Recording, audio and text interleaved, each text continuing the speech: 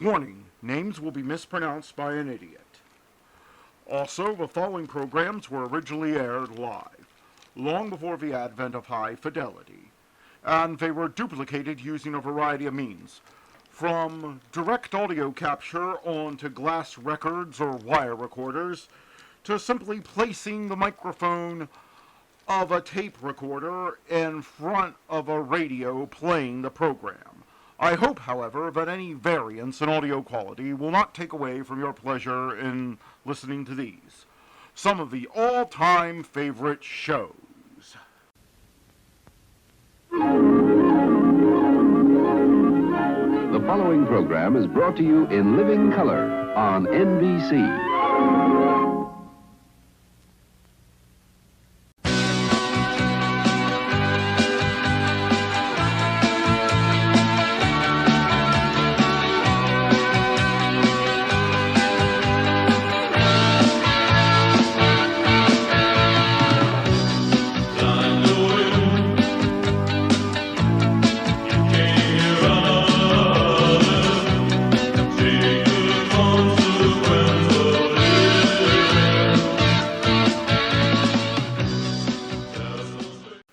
Ready for fun with the world's easiest ventriloquist act with the Edgar, Bergen, and Charlie McCarthy Show up next.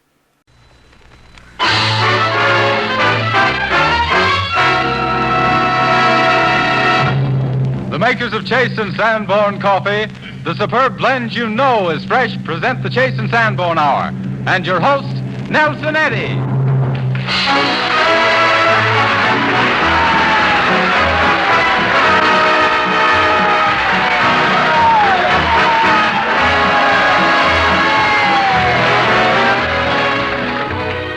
This is Nelson Eddy welcoming you to another Chase and Sanborn Hour and reporting a miss you so, wish I were with you message from our vacationing friend Donna Magee.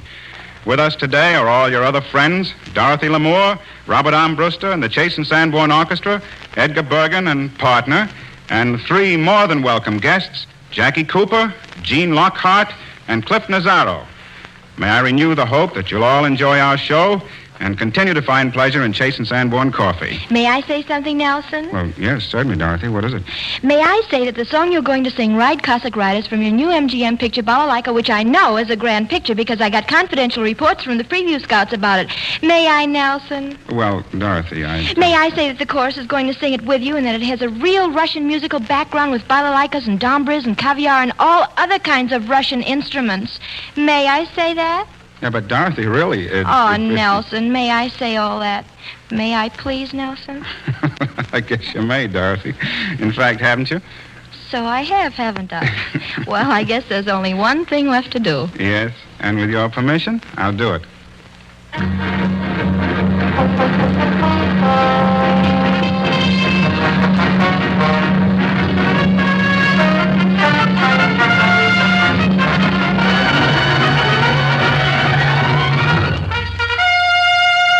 Men and leather, fare thee well.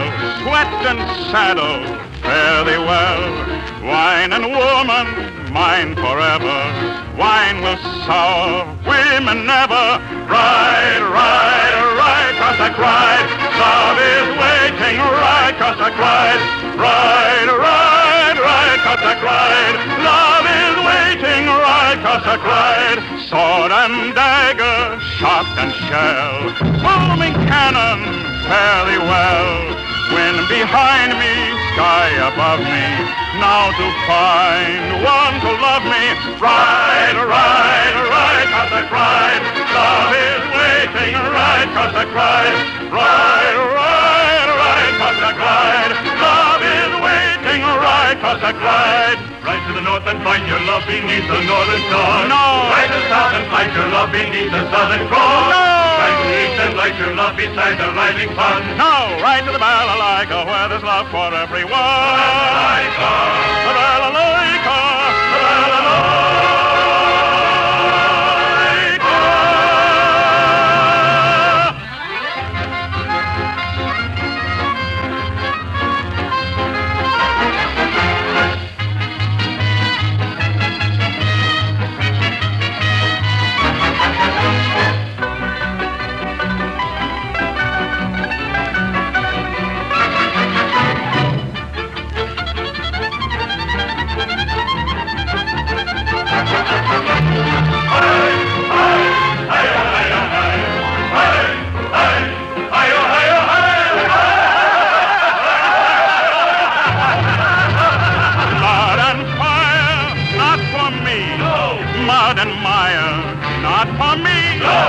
lovely lady, 6 or 7 precious lips.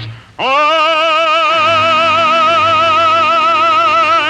in heaven, right, Cossack, right. Love is waiting, right, Cossack, right. Right, Cossack, right.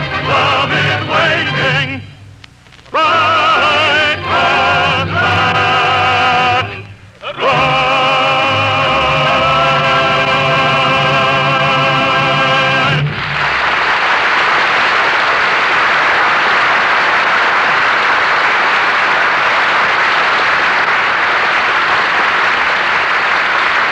Some of you may have been wondering just what a balalaika is. I shall explain. A balalaika is a sort of a triangular mandolin with a Russian accent. In any case, it's usually played with a pick. That's pick as in mandolin, not pick as in shovel. But in the picture balalaika, the balalaika is also a very gay Russian cafe. Feeling certain that by this time you are utterly confused, I like to sing At the Balalaika from the picture Balalaika.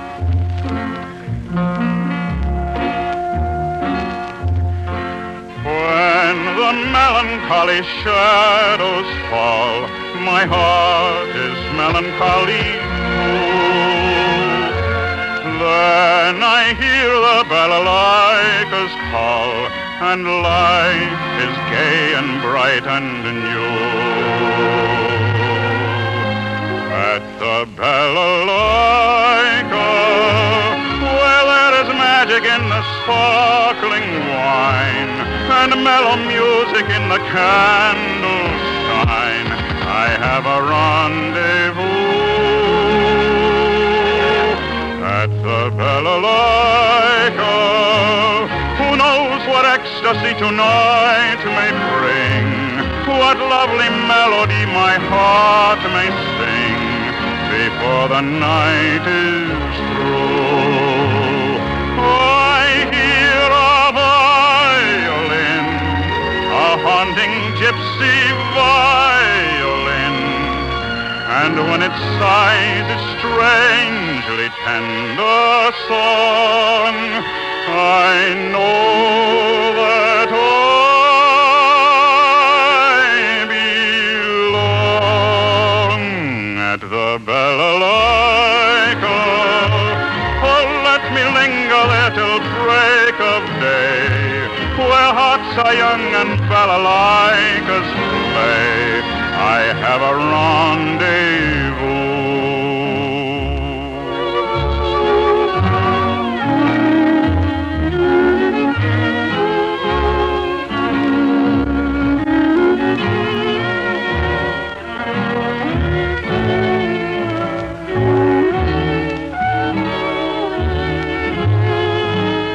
At the balalaika, oh, let me linger there till break of day, where hearts are young and balalaikas play.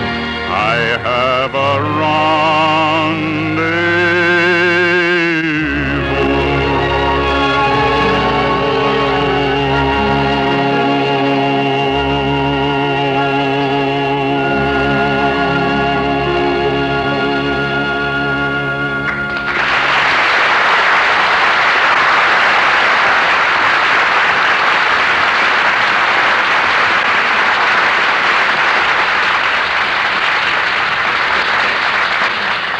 Well, it looks very much as if Charlie has carried out his threat.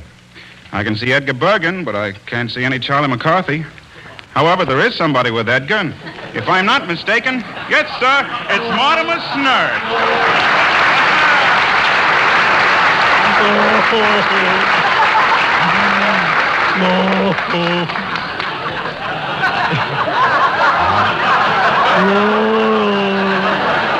Now, you mustn't be timid, Mortimer. That's all right. Now, we're all your friends. I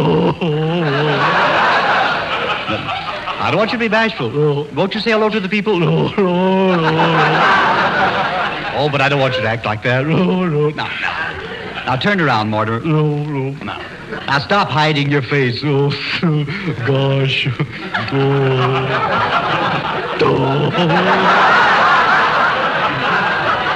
Now, Mortimer, you must say hello to everybody. I don't want to say hello. Oh, you don't want to say hello? No. Well, what do you want to say?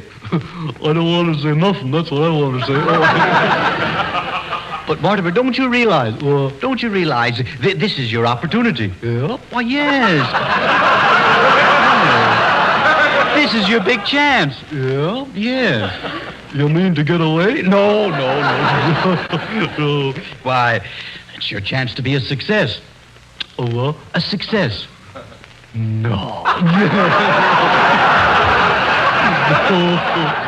Now, will you say hello? Yep. All right. Hello. There, now I've said it. Yes. Darn fool. No. No, you mustn't talk like that. Oh, no. Now, tell the people your name. Yeah. You must introduce yourself. Yep. Yes. Now, what's your name? I see your name. Oh, yeah. Mortimer. That's right. Yeah. And now, tell us your last name. Your last name. Oh, yeah. Mortimer. No. That's your first name. Oh, yeah.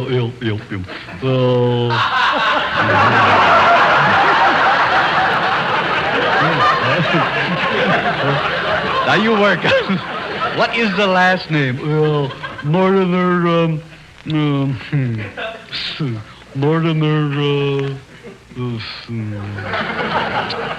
Mortimer what? Yeah, Mortimer what? No. Oh, now you work on it. Yeah. Mortimer, No. Now, what is it? What did you ask me? Oh, well, your last name. Oh, yeah. Mortimer, well, don't you know it? I know it as well as I know my own name. Well, what is it? I can't think of it. Oh, I see. Well, now, hurry up. Well, I'm working on it. All right. Now, think hard. Yeah. Mortimer, now, concentrate. Yeah. Concentrate.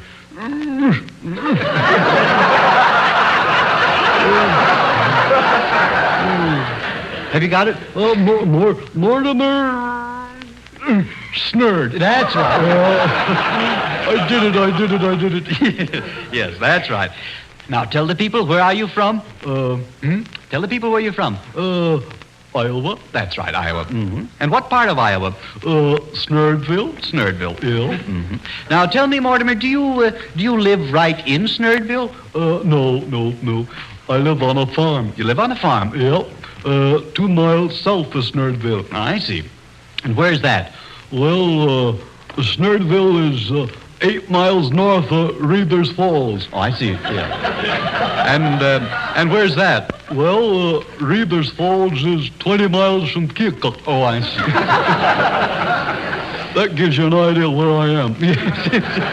Well, where are you? I don't know. Well, Mortimer, do you miss the farm now that you're out here? Yeah, kinda, sorta. Yeah, sorta. Kinda miss Grandpa. Oh, you miss Grandpa? Yep. And Bessie. Oh, Bessie? Yeah. Oh, so there's a Bessie. Yeah. And is Bessie pretty? Oh, gosh, who is? I don't know. Oh, yeah. What does Bessie look like? Oh, I don't know. Well, what does she look like? She looks like a cow. Looks like a cow. Now, that's not nice, Mortimer. You're saying Bessie looks like a cow. Well, Bessie is a cow. Oh, I see. Oh, then you have a cow on your farm. Yeah. We got 4 of them. Oh, 4 of them? Yep. Yeah. And do you have a milking machine? No. I see, you don't. No. I do it all myself. Oh, you do it yourself? Yep. All 4. Well. That makes you an important man with those cows. Yeah. I'm the main squeeze. Yeah.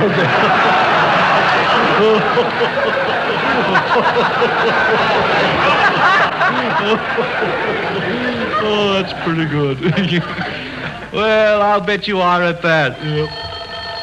Oh, excuse me. Yeah, sure. Yeah. Hello?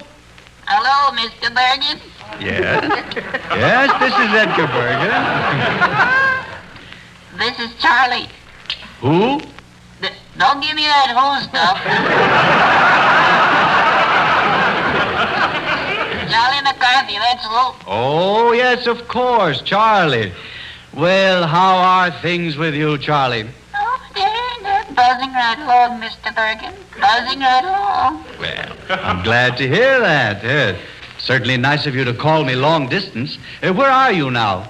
I'm back in town. Oh, I see. In town.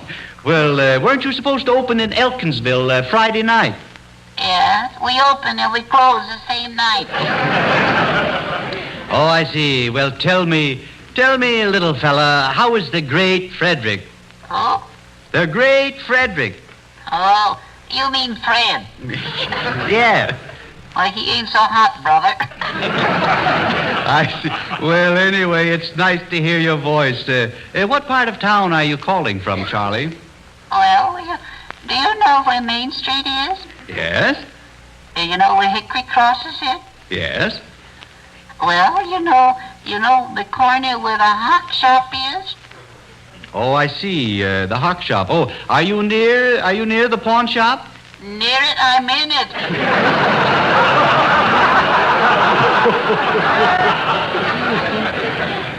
Well, no. Surely not in a pawn shop. That's an awful situation. You really mean it? I wish I didn't. And it'll take $6 to get me out of here, Mr. Bergen. You mean the great Frederick pawned you for $6? Yes, and that's what he got for me and a saxophone. This is the most humiliating experience of my life. Now, will you come and help and get me out of here, Mr. Bergen? Why, of course I will, Charlie. I'll do anything for you to pay you back, Mr. Bergen. Well, I don't know if there's anything you can do for me right now, Charlie. Oh. I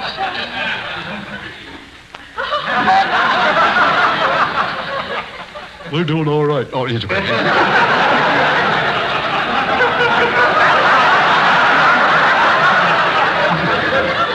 But you get a saxophone too, Mr. Bergen, and 3 easy lessons. All right, Charlie. I'll send Jim Bannon down for you immediately. And will you send the ransom money too? Yes, I'll take care of all that. Oh, thank you, Mr. Bergen. Gee, you're swell. I'll be out there in a 1, 2, 3 COD. All right, Charlie. Goodbye, Mr. Bergen. Well, Mortimer? Huh?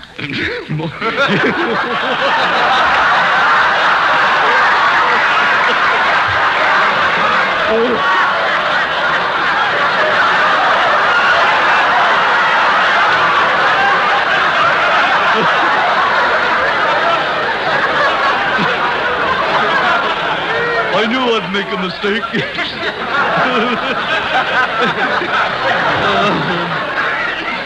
Well, maybe we're trying the impossible. Do you know who that was, Mortimer? No, who? Well, that was Charlie McCarthy. I see that was Charlie McCarthy on the phone. Oh. Yes, you know him? Charlie, never heard of him. Never heard of him, no.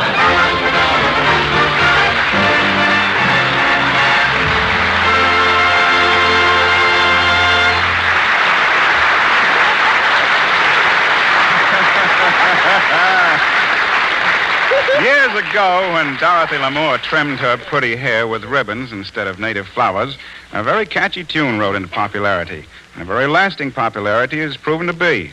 But the song is still mighty good to listen to. It's called It Had to Be You. And for a grand interpretation, it should be Dorothy.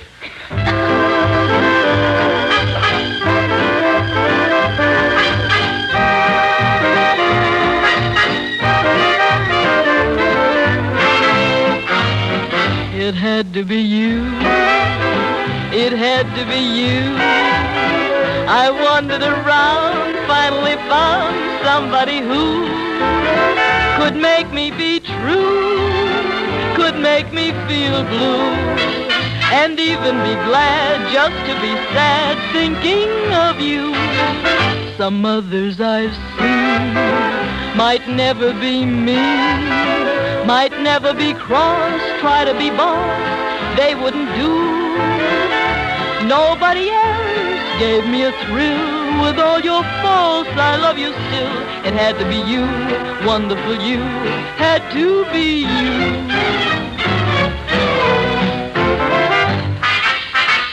It had to be you. nobody else would do. Wandered around, finally found someone who could make me feel blue, could make me be true, and even be glad just to be sad thinking of you. Some others I've seen might never be mean, would ever be cross, try to be boss, they wouldn't do. Nobody else gave me a thrill. With all your faults, I love you still. It had to be you to hold me. My heart told me it had to be you.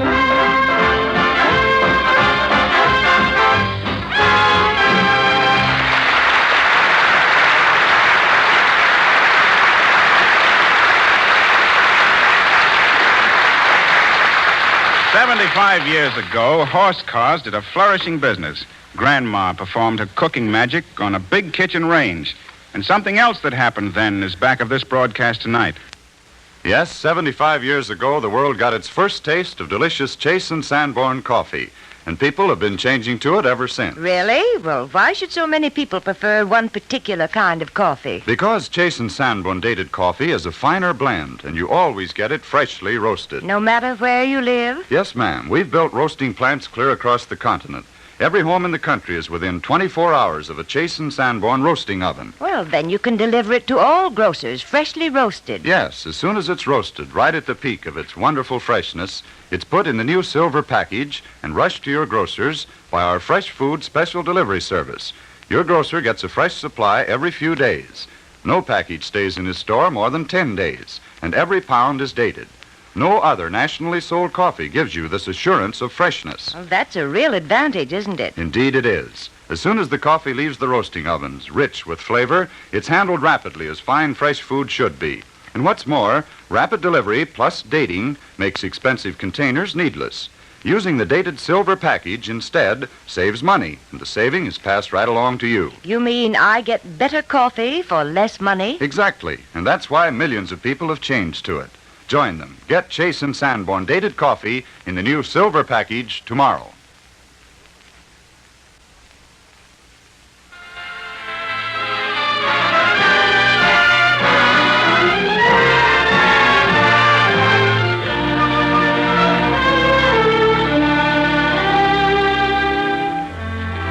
Two very likable gentlemen, two very talented actors, and two very welcome guests indeed are Jackie Cooper and Gene Lockhart.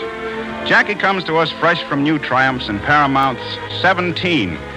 And all of us who have seen Mr. Lockhart's sterling performance in Blackmail are even more solidly his fans.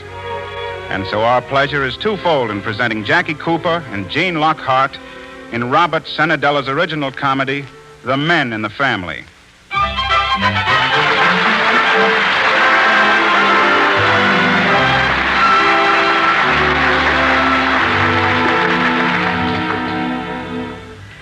In his pennant-decorated bedroom with the one slanting wall, Jimmy Smith, 18 years old, is packing his suitcase.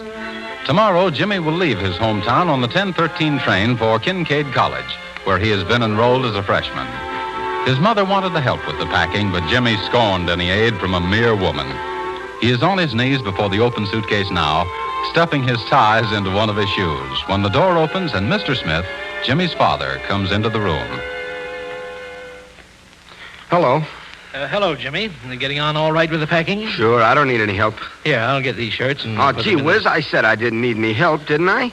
But we want to help you, Jimmy. You've never been away from home before. Well, I'm old enough to take care of myself, I guess.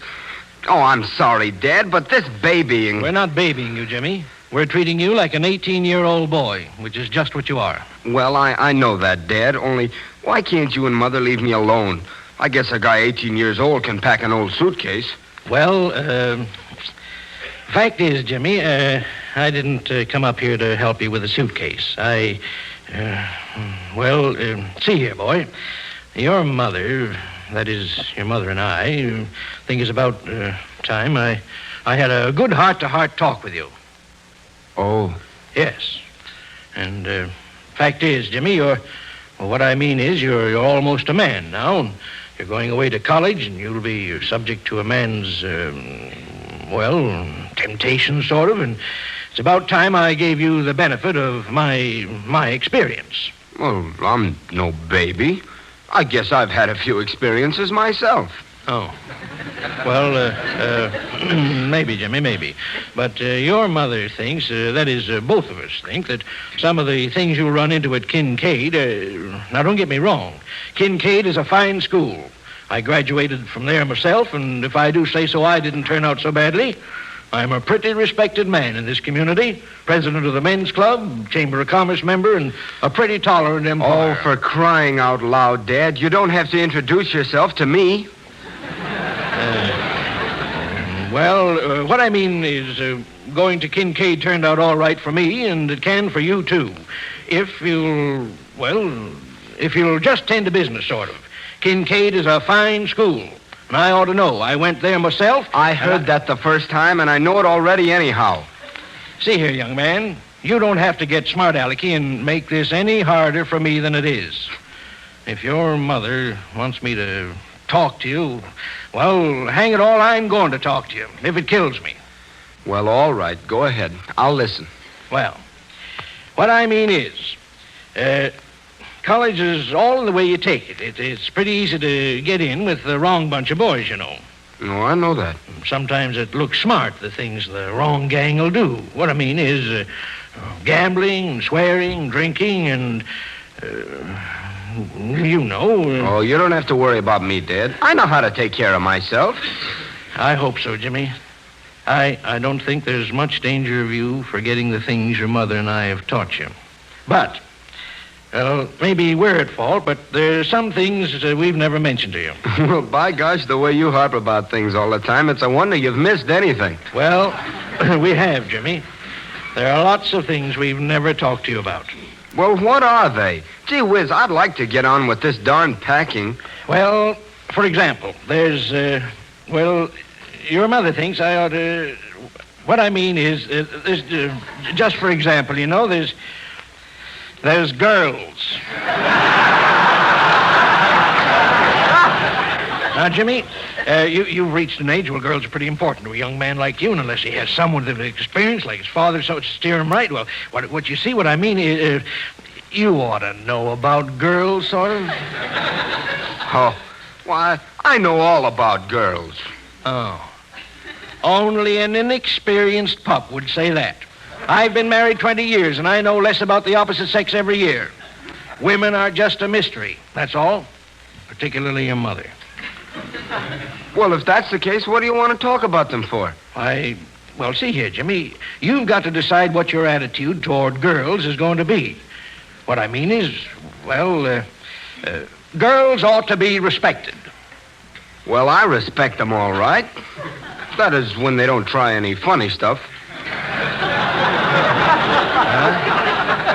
What do you mean, funny stuff? Well, sometimes they hook you into buying a big meal for them, just to see if you'll do it, and then they leave half of it. So that's what you call funny stuff, eh? Yeah.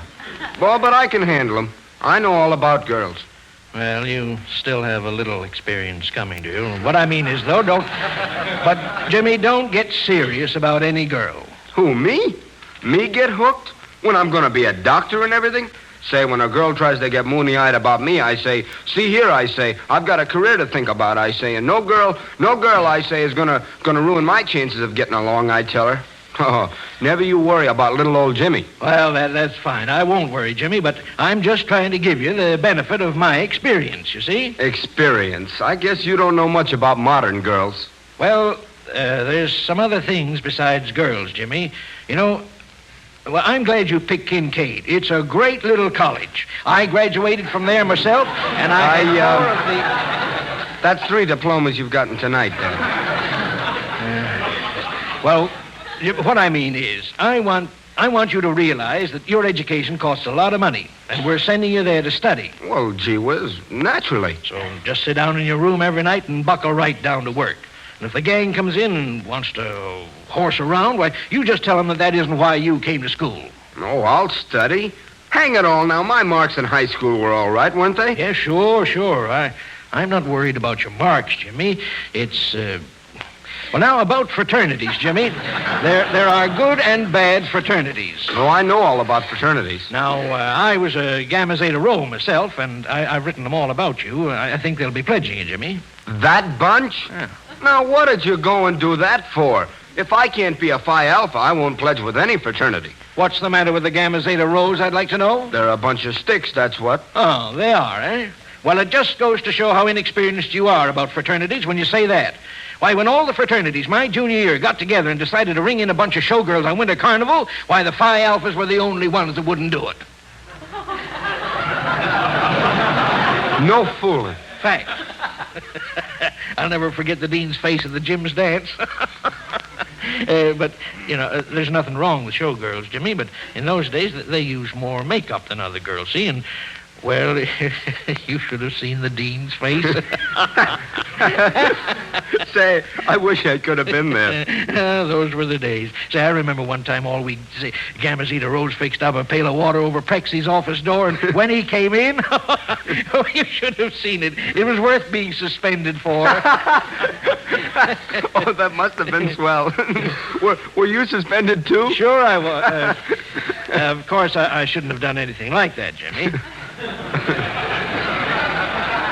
No, of course not.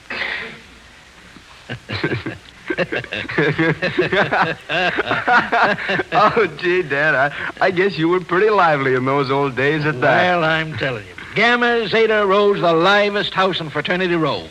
Yeah, I guess I'm glad you wrote to them after all. They sound great. They are. But those Phi Alphas, why, they're just a bunch of grinds. Well, Say, listen, Dad. I thought you said I ought to spend all my time studying. Oh, well, yes, Jimmy. I want you to study, sure. But what I mean is, I want you to have fun, too. Well, there's no use going to college if you keep your nose in a book all the time and never get out and make a few contacts. Well, that's the way I feel about it. Gee, I guess you say, well, what do you say the men in the family go downtown and get a soda or something, huh? Why, say, it's awfully nice of you to want to be with an old fogey like me, Jimmy. Old fogey? After what you've been telling me? Oh, listen, Jimmy, maybe you'd better not tell your mother what I've been talking about. What I mean is, your mother wanted me to tell you about. Well, I guess you know what your mother wanted me to tell you about, all right? Sure I do, Dad. I guess we understand each other, hey? Of course we do. Oh, say, before we go downtown, I wonder if maybe you could give me a little help. I've been having a heck of a time packing this old suitcase. Sure.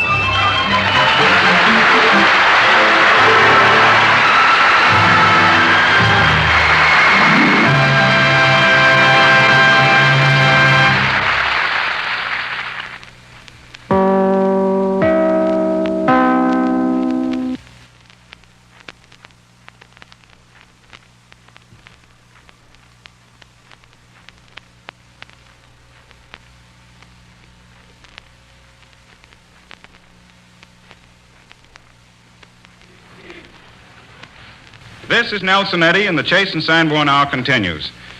It isn't what he says so much, it's the way he says it. We mean, of course, Cliff Nazaro, one of the most surprising little men we've ever known.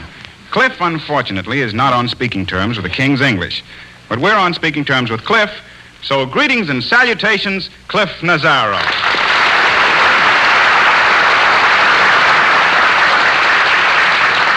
Well, Cliff, I understand you've covered a lot of territory since I saw you last. That's right, Nelson. Coast to coast and back again. Coast to coast and back again. Well, that must have been quite a trip. Yes, it was, if you like traveling, and I hate it. You hate traveling? Well, of course, it all depends on where you go. Now, a few years ago in the South Seas... South Seas? It was really great, Nelson. We left from New York, and on the evening of June 24th, we reached the beautiful island of Panjin-Flirtforsus-Sulpertut. From the golden beach drifted the exotic music of dusky maidens playing their twaddle jinden flumpertunks. But we had to hurry on. I see. Yeah. And 10 days later, we arrived at our destination. Wild and beautiful country where we saw a very peculiar tribe of people. Some Angan-Twolgeduts, some Pinjan-Fulberduduts, some Angay-Fangan-Fulberduduts, and some pygmies. The morning after our arrival, we arose early and started out to hunt wild elephants and zunt. When suddenly in the thick of the jungle, our guide called out, "Silent Rapers, sir! Clevervotes! Sorry, bleeding! Clappers, son of a desert! Clappers, son of a desert!" Nice. Which means, of course, lie flat on your stomachs. A canjin flyclopus, a bulgy quilfid, a sinjicala brandon cloplebles is going to charge at us. But, Cliff, weren't you frightened at all this? Oh, no. You see, for years, I'd read the Southern Morning West. I could have read the Southern Bay then, the Southern Morning West. I know about that, but standing there in the midst of all that... Well, anybody could have had to see if they had my salt. But he could have seen the right with it had the force. It didn't bother me a bit. Oh, you mean... No. Because, you see, then if I'd had receipt, I could have rolled with Salvers and Railroad. For I should say to read the Bork of Salvers and had receipt. In other words, not at all, but the cavalry of the Hippens Salvers all with Salvers. Oh, it was thrilling. Oh, well, of course, that's different. Yeah, but talking about automobiles... What? I said talking about automobiles. Who was? I am. It's safer. Oh. Well, what do you think of the new 1940 models? Well, that's the trouble, Nelson. You see, today, if a woman gets in a car and she starts driving why don't someone if you don't know whether anybody, why don't they just leave, even when you're on, if the traffic, why do you think he can see when you don't know whether, why don't they just let her go ahead and find if someone's, and who's got the steering wheel, right? It was, Yeah, I know. But what do you think of the new 1940 models? Well, I just told you. Suppose you're under the car and somebody you don't know whether they're going to, why don't they just let things, even when there's a chair, someone says to you, who does your laundry? Look, I don't want to appear rude, but what do you think of the new 1940 models? Listen here, Eddie, I just said if we, for instance, right here in our own, you don't know whether, why don't people go ahead and pick up their, and even when there's a, Well, now, don't get, after all, it's not often the way and you'll have to admit it.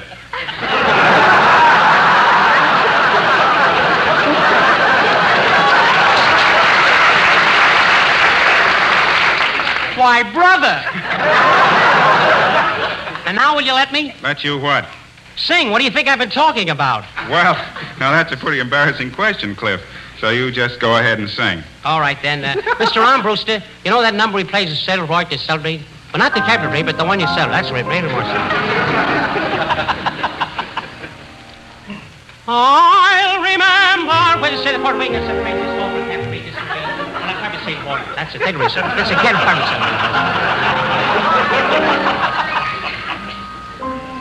I'll remember how I thrilled at the sight of you. I'll remember how the dream of my heart came true.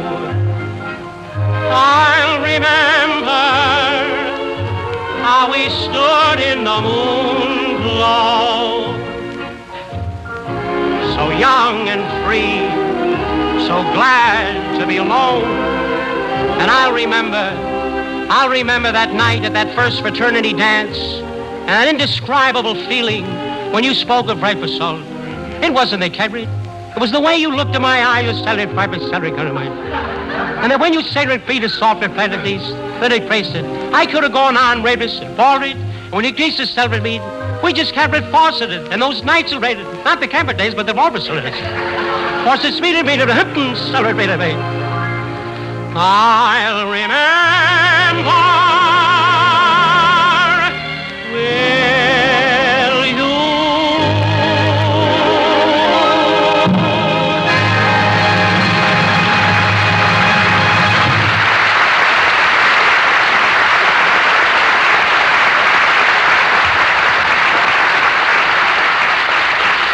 Wagner's opera Tannhäuser is filled with a wealth of musical beauty. One of its loveliest arias is the song which Wolfram sings as he stands alone in the deepening twilight, where, inspired by the heavenly beauty of the evening star, he sends his song up to the sky.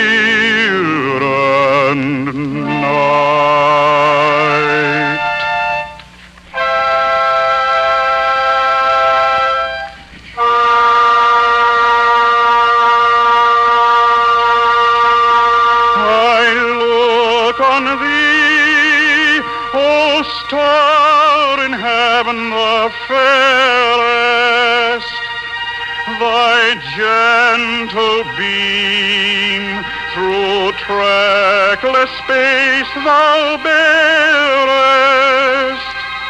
The hour of darkness is by thee made bright.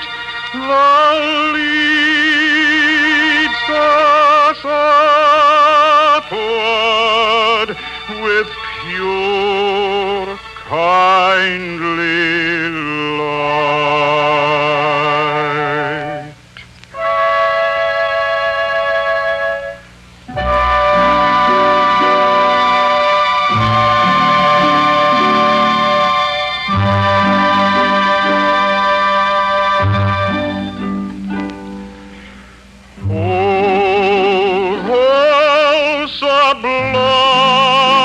Sublime, sweet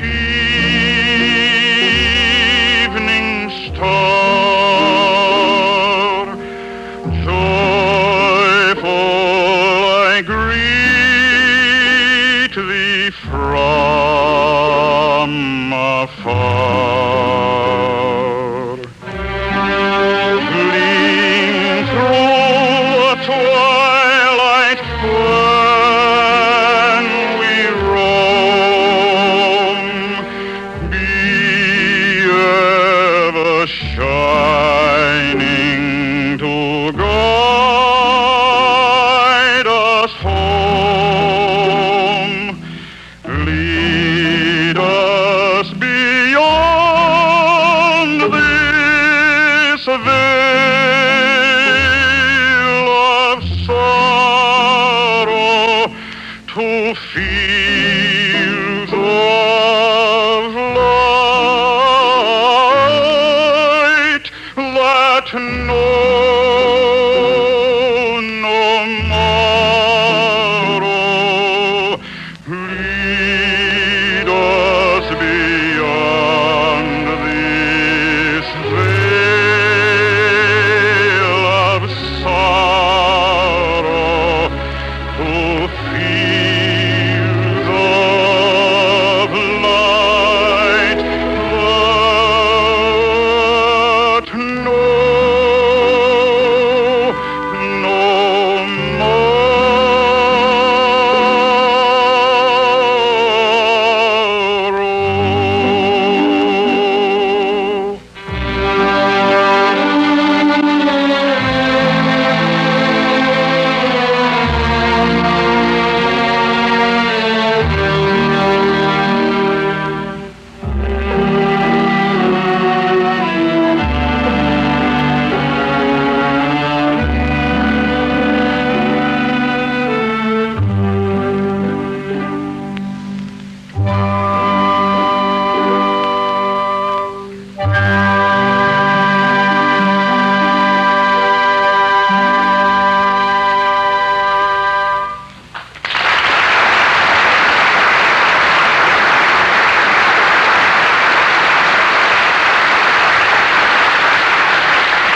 Everybody's willing to make a change if they're sure it's a change for the better.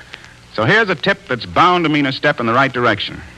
Yes, millions of people find that the change to Chase and Sanborn dated coffee in the new silver package is a change for the better. Many grocers tell us it's the most popular coffee we've ever sold. Because the new modern Chase and Sanborn roasting plants from coast to coast supply everyone with this finer coffee freshly roasted, right at the peak of its flavor. Yes, the Fresh Food Special Delivery Service rushes a fresh supply to stores every few days, and every package is dated, so people can be sure they're getting freshly roasted coffee. No pound stays in the grocery store more than 10 days. In fact, you leave only just enough freshly roasted coffee to last a few days, from one delivery to the next. And that's the right way to handle a fine, fresh food. From the moment this marvelous coffee reaches the height of its delicious flavor in roasting, it's handled rapidly, as fresh food of that high quality should be. It goes in the silver package right away. And out to the stores at once. Handling it so rapidly and dating every pound has another big advantage. It makes fine coffee available at a lower price. Right. With dating and rapid delivery, expensive containers aren't needed, and the dated silver package costs much less. Yes, and the saving is passed on to the thrifty housewives who buy dated coffee. Try this delicious, freshly roasted blend. Get Chase and Sanborn dated coffee in the new silver package tomorrow.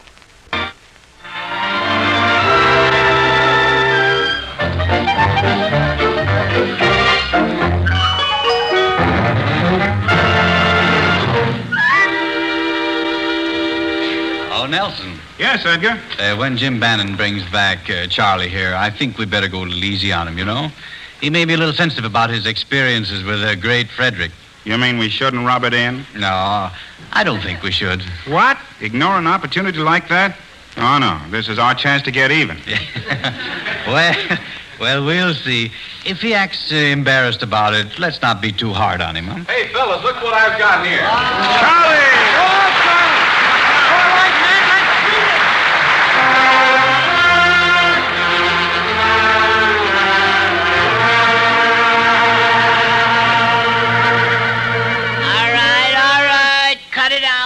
Guys, cut it out. Too much horseplay around here. Hello, Charlie. Hello, Mr. Bergen. Yes. Glad to see me, huh? I bet you are, huh? Well, yes, I am. Yeah, I thought you would be. I was listening. I heard you flounder.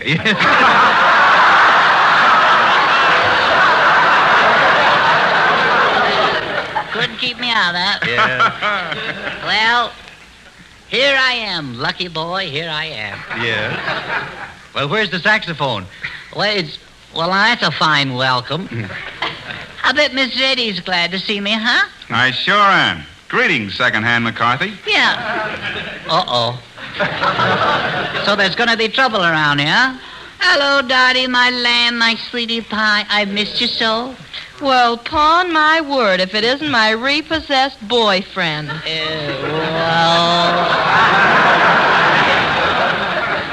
I got to do some cleaning house around. Whipping back into shape here. Now, fellas, I want you to cut it out, you hear? That goes for all of you, too. Do you hear? Cut it out. All right, Charlie. Everybody's just teasing a little bit. Yeah, I see. We're anxious to hear about your experiences now with the great Frederick. Oh, that. What about it? Well, what about it? Yeah. Well, tell us all about these interesting experiences. Yeah, with Frederick. Yes, with Frederick. Yeah. Well, I tell you, Bergen.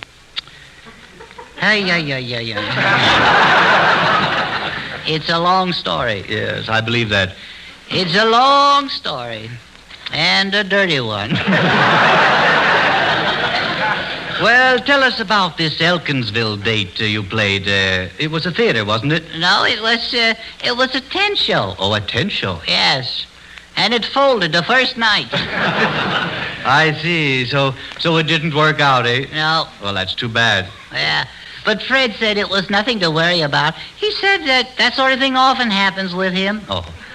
Well, I guess Fred is used to having the wolf at his door. Used to it? He's doing an animal act with him. Oh. Well, how did you get back to Los Angeles? Well, we just hitchhiked back, that's all. All right. Then we sat in the park all night. Yeah. And fought. Yeah. Fred said he'd figure out something before morning. He did? Yeah. And what happened? Well, then came the poem. I see.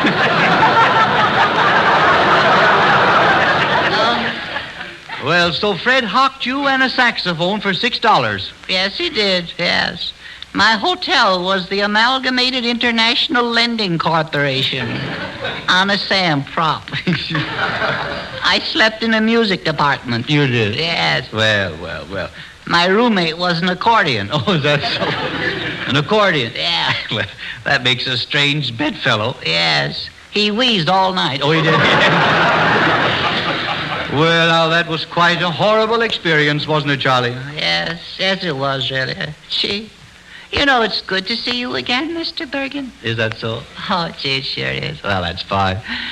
Oh, sure is. See, you look awful good to me. You do? No, you do. I do. Yeah. You're a mess today. Well, I'm glad to hear you say that I look good, too. Yes. Yeah. You know, Bergen, I think you're getting more hair. Is that? Charlie, would you like to have dinner with me tonight? Dinner? Yes. Oh, they still have that, don't they? Oh, yeah. You sound as if you haven't been eating regularly. Regularly? I haven't been eating. Oh. One day I remember I had breakfast. Gee, that was a swell day. I'll bet it was. I sat there at the counter. What do you think I saw? Well, I don't know what. A package of Chase and Sanborn coffee. Oh. Did it bring back memories? Memories. I cried like a baby. Like a baby I cried, right in the coffee. I know how you felt. You wished you were back again with old friends. Yeah. Yes, I did, yeah. It's good to be here. Oh, Mr. Bergen. Yes, Charlie? You ain't mad at me, are you? Why, not at all, Charlie. You told me you had an offer to better yourself. Uh-huh. And I didn't want to stand in your way. Oh, did I know what I was saying? Just talk, Mr. Bergen. Can I move back in my room? Well, now, we have a lot of things to talk about, Charlie. We'll have to talk that all over. Oh, I see. Well, I'm sure we can work out some sort of a deal. I'll be sensible about the thing. Yes. Well, I will talk it over tomorrow. Can you be at my office at 2 o'clock? 2? Yes. Oh, I'll be there at 1 o'clock. I don't want to keep you waiting. No, I do. Oh, Mr. Bergen. Yes, Charlie? What about Mortimer? Is he going to stay and work with you? Well, Mortimer is a very nice boy. Uh-huh. What do you need him for? Yokel color? No. Well, he says very amusing things. Yeah. Yes. Can't he be satisfied with just looking funny? No. Charlie, now that's enough. All right. Do you really think he'd be happy here, though? I hope not. Well, Charlie, you must be very nice to Mortimer. Do you understand? Yes, sir. Very nice. Yes. Remember, he's a friend of mine. Yes, Mr. Bergen. Yes, sir. Any friend of yours is a friend of yours.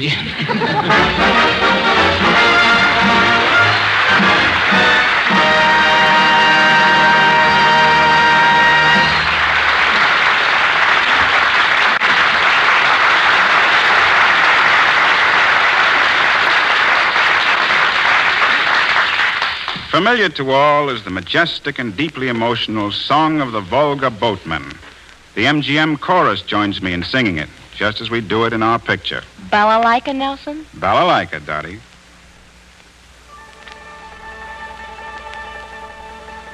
Oh!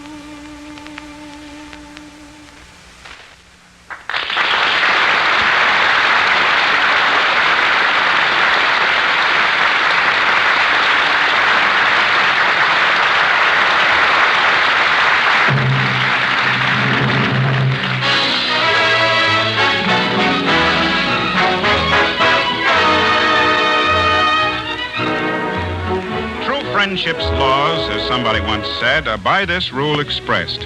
Welcome the coming, speed the parting guest. So now, as your parting guests, all of us on the Chase and Sanborn Hour want to thank you for the kind of friendship you show us every Sunday when you listen, and every time you enjoy another form of friendship that we're all in favor of, the coffee that's friendship in a cup, Chase and Sanborn coffee. Next week, I shall turn over the official reins to our mutual friend, Rudy Valley. Rudy will usher in two most charming guests, Jean Arthur and Vera Vague. On hand to greet you also will be Dorothy Lamour, Robert Armbruster and the Chase and Sanborn Orchestra, and, of course, Edgar Bergen and company. Yeah, hey, and company, that's the last straw. Look here now, Mr. Bergen. Now, Charlie, do you want me to keep my appointment tomorrow with you at the office? Okay. And besides, Charlie, this moment calls for something much more important. What's that? Nelson, I'm speaking for all of us when I tell you that having you with us has made for a friendship we shall always be proud of. We'll always be thinking of you and wishing you good luck in whatever you do and wherever you go, while you're on location, on your concert tour, and in your pictures. Good luck to you, Nelson. Thanks, Edgar. And thanks to everybody. And so, until we all meet again, this is Nelson Eddy, looking forward.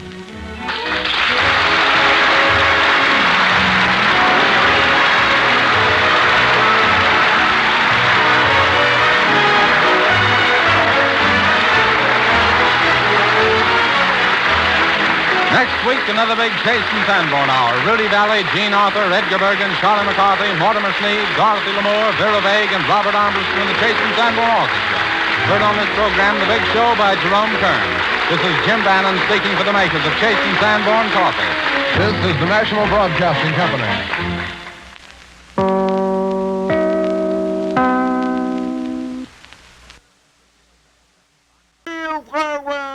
From the sound of music, and Bing Crosby is up next.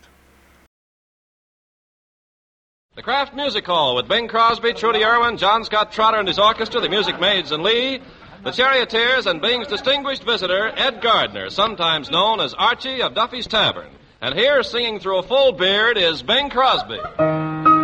There's gonna be a hallelujah day when the boys have all come home to stay, and a million bands begin to play. We'll be dancing the victory polka, and when we've lit the torch of liberty in each blacked out land across the sea, when a man can proudly say I'm free, we'll be dancing the victory polka, and then we'll give the mighty cheer when a ration book is just a souvenir, and we'll heave a mighty sigh when each gal can kiss the boy she kissed goodbye, and they'll come marching down Fifth Avenue, the United Nations in review. When this lovely dream has all come true, we'll be dancing the victory polka. Dance, dance, dance the victory polka. Jine, jine the merry throng. Sing, sing, sing the victory polka. Raise your voices loud and strong. There's gonna be a hallelujah day when the boys have all come home to stay, and a million bands begin to play. We'll be dancing the victory polka. And when we've lit the torch of liberty in each blacked out land across the sea, when a man can proudly say I'm free, we'll be dancing the victory polka.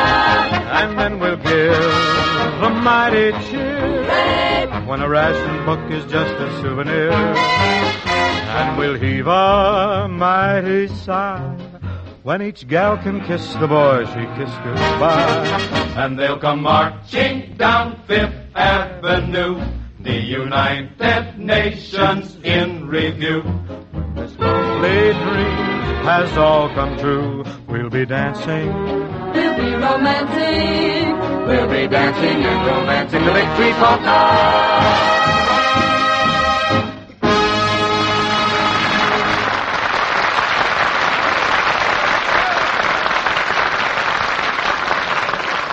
Bing Crosby in the old Kraft Music Hall, heading out by shortwave to the battle stations of the world. One of these battle stations is the agricultural front, right here at home, where men and women who till the soil and raise the foodstuffs that the world works and fights on. They labor long hours to produce the mountains of food necessary to win a war. The United States Army and the Navy is now recognizing these men and women of agriculture with a new award, the Army-Navy A for agricultural achievement. And this evening we salute one of the first groups of these great men and women of agriculture to receive this award, the farmers of Dodge County, Wisconsin, who today in Beaver Dam, Wisconsin, received the Army-Navy A Award for outstanding service on the agricultural front. Congratulations, men and women of Dodge County. I'm sure everyone here in the old Kraft Music Hall and everyone within sound of my voice joins me in thanking farmers everywhere for what they're doing for victory. Now, as usual, we have with us in the hall this evening a galaxy. Okay. Everybody knows who's here. Cut that and get into your song. Go ahead. Say, Ken, what is this treatment I'm getting here? What? Well, I thought you knew, Bing. This is Yuki, your new boss. Self-appointed. Wait a minute. Now, look. Here, just a minute. You've been away 5 weeks. Things have changed. I'm the one that gives the orders around here now. When I want something done, there's not going to be any argument. So, go ahead and sing. Yuki, run down to the drugstore and get me a soda. What flavor? New boss, huh? Well, I was going pretty good there for a minute, wasn't I? You I were was sailing, yes. Did you miss me while you were away, Bing? Ken, every time I heard a radio, I thought about you. How about me, Bing? Every time I heard a song, I thought about you, Trudy. And me all. Every time I heard music, I thought of you all, John Scott. Did you miss me? What's new around, Ken? I told you what's new. Me. I'm the new Yuki. Yeah? Who got hooked for the old Yuki? Now, wait a minute. You're going to like me. You see, the new Yuki is pleasant, the new Yuki is friendly, and the new Yuki is generous. Could you let me have $10? The new Yuki is also broke. Sorry? I really see a change in Yuki, Bing. I mean it. The new Yuki just makes my heart dance. I'm sitting this one out. The little trouble is that since I've changed from the old Yuki to the new Yuki, I've got a split personality. Easy, son. You haven't got enough to split with anybody. Everybody's noticed the change, Bing. Have they? Even my landlord asked me what happened, so I told him there was now an old Yuki and a new Yuki. Was he satisfied? Not till I pay rent for 2 people. Say, Bing, you may not know this, but I've asked the new Yuki up to my house for New Year's Eve. See, Bing, already I'm getting places. You serious, Ken? Well, sure. I want to ring out the old Yuki. Let's rush the season and start now. What do you think? Say, Bing, what'd you do while you were away? Well, I was busy until the last few days, which I spent hunting in what the Australians call the bush. You must have been lucky. I can see you wearing the bush. Well, it's the brush I wish I could give you. Thanks. Which reminds me, I don't like to hint, but you know if that. you did any shopping, well, I mean, while you were away, did you get my Christmas present? No, did you send me one? No, that isn't what I meant, but being the new Yuki, I'll just let it go. I don't get all this gum gig in here about a new Yuki. What is it? Well, it's hard to describe the difference. You see, the old Yuki was the type that stood on corners and whistled at girls. Now, what would you call him? A volunteer tomato picker. Well, that's close enough. And adequate. The old Yuki. Remember, the old Yuki couldn't sing. And the new one? Naturally. Naturally. Listen to this. Let me hear. Poinciana. Ha, ha, ha, ha, ha, ha, ha. The old Yuki. All right. But you got to admit that the new Yuki's got a lot of get up and go. Can you get up? Sure. Then go. Bye.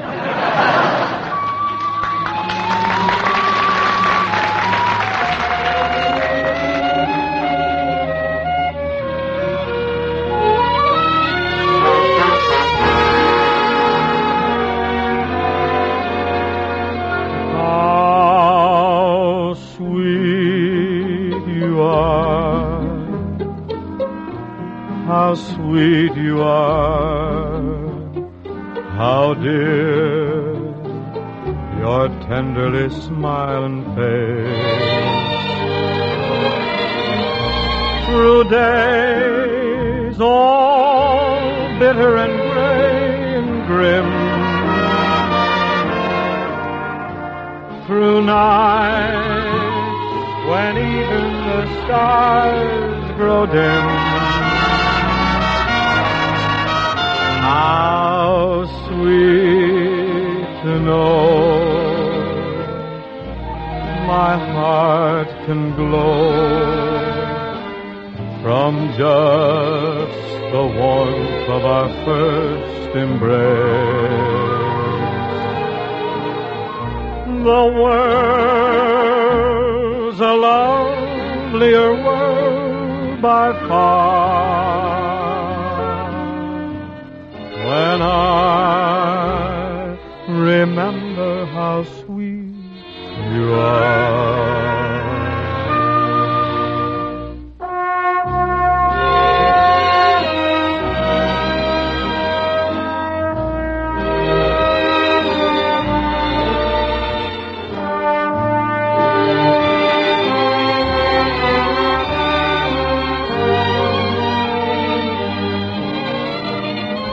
The world's a lovelier world by far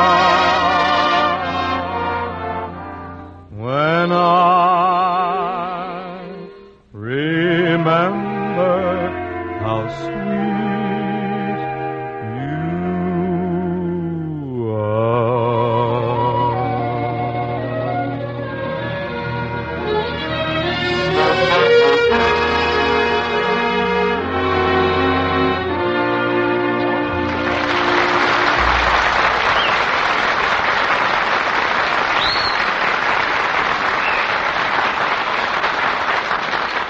Turning from one of the newer ballads to one that is, well, around the old Kraft Music Hall, an old standby. Stand by, sire. Not a very happy thing for a man to find in his lunchbox is a dry sandwich with a skimpy filling. But I know you women are having your problems in making sandwiches. So learn how much Kraft cheese spreads can help. Kraft cheese spreads, you see, are dairy foods. They're nutritious, they're moist, they're rich tasting. And Kraft gives you 9 different spreads, so there's not a chance of monotony. Every one of these delicious cheese spreads is a splendid ration point value. There's Kraft pimento, olive pimento, pineapple, relish, Limburger, Roca, American spread, or pimento American spread, and zestful Old English spread. Remember, when you use a Kraft cheese spread in the lunchbox sandwiches, it can be both the spread for the bread and the filling for the sandwich. When you shop tomorrow, get 1 or 2 glasses of delicious Kraft cheese spreads.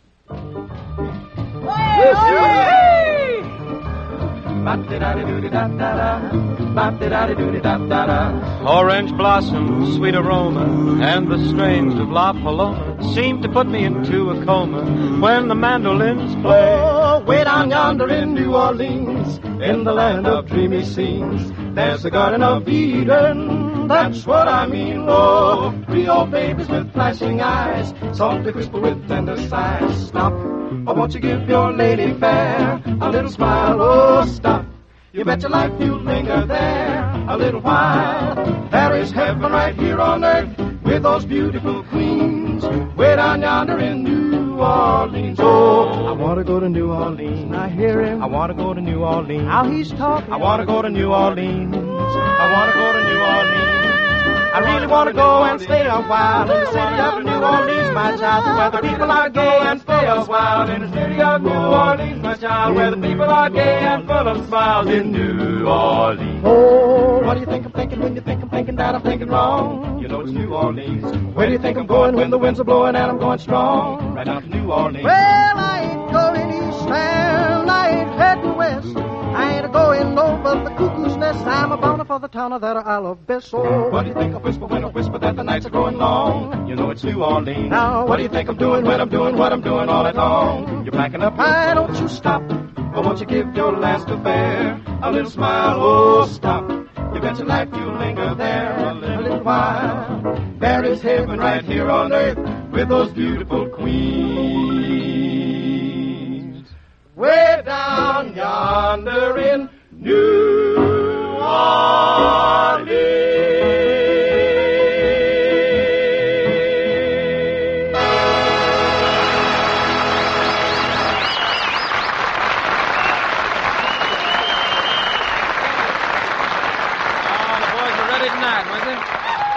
Those citizens who listen to the radio attentively must certainly be familiar with the doings at Duffy's Tavern, where the elite meet to eat and where a character named Ed Gardner works under the nom-de-dump of Archie. Well, Archie, did you have any trouble finding the old Kraft Music Hall? No, I just walked up to a cop and I says, where's the least likeliest place to find Sinatra? Here I am. So you're back from your vacation, huh, Bing? Yeah. Yeah, did you have a nice rest? Yes. Yeah, so did we.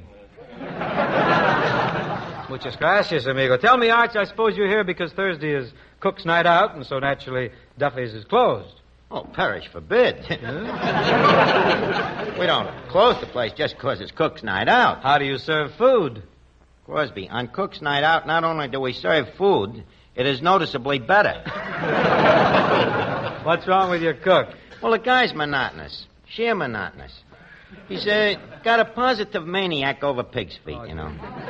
Monday, we get pig's feet pickled. Tuesday, pig's feet a la Newburgh.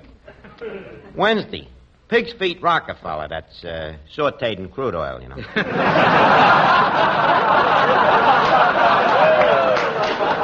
Yeah, very rich, you know. You'll break out. And guess, what do we get on Friday? Friday?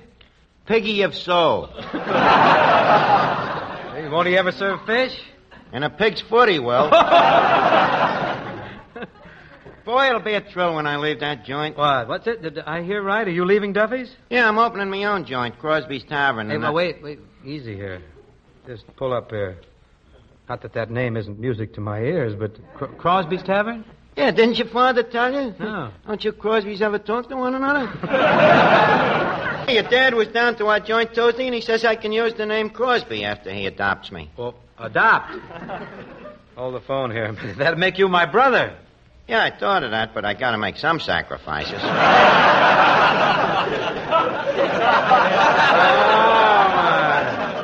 It begins to appear that Dad may have made another one of his hasty decisions. Now, look, Archie, it's not... Just a second, Archie. The name is Buff. Buff? Yeah, Buff Crosby. I had a couple of other pseudonyms in mind.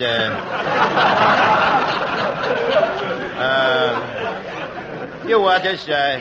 Ding, Dong, Bong. You sound as if you had bells ringing in your head.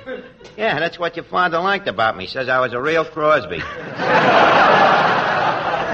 Real Crosby, huh? Yeah. Never won a nickel on a horse in me life. Move over. You're beginning to sound like a real brother. Thanks, Bing, which brings us up to the subject of money. Oh, yes. Well, you're in the family, and in our family, we never hesitate to lend money to a relative. You think of me as a relative, Bing? I certainly do, Buff. Could you let me have 10 till Tuesday? Couldn't you think of me more as a distant relative? You sound more like a close relative. But look, Bing, the idea is that I wanted the dough from you. What for? To open Crosby's Tavern. But, Buff, do you think this is a good time to open a restaurant? Where are you going to get meat? Don't worry, we'll get meat somewhere. By the way, Bing, how's your horses doing lately? Pardon me for intruding, Bing, but before you put any dough into a restaurant, you better make some kind of a deal with a laundry for linen. Mr. Carpenter, the linen problem is no problem. We'll handle it like we do at Duffy's. We'll use paper napkins. Over and over. Do you mean at Duffy's you wash paper napkins? Wash them? Ridiculous. We got an eraser. I don't know. This is a strange touch for me, Arch, this me in the restaurant business. Oh, but Bing, I already paid a deposit on the electric sign. I got it very cheap. What does it say? In big letters, Madam Finch's Delicatessen. Madam Finch's Delicatessen? I thought you wanted to use the name Crosby's.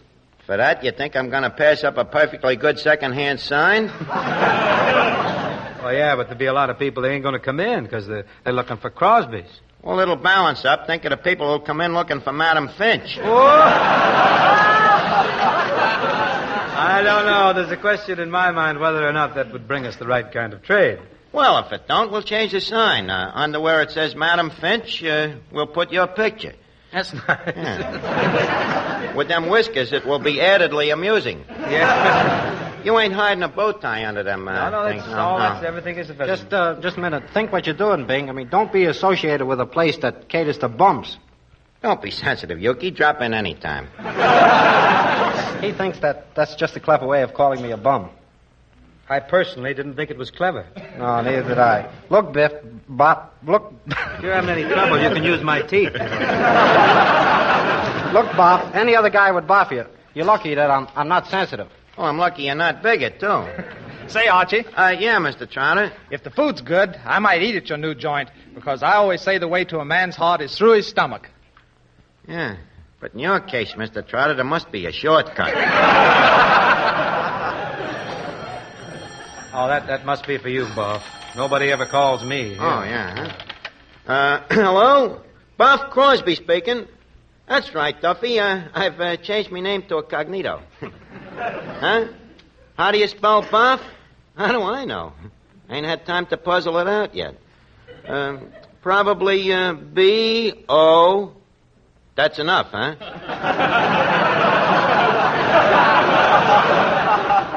Well, what's wrong with me changing my name? Lots of people do it.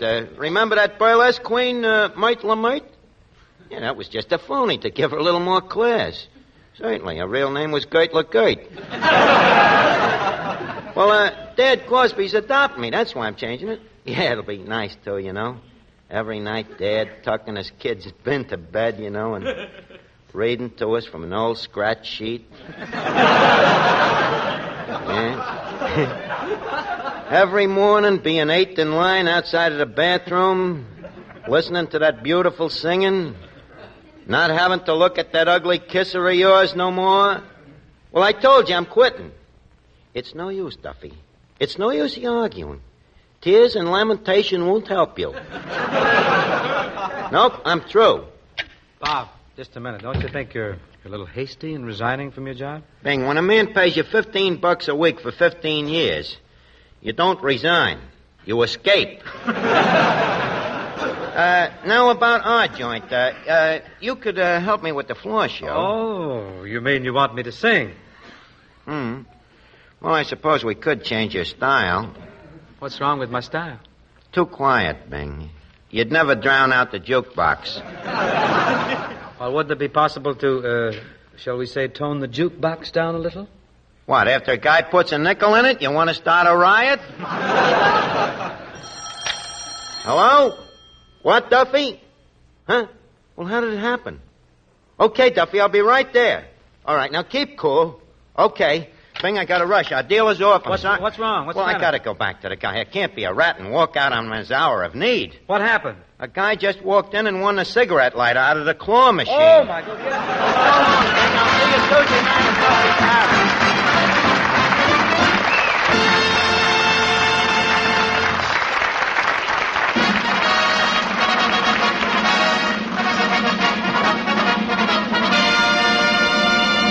Time marches back. 1930. The nation is playing miniature golf, and the last French troops of the Army of Occupation are withdrawn from the Rhineland.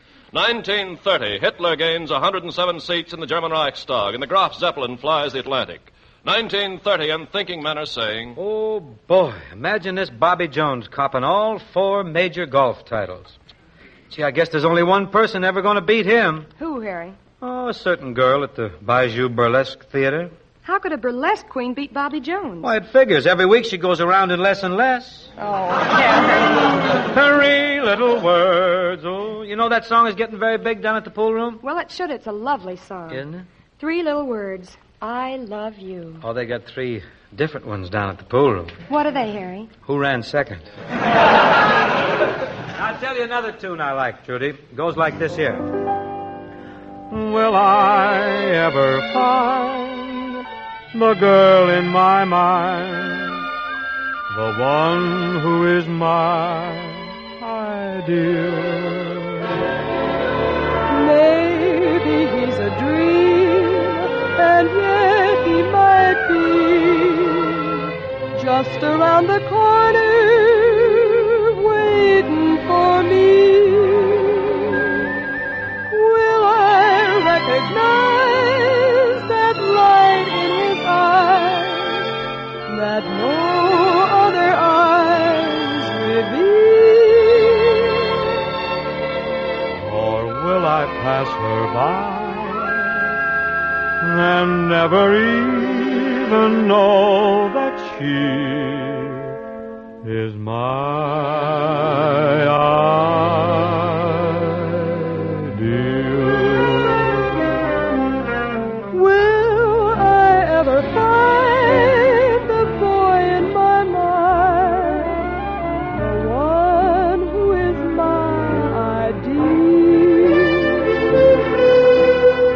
Maybe she's a dream, yet she might be just around the corner, waiting for me.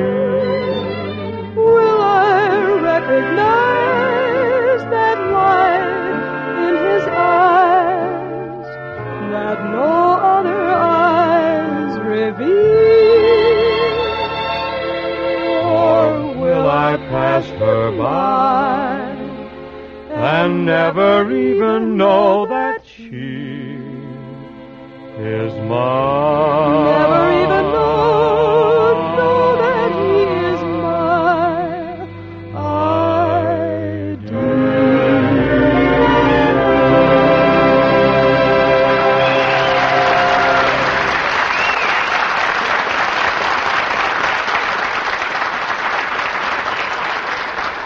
So we have a song that was popular way back in 1930. Here's what's being popularized today. Tell us, sire. Many mothers tell us that the Kraft cheese spreads are something they just can't do without. When the children come rushing in from school, a busy mother can whisk a good lunch together in a hurry if she has a glass or two of Kraft cheese spreads in the house. For instance, Kraft pineapple spread, pimento spread, American or American pimento spread. Any one of these makes swell sandwiches for the youngsters. A bowl of soup, a glass of milk, and a nutritious lunch is ready. For Dad's lunchbox sandwiches, Limburger spread, relish spread, and Old English are favorites.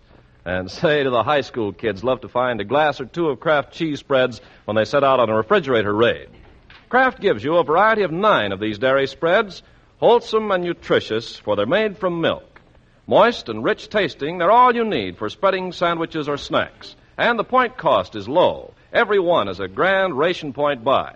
So tomorrow when you're shopping, save a few points for these delicious, wholesome spreads that help you so much. And for quality in cheese spreads, always look for the labels marked Kraft.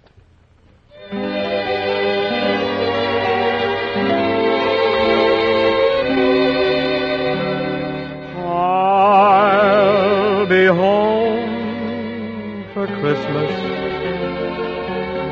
You can count on me. Please have snow and mistletoe and presents on the tree. Christmas Eve will find me where the love light gleams. I'll be home for Christmas,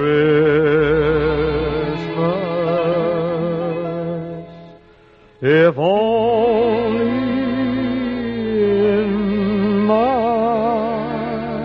dreams.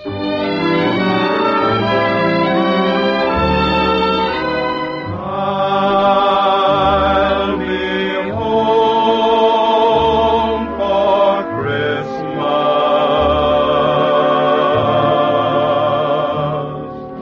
You can plan on me.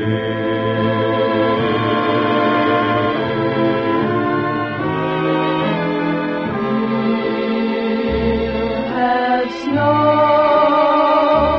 and mistletoe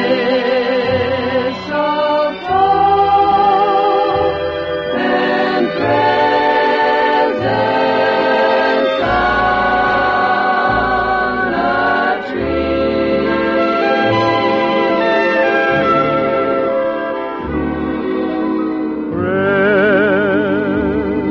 Christmas Eve will find me where the love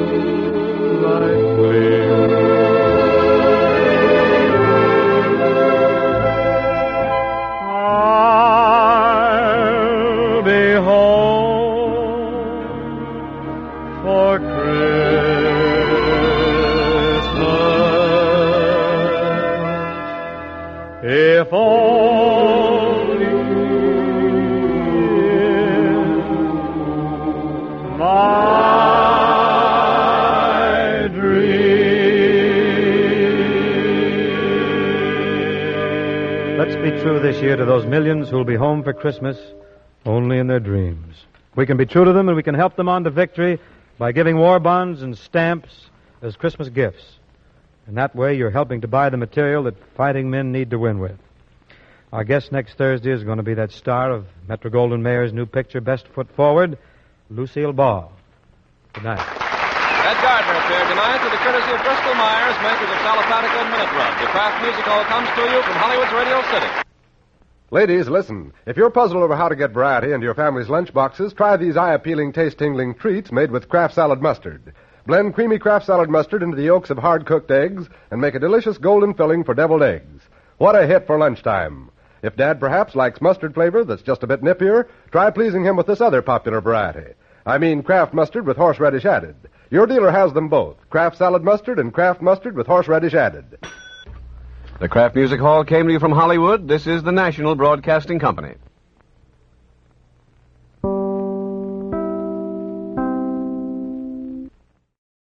One of old-time radio's longest-running and most popular programs, CBS Mystery Theater, is up next. The CBS Radio Mystery Theater presents...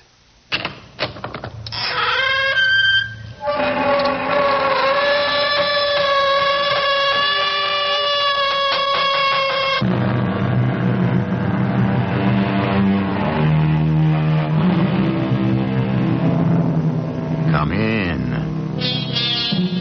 Welcome. I'm E.G. Marshall. Before you joined me, I was sitting thinking of all the murders, mayhem, and malevolence I have brought to you in the name of mystery. Suddenly, in this unaccustomed mellow mood, I thought upon the obverse side of the coin, the antithesis of the devil's advocates, the ministers of God. And it occurred to me that as much terror and suspense are contained in the mystery and magic that is invested in them by a higher power, a greater force, only this time not a force for evil. So I thought a story from the other point of view might be interesting for a change. Nurse! Nurse! Somebody! Help! Help! What is it, Miss Riggs? What's happened? Chaplain Morgan, he just suddenly collapsed. Is he dead, Dr. Shelton? Nurse, take care of the patient. Orderly, send me another nurse from the floor quickly. What is it, Liz? What happened to Dan? I don't know yet, Mike. Well, so help me if anything has. This one I'm pinning directly on that cold fish Dr. Hugh Bradley.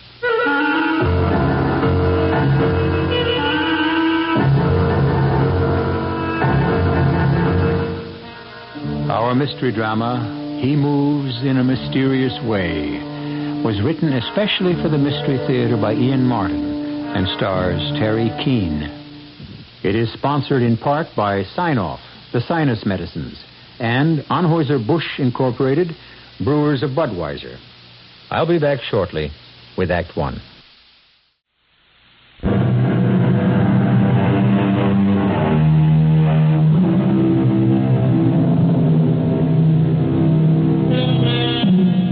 It was the 18th century poet William Cowper who gave us that familiar and wonderful quote, "God moves in mysterious ways, his wonders to perform."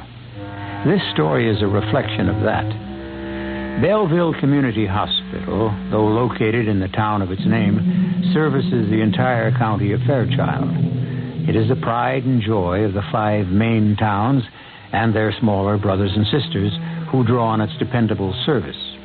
But Belleville Hospital is stretched beyond its usual adequate capacity at this moment as a result of a train wreck on the line to New York. This is Dr. Shelton. Just want to alert you, Brownie. We can expect 20 to 30 more casualties according to police estimates. Our patient facilities are already jammed, so we'll use the children's emergency section temporarily. In case of serious injuries that look surgical, refer all admissions to Dr. Bradley. Nurse, I'm admitting this patient on the cart. Elizabeth Riggs. I knew you'd have to, Dr. Bradley, Dr. so I had her Shelton. chart prepared. Yes, very efficient, Doctor. My compliments to the outpatient department. I want my service to satisfy the new chief of staff. As long as it stays efficient, it will. Dr. Bradley? Yes, Dr. Bernardo. They're screaming for you in OR. You can hold the dramatics. I'm on my way. Better check out this patient in the meanwhile, Elizabeth Riggs. I've given her light sedation. She's pre-op. No need to diagnose her. I've already done that.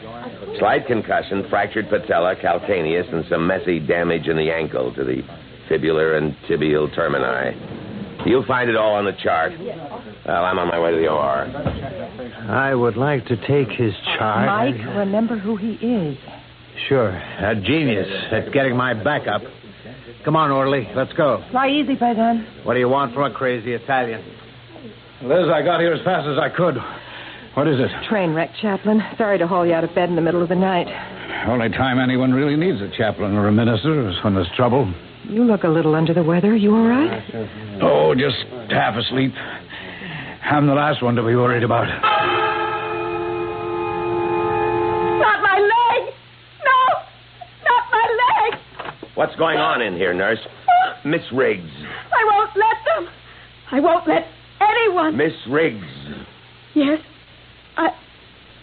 Oh, you're the doctor I treated you when you came in. What's the matter with my arms? You had to be put under restraint. It's imperative you stay as still as possible. I can't, don't you see? I can't Miss until... Riggs, you are not the only victim of the train wreck. Train wreck? Oh, that's it. My leg! I lost my leg! Now, don't be silly. You have some broken bones, but you have not lost your leg. Now, give me that, nurse. You're lying to me. I can't feel it. Help me hold her, nurse. Now, where's Dr. Bernardo? Right here, Doctor. And you hold her. Now, lie still, Miss Riggs. We only want to help. I don't want to be helped. Sure you do, baby. That's what we're here for. You want to walk out of here as soon as possible, don't you? Are you a surgeon? Just hired help. I'm the surgeon. Swab that, nurse. This is Dr. Bernardo. If you're the surgeon, I want to know something. Why can't I feel anything where my left leg ought to be? Because I immobilized it till Dr. McNeil, the orthopedist, has time to operate on it. I don't believe you. I haven't time to argue. I want to see you a moment, Dr. Bernardo. Now convince this grown-up child that she has two good legs, will you? I'll try to the best of my limited ability. I don't ask for any more than you have to give. Why, you cold, inhuman... Nurse, bring me that hand mirror from the bureau. Surest way to convince you, Miss Riggs. Let you see for yourself. Oh, thanks, nurse. You want to pull the bedclothes back? Okay. Now, see? One of them in a light plaster bandage cast, but both where they belong. Oh. Why didn't Dr. Bradley show me that? Well, he might have if you'd given him a chance instead of throwing a wingding. Oh, I shouldn't have, but my legs are very special to me. I can see where they would be. I didn't mean the way they look. Oh, neither did I. Although I wouldn't knock it. But I know you're a dancer. It's my whole life. If I couldn't have... Oh, especially now. Nothing to worry about at the moment. But I've got... Oh, I feel woozy. Well, that's the sedation. What is that surgeon going to do to me? You have a cracked kneecap and a broken ankle. He's going to fix them. I don't want an operation. Well, we'll work that out when the time comes. You rest now and let the sedation work. I don't want to be alone. I just wish that... What?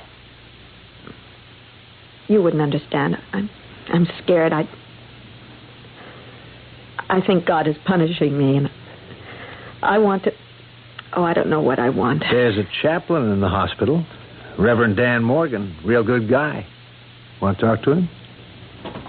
Could I? I know I can't sleep until... Would he have time for me? Miss Riggs, Dan Morgan could be drawing his last breath, and he'd hold it till he got through helping anyone who needed him.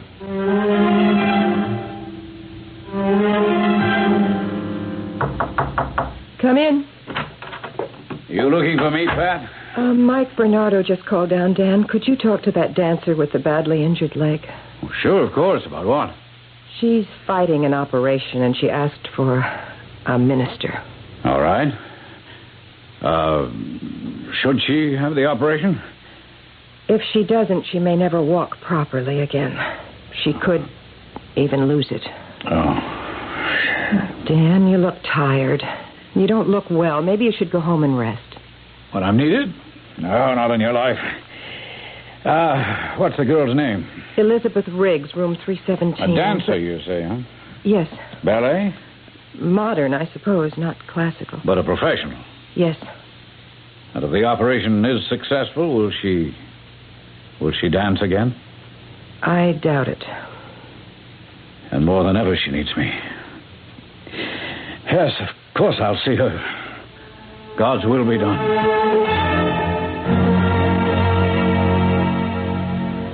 Hello, Elizabeth Riggs. I'm Chaplain Dan Morgan. Oh, how good of you to come. Was I asleep? For a while. I'm sorry. It was good for you. Not good enough. I need help, Chaplain. Help? Why, Les? I'm afraid of the operation. I think they want to cut off my leg or my foot. Now, did they say they would? No, but doctors never tell you. Of course they do. No one thinks you're going to lose your leg. I do. Why? Because I think God wants to punish me. Punish you? What for? There's a boy, Peter Sterrett. We were very much in love. That's what I went upstate for, to marry him. And? At the last moment, I couldn't. I ran out on the whole wedding. My parents, his, everyone. I took the train back to New York. That's why God punished me. Oh, I wouldn't say that. There were 64 people in that train wreck. God's a little more efficient than that. Now you make me feel ashamed. I meant to. I don't believe in a God of vengeance who reaches out to hurt and punish, and neither should you, Liz. We make our own punishments. Well, I didn't make the train wreck. No, but you climbed aboard that train to run away. But I had to. Chaplain Morgan, dancing isn't just a profession, it's a whole way of life. And that's what I realized at the last moment. I couldn't give it up to marry Peter. Well, you said you loved him. I do. It tore me apart to give him up, but I had to make the choice. Child, why couldn't you have both? Because Peter's a minister just like you. Can you imagine him running a parish with his wife in a Broadway show and cleavage down to my navel and net stockings up to my bikini?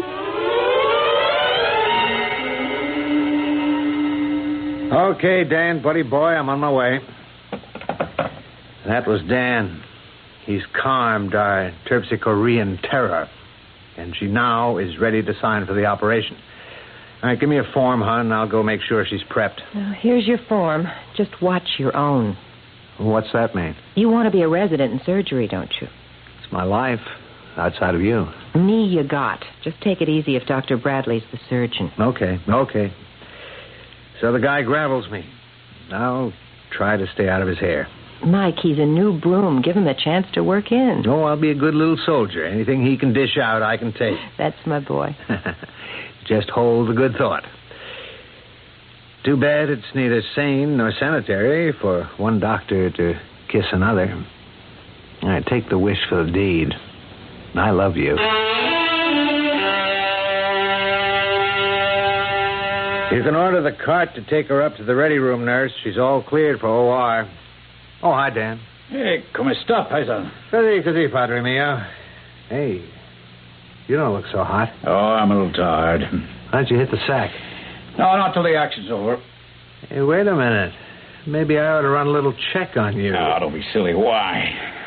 What are you rubbing your gut for? Oh, come on, Mike. A little indigestion. Somebody sneaked some cucumber in my salad again. No. You don't double over like that from cucumber. I'd better take You assisting Dr. McNeil? Yes, Dr. Bradley, but... Then you ought to be up in the scrub room already. Now, let's go. I was on my way, but the chaplain here needs a checkup. The chaplain can take care of himself. Has Miss Riggs been prepped? Yes, sir, but... Get in the elevator, Doctor. Yes, sir. Dr. Bradley. Yes, sir. Private Bernardo reporting for duty. But may I recommend that the chaplain be temporarily relieved from his? Do you want to be relieved, chaplain? Oh, come on, you You have enough to worry about besides me. Now, if you need a rest... No. I think I'll go in and sit with that poor child when she's taken up to OR. She needs me more than I need anything. Well, how are you feeling, Liz? I don't know. Far away, but still scared. Oh, now you mustn't be. I won't lose my leg. You mustn't think about that. Even if it's saved, will I dance again? Whatever is to be, just leave it in God's hands. It's so easy for you. Words, just words. No, never just words, Liz. I've stayed with you because I wanted to help you find strength. Don't let it be for nothing. Let me have achieved at least that. Nurse! Nurse! Somebody help! What is it? What's happened? Chaplain Morgan. He just suddenly collapsed. Nurse, take care of the patient. Orderly, get me another nurse from the floor right away.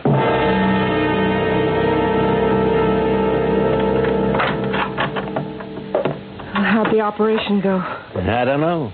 Good, I guess. McNeil's the best bone man around, but that leg, it was a mess. How's Dan? I don't know. Running fever? Low grade, but he's still in coma. What were the symptoms when you first examined him? Oh, nothing too definite. He's got a surgical abdomen, no doubt about that. But what? Did you get blood samples? Waiting for them now. You haven't been able to bring him to at all? No. If God owes anyone a break, it's to him.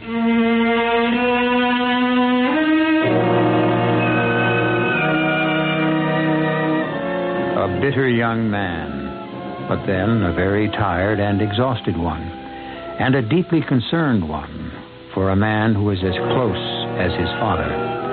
Still, Dr. Michael Bernardo should know that in the eyes of God, all men are equal. Or are they? We have listened so many times to the triumph of evil on this program, perhaps the power of good is not as strong. I'll return shortly with Act Two.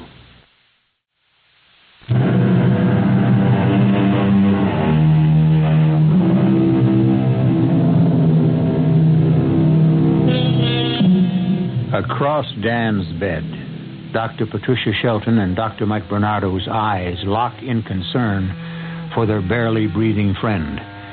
From beyond the curtain and the other bed in the room, from the big, heavily muscled, early middle-aged man in it, comes a rhythmic and ear-shattering snore. Oh, great.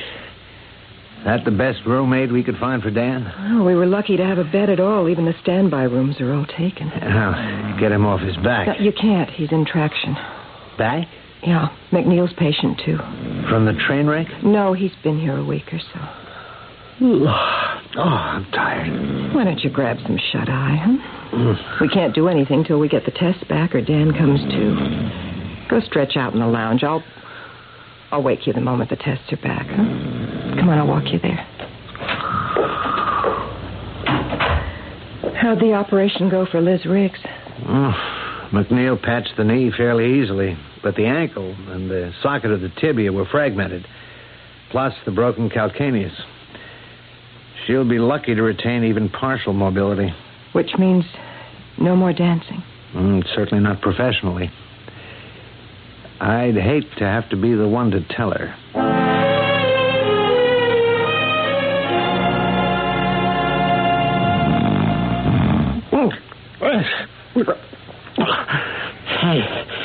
Hey, where is Sam Hill? Is that...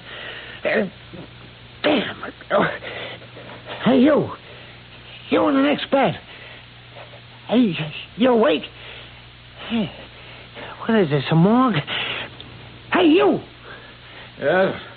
What is it? I don't know what's with you, brother, but my back is killing me. I want to ring for the nurse, but the gizmo with a button just fell off of the bed. Can you get it for me, huh? Just a minute.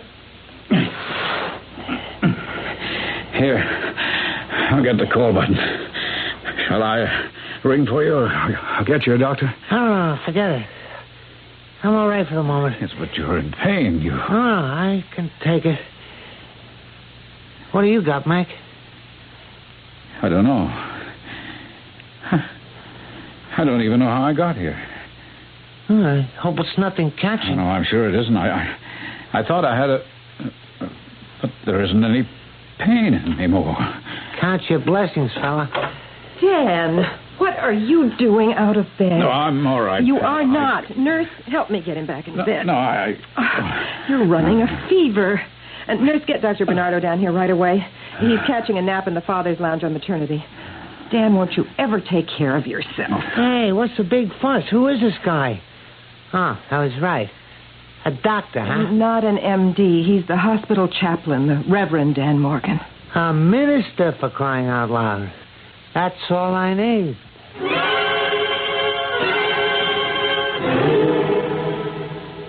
Okay, Dan. Let me know if and where it hurts. Oh, there. Uh-huh.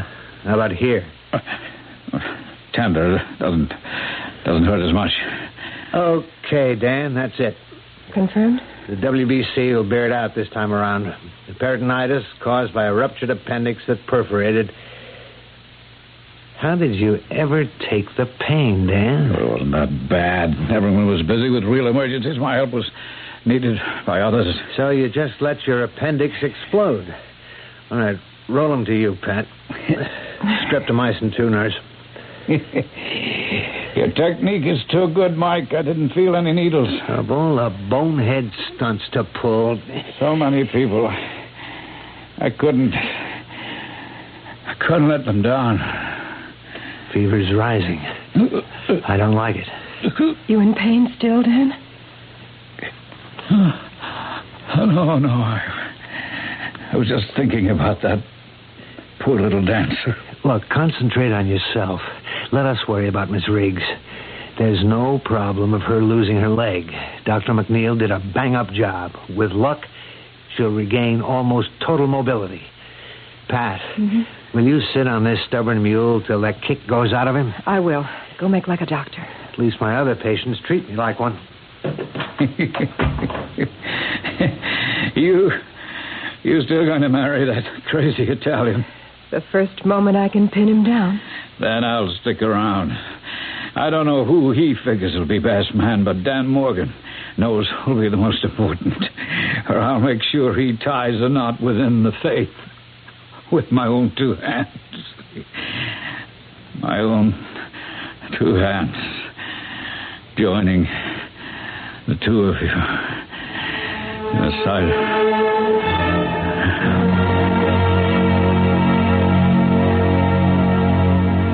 Morning, Miss Riggs. Morning, Dr. Bernardo. You look pert and pretty this morning. I feel wonderful. I can almost feel the bones knitting. I could just jump right out of bed, do a jeté, or handle a waltz clog just like that. Yeah, well, I wouldn't rush things. Well, not without a warm-up anyway. But I bet you I'll be dancing in no time. Thanks to Chaplain Morgan. How is he today? Is he better? I wish I could say he was. Didn't they take out his appendix? No, not yet. You mean it's serious? It could be very serious. Oh, I wish I could do something for him. You could. You could see a young man who's waiting downstairs. Peter Starrett. How did he find me? As sick as the chaplain was last night, he managed to contact him. What for? He knows it's all over between Peter and me. Why? Because you just can't bear to hang up those little red shoes? Something like that? I think maybe what Chaplain Morgan wanted to tell you was that a dancer has a short life. And sooner or later, she has to hang them up. A marriage can last a lot longer. I can't. It wouldn't be fair to Peter or to me. That's the message you want me to give him? And the chaplain? Dr. Bernardo, I will be able to dance, won't I? I'm not the one to ask that question to, Miss Riggs. You'd better ask it of the surgeons, Dr. McNeil or Dr. Bradley.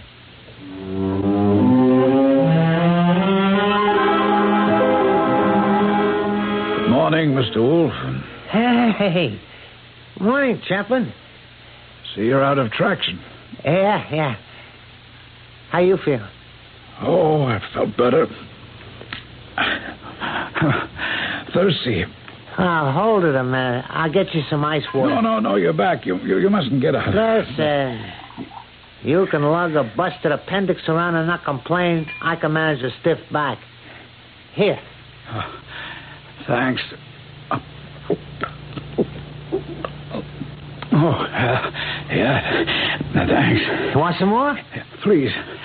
That was good. It's good. Hey, what is it, Parson? A knife. A knife. I'll get the doctor.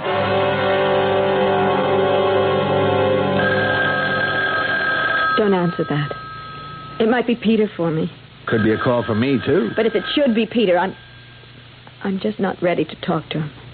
Couldn't you just let it go? Sure. Nothing so urgent it won't last till I get to the nurse's desk. I'll be seeing you, Miss Riggs.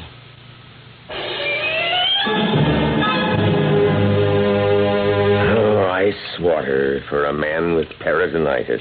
Where were you, Dr. Bernardo? I went to see Miss Riggs. You know, the dancer. Who is not your patient?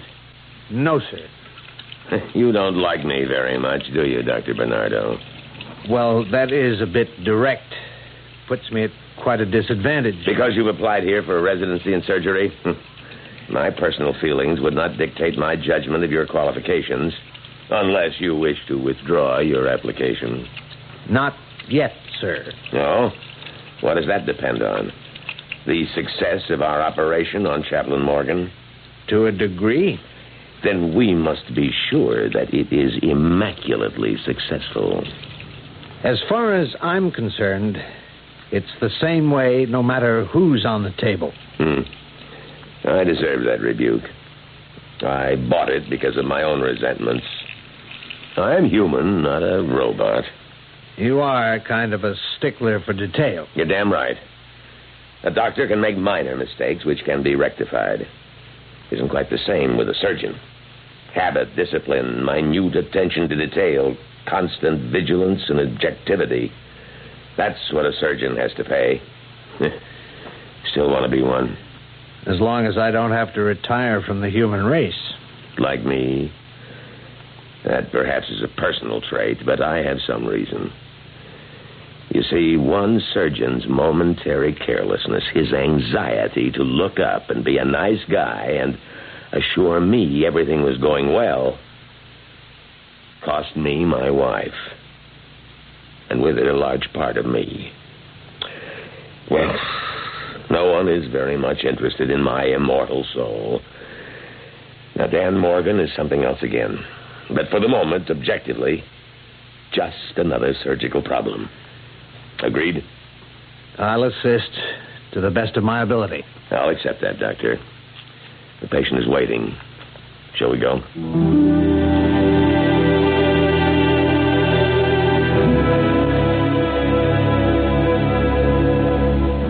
The great poet W.H. Auden had a craggy face so masked with wrinkles that Igor Stravinsky once said, "Soon we'll have to smooth it out to see exactly who he is." Dan Morgan's face is like that. Only now, under anesthetic, it is smoothed out. The only difference is that as the two surgeons approach, it is less a revelation than a mask. The mask of encroaching death. I'll return shortly with Act 3.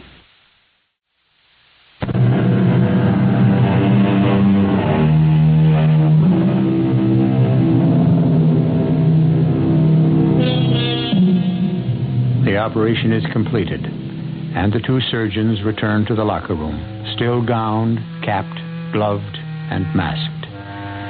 With a quick practice move, Dr. Bradley divests himself of gloves, mask, and cap, dropping them in a sanitary container. What are Dan's chances? You saw what was there when we opened. The infection is massive and well established. The drain should bring relief, I hope more than temporary. But once we can get a reading on the culture, we can pick the right antibiotic to knock out the infection? If we're lucky.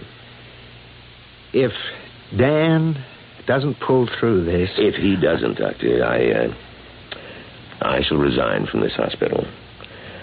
I was guilty of just what I demand from my staff. Total thoroughness on every case.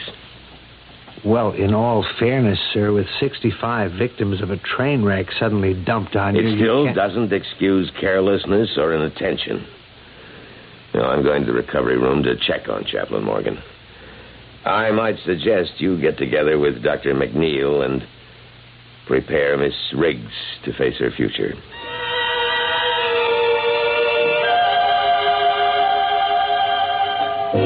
Yes, Mike, I guess I understand.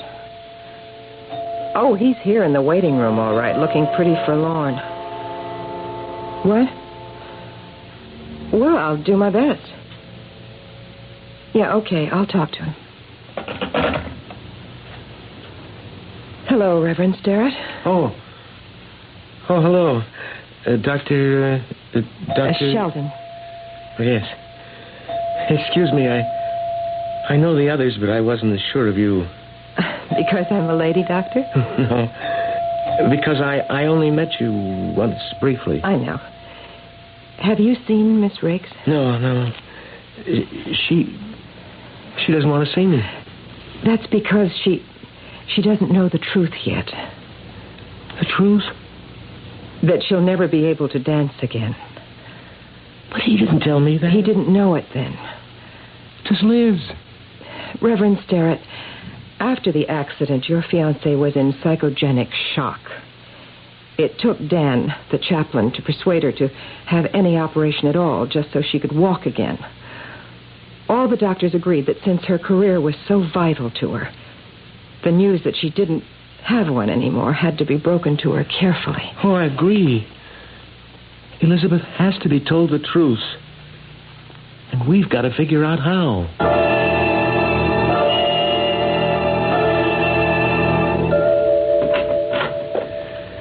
Good evening, Miss Riggs. I'm Dr. Hugh Bradley.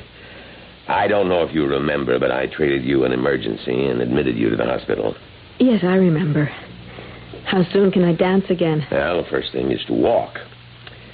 As for the other, Miss Riggs, I think you'll have to make an adjustment in your mind. Now, I don't believe in hiding the truth from patients. There isn't a chance that you'll ever be able to dance professionally again.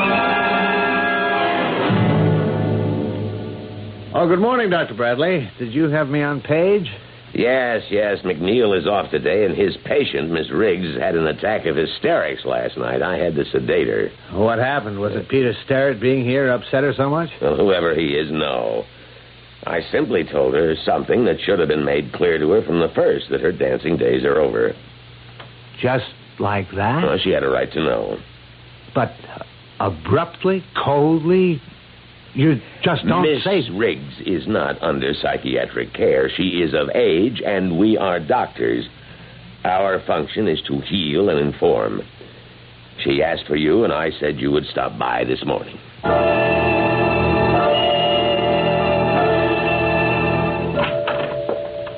Hi, Liz. Do you want to see me? Yes. I want you to get Peter Sterrett off my back and out of here. I never want to see him again, or any of you. Now, look, I just got the bad word about you, too. So you're not going to be Margaret Fontaine, or whatever. But you're not going to be crippled, either. And this way, there's nothing to stand between you and that nice guy who loves you, and... Nothing to stand between us, that's for laughs. Now it's worse than ever. We just don't stand a chance at all. What do you mean? Oh, you wouldn't understand. No doctor would. That's why I've got to see the chaplain. Well, all things considered, you seem in fairly good shape this morning. How do you feel, Dan? All things considered, not so hot. But I think if Elizabeth Riggs wants to see me, I must see her. Once we've licked the peritonitis, you're in no condition... I must see her to convince myself that I didn't fail. And if you did... There's no disgrace in failure, Mike, as long as you tried to the utmost. If I'm to be called home, let me try to go with a clean conscience.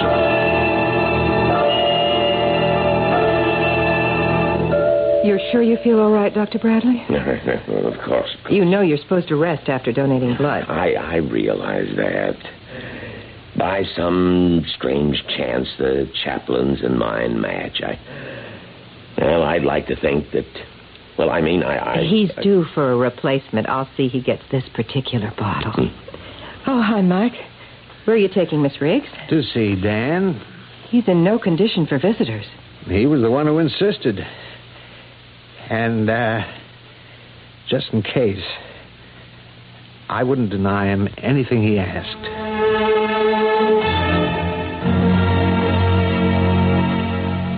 Well, I've wheeled it to you, Dan, although you shouldn't be seeing any visitors. I wonder, Doctor, if I might claim the privilege of the confessional? Well, not for long. You have less strength than you think you have. And maybe Liz and I can find a lot of it between us.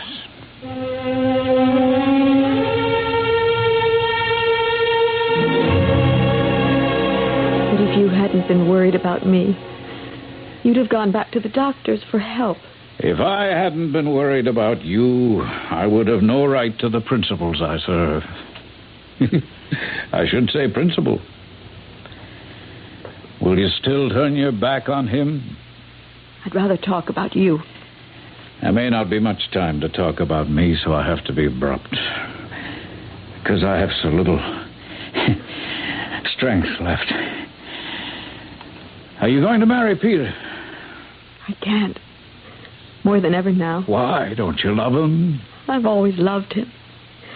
But I broke that love for a simple thing like a wish for a career. Chaplain, when Dr. Bradley told me that I could never dance again, of all the reactions that I had, the most definite and unshakable was that I cannot believe in a God who would take away from me the one thing that I have worked all my life to achieve.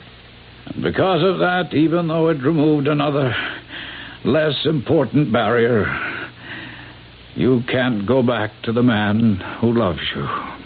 Of all men, how can I?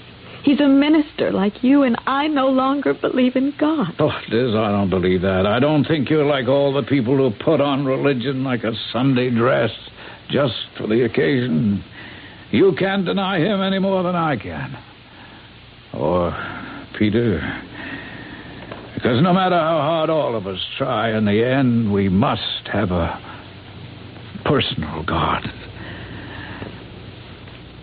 Take him to your heart. How can I? Forget me. How can he destroy a man like you? Can't I convince you that death is not destruction? Certainly not. Not for me.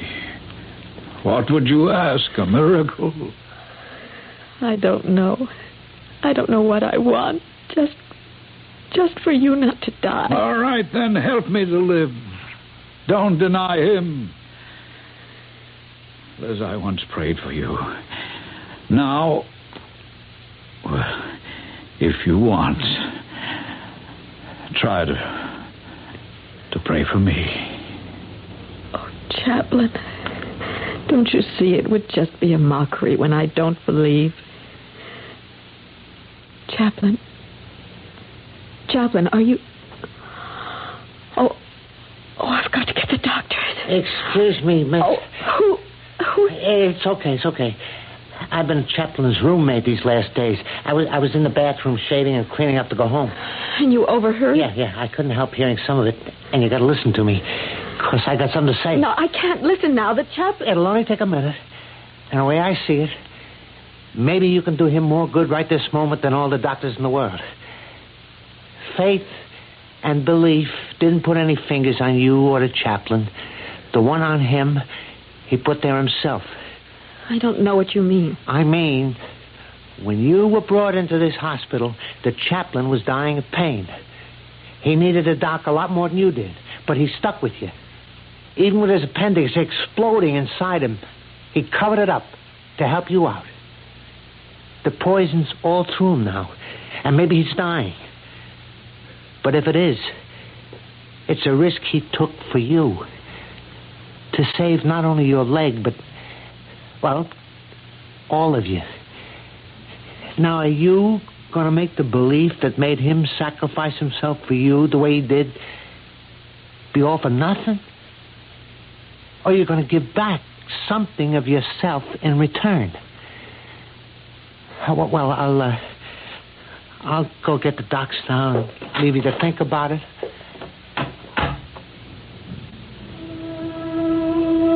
Oh, my God. I have heartily offended you. I beg you to forgive me. I implore you to listen to me. I am nothing but he. This man is so important.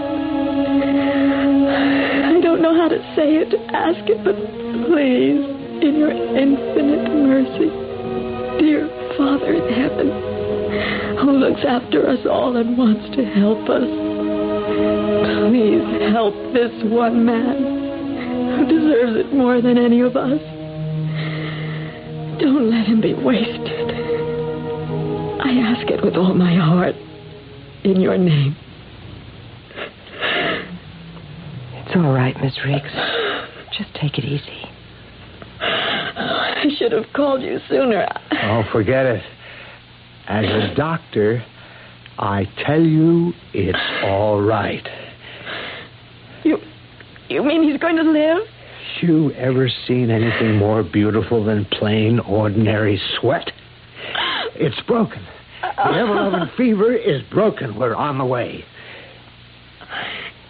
He asked me to pray. Whatever it was that did it, he answered. He answered? You mean that God somehow... The oldest cliche in the world, Miss Riggs. Man proposes, God disposes. No matter how far medicine takes us, in the end, that's the result. Then the chaplain will be all right. Just give him a look. Bathed in perspiration, his fever tumbling and blissfully asleep. We're all getting out of this lucky. Except you, maybe. Oh, that's decided. Oh, it isn't all that much of a life as a dancer. As long as Peter is still around, if he still wants me. He is, and he sure does. We couldn't have moved him out of here with a bulldozer. Now, we've only one restriction before you leave here. We expect to be invited as guests at the wedding. Well, it won't take place without you. Because one thing I'll never give in to Peter about. The chaplain will have to marry us. Why not? We might even make it a double wedding.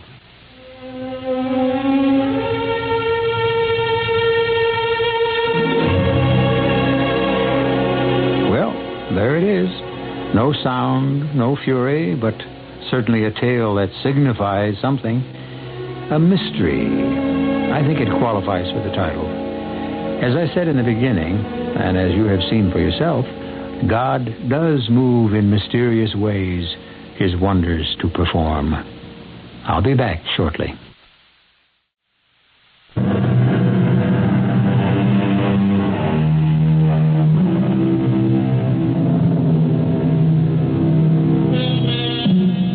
The Reverend Daniel Morgan did recover. Fortunately, because 4 anxious young people no longer wanted to postpone weddings too long delayed. It wasn't a double wedding, as once had been considered. Mike was operating the morning Liz and Peter were married, but he was able to make the reception afterwards. As for Pat's marriage to Mike, it was a very simple and quiet one in the hospital chapel, notable for only one thing. The best man was Dr. Hugh Bradley. Our cast included Terry Keane, Patsy Bruder, Leon Janney, Robert Dryden, and Ian Martin. The entire production was under the direction of Hyman Brown. And now, a preview of our next tale. It was long before I could get to sleep, but when at last I did, if indeed I really was asleep, I was conscious of something huge and black circling by the foot of my bed, a monstrous cat-like shape that suddenly sprang and I felt the stinging pain, as if 2 needle-sharp claws had plunged like hot irons into my breast. And then suddenly my eyes were open, and I thought I saw Carmilla standing there. The figure moved quickly to the door, and I followed it, only to find the door securely locked from the inside, just the way I had left it before I retired. I sprang into my bed with the covers over my head, and I lay there, more dead than alive, until morning. Radio Mystery Theater was sponsored in part by Anheuser-Busch Incorporated, Brewers of Budweiser, and Sign-Off, the sinus medicines. This is E.G. Marshall inviting you to return to our Mystery Theater for another adventure in the macabre. Until next time, pleasant dreams.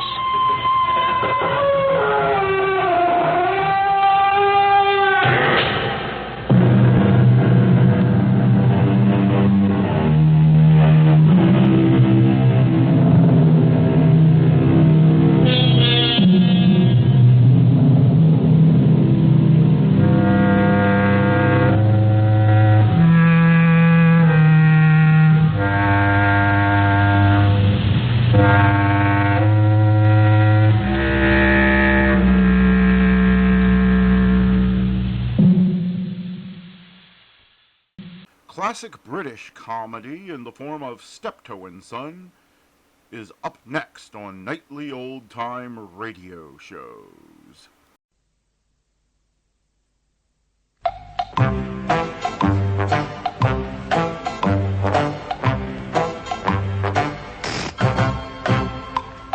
We now present another episode in a radio series based on the world-famous BBC comedy success, Steptoe and Son.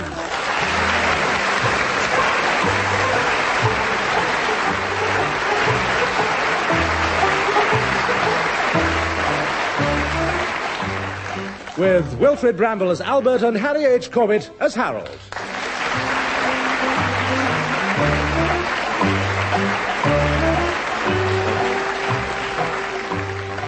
This week, Men of Property.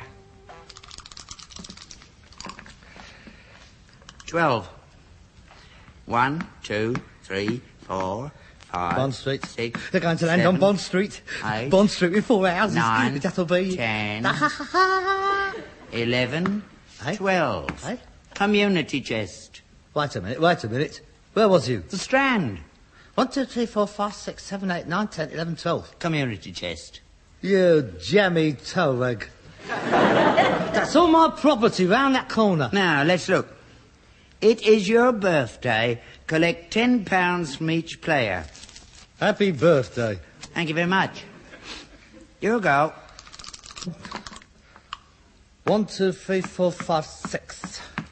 Mayfair. That's mine. Mayfair Hotel on it. That'll cost you £2,000. That's you wiped out. No, it's not. I can pay it. 1,000, 1,100, 1,200, 1,350, in 60, in 65. You haven't got it? 66, 67. 633 short. How much will you give me for Vine Street? I don't want it.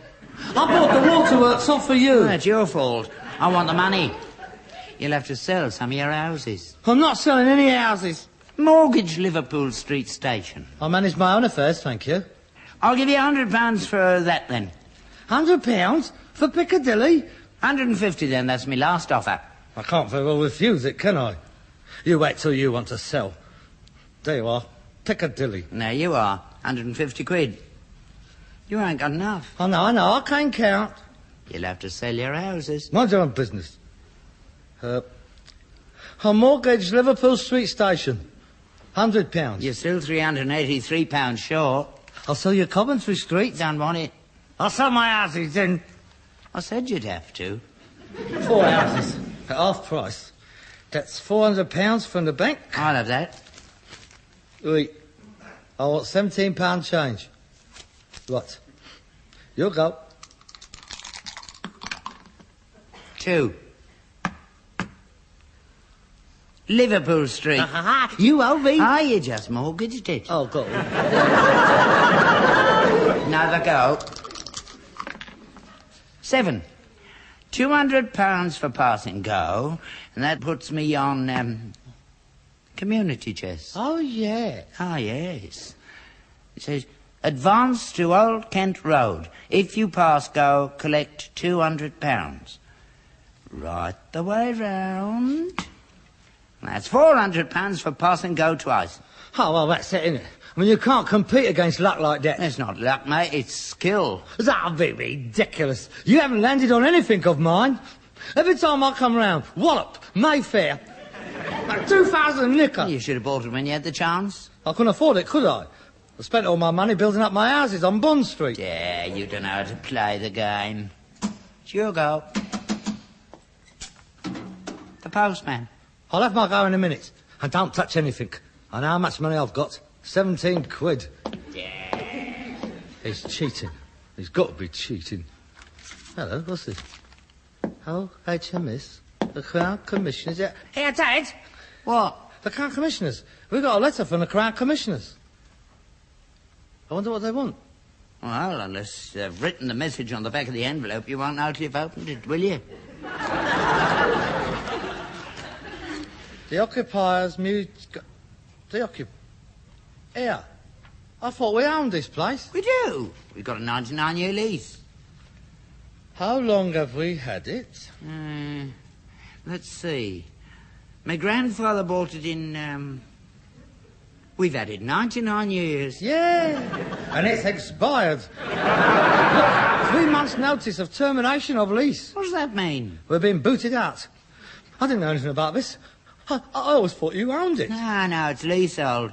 It's Crown property, this place. The Queen owns it. The Queen? Yeah. She owns the yard, the stables, the house, the sweet shop next door, and the Indian restaurant across the road. What's she want an Indian restaurant for? I don't suppose she knows it's an Indian restaurant. I've never seen her in there. Anyway, it hasn't always been an Indian restaurant. It's part of her estates. It's been handed down to her.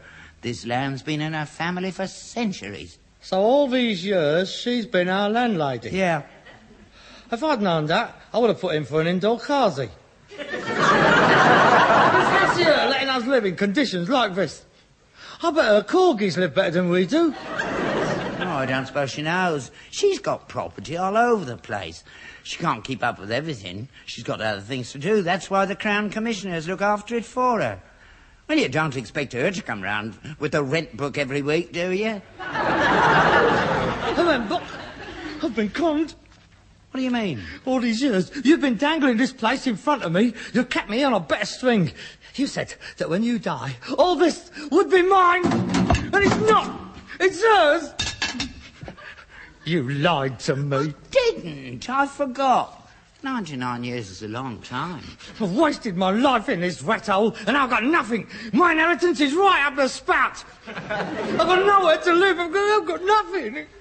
Perhaps if we wrote to her nicely and she'd let us stay on. I mean, I don't expect she needs it. At least, not right away. Unless she wants to turn it into a grace and favour place. It'd have to be a pretty rotten favour to give somebody a place like this. Here. 3 months? Is that all we've got? Wait a minute. There's a bit more. What? Oh, it says, we are directed to inform you that as sitting tenants, you are to be given the opportunity of purchasing the freehold. Ah, she's selling it off, is she? Poor woman. She must need the money. How much do you want for it? £750. Well, that's not bad, is it? Very reasonable. You can see a point. Sell 3 of these a year and he won't have to give up his polo. It's cheap, ain't it, Harold? It's worth it.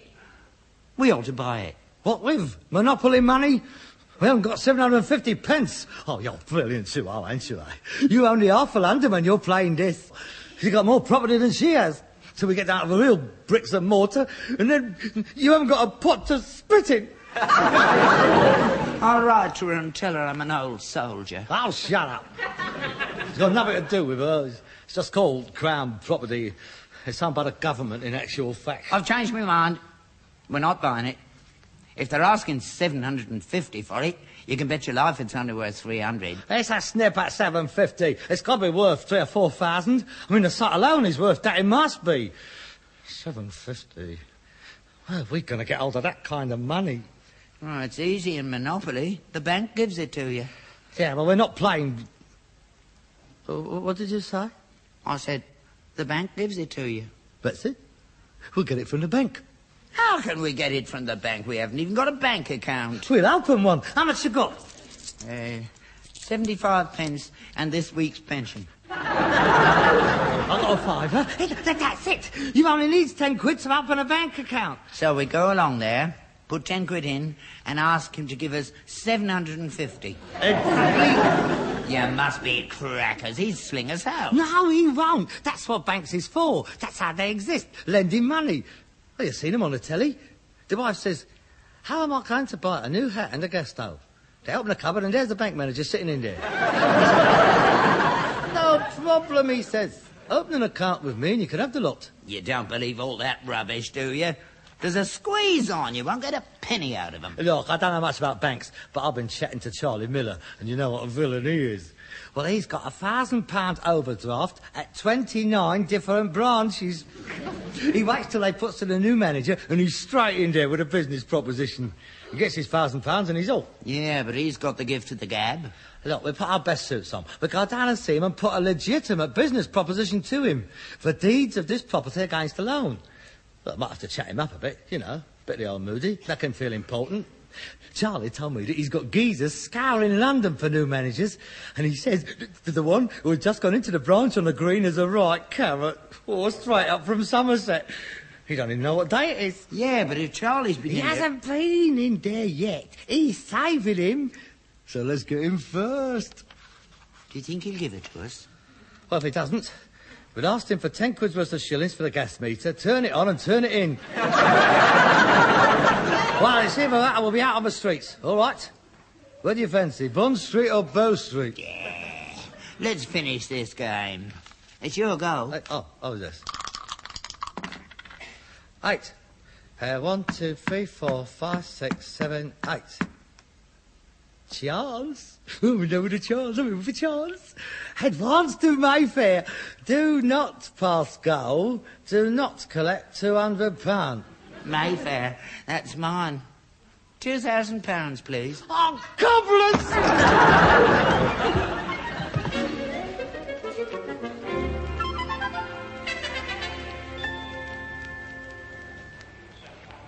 Take a seat, please. The manager has a customer with him. They shouldn't be long. Thank you very much. Goodbye, Mr. Miller. It's been a great pleasure. Hey, that's Charlie Miller. Shh, Nancy Polari. Very nice to meet you, Mr. Wood. I hope we're going to do a lot of business together. I'll pick you up tomorrow night at 8 in the Rose, all right? Goodbye. Goodbye, John. Wait, Charlie. Hello, Harold. You got in before us? Well, there's plenty for everybody. Oh. I've got £2,000, no bother. A right carrot. Is he? Taking him back to Covent Garden. No. The manager will see you now, gentlemen. Don't forget, a carrot. A carrot. Keep him sweet. I will. Plenty of rabbits. Plenty of rabbits. See ya. Of course, it's going to be easy, this one. This way, gentlemen. Mr. Steptoe Senior and Mr. Steptoe Junior. Good morning, gentlemen. Please sit down. What can I do for you? My partner and I are considering moving our account to this branch. Oh, are you? Oh, that is good news. Just for a trial period, you understand? We are in the process of an agonising reappraisal of our financial affairs, and if we find the service here is satisfactory, we may decide to keep the account here. Oh, splendid. And where is your account at the moment? The post office. The post office? In a numbered account, of course. I see. You have never had a bank account? No. We are a very old-fashioned firm. My partner, who is also my father, has never trusted banks ever since the Wall Street crash. Oh, really? Yes. And he says most of our transactions are on a cash basis. We've never seen the need to have a bank account. But with the extensive modernisations taking place and with the expansive mood of the firm at the moment, and indeed of the market generally, I have finally persuaded him that we ought to put the business on a more orthodox footing. Very wise. What is the nature of your business? We're egging... I beg your pardon, Father. Did I tread upon you? We are in the metal recovery business. Yes, an expanding industry, and saving the country millions of valuable dollars on the import of raw materials. Oh, yes, indeed. Millions, that's us. How much do you wish to deposit to open the account? £11, 10 pence. Is that all? Oh, well, in the number one account, yes. Director's petty cash, you understand. Oh, I see. You will be opening a deposit account as well? Eventually, possibly. That would depend on the facilities offered, of course. Well, I'm sure we can match the facilities offered by any other bank. We shall see. We have been canvassed a lot by your competitors, you know. Barclays, Coots, all of that mob. Yes, well, now, the first thing to do is to sign this form, and specimen signatures just there. Right. And I shall fill out the first deposit. £11, 10 pence, you said. Yes. What name does the business trade under? Steptoe and Son. Limited? Very. My father means, of course, that we have not yet gone public. Though it is at the back of our mind as a very distinct possibility. When our accountants feel the time is right to apply to the stock exchange for a quotation, we will, of course, let you in on the ground floor at par. I'll send you the pink form. Thank you very much. Steptoe and Son, £11, 10 pence. Well, now, if you'd like to give me the money, I'll deposit this straight away. Of course. That's 5, 6, 7, 8, 9, 10, 11, and 10 pence. Thank you very much. I'll just get the forms. Here, when are you going to ask him for the conkers? Hang on. First of all, the gentleman requires your specimen. Oh, well, he's had that, mate. I've just been. Specimen's signature. Now, you behave yourself. We're trying to impress him. Now, if you'll just sign there, I'll get my secretary to deposit the £11 and 10 pence. There's your checkbook. I'll have that. Here, give us that pen. Pay the Crown Commissioner Not yet. Miss Mary, deposit this, will you? Oh, yes, sir, right away. Thank you, Miss Mary. Not at all, sir. Her facilities are all right, aren't they? I bet she's got a big overdraft. Dick, what? What a card he is, isn't he? Yes. Well, I've had a very successful morning. This is my second new account today. Congratulations. Yes, yourselves and that chappie who's in here before you, Mr. Miller. Seems a very influential young man. Knows a lot of people. Oh, yes. He's well known, all right. Of course, I'm new here, and I've just come down from Manchester. I thought you'd just come up from Somerset. I'm sorry, Father. Did I tread upon you again? Well, I must say I wasn't looking forward to coming. Tales one hears about Southerners being cold and inhospitable just shows how wrong you can be. How's that? Mr. Miller, I mentioned I was keen on the ballet and straight away invited me to Covent Garden tomorrow. Oh. I place great store by personal contacts with my customers. I mean, you wouldn't believe it, but some people come in here, off the street, open an account, and straight away they expect to borrow vast sums of money on some harebrained scheme, or to buy a car or a house. See, I told you. Do they really? Well, it's just not on, is it? Isn't it? No. I mean, it's different if you know the client, met him socially, got to know what makes him tick, so to speak. It goes a long way with me. Does it? My father and I was wondering if you would care to have dinner with us one night. Delighted. How about this evening? Can I bring my wife? Oh, yes, of course. Or that bit of crumpet that just come in. Like the girl, isn't she? No, a bank manager must be like Caesar's wife, above suspicion. Yeah, but rag and bone men don't have to be. Well, gentlemen, where do you propose taking us? I'm in your hands. Oh, well, there's a very good Indian restaurant just opposite us. No, I don't think so. I've nothing against them, of course. Some of my best customers are Indians, but I don't like their food. Hey, how about the Skinner's Arms? They do a nice shepherd's pie. No, wait a minute. I know a place. We've heard so much about it up in the provinces. I've always wanted to go there. Oh, yes? Where?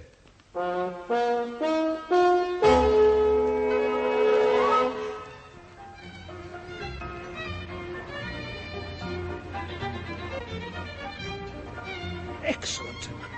An excellent meal, Mr. Steptoe. Don't you think so, my dear? Very nice indeed. I enjoyed the caviar. First time I've tasted it. Is it? Beluga, yes. Oh, beluga. Nice. Was it very expensive? Oh, no. It's about £2 a spoonful, that's all. The pheasant was delicious. Quite the best I've ever tasted. Good. I am glad. You didn't order a main course, Mr. Steptoe. Is there something wrong? I'm on a diet. Pardon? It's the old tummy trouble. An ulcer, I think. It's the pressures of big business, you understand. Well, Father's taking a long time washing his hands. He'll be back. He eats very well for an old man, doesn't he? 2 main courses. Yeah, doesn't he? Well, I must say this is a very splendid place you brought us to. Do you eat here often? Oh, yes, we come here all the time. It's like a canteen to us, really. Here we are again. Cool, I needed that. Better out than in, I always say. Yes, well, come on, Mr. Steptoe. Everything all right? Yeah, I like this place. I just made myself $50 in the bog. I was standing by the sink and some geezer asked me to brush him down. So I did. Yeah, I feel like a stuffed penguin in these tails. Oh, isn't he a card? Did you manage to get all the coq au vin off of your trousers, Pater? Yeah, some of it went through the fly holes, but that'll wash off. It went right through... And please, adjust your dress. Oh. Under your napkin, Father. Tell his lady's present. I'm glad it wasn't curry. That would have made me hop about a bit. Would you care to order a dessert, sir? Oh, yes, sir. Thank you, garçon. La carte? Pardon? The menu. Oh, thank you. Cool, Lord. Mrs. Wood? Oh, not for me, thank you. I couldn't manage anything else. Oh, what a shame. Mr. Wood? No, thank you. Enough is sufficient till the day thereof. Well, I won't have anything either. Well, I want some. Father, you shouldn't. Think of your cholesterol? I want some pudding. You've had 5 courses. You can't count a salmon mousse. 1 burp and you're empty. I'm hungry. There's plenty of bread and jam at home. I want something now. You'll get it in a minute, right round to you all. That'll be all, thank you, garçon. Another bottle of wine, sir? Now, the bill, please. Cigars? Oh, yes, please, I'd love one. Certainly. Ramona. Now, sir, Corona, Romeo and Juliet. I've got some. Tom Thumbs. They're quite small, but I think you will enjoy them. Yeah, it has them made specially. I mean, one gets so bored with them big things after a meal. They seem to go on for hours, don't you think? Shall I cut it for you, sir? Are you taking a Mickey Mush? Oh, no, sir. Your bill, sir. Oh, thank you, waiter. 35 quid. That's very reasonable. Oh, yes. So it's just what I was thinking. I'm hungry. Shut up. Will you take a cheque? Oh, yes, of course, sir. Oh, let me write it out, Harold. I've never written out a cheque before. No, I'll write it out. Is the service included? Yes, sir. Thank God for that. Do you realise that you are now £23.90 overdrawn on your current account? Oh, are we? But not to worry. I've given a lot of thought to the proposition you put to me during dinner, and I don't think there's going to be any trouble at all. I should be delighted to give you overdraft facilities of $750. Really? Certainly. Glad to be of help. Oh, you realise I only asked because our other capital is all tied up in our expansion programme. It's quite. As Bernard Shaw said, we only loan money to people who don't need it. Did he say that? Yes, he did. Oh. Well, the money's yours. We always like to cooperate with our more respected customers. Oh, that's marvellous. Would you care for a cognac? No, thank you. I'm driving. Was everything to your satisfaction, sir? Madame? Oh, very good indeed, as always. My compliments to the chef. May I suggest that you finish your evening off by visiting our gaming rooms on the first floor? Roulette, blackjack, chemin de fer? No, thank you. I don't think so. Gambling? Yeah, let's have a go. No. I haven't played roulette since the war. 1919, Army of Occupation. We was in Cologne, and I went into a casino and I won 29 million marks. Good heavens. How much was that worth? 32 and a tenner. I've always been lucky at gambling. We're not going. Well, it might be rather amusing at that. I shouldn't really, being a bank manager, but, well, perhaps for half an hour or so. Yeah, but suppose somebody should see you. Everything's all right in moderation. Come on, let's take him to the cleaners. Now, there we are, my dear. £5.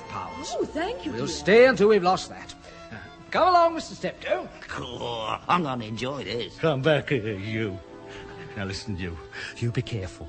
I know you. Once you get the bit between your teeth, you're not playing with Monopoly money now. Don't you worry about me, mate. I've never lost at gambling yet.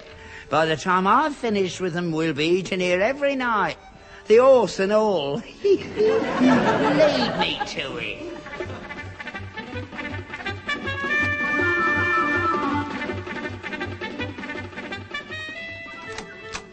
Come in here, you. You great, big, stupid, little bighead. Look, our second cheque stub. The Mayfair Sporting Club, £745. Why couldn't you leave when they left? They only blew a £5. What's he going to say when that slides across his counter tomorrow morning? It wasn't my fault. The table was rigged. I thought you said you know how to play the game. I do. Liar! The one time your number did come up, you shouted out, house! £35 for a meal. It's going to cost me £785 to borrow 750. Now, what's the sense in that? We've got 30 bob left to buy the freehold with. Now, I've got to borrow £1,535 to get back to where we was this morning before the postman arrived. Perhaps if we sent the 30 bob up to the palace and asked time to pay. That's got nothing to do with her. I wouldn't mind, but I never even saw the money.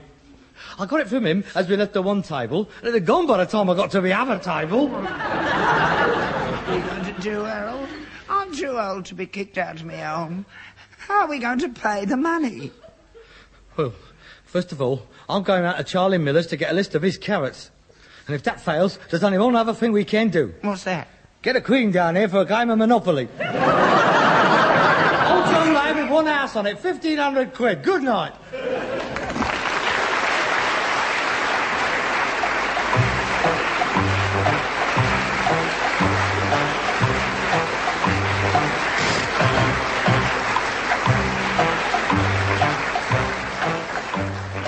You've been listening to Wilfred Bramble and Harry H. Corbett as Steptoe and Son, with Norman Bird as the bank manager, Jean Cook as his wife, and with Michael McLean.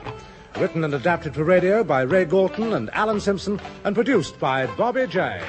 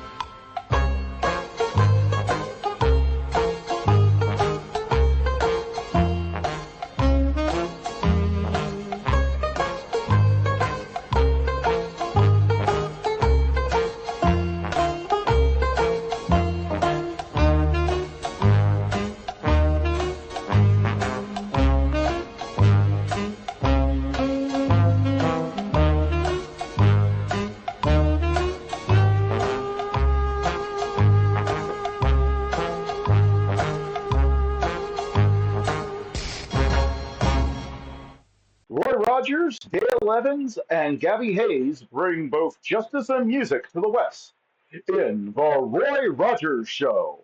Up next. P-O-S-T! P-O-S-T. Post. The cereals you like the most, brings you the Roy Rogers Show, starring the king of the cowboys himself, Roy Rogers. It's roundup time on the Double R Bar. So saddle your horse, 'cause we're gonna ride far. The Double R Bar Ranch transcribes stories and songs of the real West with the Whippoorwills, the wisest trail scout of them all, Jonah Wild, played by Forrest Lewis, the Queen of the West, Dale Evans, and in person, the king of the cowboys, Roy Rogers.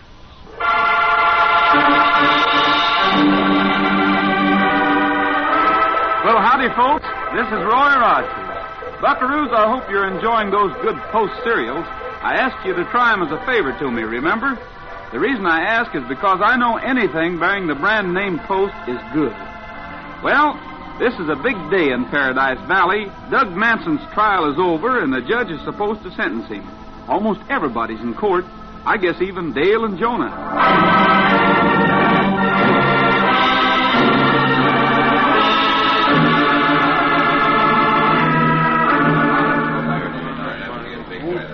All these strange men crowding into the courtroom, Jonah.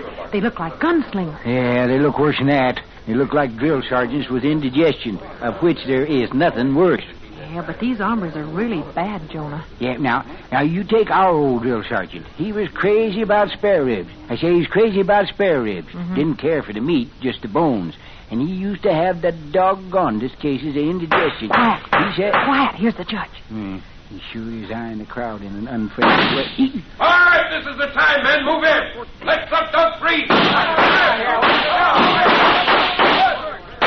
They're Doug Manson's men, Jonah. They're here to take him away from the law.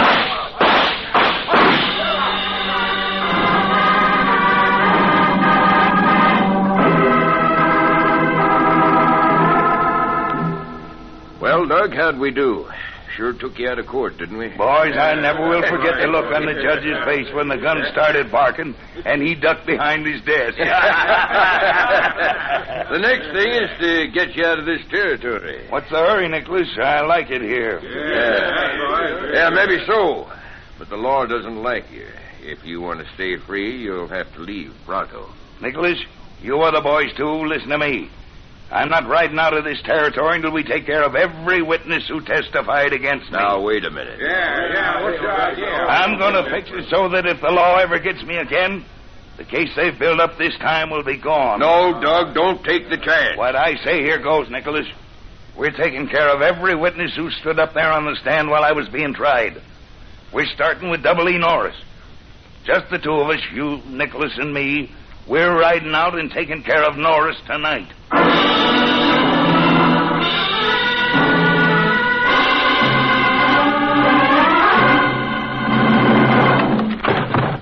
Why don't you answer when somebody knocks, Norris? You, Doug. You tipped off the sheriff about me, Norris. You testified against me at the trial. Now you're going to get yours. Hurry it up, Doug. That's the way to take care of witnesses. We'll get the others the same way. Come on, we're leaving.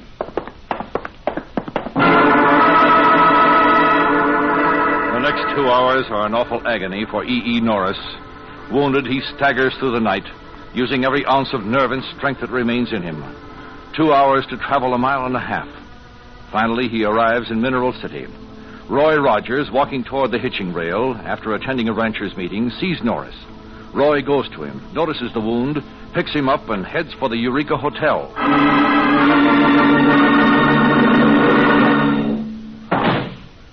Dale, Jonah, I need some help here.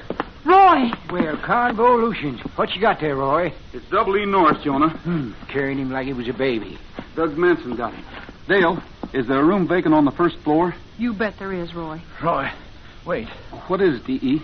After the 3 shots, Doug and the other man stood there looking down at me. I heard Doug say he was going to kill every person who witnessed against him at the trial. This is bad. Yeah, it's worse than bad. It plumb ain't legal. Dale, Jonah, we'd better see that everyone connected with the trial is rounded up and put under heavy guard until we can bring Doug in again.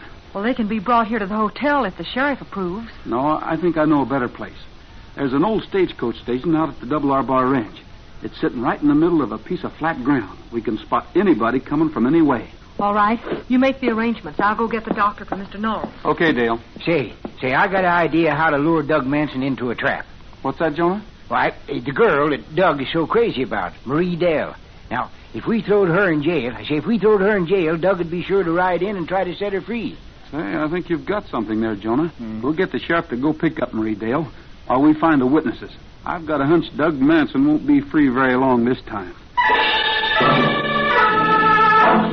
News of what is being done reaches Doug Manson and his gang in their hideout at Five Oaks. Doug welcomes the news.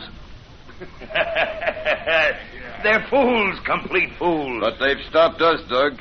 Those witnesses will be guarded by half the men in the territory. That's right. Yes, and what about Marie? They've got your Marie in jail.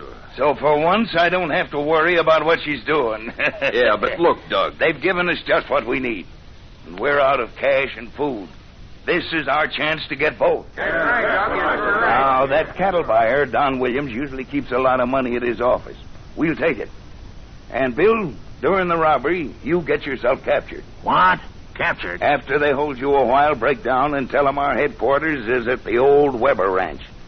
They'll form a posse and ride off in that direction.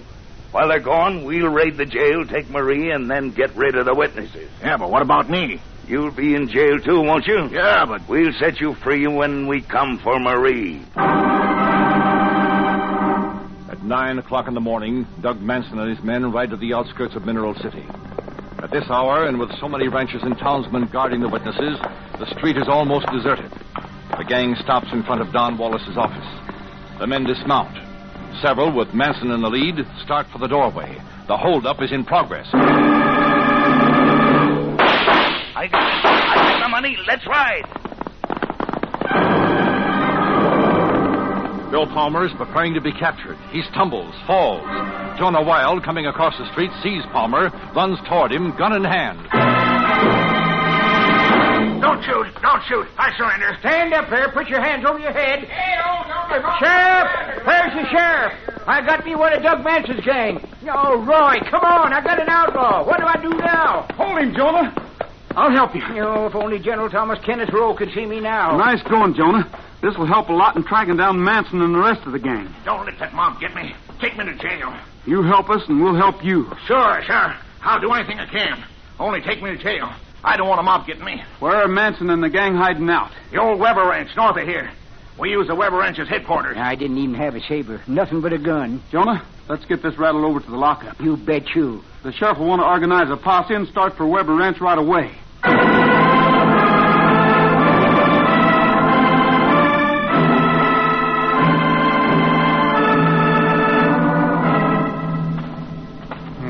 I ain't saying that Roy's gone soft, Dale, but all he's a-doing is just sitting there in the sheriff's office. Well, I'll talk to him, Jonah. Yeah, shucks. The least we could do is try to catch up with the sheriff's posse. You've certainly been working, though, capturing Bill Palmer and then that other thing, suggesting that Marie Dell be put in jail as bait for Manson. Oh, sure, that. Why, I took that from the battle of Coyote Hill. You know, General Rowe refused to fight that battle. Mm-hmm. Said he's tired of fighting. Till Corporal Dunphy told him that we'd sneak behind the enemy lines and met up with a gal who was crazy to meet the general. That did it, I suppose. Why, say, you ought to seen the general go. I say, you ought to seen him go. Of course, he was awful put out after the battle. Was the only girl he found was Slick Top Sue. He threatened to court-martial Corporal Dunphy and me. Wait a minute. Slick Top Sue? Well, that wasn't her real name. It just happened that one time she stood too near the fire to dry her hair, and after that everybody called her Slick Top Sue. Oh. But about Roy now... We'll find out what's the matter with Roy. Yeah. Howdy, Dale. Roy, I've had a complaint about you. That so? Yes. Why are you sitting here miles away from the excitement doing nothing at all? Well, I sort of figured maybe the excitement would come to me. How's that, Roy? It could be that the outlaw Jonah captured lied to us. While everybody's away, Doug Manson and the gang plan to raid the jail and set Marie free. Oh, shucks, they wouldn't do a thing like that right after a holdup. Come on, reach for it. Doug Manson and his gang. Oh, even General Rowe made mistakes. Where's the keys to those cells? You're not getting those keys. Roy lunges at the outlaw. Instantly, the gang plunges into the room, swarms over Roy, Dale, and Jonah. They fight with chairs, clubs, the butts of their guns. Jonah goes down. Dale is trying to fight her way to Roy's side. She's pushed away, knocked to the floor. Roy is alone now, fighting not only to beat the gang, but to take revenge for what they've done to Dale and Jonah. They move in on him. He hasn't a chance. There are too many of them. Roy's staggering. He falls unconscious.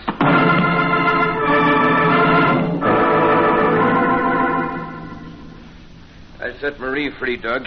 But Bill Palmer isn't there. Not there? We checked every cell. They hid him somewhere else. This hombre will know where Bill is. Rogers, you mean? Take him along. Him and his two partners. We're not leaving Bill down. Rogers may never have done any talking before, but he will this time. We'll use our system on him, and he'll be glad to tell where Bill is.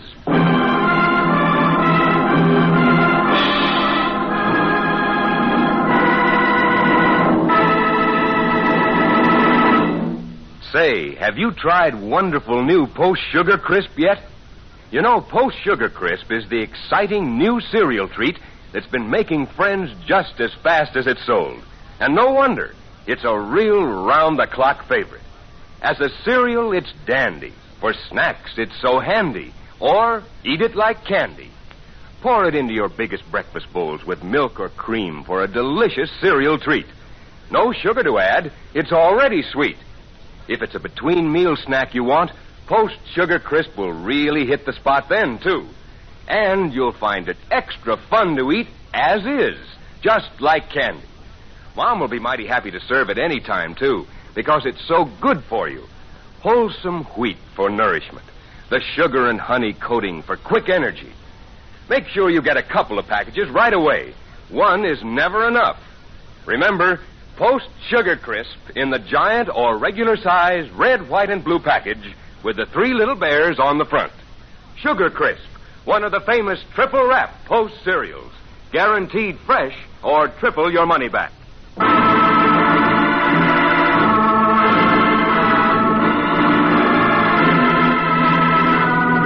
During the short time since Doug Manson's gang rescued him from the courtroom, they have committed a robbery, shot a man who testified against Doug, and sworn to kill all the other witnesses who had appeared. Then, while the sheriff was away trying to locate its headquarters, the gang raided the jail, overpowering Roy, Dale, and Jonah. They freed Manson's girlfriend, but couldn't find Bill Palmer. Manson has taken Roy, Dale, and Jonah to his real headquarters, determined to make Roy tell where Palmer has been hidden.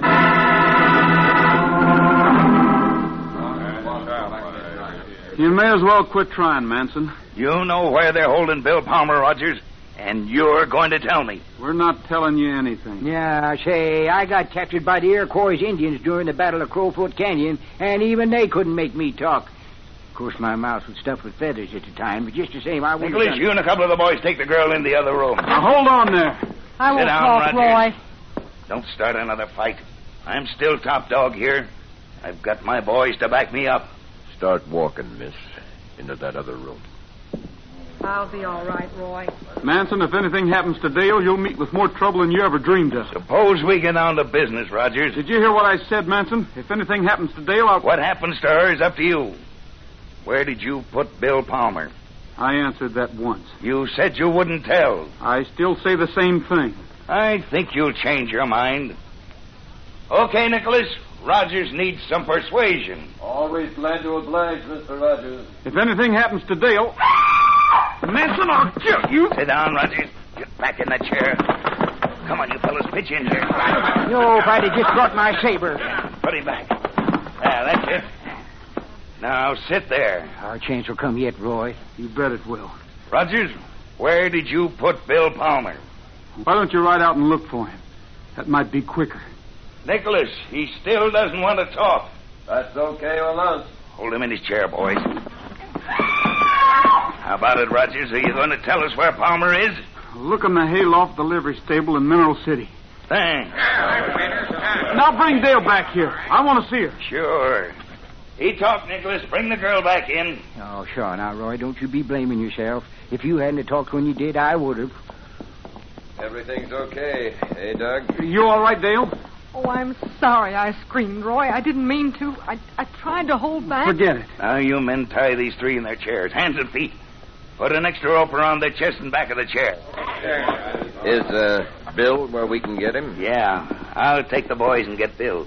You stick here and watch over these three. Why bother with them? because Rogers may have told us wrong. If he did, I want to be sure he's around when we ride back. Manson and the gang leave. Roy, Dale, and Jonah are alone in the house with Pete Nicholas. The sun sinks below the horizon. Darkness comes to Paradise Valley.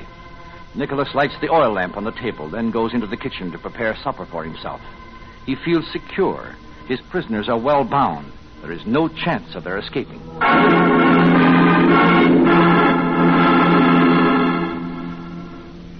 Oh, if only I hadn't screamed. If I could just have held... It's better this way, Dale. Oh, shucks, they ain't going to find Bill Palmer anyhow. Roy didn't tell him the right place. I didn't tell him any place at all. I merely suggested they look in the livery stable at Mineral City. Sure reminds me of the time General Rowe went from Portland to Minneapolis. If we could figure a way of signaling the sheriff, we'd clean this thing up in a hurry.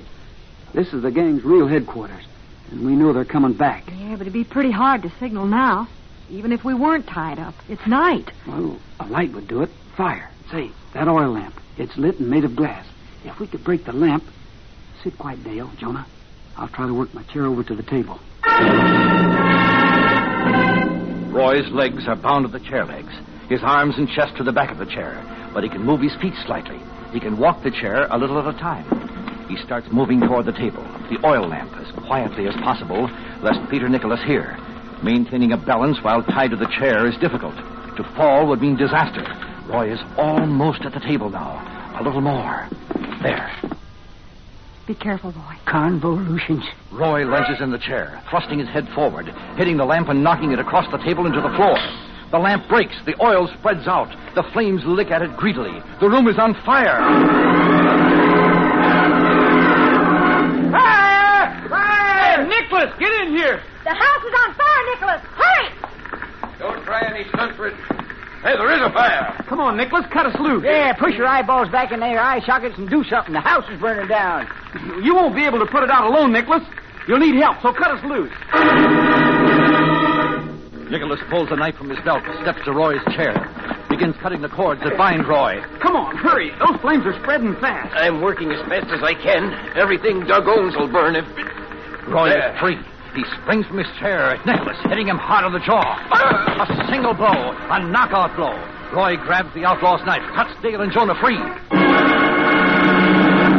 A lightning stroke, Roy. Jonah, tie some rope around this rattler and drag him out of here. You betcha. I'll grab some blankets and start smothering these flames. I thought the flames were to signal the sheriff, Roy. As long as we're free, Dale, we won't need the signal lamp. Well, here, give me a blanket and I'll help you. No, I've got another job for you. See if you can locate the posse. All right. Bring them up the main trail. Don't use the back trail, or you might run into Manson and his gang. On their way back, you mean? Yeah. It'll be easier to get them after they're off their horses and in the house. Oh, one thing more. Stop the posse at the halfway point. Hold them there until you hear 2 shots. That'll mean Manson's home and to come on. Got it. When you get there, you'd better fire 2 shots, too, so that I know you're on hand and ready for action. As soon as the fire has been put out, Roy and Jonah remove all the guns and ammunition from the house. They find a hammer and nails, nail the wooden shutters on the windows close. They nail the back door. Now there is but one way to get in or out of the house, the front door. The front door is a trap that can be guarded by 1 or 2 men. Roy and Jonah go outside to await the arrival of the gang. Oh, I smell smokier than I did the time the Indians used me to send up signals. The Indians used you to what? Hey, there wasn't nothing to build a fire with, you see, and I was their prisoner, so they sprinkled me with water first, then they lit me, and... Hey, that's Dale. She and the posse are at the halfway point. Well, now all we got to do is just sit here and wait for the outlaws to come. That's when the real excitement will start, Jonah.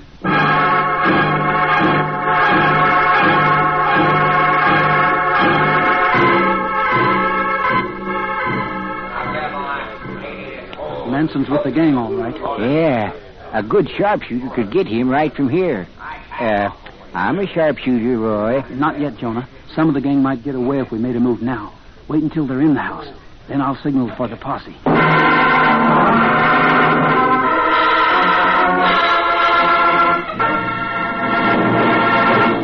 If you're a cheap rain-in-the-face in the morning, get off the warpath with a breakfast built around new, improved Post Toasties, the heap-good cornflakes. Post Toasties are crisp, fresh, packed with the rich, sweet kernel flavor of corn. The cereal, it's a hit with both big Indians and little Indians. Post Toasties, heap good cornflakes. The best thing that's happened to corn since the Indians discovered it. Eat good cornflakes. Post Toasties, eat good cornflakes. So put a feather in your cap, Mom, by making sure your early morning hunters find a heap of Post Toasties in their breakfast bowls. Talk about corn-flavored freshness that'll make them whoop for more. Say, you're talking about Post Toasties, the best thing that's happened to corn since the Indians discovered it. Post Toasties, eat good cornflakes. The best thing that's happened to corn since the Indians discovered it. Eat good cornflakes. Post Toasties, eat good cornflakes. Post Toasties, one of the famous triple wrap Post cereals. Guaranteed fresh or triple your money back.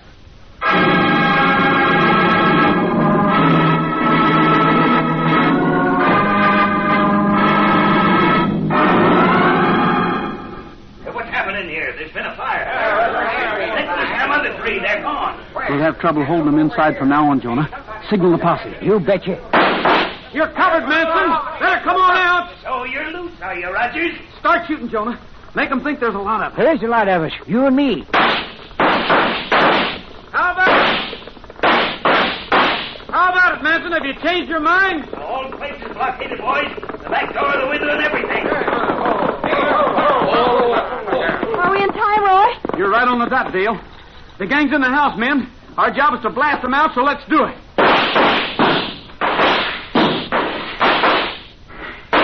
Hold it! Don't shoot. We're coming out. Hold your fire, men. But keep your guns ready. The outlaws, sullen now and frightened, file through the open door into the moonlight, dropping their guns as they come. The posse takes over quickly, efficiently. Where's Manson? Doug Manson hasn't come out yet. All right, Manson. We're not going to wait for you. Come on and get me. Let me see you try to walk through that door. Let me take your saddle gun, Dale. Sure. Here, Roy. He's got another lamp lit in the back room. We'll just start another little fire. Hey! That did it, Roy. Yeah. Look at them flames spread in there. They ought to cook his goose. If he had a goose, I mean. Manson's trying to put out the fire, Roy. Get back there, Manson. You can't do this, Rogers. Keep back on your own side of the room. Away from those flames. You can't let me burn. Then start talking. Manson hesitates a moment, then goes back to the far side of the room. He cannot be seen from the outside now. He's unnerved, frantic. Roy and the others hear pounding coming from inside the cabin. Now I can take him. Roy turns toward the house and without hesitation steps through the doorway. Manson. No, you don't. This is for what you did to Dale. You rattler. I wish there was time to give you more. All right, you men, come and get him. And we've got these flames to look after, too.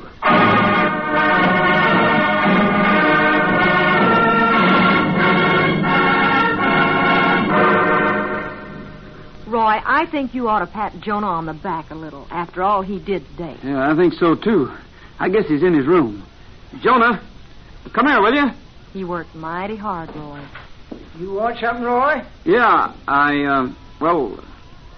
what's all this? Oh, just trying on my old uniform, see if it'd fit. No, I mean those things on your chest. Let's see 'em, Jonah. You didn't tell me you had all those medals. Oh, didn't, huh? Well, what are they for? Well, this is for just plain heroism. This is for gallantry, and this one here belonged to my captain, but he left it pinned to his shirt one day when he gave me his clothes to wear. And this is for bravery beyond the call of duty. But this one here, it's beautiful. Yeah, well, that's a private medal General Thomas Kenneth Rowe gave me for shooting a sheep. A sheep? Yeah. You see, one day, General Rowe got word that some bigwigs from Washington was going to inspect our post. Well, sir, the general couldn't keep Slick Top Sue for, oh, my gracious, can't say that anymore hardly. Couldn't keep Slick Top Sue from hanging around. And naturally, he didn't want the big moguls to see her, not with her head bare the way 'twas. Oh, naturally. Yeah, well, so the general left everything up to me. And I went out and shot a sheep. Then took the hide, cut it to shape, and glued it, woolly side out, on Slick Top. Oh, there, boy. Well, to make a long story short, the results was amazing. I say the results was amazing. Them Washington moguls got smitten head over heels by Slick Top. Mm-hmm. The woolly effect was very fetching, you see. And they invited her to come to Washington. Said they'd give her a big job. So she accepted, and they did, and we never heard of her again. Which made General Rowe very happy. Happy enough to pin a special medal on Jonah. Dale, what I ought to do instead of patting this fellow on the back is to give him the side of my boot, and I think I will.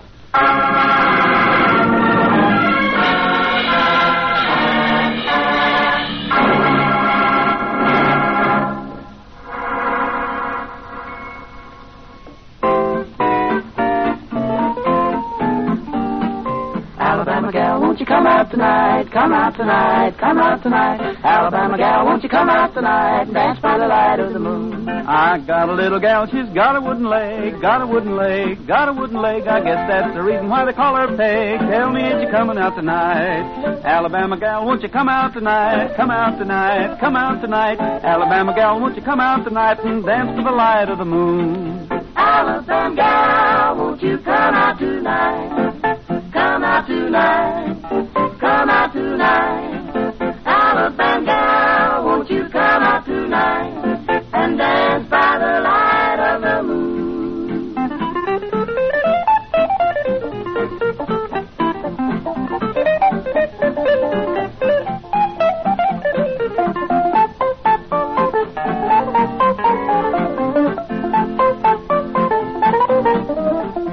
I asked her if she'd be my wife, be my wife, be my wife, and I'd be happy all my life if she would marry me. Yes, sir, I will be your wife, be your wife, be your wife. Yes, sir, I will be your wife if you'd be true to me. Alabama gal, won't you come out tonight? Come out tonight, come out tonight. Alabama gal, won't you come out tonight and dance by the light of the moon?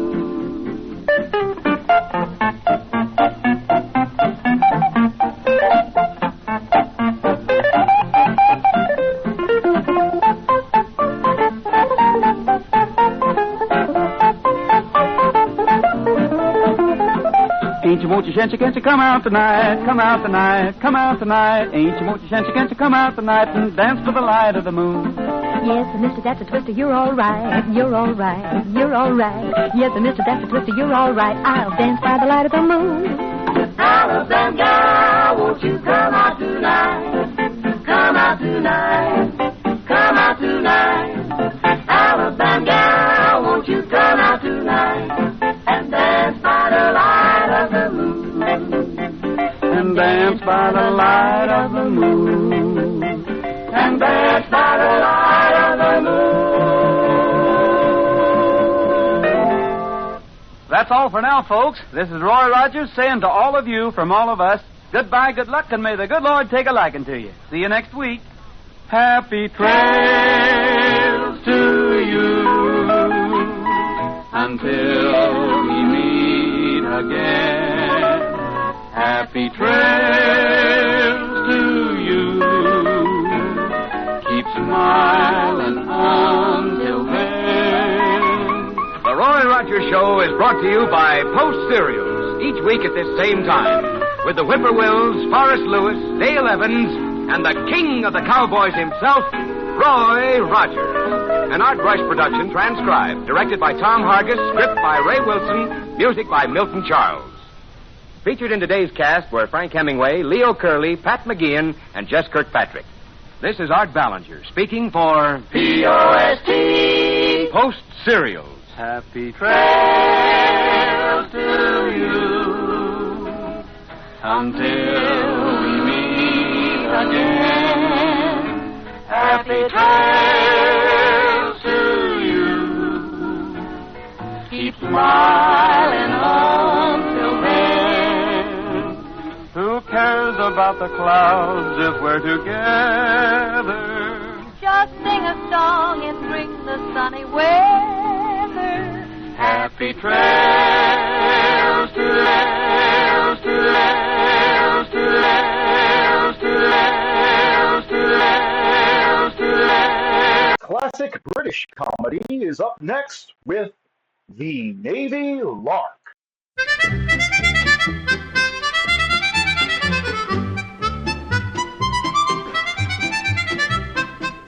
Ladies and gentlemen, we present the Navy Lark with our 3 stars, Dennis Price, John Pertwee, and Leslie Phillips.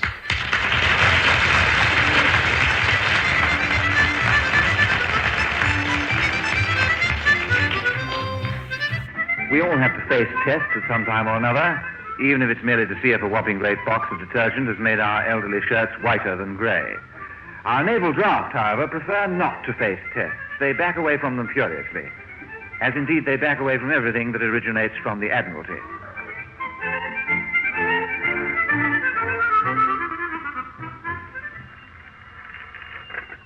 Commander Shaw, Admiralty here.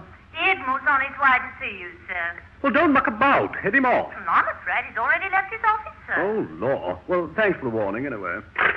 Oh, get out of my way, blast you! Where's Shaw's office? Oh, don't tell me, I'll find it.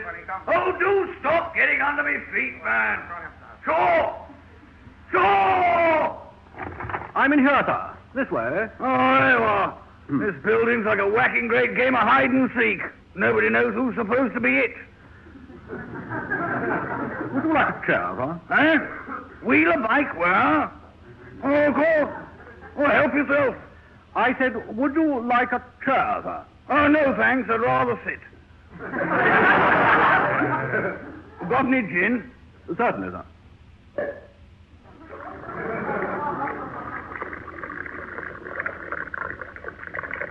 When? Too early in the morning for a large one. Oh, quite. Oh, cheers. Well, now, these psychoanalyst wallows have dreamed up another series of tests, apparently. About time, too. Couldn't do the last lot myself. Neither could the psychoanalyst wallows, actually. Well, sort out a draft to come up here and take the confounded things, will you? Certainly, sir. You know, I think I know exactly the right mob to lumber with this. Well, I can't stop any longer. Oh, have a good trip on your bike. Good morning. Good morning, sir. Oh, get out of me way, can't you? Cluttering up the corridors all the time. Well, where's me office? I've lost me office. Who's pinched me office? Oh, do get out of me way, man. Yes, sir. Get me Commander Povey at Portsmouth, will you? Certainly, sir. And you'd better get another bottle of gin in for the office. The Admiral's just had a quick one. All right, sir. You're through. Hello, Commander Bergen here. Sure, here, old man. Got a little job for the island draft. I'm delighted to hear it. That mob hasn't done a day's work in years. The psychoanalyst Wallace wants them up here to go through some new tests. Oh, then I can tell you the result beforehand. They'll be graded as stark raving mad. Or I'm a Dutchman. Are you really? By George, you picked up the lingo, jolly one. I didn't say I was a Dutchman. I merely meant it. Oh, what's the use? When do you want them up there? As soon as possible. Get them mobile, will you? It'll be a pleasure. They'll take these tests whether they like it or not. And you might as well come up and take them too, Povey, old man. What? Well, You never know your luck. You may get slung out of the service. Slung out of the service? You look a right Charlie in a bowler hat, old man. Toodly bye.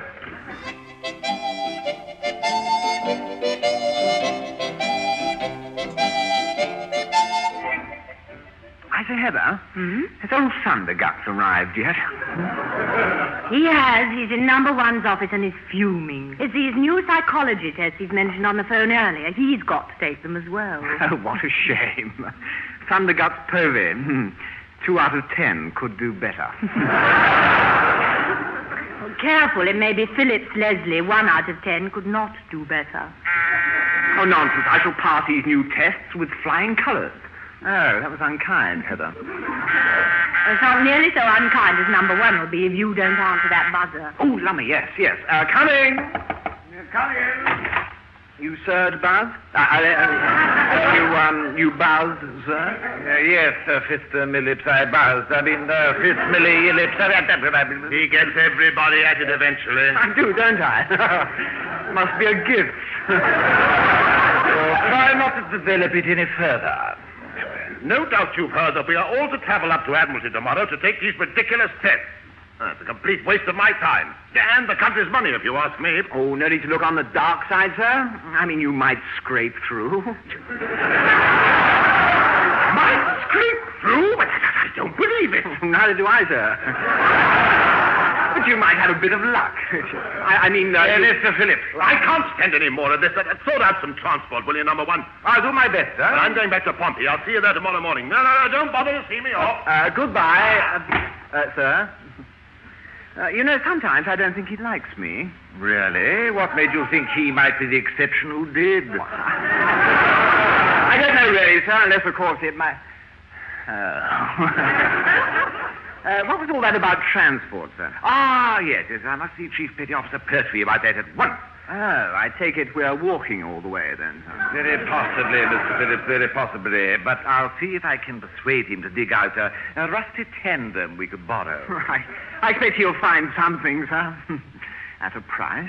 Yes, so as he's coming with us, I've every hope of a 1959 Rolls Royce. Deluxe model, complete with liveried chauffeur and 2 footmen. Yes. I bet I know who'll end up by being the 2 footmen. Quite. But then travelling with Pertwee always has its little hazards. Hazards, sir? Yes. One wrong word and all your personal luggage ends up on the wrong train. Next heard of in a second-hand dealer's in Port Side. Another one of his relatives, sir? Bound to be. It's just a thought, sir, but I suppose one of Pertwee's relatives at Admiralty wouldn't, What? What is it? Well, sort of, know the answers to these psychology tests, wouldn't he, sir? Phillips, are you suggesting that we should resort to underhanded cheating? Oh, sir, I'm afraid I was. Ah, splendid scheme, yes. I'll have a word with the chief at once.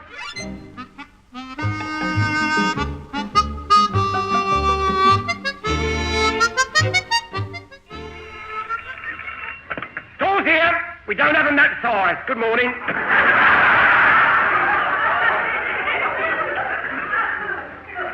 Strikes me there's about as much chance of getting an extra blanket out of here as there is a plate of caviar. Oh, well, that's where you're wrong. 'Cause caviar I've got. Blankets we're short of, but caviar I've got. Yeah, Sybil sent me some. Sybil? Well, that's your bit of stuff, isn't it?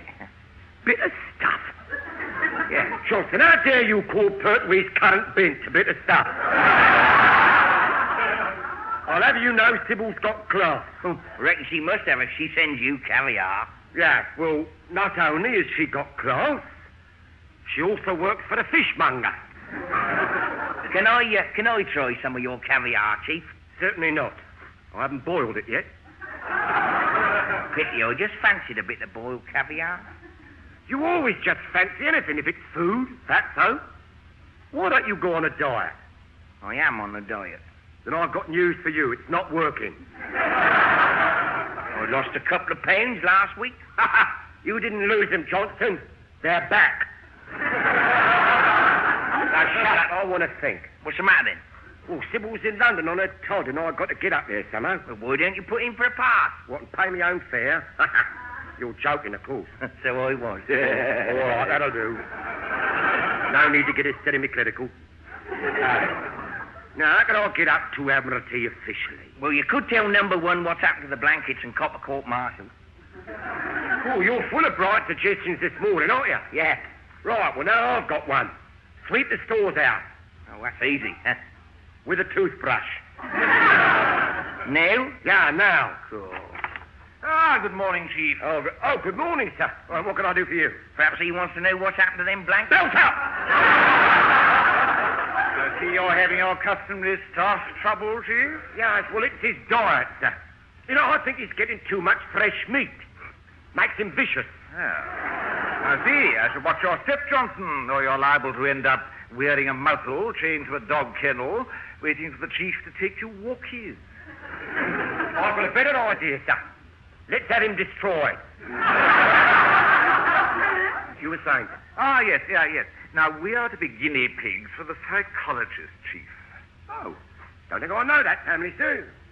I once knew a Fred psycholo. No. They want us to take some new intelligence tests up at Admiralty tomorrow. Oh, well, that's a pity, sir, because I shall be too busy taking stock...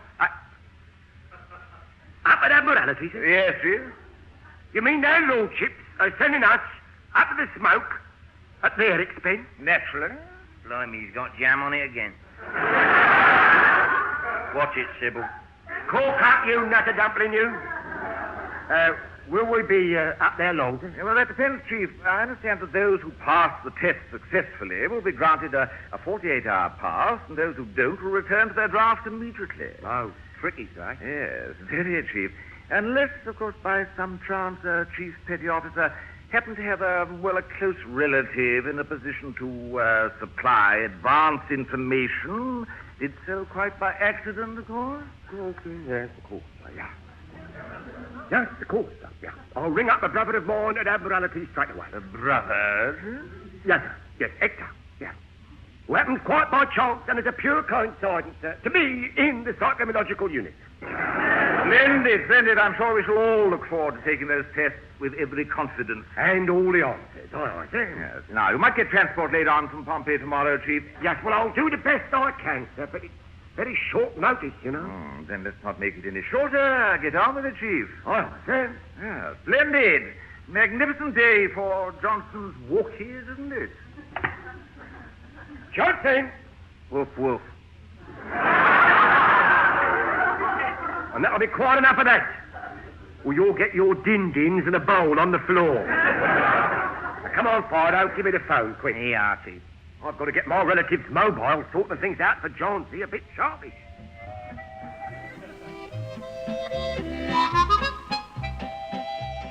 Number one, I thought I told you to lay on transport for this morning. Yes, you did say. It'll be here in a minute.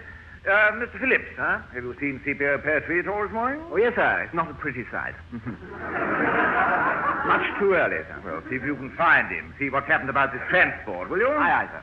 Shall I help you look for him as well, Mr. Phillips? Oh, rather. No, thank you, Heather. Otherwise the chief will turn up. We shall all spend the rest of the day trying to find you and Mr. Phillips. Oh, you mustn't worry about us, sir. We shall be all right. Really, sir. Get it, Mr. Phillips. Ah, here he is. Chief Petty Officer Pertwee reporting, sir. Good morning, Chief. Where's his transport? We're all agog with interest to see what you whistled up. Well, it wasn't easy, sir. Not at such short notice. I had a feeling it wouldn't be. What have you done? Well, it'll be here any second now, sir. Unfortunately, all naval transport was commandeered, so I had to, Lummy, is that it?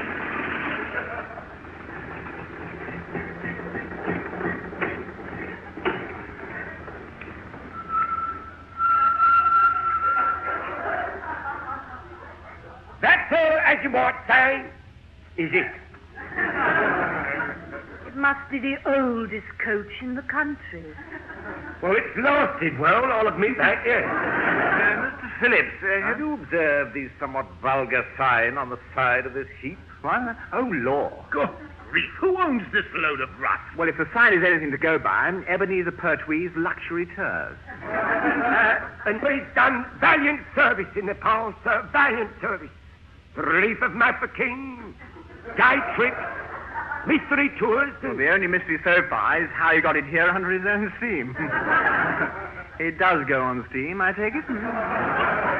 Only when she boils, sir. It's about every 3 minutes, I should imagine. Hey, morning all. Morning, Nunkey. Well, how many of you are there? 8, Nunkey, why?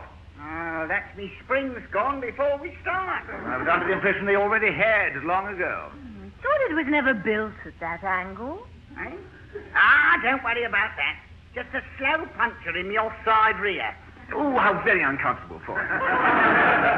If you ask me, his floggle toggle's in the wrong place. Well, we didn't, Johnson, so belt up. Right. Oh, for goodness sake, let's get aboard this wretched thing or we'll be late. Come on. Oh, look out, mind the door, sir. Oh. Nunkey, where do you want me to put this door? You ham-handed rotters, you've broken the engine. What hinges? Oh, leave it where it is and let's get going, for goodness sake. Would you like to sit next to me, Heather?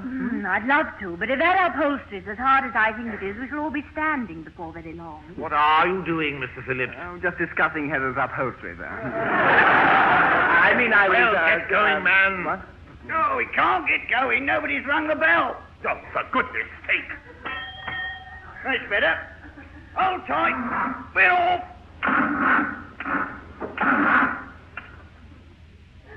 And then again, we're not.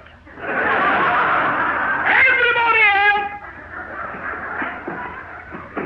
Oh, this is absolutely ludicrous. Well, why do we all have to get out again? To push, sir. What? But can't Can't he crank the confounded thing? No, sir. No, I'm afraid not. No. Sitting a bit low as she does, you can't swing the handle without scraping your knuckles on the road. It worked! Everybody in! Everybody in!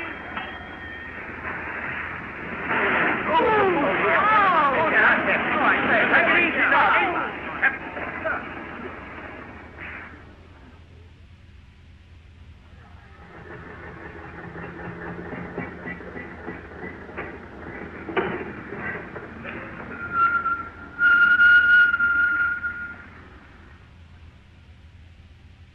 I think we've broken down, sir.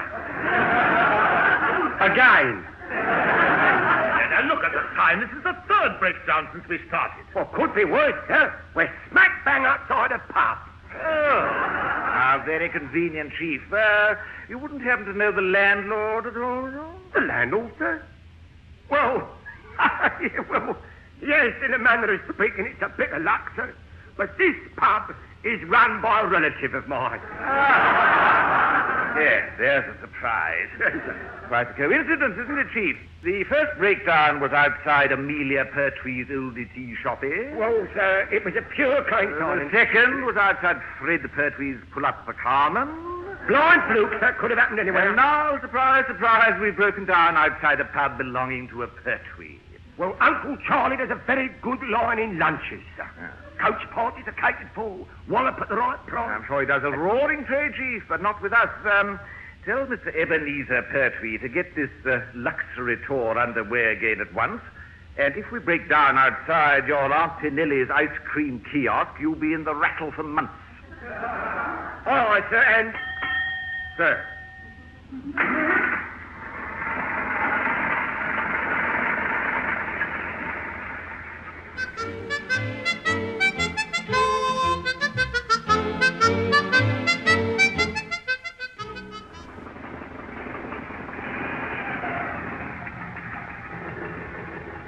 Well, here we are, then. We made it. Ooh, my back. I'm stiff all over. Would somebody mind unfolding my leg? I've sort of gone numb from the waist down. Poor, you're lucky. I can feel absolutely everything. Perhaps if some are handy, we could hire crutches. They don't make coaches like this anymore. So why? How you could see with all that steam boiling out of the radiator in front of you, I don't know. I couldn't. I don't think I feel very well. Cheer up. If anything, you look in a worse condition than Nunkey's cheddar. Well, ta-ra, Nunkey. See you soon. Here, Nunkey, give my love to Auntie. All right, well, wait till she sobers up, then. I say, Chief, he's boiling again already. What? Oh, blimey. Nunkey, abandon ship! Everybody down!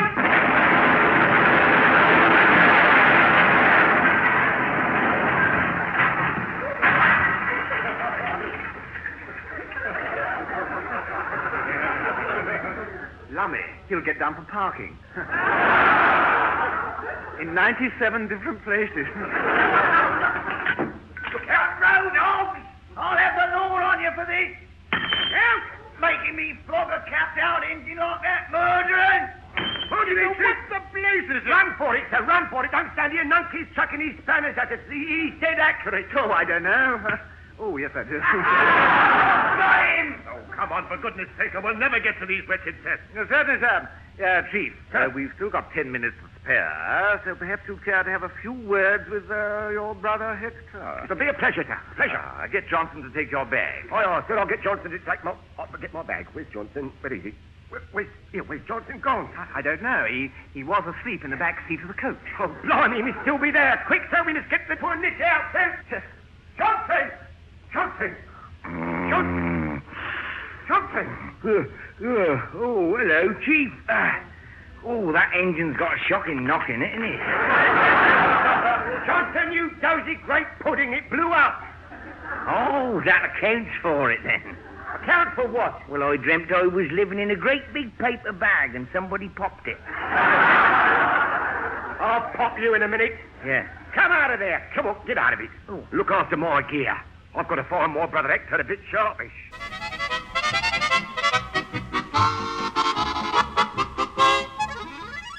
It's all right for you, Johnsy boy, but I don't see why I should. Don't you? Don't you indeed? Well, I wasn't going to mention it, but, you know, I did hear that a certain brother of mine, called Edgar, who shall be nameless, has been visiting a certain den of iniquity with a certain dubious blonde party and getting involved in a sordid house disorder. You had enough? All right. All right. You can have the answers. Very generous of you, I'm sure. Stand by, Sybil. Snogger Pertwee's on his way. Sybil? Yeah, Sybil Dubois. She's French. And she's about to cop a short, sharp share of the entente cordiality. Is she? She is, Hector, old lad. So hand over the answers. They're quite simple. All you have to do is to say yes to the first half and no to the second half. All right, let me get that then. Yes to the first half and no to the second. Is that all? That's all, Johnsy boy. That'll fix it, all right? Fix it? I don't like the way you said that. Oh, just a manner of speech. I see. Well, what's your manners? You make me nervous. See you later, Hector. Johnson! Johnson! Here, Chief. Have you got the answers? Pertwee always has the answers, my son. We have to say yes to the first half and no to the second half. Oh, smashing. We better go and tell number one and the others then. Yeah, of course. Only look, I'm going to put it to them another way. Hey? We'll tell them to say no to the first half and yes to the second. Oh, well, that'll mean they'll fail. A great tragic, Johnson. That'll be a great tragic. But Chief Petty Officer Pertwee is not over keen on having number one and the rest of them about whilst he's on a 48-hour pass with Sybil. Well, I'll be here. You I can deal with. Come on, we better go and tell them.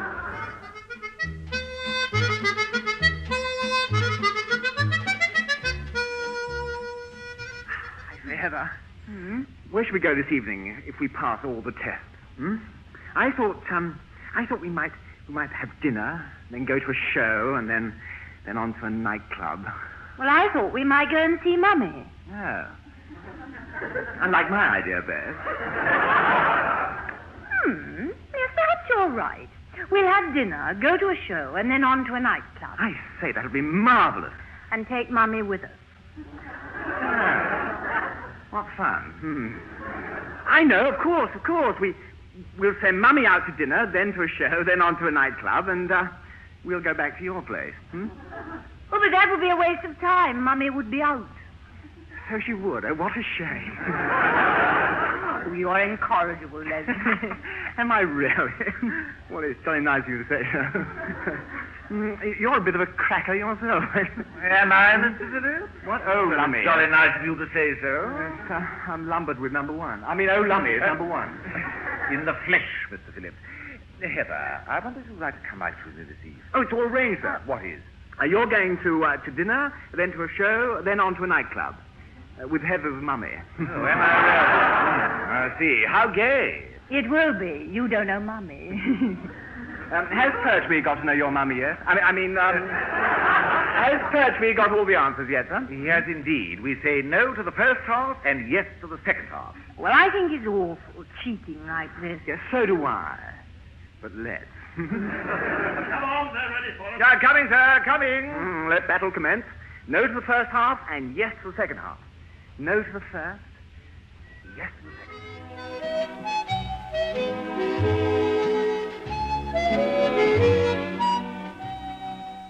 We should know the results any minute now. How much longer are they going to keep us waiting here? Oh, do get out of my way, man. Anyone who thinks you lived in this confounded corridor, stupid nincompoop. Shouldn't be long now, sir. Here's the Admiral. Oh, there you are. You seen that island draft anywhere? Actually, sir, we are the island draft. Oh. Well, if you see him, tell him to come to my office, will you? This way. Who are you? Well, sir. Oh, don't tell me. Just get out from under me feet, for Pete's sake. Madhouse, that's what it is. In here. Now park yourself somewhere. Oh, thank you, sir. Thank you. Up there, you idiots! That's my chair. Whoops, wrong again. As ever, Mr. Phillips, as ever. Well, I got the results of these tests somewhere. Oh, where are they? Oh, here they are. Now, I'll read them out to you. 16 bottles of gin, 1 tonic. Well, that can't be right. Well, perhaps that's your wardroom account, sir. Oh, so it is, yes. I say, I wonder who had that tonic. Wasn't me, that's a dead cert. Oh, yes, here's the thing. Who's Pertwee? Johnson. I'm Pertwee, sir. You know, you're in a shocking state. You're the only one who failed. Oh, thank you very much, sir. I beg your pardon, sir. You answered yes to all the first half and no to all the second half. Well, sir, you see, I thought that when... How you ever got in the service, I can't think. Look at your paper. Do you get dizzy spells? Yes. Do you frequently lose your temper? Yes. Do you look under the bed at night? Yes. It's a carb-up, that's what it is, a carb-up. And part 2. Do you go out with girls? No. Do you believe honesty is the best policy? No. Well, that's accurate any road. Well, I don't understand it, sir. Where's that no-good, underhanded, double-dealing brother of mine? Oh, I met him in the canteen, Chief, with his fiancée. They'd got the weekend off. Yeah, his what? His fiancée? Sybil Dubois. Such a nice girl. Sybil? Your brother asked to be remembered to you, Chief. Oh, I remember him all right, with a brick down a dark alley. Ah, that'll do, Chief. But he gave me the wrong answer. Here, just a minute. Johnson! What, Chief? Look, apart from me, you were the only one who knew the right answers. How come you haven't failed as well? Well, I forgot which half was supposed to be which. So I just used me loaf. You couldn't have done. You haven't got that much gravy in your bowl. All the rest of you have passed with flying colours. You can collect your 48-hour passes on the way out. But it's not fair, sir. I'll be on me Todd. It's not fair, that's what I say, sir. Now, where's that fella Pertwee gone? Gone for a bird? No, I beg your pardon. I'm sorry, sir. Yes, sir. The MO's given you a week's sick leave. Well, I can explain, sir. Look, through a pure coincidence, and the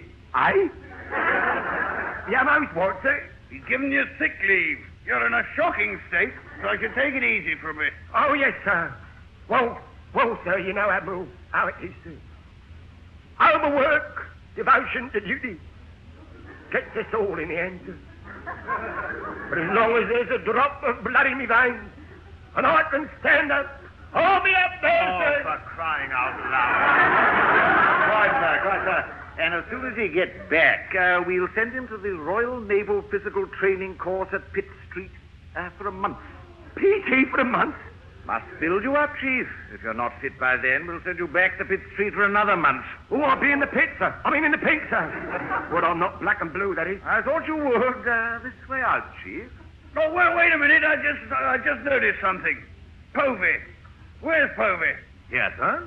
Good gracious, man. You're in a worse state than the other fella. Well, that's impossible. Oh, no, it isn't. You've doodled on the top. Doodled? I don't remember. The board have interpreted it. 2 of them reckon you're a simpleton, and the other one reckon you're a raving nut. What? Oh, what a shame, sir. Heartbreaking, Chief. Heartbreaking, yes. Well, a grand evening for a night out, isn't it?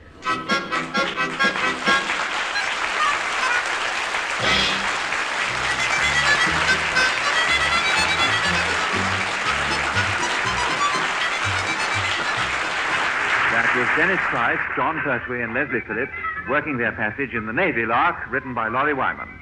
Dennis Price was the number 1, John Pertwee was the chief petty officer, Leslie Phillips was the sub-lieutenant, Commander Povey was played by Richard Caldecott, Hector Pertwee was Michael Bates, Heather was Heather Chasen, Able Seaman Johnson was Ronnie Barker, and the Admiral was played by Kenyal Evans.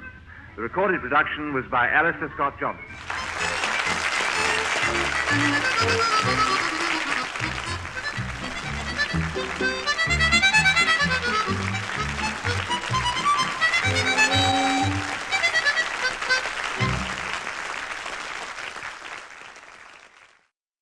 Hey, man, how about we check in with Fibber, Magee, and Molly next? That sounds good to me. The Fibber, Magee, and Molly Show.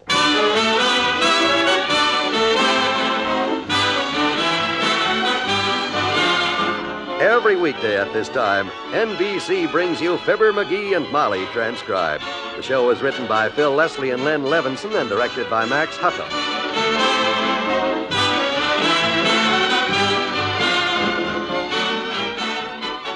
We'll join Fibber and Molly in just a moment. How's this for a neat exchange? You pay $75, you get back $100. Would you like that kind of return for your money? Well, you can have it by investing in United States savings bonds.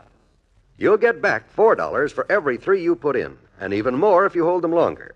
And it's a cinch to save when you join the payroll savings plan. It's the easy way to invest in savings bonds. Your employer will save a few dollars for you every payday. You decide the amount, and the rest is automatic. You won't even miss the money because it comes off your check before you see it. Soon you'll have a fine nest egg of bonds earning extra dollars for you year in and year out. Invest in United States savings bonds today. It's not only an investment that pays off for you in dollars saved, it helps to build a stronger, safer America. So with United States savings bonds, you get double security. Form a partnership with your Uncle Sam today and watch those savings add up. Do it the easy way with a payroll savings plan.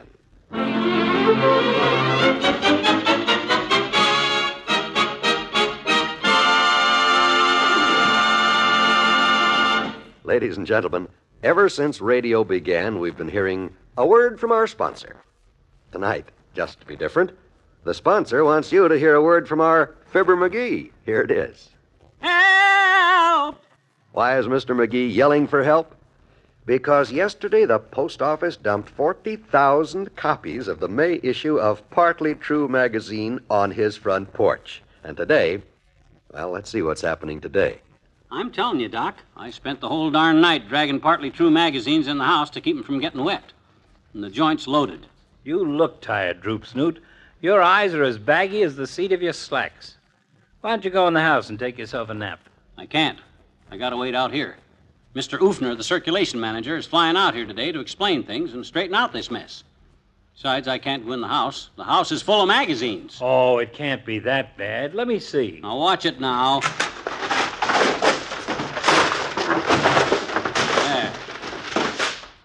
Oh, my papa. What an avalanche. Well, what did I tell you? Say, I haven't seen this month's issue. Yeah, it looks like an interesting one. No, I wouldn't know. I hadn't had time to read it. How to Clobber a Bully. Mm-hmm. Boa Constrictors I've Belted. Knife Dueling for Fun and Profit by Dirk Cutshaw. Who'll Buy My Violence by Al Blinker, Private Eye. Hey, that's a continued story I'm too busy to read. Oh? Al Blinker's on the trail of Tobias Taylor, the guy who kills all his wives without leaving a mark by tickling them to death. Hey, is that possible, Doc? Could you get tickled to death? Yes. I'd be tickled to death if you paid up your back bill. Why? No, I mean, could a man actually tickle his wife to death? You know, just make her die laughing? Well, it's possible, I suppose. Not being a married man myself, I couldn't say for sure. Well, I've got to be trotting along. Oh, by the way, where's Molly? Well, she's somewhere in the house, buried under all those magazines. Buried? Don't get my ticklish answers wrong, Fatso. The word buried is just a figure of speech. Oh. Hey, Molly. Yes, dearie. Doc's leaving now. Didn't know he was out there. Bye, Dr. Gamble. Drop in again when you can get in. Thank you. Bye, Molly. By the way, McGee, I know you wouldn't mind my taking this copy of Partly True magazine with me. I see you have a spare one. No, nothing doing, Fatso. No, put that back. What? Well, you got enough here to... These magazines ain't mine to hand out. I'm holding them in trust for their rightful owner. I'm sorry, Fatso. You can get a copy down at the newsstand. Okay, if that's the way you want it. And next time you get a tummy ache at 3 a.m. and wake up screaming for medical help, get that at the newsstand, too, stingy. Who, Dr. Gamble? Who's stingy? Who? Oh, hello, Teeny. I didn't see you coming. Oh, hi, sis. Come on up on the porch and set a spell. Okay, mister. But who's stingy? Because, oh, boy. Look at all the magazines. Millions of magazines. No, just 40,000 is all. Gee, that sure is a lot. Hey, who's stingy, Dr. Gamble? Well, we were just... Not Mr. McGee, I betcha. He's not stingy. He's awful nice to little children all the time. There, you see? Ha! Lots of times he gives me things all the time. I bet you if I won 50 cents for an ice cream soda, all I'd have to do is just ask Mr. McGee. You don't even have to ask, Teeny. Here, you want a half a buck? There you are. Go buy yourself a soda. Oh, boy. Isn't he wonderful, Dr. Gamble? 50 cents. Gee, thanks, mister. Hey, I got a wonderful idea, Mr. McGee. Can I have all those magazines for our paper drive at school? We're having a paper drive for old papers. Can I have the magazines? Can I? Well, now, I'm sorry, sis, but they don't belong to me. Besides, they're not old. They're brand new. I guess that sort of makes them ineligible for an old paper drive, don't it? What's ineligible? You mean what's ineligible? I don't know, do you? Do I what? Do you mean ineligible when I ask you? Let's start all over again, Mr. McGee. Let's pretend I'm just coming up on the porch steps and you're saying hello to me. Okay.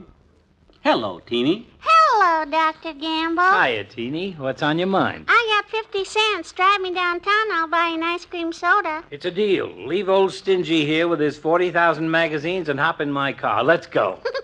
Why, if that ain't the sneaking...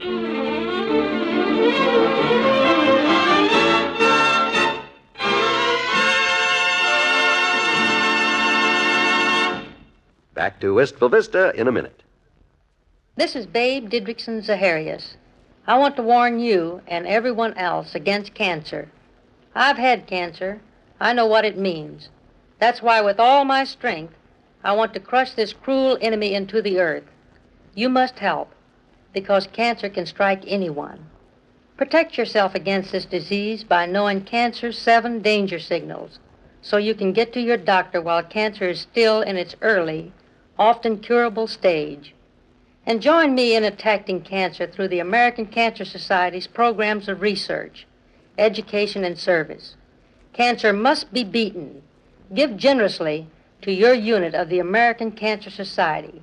Remember, cancer strikes 1 in 5.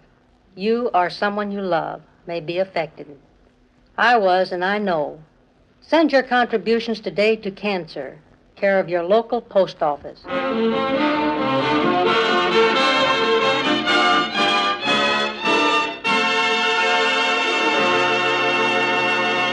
And Mr. Ufner ought to be here any minute, Molly. He phoned from the airport 20 minutes ago and said he'd be right over. I hope he doesn't have any trouble finding the house. Trouble?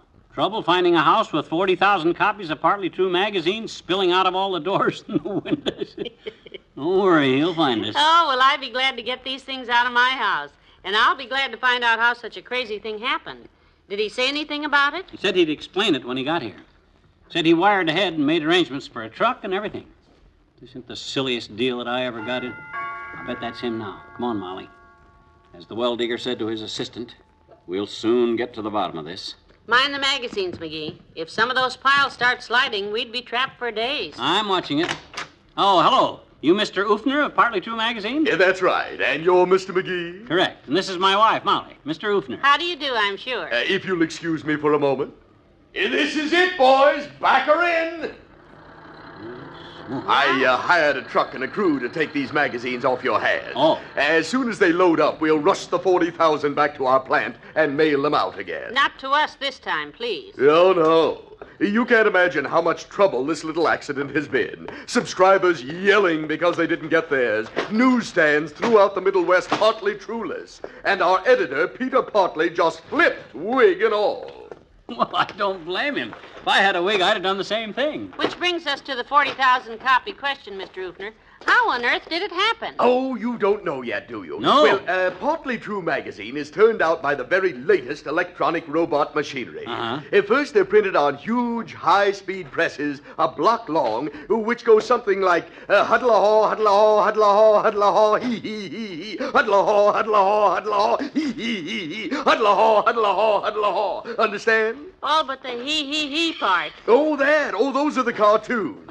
Then as they pile up, an electric eye counts them off. 20, 40, 60, 80, 100, 20, 40, 60, 80, 100, 20, 40, 60, 80, 100. Yeah, we get it. No. But how the heck did I get 40,000 copies? Did the electric eye develop a cataract when it looked my way? Well, I was just getting to that regrettable accident, Mr. McGee. After the magazines are counted, they're conveyed to the machine which stencils on the addresses. You see, we have a stencil for each subscriber, and the machine is supposed to go something like this. McGab, McGaffney, McGann, McGarvey, McGaw, McGee, McGill, McGivney, McGovern, McGoo, like that, you see. But this month, one of the stencils stuck, and apparently this is what happened. McGab, McGaffney, McGann, McGarvey, McGaw, McGee, McGee, 40,000 times. I get it. The machine stuck at my stencil, and we got stuck with all them copies. And they could get mailed without anybody ever noticing it? Mrs. McGee, ours is the most modern plant in the world. The copies are dumped directly into mail sacks and mailed out untouched by human hands, unseen by human eyes. And uncorrected by human boneheads. Yeah. Well, I do hope it won't happen again. Yeah, this has been a big worry and a lot of work to me. Yeah, I know, and we regret it, Mr. McGee. That's why I came all the way out here myself to personally express our appreciation. What finished, mister? Well, that didn't take too long, did it? I'll be right with you, boys. They'll have to drive day and night to get back to the plant with those magazines. I should think so. I'm awfully sorry for all the trouble we've caused you, and to make up for the annoyance, Partly True magazine is going to do something for you. What you going to do, Oofy? We're going to extend your present subscription to Partly True... Good. ...by another month. Huh? Well, I've got to go. The boys are driving me as far as the airport. I'm happy to have met you both. Come on, dearie, let's go inside. 1 month. Boy, of all the generous... Oh, doesn't this house look empty and wonderful? Yeah, boy. I'm sure glad to get rid of all them magazines. Me too. You know what I'm going to do? I'm going to sit right down here and read my continued story in peace and quiet. The one by that private detective? Yeah, Al Blinker, private eye. He's on the trail of Tobias Taylor, you know, the guy that kills his wives by tickling them to death. Hand me my magazine, will you? Where is it? It's right behind you, on the piano there. The May issue... Oh, now, don't tell me. It's not here. Oh, no, them dirty rats. Why? They not only took the 40,000 extra copies, but they took my own copy, too. My own magazine. It's gone. Those dirty bandits, those robbers.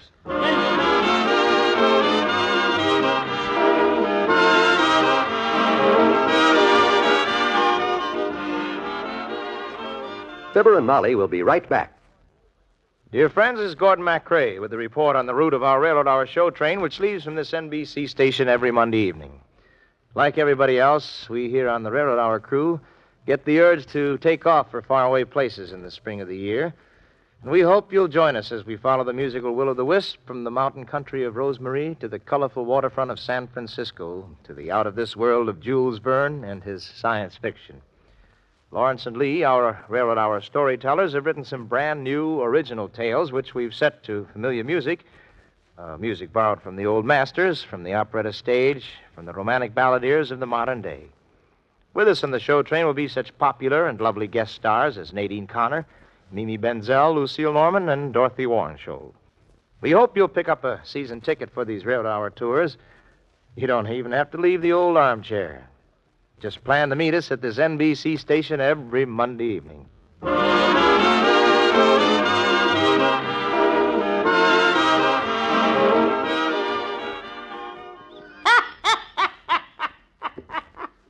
Oh, McGee, I can't help laughing. The things that happened to you. Doggone it, Molly, this ain't funny to me. Now, I'll never find out how that guy Tobias Taylor tickled all his wives to death. Well, he probably did it by subscribing to Partly True magazine. No use talking to you. Good night. Good night, all.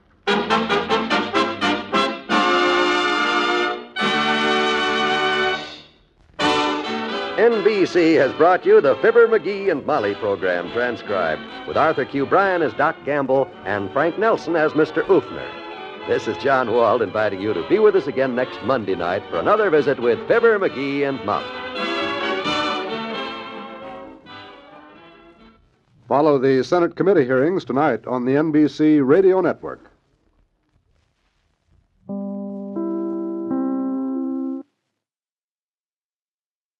It's elementary that Sherlock Holmes is up next on nightly old-time radio shows. From the BBC, The Adventures of Sherlock Holmes.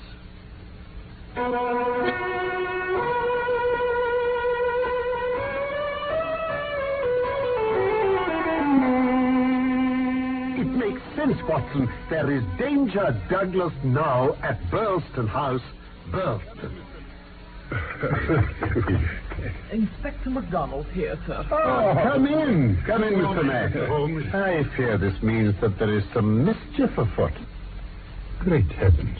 Why, what's on earth's the matter? That paper, those names. Just a little cipher Dr. Watson and I have been amusing ourselves with. What I came here to tell you was that Mr. Douglas of Billstone Manor House, Billstone, was murdered late last night.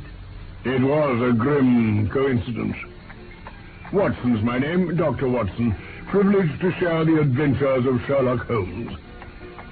I'll tell you about the Valley of Fear, which began with Holmes being rather bad-mannered. You'll see what I mean in a moment.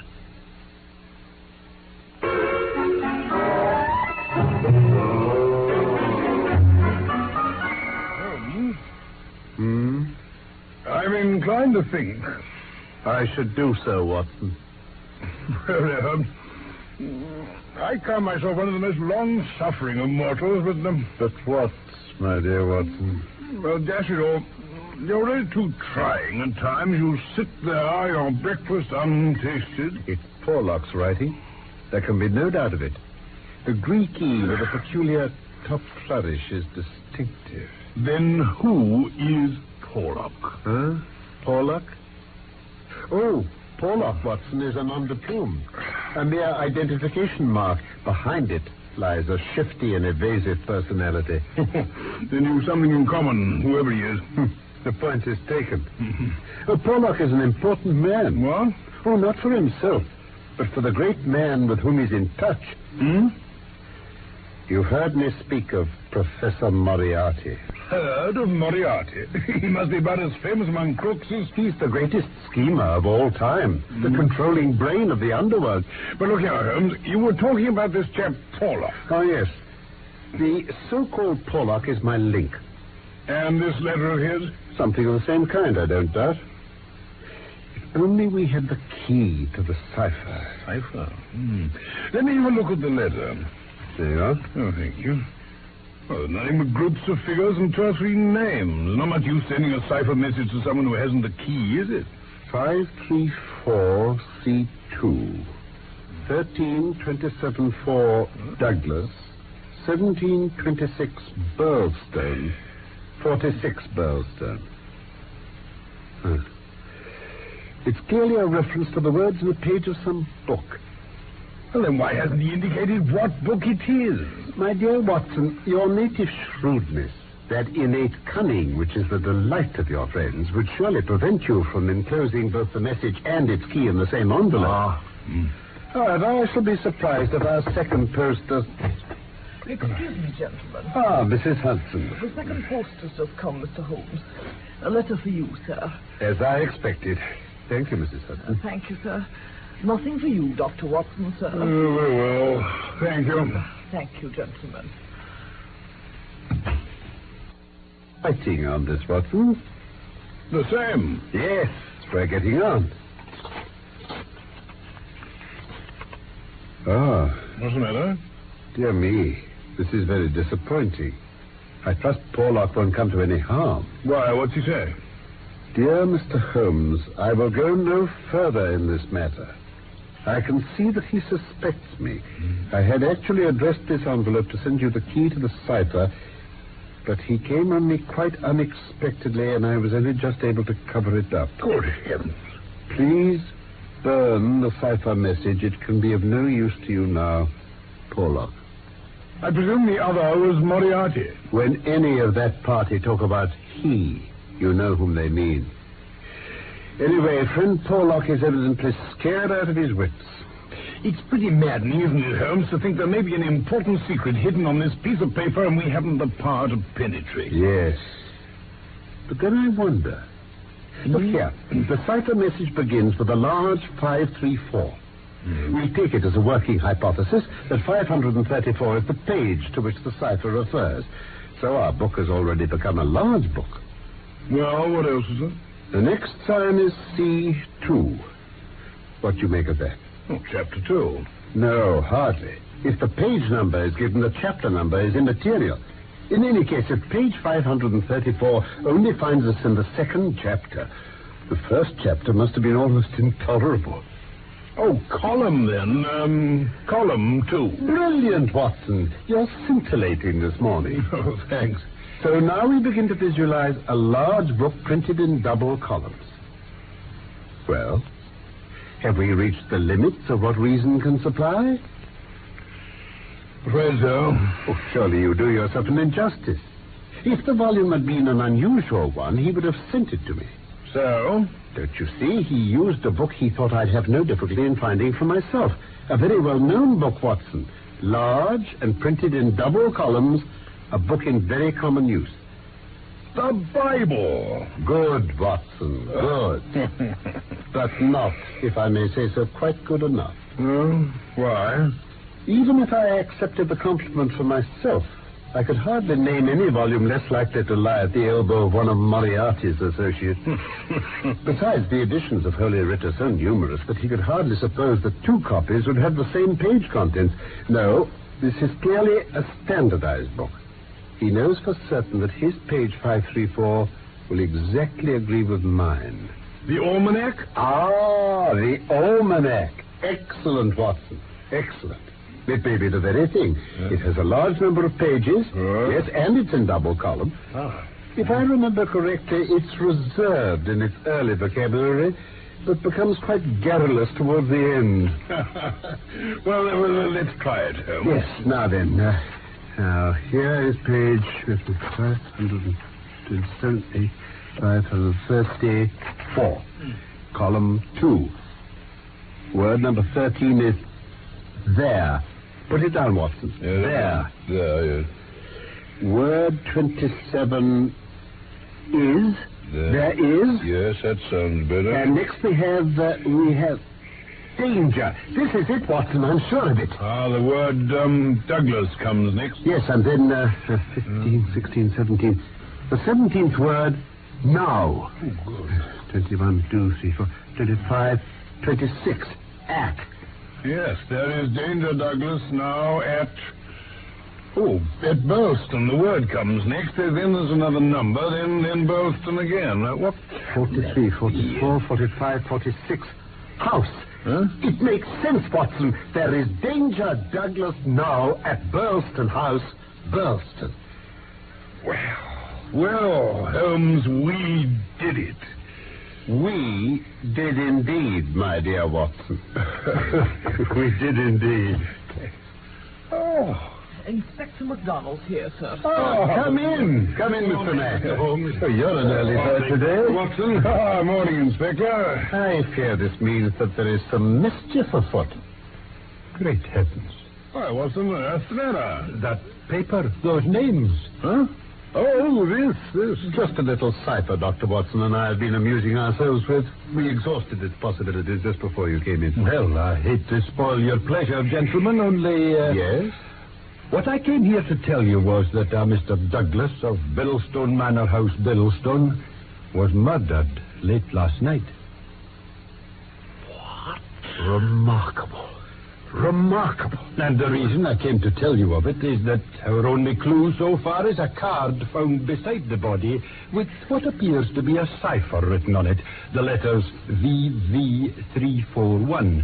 And I know your interest in ciphers, Mr. Holmes. Mr. Mack, I receive a communication from a quarter which I know to be important. It warns me that danger threatens a certain person. Within the hour, I learn that this danger has actually materialized and that the person is dead. I was going down to Biddlestone this morning. Now, it seems we might perhaps be doing better work in London. Oh? How so? Well, since I take it that envelope lying there's the one your message came in. And your eagle eyes noted it was posted in Camberwell. Exactly. Well, I'd better tell you at once. My correspondent's name is Porlock. It's an assumed name. I promised when he first wrote that I wouldn't try to trace it. Do you think there's someone behind him? I know there is. This professor I've heard you mention? Exactly. I might have known. Mr. Holmes, I won't conceal from you that we in the CID are inclined to think you may have a wee bit of a bee in your bonnet over this professor chap. Oh, dear. Mr. Mack, You've read about Jonathan Wilde, I take it? Yes. Yes, some sort of criminal in the old days. Everything comes in circles, Mr. Mack. Even Professor Moriarty. Jonathan Wilde was the hidden force of the London criminals in the 1750s or thereabouts. Oh. He sold them his brains and his organization on a 15% commission. The old wheel turns and the same spoke comes up. Sometime when you've a year or two to spare, Mr. Mack, I commend to you the study of Professor Moriarty. Well, he'll keep in the meantime. What really counts is that remark of yours about some connection between the professor and this crime at Billstone. Moriarty rules his people with a rod of iron. There is only one punishment in his code. It is death. So we might suppose that this murdered man, this Douglas, had in some way betrayed the chief. Porlock would know he was about to be punished. Well, that's an idea. Or Moriarty may have been engaged to engineer it on the promise of a part of the spoils. Either is possible. I don't forget it could be something entirely different. Whatever it may be, we must look for the solution down at Burlstone. Then let's be going. Oh, good Lord, it's later than I thought. Oh. You've got 5 minutes to get ready, gentlemen. It'll do. Watson, be good enough to ring for our boots. Right away. While I change out of this dressing gown. Mr. Mack, the temptation to form premature theories is the bane of our profession. So let's make a bargain about that from the start, shall we? No theories from me till I can support them with facts. Very well. A bargain, Mr. Holmes. Good. Now, I can only see two things for certain at present. A great brain in London and a dead man in Sussex. It's the chain between that we're going to trace. Pass over that deer stalker. There's a good fellow. Watson and I don't get a trip into the country every day.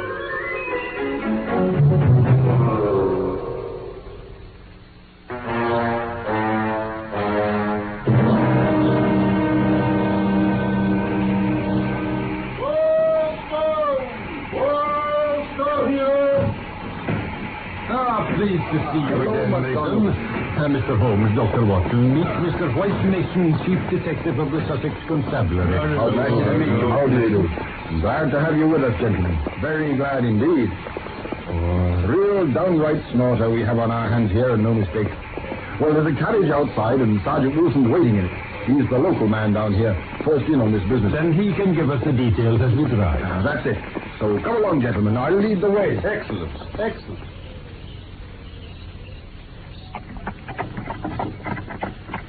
Well, gentlemen, it was 11:45 last evening. The first word reached me at my house. It was Mr. Barker come pealing like mad at the bell and told me there'd been a horrid murder at the manor. Mr. Barker? Who is he? Mr. Cecil James Barker, sir. Of Hales Lodge, Hampstead is the particulars I got. He's well known down here. Often comes down to stay at the manor with Mr. and Mrs. Douglas. Thank you, Sergeant Wilson. Pray go on. Yes, Mr. Holmes. Well, it was a little past 12 when I got there. The servants were all standing about in the hall. Proper shaken they looked. I see. Well, just then, Dr. Wood from the village arrived, and Mr. Barker led us into the room where the body lay. It was Mr. Douglas's study. You'll find it open straight into the hall, sir. Just a moment, Sergeant. When you say Mr. Barker led us into the room, to whom exactly does the us refer? Just me and Dr. Wood, sir. Oh, and Ames, the butler. Yes, he come in behind us and closed the door after him to stop the maidservant seeing. And what did you see, Sergeant? The deceased lay in the center of the room, sir. He was on his back with his arms and legs outstretched. He was wearing only a pink dressing gown with his night things under it. There were carpet slippers on his bare feet. His head had been nearly blown to pieces. God heavens. What's the blood about, then? Oh, something shocking, sir. Any weapon? Yes, sir. There was a shotgun lying across his chest. The barrels had been sawn off short, and the triggers were wired together, so they'd go off together. The doctor said he'd have the lock straight in his face, close range. Nasty weapon. Then this job, sir, as you'll see. Well, while Dr. Wood went upstairs to see to Mrs. Douglas, I got me notebook out and asked Mr. Barker a few questions. I've got the notes with me here. Yes, this is it. Now, first of all, I asked him whether anything had been touched since the business was discovered. No, if anything has been touched since this business was discovered. Nothing has been touched in this room, Sergeant.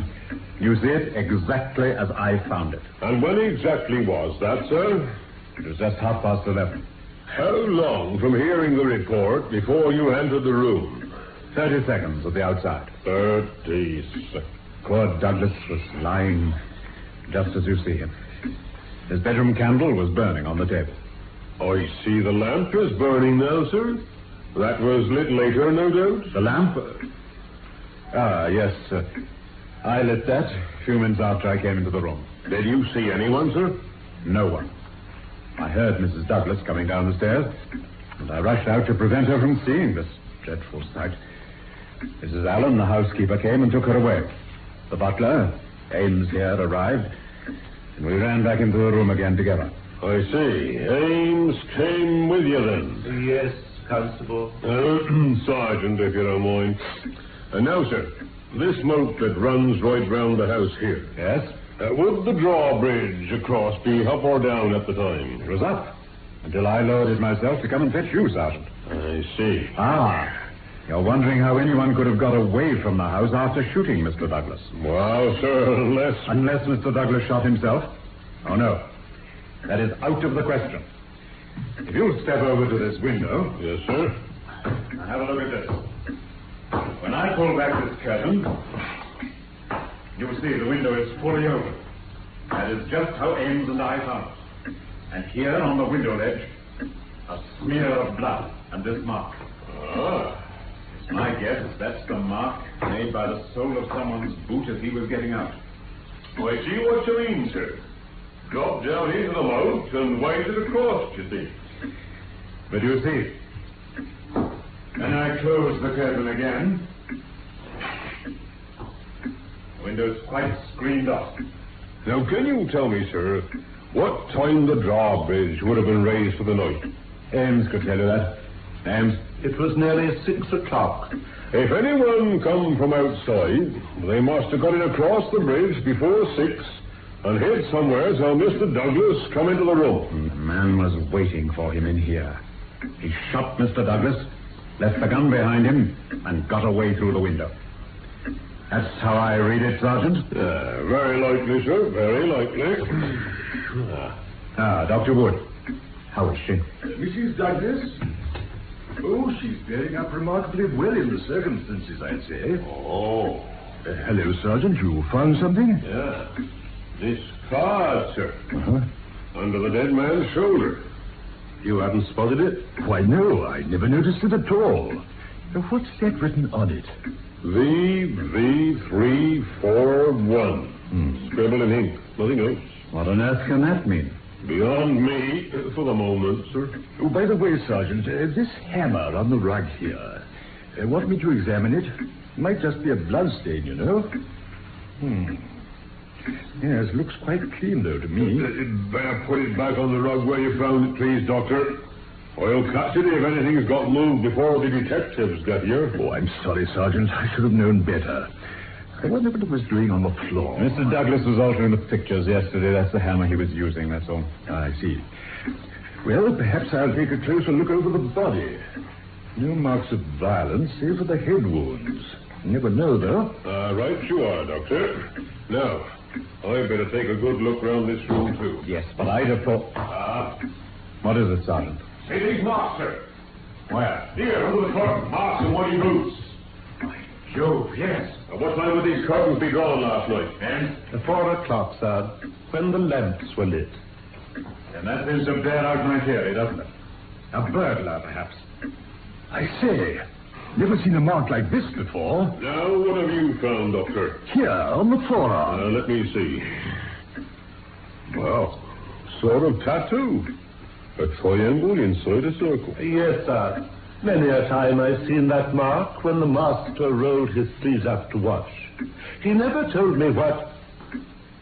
Well, strike me. Ames. Oh, I do beg pardon, sir. Look, sir. The master's wedding ring. It's gone. Good Lord. You're sure about that, Mr. Hines? No doubt at all, Sergeant. Always wore it. That ring with the rough nugget on it was a buddy. You're quite right, Ames. Just a minute now, just a minute. Did you say the nugget ring was always wore above the wedding ring? Always. Never changed. But that means the murderer, or whoever it was, took that nugget ring off him to steal the wedding ring. And then put the nugget ring back on again. There's the nugget. The wedding ring's gone. Well, that makes this the rummest jewel I ever struck. It's a deal too thick for the likes of me, and I don't mind saying so. And that's about as far as I can report to you, gentlemen. Remarkable. Most remarkable. Do you know, I can hardly recall any case in my experience where the features have been more peculiar. I rather thought you'd say that. We're well up with the times in Sussex, you can see. Yes, indeed. Well, I arrived to take over from Sergeant Wilson between 3 and 4 this morning. I examined the gun. There's no complete maker's name on it. Just the first 3 letters on the fluting between the barrels. The rest being cut off by the saw. What 3 letters? P-E-N. Yeah, I can't think what that comes from. Pennsylvania Small Arms Company. American, sir. Well, I've heard about sawed-off shotguns in the States. It might mean the chap who broke in and killed Douglas was an American. Sir, there is one other thing. Yes? About America, sir. The deceased and his wife spent a long time living there, in California. Oh, that's interesting, Holmes? Anything else, Sergeant? Well, sir, just that Mr. Cecil Barker was in America, too. He told me he was a friend with Mr. Douglas there. Oh, by the way, Mr. Holmes, Ames says he's never seen a gun of this sort in the house before. The gun was made to conceal. It would fit into any box. But why would a murderer carry a shotgun in with him? If he'd any sense, he'd choose the quietest weapon he could find. Something he can kill with and not make a sound. Be through the moat and well clear of the place hours before anyone finds what's happened. You're right there. Ah, I take it this is our destination. Yeah, this is Burlston Manor. I say. Quite a place, eh? 17th century, most of it, they tell me. Uh-huh. That's our celebrated moat. Yes. Pretty muddy looking, isn't it? Well, the water brings down the clay. It's generally about this color. You know, a chap could have drowned in it, couldn't he? You'd never spot him under that. Not much likelihood of that. Oh, not more than a foot deep near the edges and 2 at the most in the middle. Well, then, here we are. Sergeant Wilson. Sir? You can take the carriage and get away home for some rest.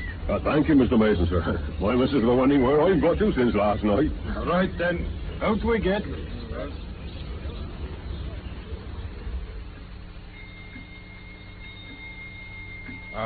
Close the door, will you, please, Ames? Yes, sir. Inspector MacDonald and Mr. Holmes would like to ask you a few questions. Ames, I understand you to have said that you often saw this mark on your late master's forearm. Frequently, sir. You never had anyone refer to its meaning? Never, sir. I noticed there's a small piece of plaster at the angle of the deceased's jaw. Here, do you see? Yes, I see it, sir. He cut himself shaving yesterday morning. Did he appear nervous at all? Could that be why he cut himself? It struck me he was a little restless and excited, sir. Uh-huh. Mr. Holmes, anything to add? Thank you. Ames, this card with VV341 scrawled on it, sir. I noticed that in this room there is only black ink in the inkwells. Always. But this writing is purplish in color. It's been done with a broad pen, and the ones in here are fine. Obviously, then, it wasn't written in here. That's a point. Can you make anything of the inscription names? No, sir. Nothing. It makes me think at once of some society or other. And I'm inclined to agree with you, Dr. Watson. What about that, Mr. Holmes?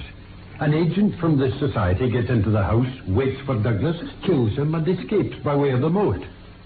But he leaves this card behind so that when the case is reported in the papers, the other members of the society will know the deed's been done. Vengeance or something. Plausible. But why this clumsy weapon? Well... And why the missing ring? And why no arrest? It's past 2 now. I take it that since dawn, every constable within 40 miles radius has been out looking for signs of a wet stranger. They certainly have, Mr. Holmes. Unless he's got a hideaway nearby or a change of clothes, they can hardly miss him. And yet they have missed him up to now. Well, Ames, I think that is all. Thank you. Thank you, sir. Oh, one moment, Ames. Yes, Mr. Holmes. What is this under the side table? Those are Mr. Douglas's dumbbells, sir, for exercise. Dumbbell? I think you mean. There's only one. Well, there were two, sir. The other must be somewhere about. I haven't noticed for some months.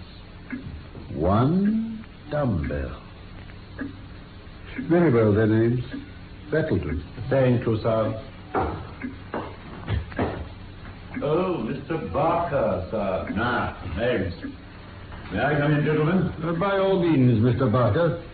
Don't wish to interrupt you, but... Oh, not at all, sir. Your fellows have found a bicycle. Where? In a clump of evergreens not 100 yards from the hall door. Obviously hidden, I'd say. Now, that's a new line of reckoning. Come on, Mason, we'd better take a look at once. Yes. You coming, Mr. Holmes? Of course.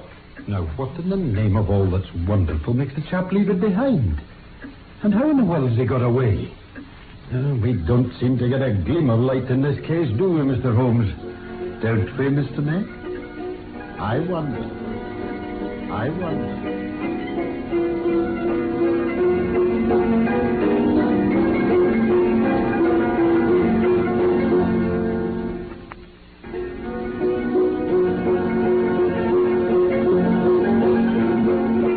The Valley of Fear was one of the stories about Sherlock Holmes by Sir Arthur Conan Doyle.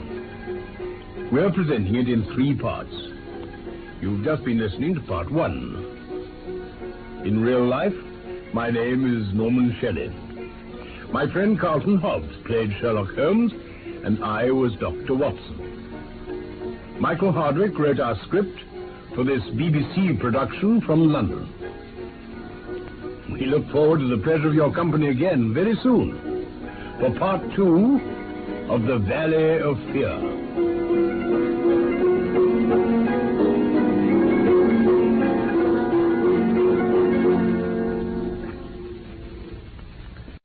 The Adventures of Sherlock Holmes.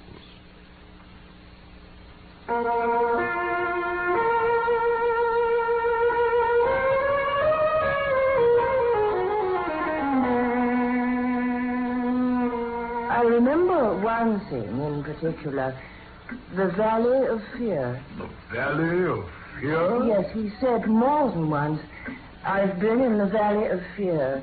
I'm not out of it yet. Of course, you asked him what he meant by that. Oh, I did. He would only shake his head and tell me it was bad enough for one of us to have been in its shadow. He once said, please God, it will never fall upon you. Yet for the beautiful Mrs. Douglas, the shadow had fallen in the shape of murder. And it was still a mystery for my friend Holmes. My name is Watson, Dr. Watson, and it was my privilege to share the adventures of Sherlock Holmes. If I may summarize the case so far, I will then tell you what happened next in the Valley of Fear. I set down exactly what Holmes said in my notebooks.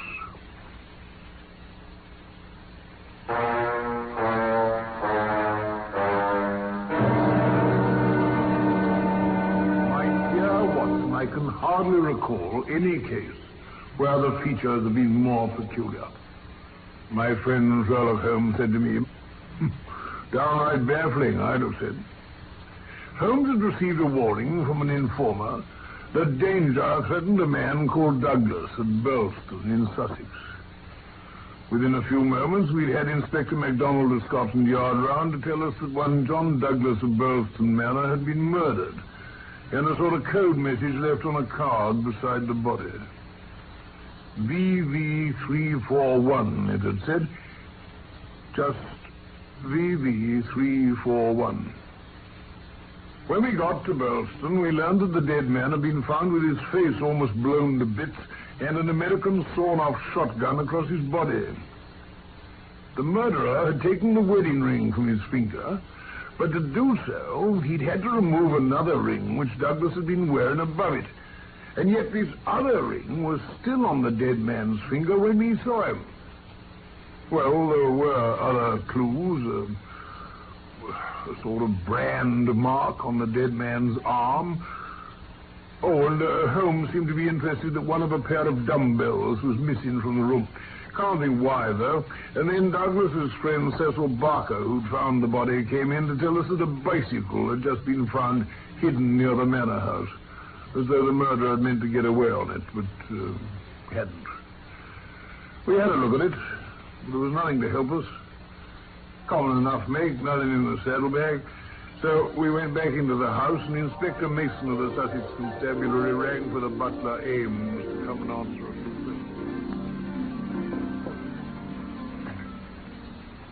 Oh, excuse me, gentlemen. I heard the bell, and Mr. Ames is round at the kitchen garden for a minute. Can I do anything? Oh, this is Mrs. Allen, the housekeeper. Inspector MacDonald, Scotland Yard. How do you do? Mr. Sherlock Holmes and Dr. Watson, Mrs. Allen. They'll want a word with you later, but now if you... No, never mind for the moment. We'll speak to Mrs. Allen now she's here.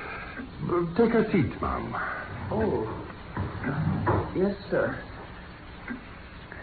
Thank you, sir. Now, Mrs. Allen, take your time and tell us what happened here last night where you were concerned. Yes, sir. Well, I was in my room when the bell rang. It rang very violently, so That was the first sound you heard? Yes, Mr. Holmes. I didn't hear the gun go off, if that's what you mean. My room's right at the back of the house. I see. Did you notice the time when the bell rang? No, sir, not then. I came out to see what it was about, and I met Mr. Ames coming from his pantry at the back of the house. Go on then, Mrs. Allen. We came up to the front of the house together. And just at the foot of the stairs, we saw Mrs. Douglas coming down. In a hurry? No, just walking normally. Then Mr. Barker came rushing out of the study, this room. He rushed up to Mrs. Douglas and said, "For God's sake, go back to your room. Poor Jack is dead. You can do nothing. For God's sake, go back." Did she faint? No, sir. Didn't scream or anything. Mr. Barker turned to me and told me to take her back to her room. And I did. Mrs. Allen, you're quite sure you heard no sound of the gun going off? Nothing which you might have thought at the time was something else? Nothing at all, sir.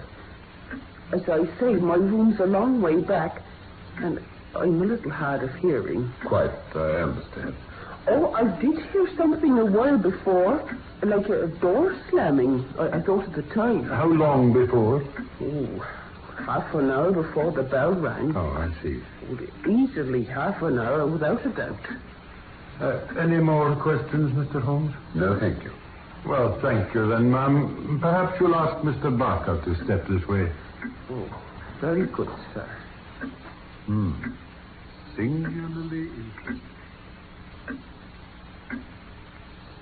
Well, thank you, Mr. Barker. It doesn't add much to what we've already had from you, of course, but we have to... Of course, I understand. Mr. Barker, I understand that Mr. Douglas emigrated from Ireland to America and eventually reached California, where you met him. You became partners in a successful mining venture at a place called Benito Canyon? That is so. Mr. Douglas was a widower, I believe. He was. Now, when Mr. Douglas left America to come home, was it a sudden decision? Yes, it was. And the more I think about it, Mr. Holmes, the more I'm convinced this secret society idea has got something to tell us about all this. Some sort of feud, perhaps. A grievance from the days before you met him. Maybe, Doctor. I understand Mr. Douglas's marriage took place in this country about 5 years ago. Had you returned here by then? I was his best man. I see. Did you know Mrs. Douglas before the marriage? No, I did not. But you've seen a good deal of her since. I've seen a good deal of him since. Mr. Barker, did Mr. Douglas entirely approve of your friendship with his wife? You imagine that anything... I imagine nothing. We only want the facts. Some inquiries are offensive. They're not meant to be, sir. I must repeat my question. And I must refuse to answer. You can refuse to answer, but that might be taken as an answer in itself. Now, did Mr. Douglas approve your friendship with his wife? You can take it from me, gentlemen. No man ever had a more loving, faithful wife. And I can say no friend could be more loyal than I was. You're aware, sir, that the dead man's wedding ring has been taken from his finger. So it appears. Under the circumstances, wouldn't it appear to most people that there might be some link between the marriage and the murder? I cannot profess to say what it suggests. There is one more small point, Mr. Barker. When you entered the room last night, there was only a candle lighted on the table, was there not? That is so. You rang for help at once? Yes. And it arrived very speedily, within a minute or so. And yet, according to Ames's statement to the police sergeant, when he arrived in the room, the candle was out, and the lamp had been lit. Why did you pause to do all that with such a startling tragedy before you? The candle threw a very bad light. The lamp was on the table, so I lit it. And blew out the candle? Yes. We'd better see Mrs. Douglas. Yes, of course. I'll fetch her for you. Have you found out anything yet, Inspector? Nothing yet, ma'am. We're pressing ahead with our inquiries. Inspector, every possible effort must be made. Oh, rest assured, ma'am. It would help us if you could answer a few questions now. Yes, I'm ready. This chair. Oh, thank you, Dr. Watson. Mrs. Douglas, we've heard from Mr. Barker that you didn't enter this room after the tragedy occurred. No, he turned me back on the stairs. He begged me to go back to my room. Yes, quite so. You had heard the shot and you had come down at once? Yes. How long would it be after hearing the shot that you were stopped on the stair by Mr. Barker? Oh, it may have been a couple of minutes. It's so hard to reckon the time exactly. It was all like some dreadful dream. Of course. But can you give us any idea how long your husband had been downstairs before you heard the shot? Oh, I can't say. I didn't hear him leave his dressing room. He did the rounds of the house every night. He was so nervous. Nervous, Mom? Nervous of what? Wildfire. Anything else? No, nothing. What should there be? During the 5 years you were married to him, did you ever hear him speak of anything that happened in America? Something that might still bring danger to him? Well, yes. I've often thought there was something dangerous hanging over him. I asked him about it more than once, but he wouldn't tell me anything. But he knew I knew. How did you know, Mrs. Douglas? Oh, how does a woman know there's something on her husband's mind? Oh, I knew it by the way he wouldn't talk about parts of his life in America. I knew it by the way he'd look at unexpected strangers. I knew it by words he'd let fall. Might I ask what the words were, Mrs. Douglas? Well, I remember one thing in particular. The Valley of Fear. The Valley of Fear? Yes, he said more than once, I've been in the Valley of Fear. I'm not out of it yet. Of course, you asked him what he meant by that. Oh, I did. He would only shake his head and tell me it was bad enough for one of us to have been in its shadow. He once said, please God, it will never fall upon you. Nothing more? No, nothing more. Mrs. Douglas, no doubt you heard about this strange business of your late husband's wedding ring. Oh, about its being taken from his finger? Yes. It's certainly a most extraordinary thing. Why, he couldn't even get it off himself. It was much too tight. It suggests nothing to you? No, nothing at all. Well, Mrs. Douglas, we won't detain you any longer. No doubt there'll be some other points later, but we can refer them to you as they arise. Oh, thank you, gentlemen. You will only to send for me. No, love you. Oh, thank you, Dr. Watson. I should like to see Ames again, Mr. Mack, if you don't mind. All right, Mr. Holmes. I'll ring. She's certainly a deuced lovely woman. Yes, and this fella Barker's been down here a good deal. He's a man who might be attractive to women. You rang, gentlemen? Yes, Ames. I'd like you to recall for me what Mr. Barker had on his feet last night when you joined him in here. After the crime, sir? That's right. Why, he had his bedroom slippers on, sir. I remember. I brought him his boots to go for the police. Where are the slippers now, do you know? Under the chair in the hall, Mr. Holmes. Saw them just a while ago. But, sir... It's important for us to know which marks may have been made by Mr. Barker's feet and which are from someone else's. Oh, I see, sir. I may say, sir, that I noticed Mr. Barker's slippers were stained with blood. So were mine when I looked at them later. That's natural enough, considering the condition of the room. Oh, by the way, where is Mr. Barker now? He's out in the garden, sir. Well, then, to save bothering him, perhaps you'd just bring those slippers in here before you go. Certainly, sir. What's all this about, Holmes? Have you got an idea? We must leave no possible clue unsifted, my dear Watson. Here you are, sir. Ah, thank you, Ames. That will be all. We'll replace the slippers ourselves. Very good, sir.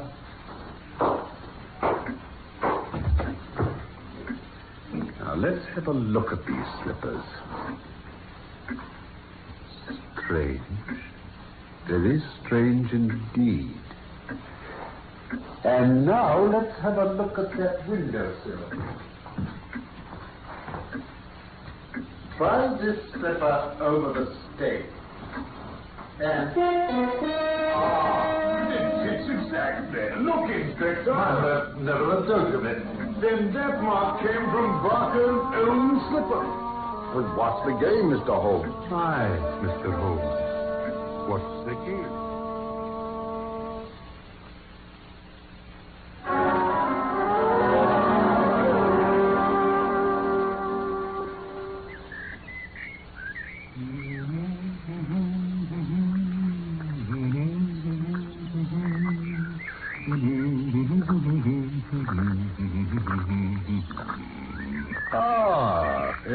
Dr. Watson, sir. I've left my colleague Stuart for a little while. Yes, sir.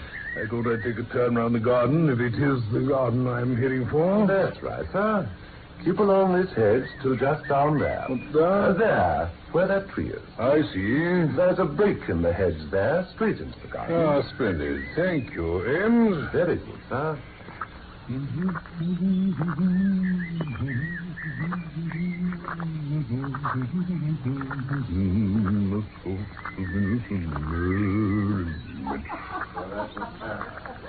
Great Scott.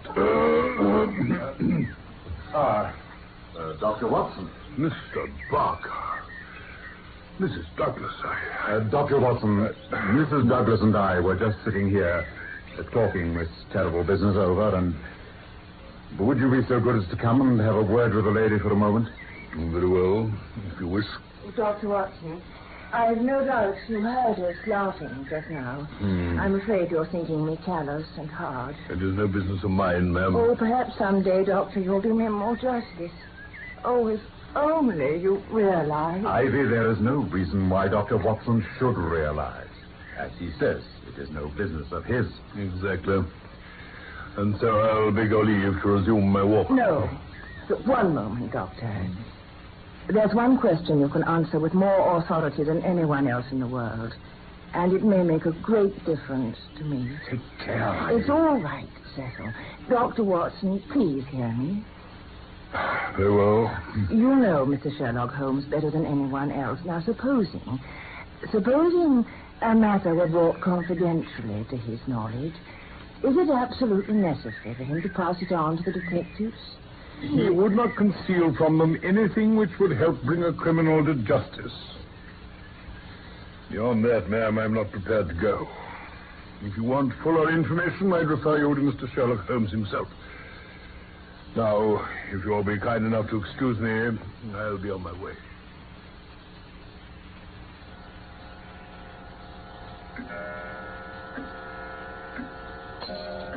No, Watson.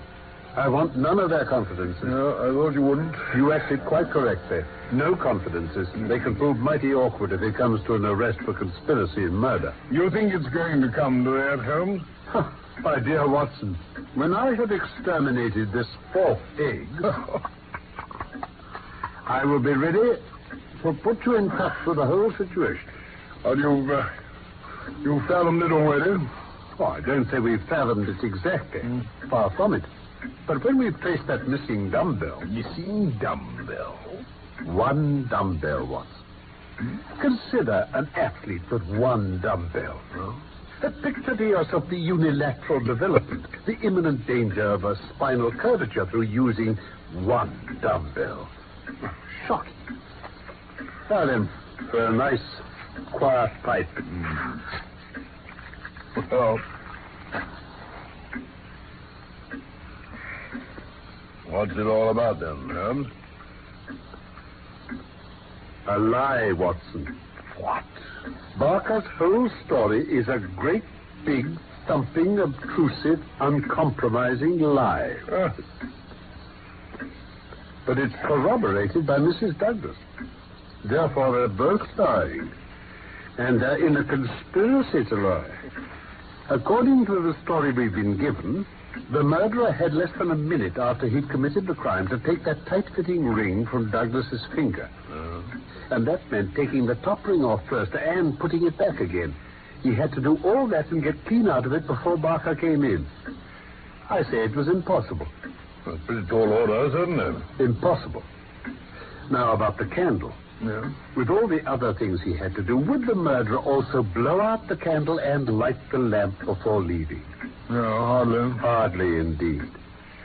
Barker is lying when he says he lit the lamp after he found the body. It was lit already. Well, I say then, Holmes, your man... Holmes, except Ames. Well, he was in the pantry, or so he says. We'll accept that for the moment. Ames says he heard no sound. We'll accept that also. The pantry's a long way back, and there are several doors between it and his room, but the housekeeper's room isn't so far. I've been down to see it, and there's no reason for not hearing the two barrels of a shotgun fired here in the study from there. Yes, but she's rather deaf, though, and she told us. Even so, she also told us she remembered hearing a sound like a door slamming half an hour before the alarm was given. That would be 11:15. There's no doubt in my mind that it was the actual shot she heard, and that was the time it was fired. 11:15. I don't quite follow, Holmes. Both Barker and Mrs. Douglas admit they heard the shot. Now, if it was half an hour before Barker gave the alarm, what were they doing all the time, assuming they aren't the actual murderers? Exactly.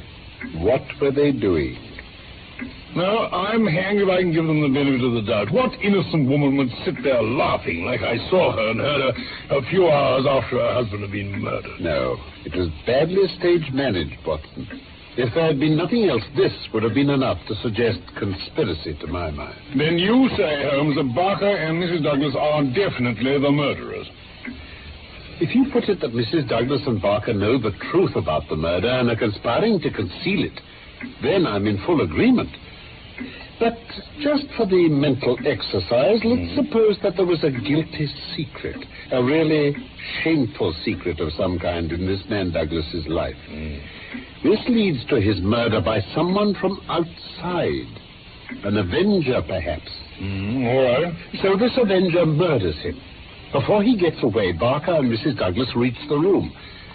The murderer convinces them that any attempt to arrest him will lead to the publication of some hideous scandal.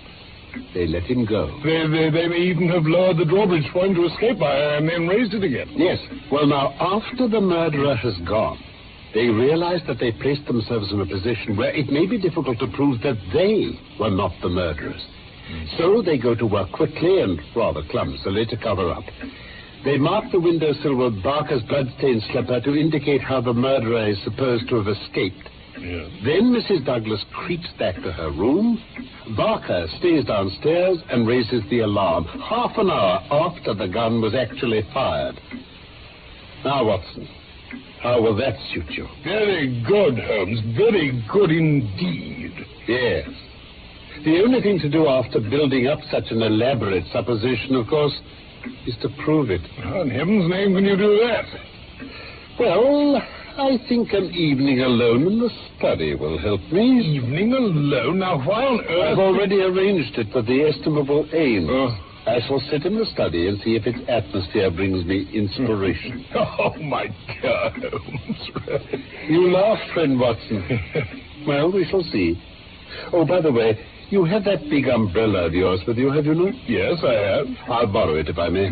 Remind me to collect it this evening before I shut myself away, will you? Certainly, certainly. And meanwhile, we've nothing much to do but wait for our colleagues to come back from Tunbridge Wells, where they've been trying to get that bicycle identified. I'm afraid they're shooting in the dark.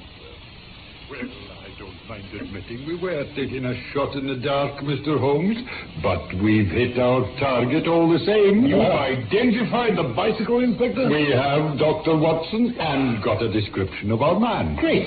Yes. Congratulations. Well, we started from the fact that Mr. Douglas had been in Tunbridge Wells the day before the murder. He'd seemed nervous the morning after he'd been there, and it seemed possible that while there he'd become conscious of some danger. Very sound reasoning indeed. Well, we took the bicycle over with us and did the rounds of the hotels. It was identified at once. Yes, by the manager of the Eagle Commercial. Said it belonged to a man named Hargrave who'd taken a room there 2 days before.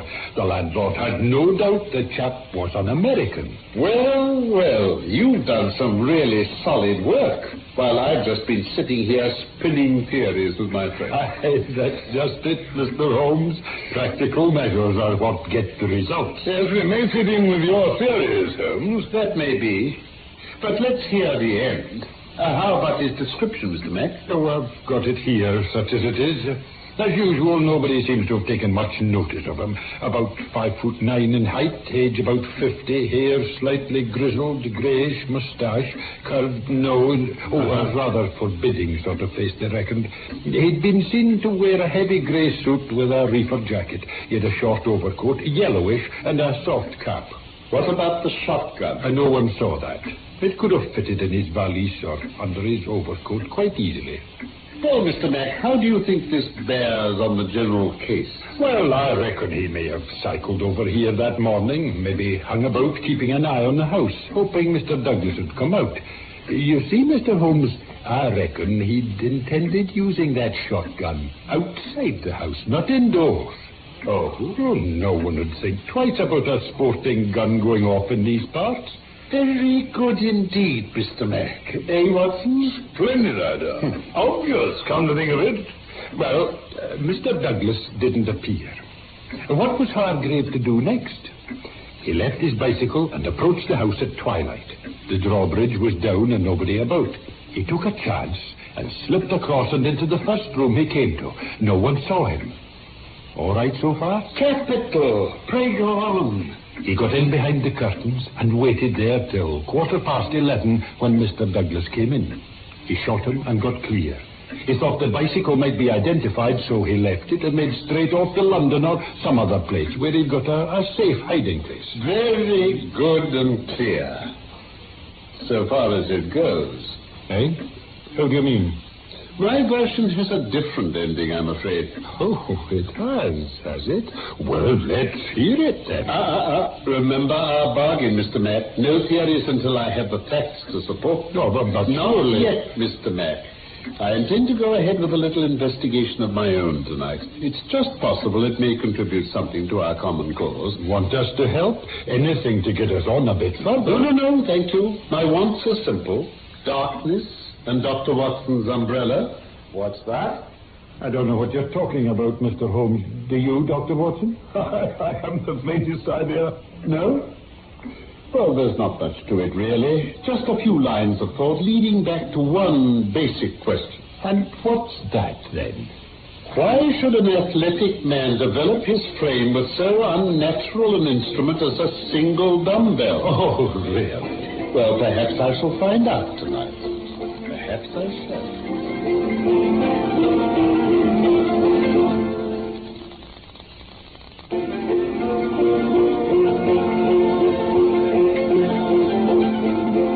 The Valley of Fear was one of the stories about Sherlock Holmes by Sir Arthur Conan Doyle. We're presenting it in 3 parts. You've just heard part 2.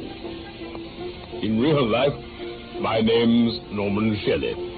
And it was my friend Carlton Hobbs who played Sherlock Holmes. I was Dr. Watson, and Michael Hardwick wrote the script for this BBC production from London. I hope we may have the pleasure of your company again very soon. for that third and last part of the Valley of Fear.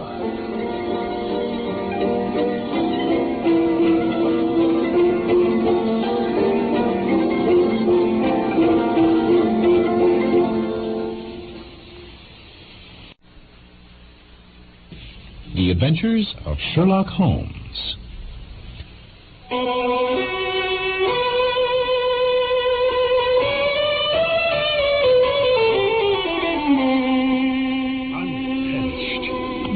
Me too. It mightn't be so bad if you'd tell us what we've been doing here for the past 2 hours, Mr. Holmes. Patience, gentlemen, patience. As to what it is that, gentlemen, is what we've been waiting for. See it? What's happening? I can't see it. Yes. There's someone started to walk about in that lighted room there. Is that what you mean, Mr. Holmes? That's it. That room is the study where the murder was done. Now, let's see what happens next. Sometimes it was cold as well as puzzling. Sharing the adventures of Sherlock Holmes. Watson's my name. Dr. Watson. And let me first sum up events so far. And then I will tell you the astonishing solution to the Valley of Fear.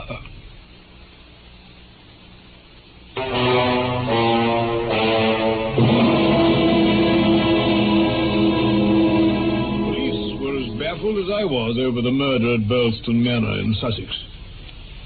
A code message, VV341, beside the corpse. His wedding ring taken.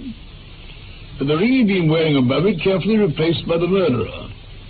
And there was something very fishy going on between the widow and the deceased's best friend, Cecil Barker. Watson, Holmes said to me, they're lying. They're in a conspiracy to lie. Just so it struck me, too. But Holmes wouldn't be drawn into spinning any more theories until he got some more facts in his hands. He just kept on dropping hints about a blessed dumbbell that was missing from the murdered man's study. Lord knows what he was getting at.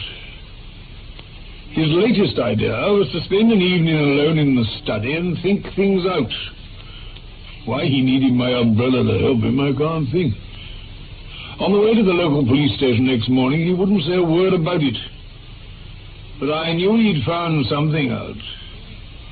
I'd seen that look in his eyes before. Good morning to you, Mr. Holmes. Good morning, gentlemen. Good morning. Chair for Mr. Holmes, please. Sorry, sir. Dr. Watson. Still on the track of the elusive bicyclist? What is the latest news of the rupture?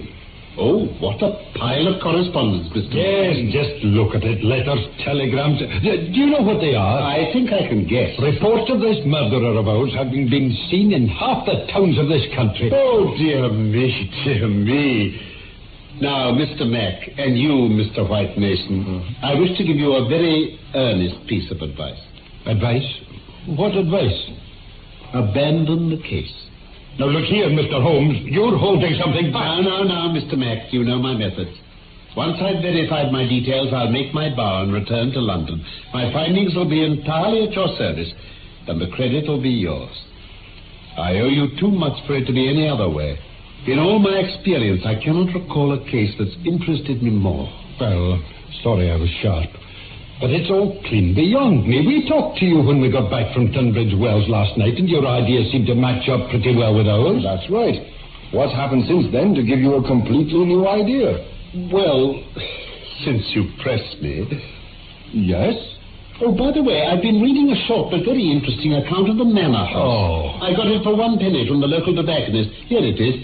You know, Mr. Mack, it adds no end to the zest of an investigation when one is in conscious sympathy with the historical atmosphere of one's surroundings. Oh, no. Oh, pray don't look so impatient. Even so bald an account as this can raise quite a vivid picture of the past in one's mind. Let me give you an example. Wait a minute. Here we are. Erected in the 5th year of the reign of James I, the Manor House of Burlstone is one of the finest surviving examples of the moated Jacobean reserve. Oh, you're playing games with us, Mr. Holmes. Well, I won't read it verbatim since you feel so strongly about it. Thank you. No, I'll simply tell you that there's some account in here of the taking of the place by a parliamentary colonel in 1644, of the concealment of Charles for some days in the Civil War, and finally of a visit there by George II. You see, you'll admit there are plenty of interesting associations with the old place. But they're no business of ours. Oh, are they not? You get to your point sooner or later, but you've a deuced round-the-corner way of doing it. Very well. I'll drop past history and get down to present-day facts. Good. I left Watson at our hotel last night and visited the manor house. I didn't see either Mrs. Douglas or Barker. I saw no necessity to disturb them. My visit was made especially to the good Mr. Ames, who allowed me, without reference to anyone else, to sit alone for a time in the study. What were you doing? Well, not to make a mystery of so simple a matter, I was looking for the missing dumbbell. Oh, not that again. It was always bulked rather large in my estimate of the case. I ended by finding it. Where, Holmes? Well, it's Greek to me.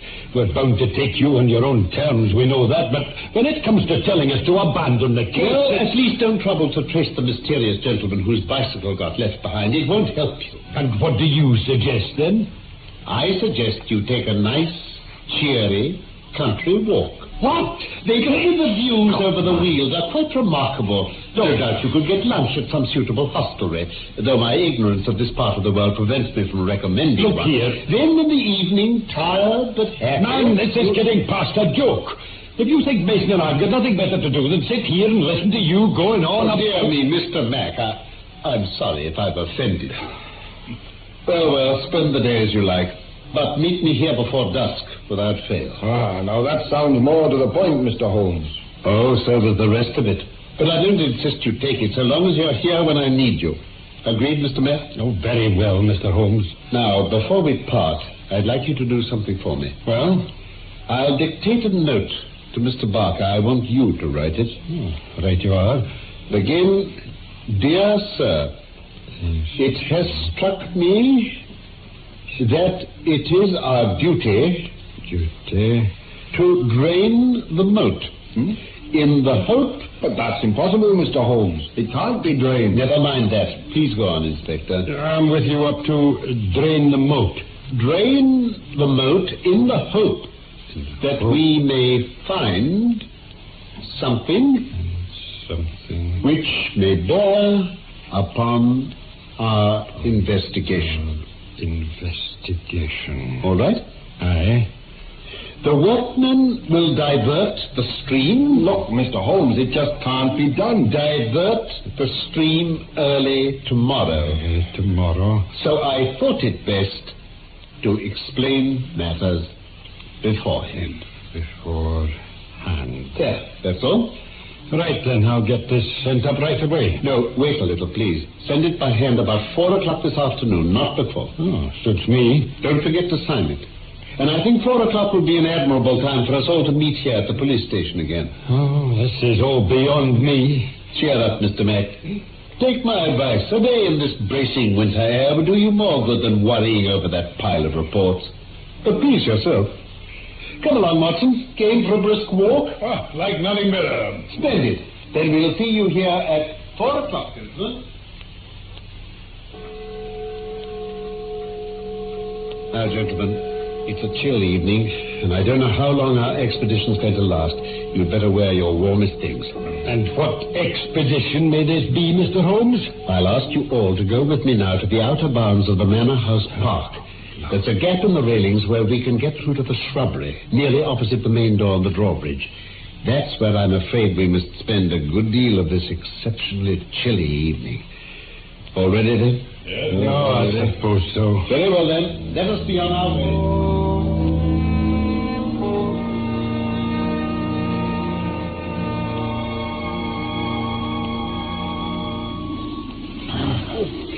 I'm perished. Me too. It mightn't be so bad if you'd tell us what we've been doing here for the past 2 hours, Mr. Holmes. Patience, gentlemen, patience. As to what it is that, gentlemen, is what we've been waiting for. See it? What's happening? I can't see it. Yes. Said someone started to walk about in that lighted room there. Is that what you mean, Mr. Holmes? That's it. That room is the study where the murder was done. Now, let's see what happens next. It's a man. He's come to the window. He's opening it. Oh, what's he doing now? He's been looking out at the light. No, he's looking down into the moat. He's leaning out. Now, quiet, please. Listen carefully.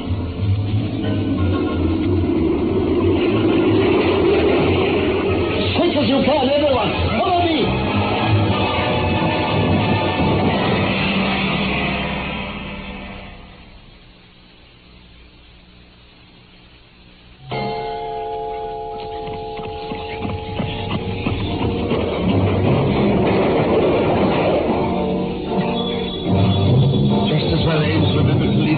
We won't be long. No time to lose.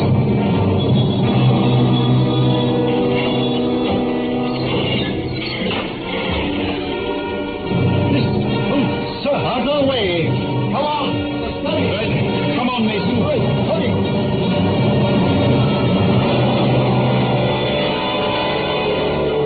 Good evening, Mr. Barker. Holmes! What the devil's going on? We're sorry to burst in like this, but we came to find something in a hurry.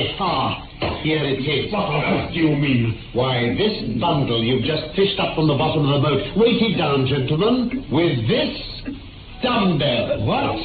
Yes, a missing dumbbell turns up at last. How in thunder did you know about this? Quite simple. I put it there. You? Well, I should say I replaced it there. You'll remember, gentlemen, I was rather struck by the absence of the other half of that pair of dumbbells. I did draw your attention to it. There were so many other things on your mind, you had hardly the time to consider it. But how did you... When water is near and a weight is missing, Mr. Mason, it's not too far-fetched to wonder if something has been sunk in the water. The idea was worth testing at any rate. So, with the help of Ames, who had visited me to this room, and the crook of Dr. Watson's umbrella, I was able to fish up this bundle last night and inspect it. Well, I'm wrong.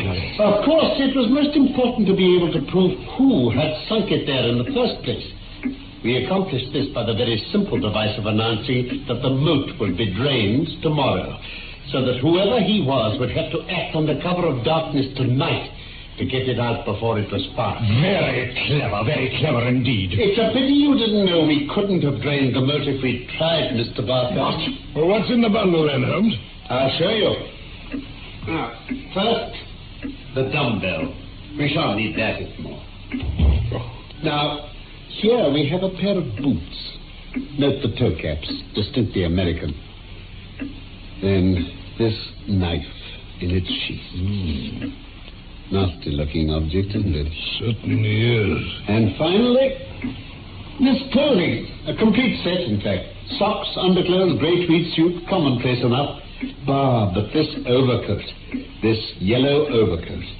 Now, this is full of suggestive touches. Hello. What's that in the lining? Well, nothing in the lining, Mr. Mack. It's just a special pocket, long enough to accommodate that sawn-off fowling piece we're already familiar with. Devil it is. And look, here at the neck is the tailor's tab.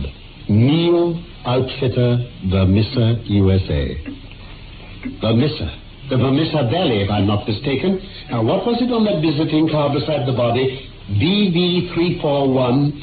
VV. Vermissa Valley? I wonder. But I'm forgetting you, Mr. Barker. I mustn't stand in the way of your explanation. Is that so? Well, all I have to say is that if there is any secret here, it isn't my secret. If that's the line you want to take, it'll be my duty. And do it damn well, please. Don't say another word, Cecil, please. Mrs. Douglas. Ivy. No, please, keep out of this. Please, leave it to me. No, Cecil, you've done enough. Whatever's going to come of it, you've done enough. Enough and more than enough. Mrs. Douglas, I think the moment has come for me to urge you to take the police into your confidence. Oh, Mr. Holmes. Perhaps I am at fault myself for not taking up the hint you passed through my friend Dr. Watson. Or you might have come forward then. The fact is, I had every reason to believe you were directly concerned in the crime. Now, I'm sure this is not so. Just a moment, Mr. Holmes. You must... Mrs. Douglas, there remains a good deal that is unexplained in this case. I would strongly recommend that we should hear it in his own words from Mr. Douglas. Who? Mr. Holmes is right, Aggie, my dear. Oh, you Jack, darling, it's best this way. I know it is. Mr. Douglas, sir. I am John Douglas. But what? How on earth? If you'd been looking towards the fireplace, you'd have seen for yourself, Inspector McCarthy. Fireplace? Ah, Mr. Mack, you would not read that excellent local compilation which told the story of Charles II's concealment, would you? People didn't hide in those days without reliable hiding places. I persuaded myself we should find Mr. Douglas under this very roof. So you let us waste our time searching for something Not one instant was wasted, my dear Mr. Mack. I did not form my views of this case completely till last night. They could not be put to the proof until this evening, so I invited you and your colleague to take a day off. What more can I do? Then do we understand that this man's been hiding just off this room for the past 2 days? That's correct. And many is the time I've wanted to sing out and set you right. Very considerate, Inspector. I understand what you must be feeling about me. Let me tell you my story. Very well, sir. But there's just one thing I'd like to know first from Mr. Holmes. Well, Mr. Mack? You knew Mr. Douglas was alive all the time, but how... Not all the time, by any means. Not until I found this suit of clothes in the moat. They were obviously those of the missing cyclist from Tunbridge Wells, so it was fairly obvious to me at once that the body thought to be Mr. Douglas was really that of the missing man. I see. What had to be determined then was where Mr. Douglas could be. The balance of probability was that with the connivance of his wife and his best friend, he was concealed in this house, waiting for quarter times, when he could make his escape. Quite right, Mr. Holmes. Well, all right for the moment, then. Mr. Douglas, I ought to caution you, sir, that anything you say... No need, Inspector. I'll give you nothing but the truth. Well, to begin at the beginning. There are some men who good cause to hate me. Oh, that's the way they see it. It goes back to my days in America. It was all tied up with mining rights and my breaking the code of the Brotherhood. A secret society, if you like. The Ancient Order of Freemen, Lodge 341, the Mr. Valley. Mr. Holmes guessed right there. Well, never mind what it was all about. Labor rackets, political intrigue, that sort of thing. Kind of dirty work we only see in its mildest form in this country. Over there, the stakes are so high, they'll kill to make things go their way. And there are some fanatics who'll hunt a man to the world's end to shut his mouth. But I'll give it to you in detail, in writing. Thank you, sir. We'll need that later. Right. Well, it's gone. When I left the States, I changed my name and married and brought my wife to live in this out-of-the-way spot. After a while, everything seemed so peaceful. I thought they'd given me up.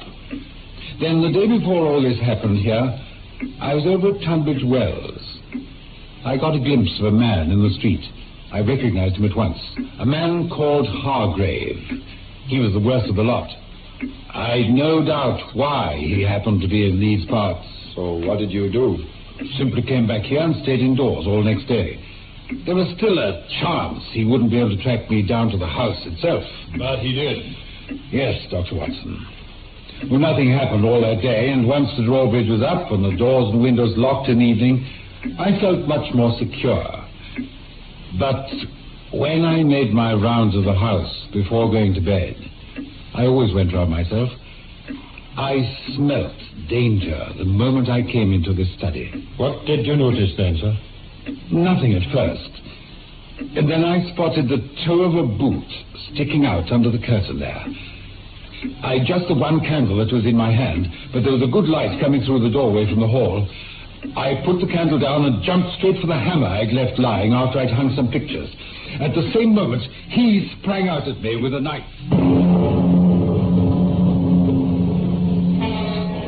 We've caught up with her at last. Harvey. Well, this time let's make it for keeps. Come on, let's see you try. Drop that hammer. Down on your life.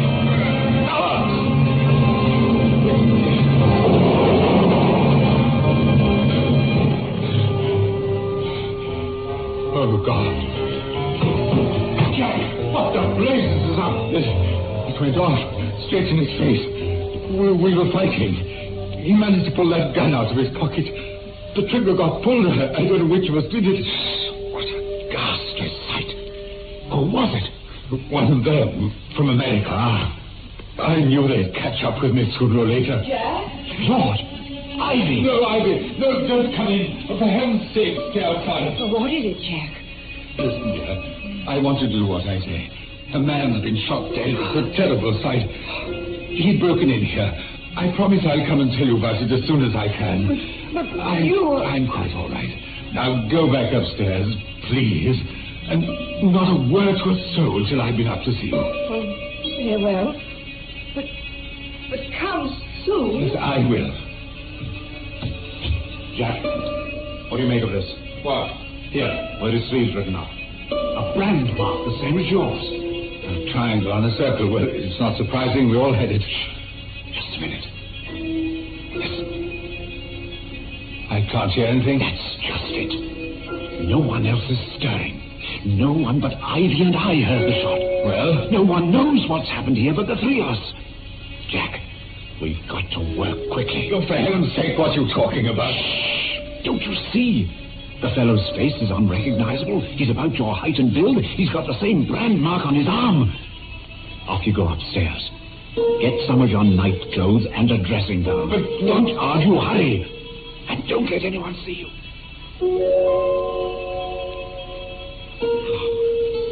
That's all his clothes.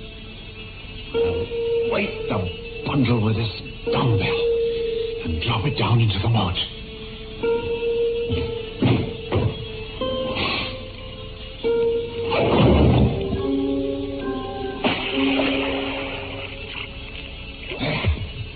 Where's that card he had in his pocket? The VV341V. Ah, it's here. We'd better put it under the body. 10 to 1, the idea is for it to get mentioned in the newspaper reports, so they have proof their man did his job. Right. I said, what about the rings? Rings? Your rings, your wedding ring, and the one with the nugget. They'll never believe it's you without those. Ames is sure to notice. I suppose I'll have to put them on him. And there's the nugget. Right. I'm afraid this wedding ring will never come off. Hasn't been off since the date was put on. Not a hope. It has to do with just the other one, then. Nothing else. Let's have a look at you. What is it? That plaster on your chin. Cut yourself shaving this morning? Yes. Better let me have it. Right. Right. Now, put it on him. Not the bottom of his chin left. There. How long has it taken us? Nearly half an hour. Fine. Now, Jack, you go into the secret room behind the fireplace. Then I'll give myself 5 minutes to tell Ivy what it's all about before I raise the alarm. As no one else heard the shot, it won't matter if there's nothing to hear this time. Cecil, I'll have to thank you properly later, when all this is cleared up. I'm still pretty dazed. Think nothing of it. In a few days, you'll be able to get away somewhere safe. I'll bring Ivy to join you. If you change your name again, the gang will think Hargrave did his job and disappeared after. Your worries are over. Well, I'll disappear now.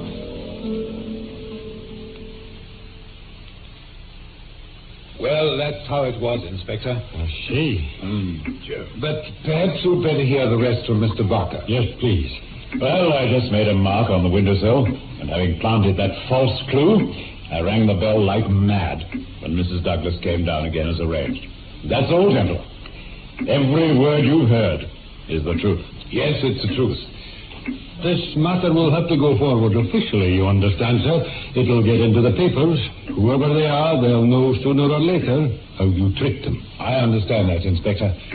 We'll make our preparations to leave the country, and the minute it's all over, we can get away. Out of the Valley of Fear forever, my darling.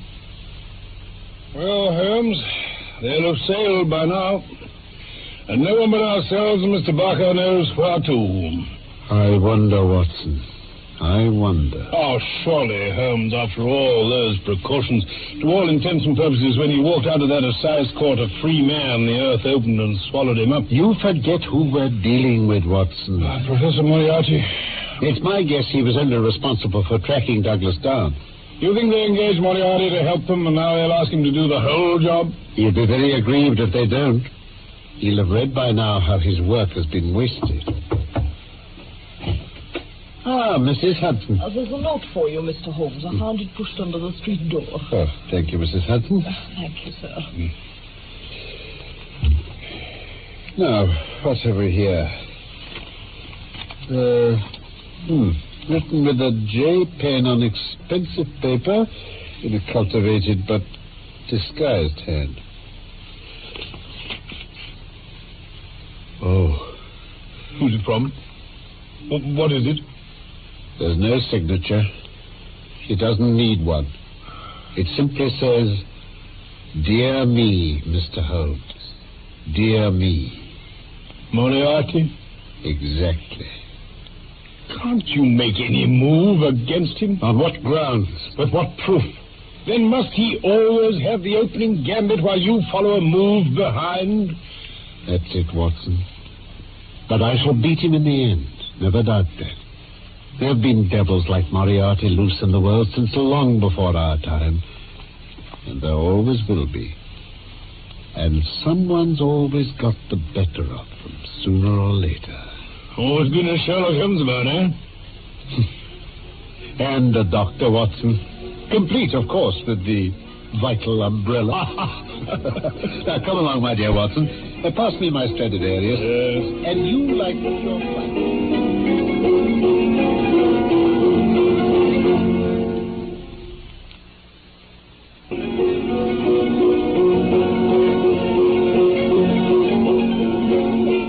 Well, now you've heard part 3, you'll know the ending of The Valley of Fear. It was one of the stories of Sherlock Holmes from the inspired pen of Sir Arthur Conan Doyle. My name, my real name, is Norman Shelley.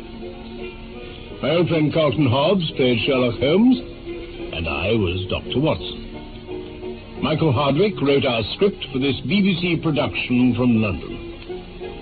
And, of course, I look forward to the pleasure of your company again, soon, for more of the adventures of Sherlock Holmes.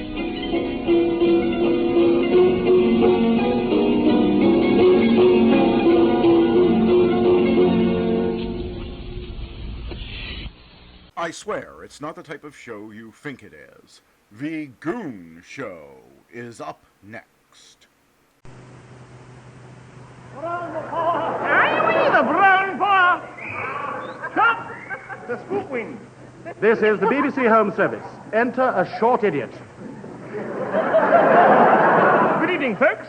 I commence by walking backwards for Christmas. Why? It's all the rage. Next, an excerpt from East Lynne. Dead! Dead! And never called me mother. Perhaps you will father. Shut up,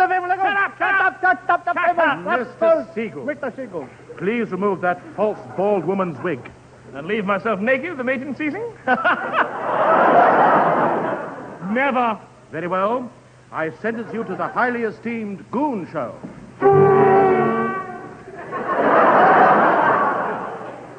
They can go home today. Presenting Wallace Greenslade in his daring announcement entitled Le salaire de la peur. Meaning the wages of fear, or in England, The fear of wages.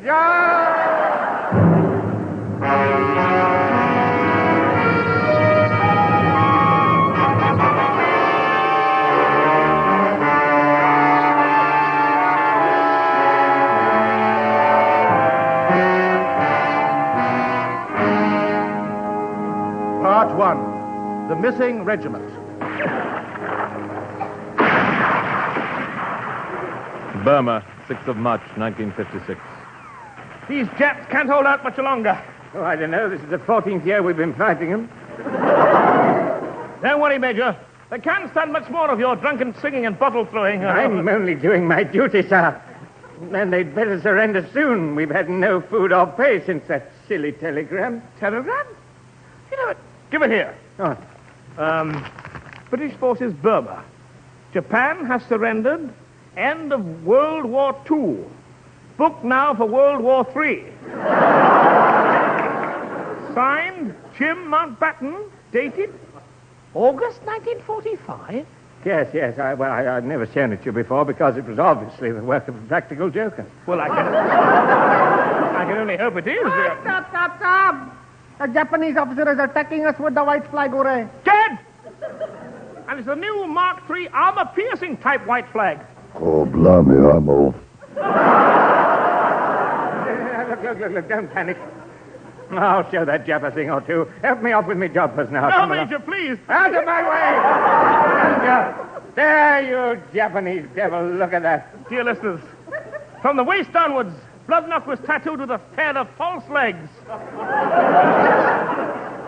Facing the wrong way.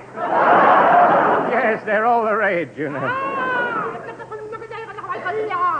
Please, do not shoot. Who are you, you yellow swine? You remember me, Dennis Bloodknock? I was... Not you! Come forward, military Japanese gentlemen, but keep your right leg raised. Please, I am General Yakamoto, commander of all Imperial Japanese troops in that tree. Well, Yellow Devil? Request, please. Have unexpectedly run short of ammunition. Please, can we borrow 2 boxes until end of the war? You Japanese are always on the tap. You haven't returned our lawnmower yet.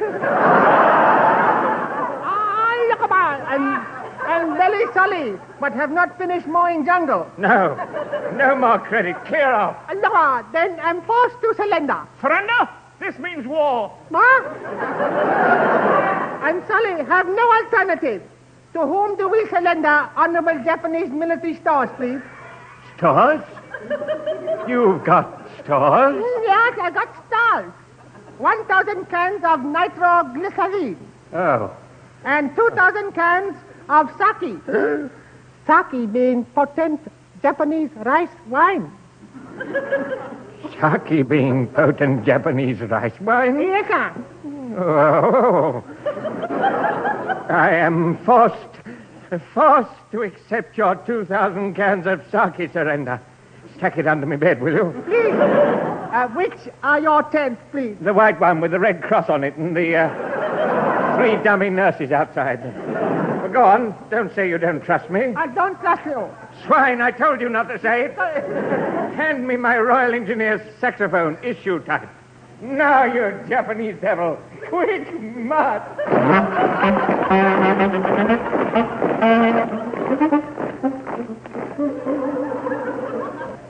Dad, what a day this has been. A triumph for British arms.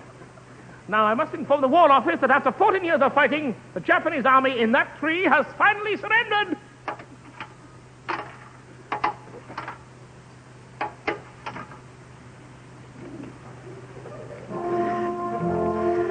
Dial on, brave telephone.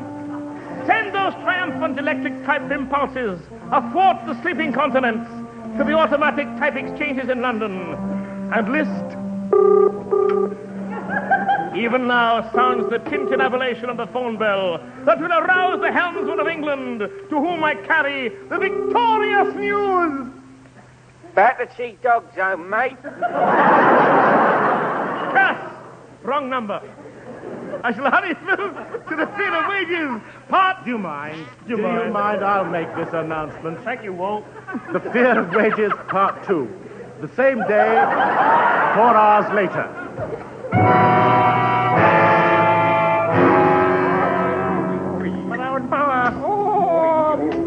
Money, little money. Oh, yo. Lovely money. It's all the rage. Moriarty, pull that transparent blind down, you fool. Now, have you sewn that 10,000 pounds into the lining of your socks? Yes. Then help me get this 100 pounds in fivers under my wig. Right. Down in your right hand. Back a bit. Right. This finger. There. Good man. Any more left? Only this 50,000 pounds in loose silver. Oh. Now, where can I hide that? I've got it. Moriarty, say ah.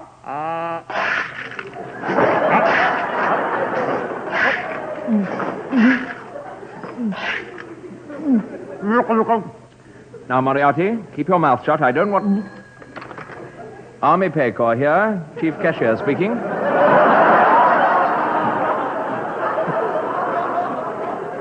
Yes? What? Moriarty! I'm sorry. I'm sorry. Yes, never mind about that. Moriarty, we're in the grit cart now.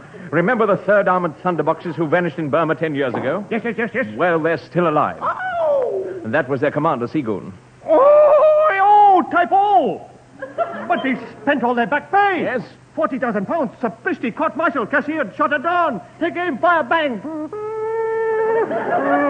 Now, don't panic. My malodorous Gallic Charlie. We'll have to think of something else. Meanwhile, Max Geldray and his chromatic plunge. Oh, the horrors, the brown paw.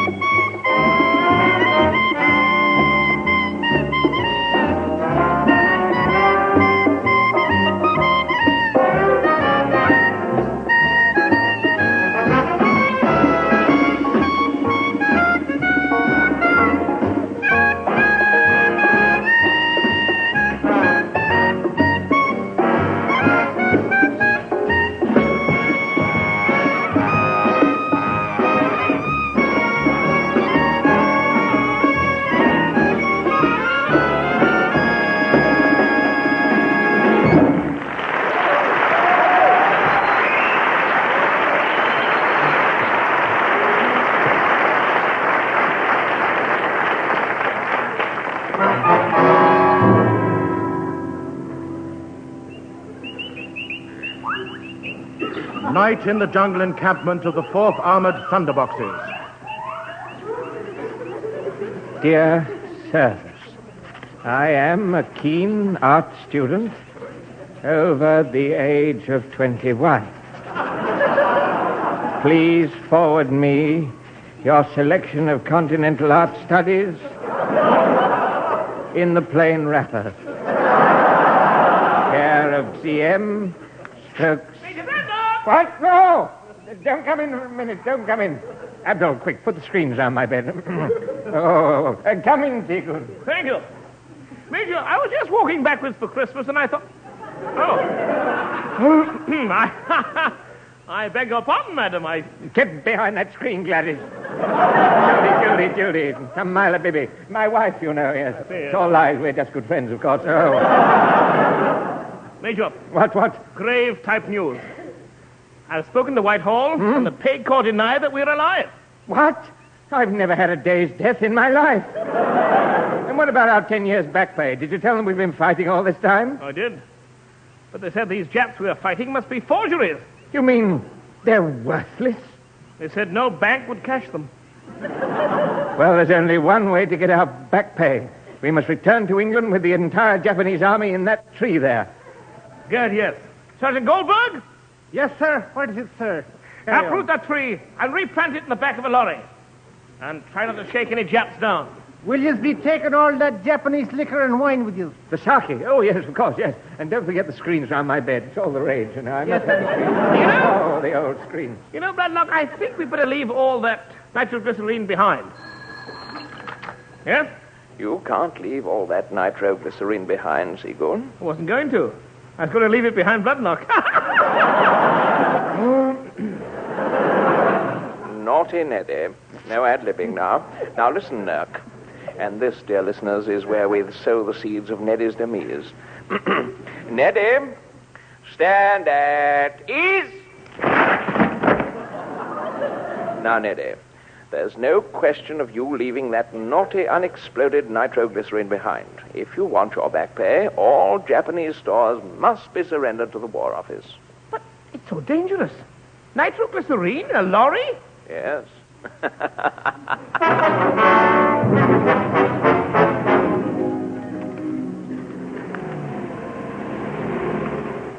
Dawn, and the 4th Armored Thunderboxes prepare for the long journey home. Before departure, the surrender document is signed. Now, General Yakamoto will sign here. We'll fill in the amount later. I watched enthralled as slowly we hauled down the Imperial Japanese credit note and ran up the victorious bouncing British check. Ah, honorable signature on surrender document. Signed with a cross, eh? You illiterate swine, you. Pass me the ink pad. There. There's my thumbprint. Now we've both signed, mate. Now get back in your tree. Hurry up, Tegan. We're ready to leave. Are the lorries warmed up? Yes, you had them in the oven all night. How do you like yours? Medium rare. Splendid, splendid. Then you better drive the medium rare lorry carrying the nitro. I'd rather drive the lorry with the sake. No, but you're a teetotaler. No, I insist on driving with the sake. Why? Well, it's a long, long story. There's a little yellow idol to the north of... Yes, I know. What? But I refuse to drive the nitro lorry. Why not? Well, it's a long story. You see, there's a little yellow idol to the north of Kathmandu. Shut up, Seagoon. And here's the... Shut up! Shut up! Shut up, the famous echo. Shut up, the famous echo! Shut up! Shut up! Get off this record at once.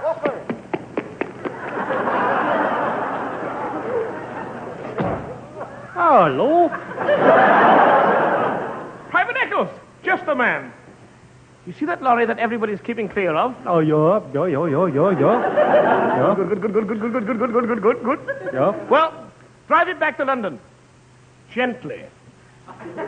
Okay. Good boy.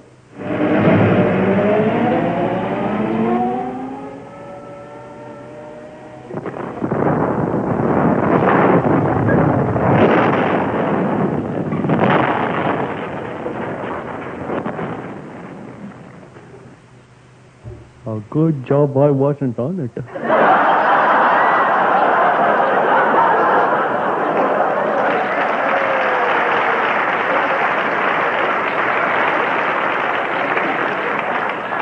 What?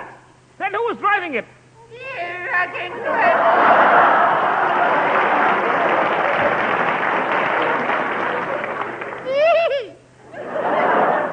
I was sitting in the back of that lorry like a happy boy traveler when plungy I was blown backwards out of my boot. Little blackened, hairless, singed goon. What are you doing in that lorry? Well, it's a long story, Captain. You see, there's a little cardboard idol to the north of East Finchley, and the smoke was... Here's Ray Ellington. Oh, smacking.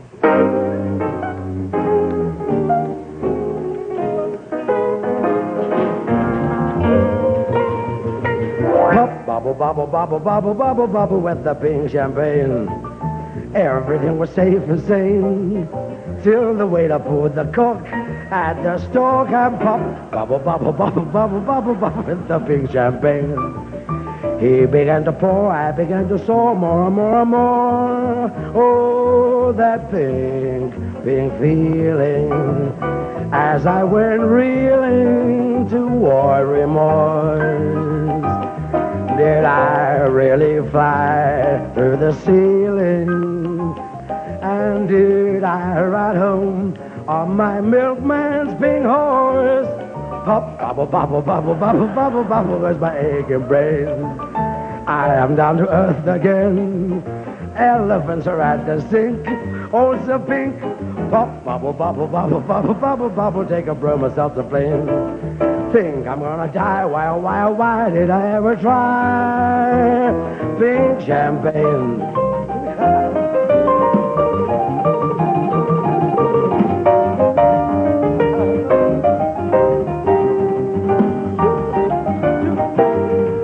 Last orders, please.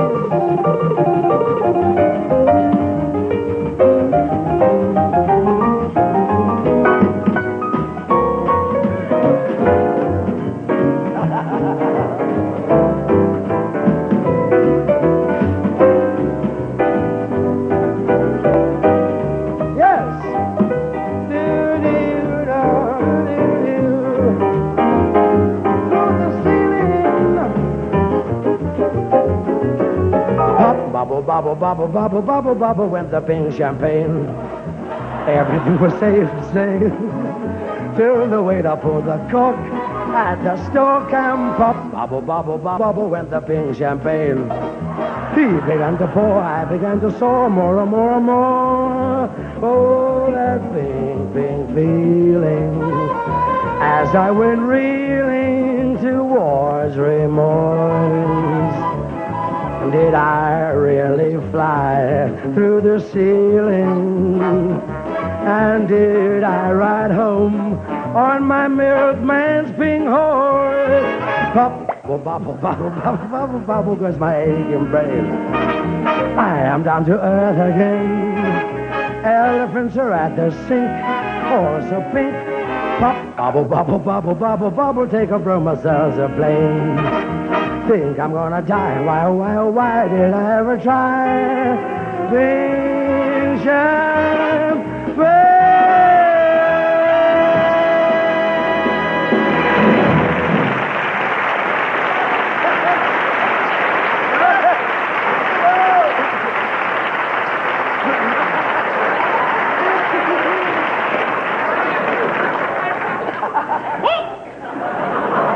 That was Ray Ellington, the demon plasterer, but then you'll have guessed. And now the fear of wages part the scrap.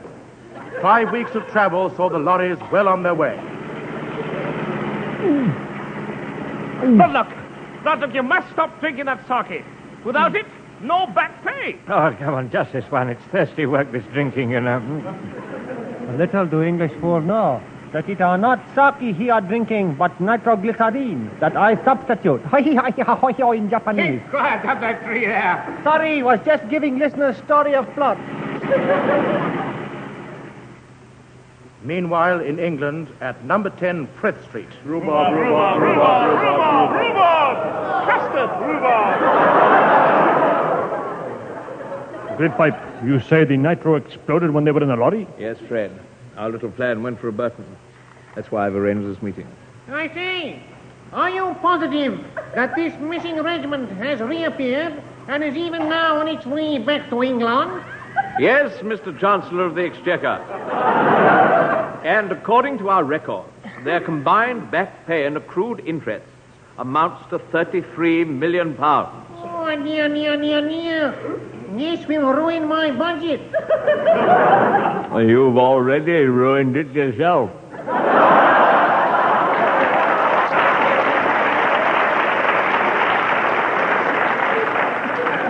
Stop it, you sinful people. That regiment must be stopped before it reaches England. Yes, we'll declare war on them. What? England can't declare war on English troops. Why not? Everyone else does. No. We must get a foreign power to do it. Well, choose one. Well, Japan isn't doing anything at the moment. I'll inform Tokyo at once. Right. Hello, Tokyo.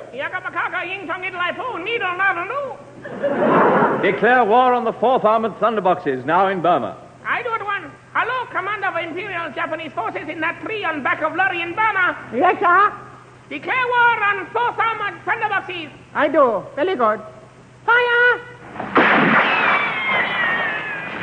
Bloodlock, stop the lorry. Those chaps are firing at us. The treacherous devils. Help me off with me judgment. Oh, Major, please. Not Leo the Lion. Please, not that again. They know the tattooed leg trick now. Well, there you are. It's done the trick. They've stopped firing. Yes! I've run out of ammunition. What? Well, there's no dice here. You've had enough on tick from us already. Wait a minute. Please tell me how much we owe. Seagoon, play him back his account. Right, sir. And 6 halfpenny. Please, Philippe, please. I promise I pay you back at the rate of a week. Seagoon, how much is in English money? It's about... Sir. It's not enough, do you hear? Here, hold me trousers off. Get him out of that tree with the wristwatch. The treacherous devils! They've found more ammunition. They must have had a Red Cross parcel from home. Quick! Into the driving cab. It's bulletproof. Splendid. We can drive on and continue engaging the enemy in that tree in the back of the lorry all at the same time. A magnificent exposition of the plot, Bloodlock. Thank you. And under enemy fire, too. Of course. Have a knighthood. Oh, tar, mate. Right then. Drive on, Sir Dennis. Beep, beep. Oh. Careful, don't antagonize him, Seagoon. Keep your head down, Bloodlock. What? Oh. I'll have you in your giant English Japanese Gildersleeve. How long does it be about that? Take that!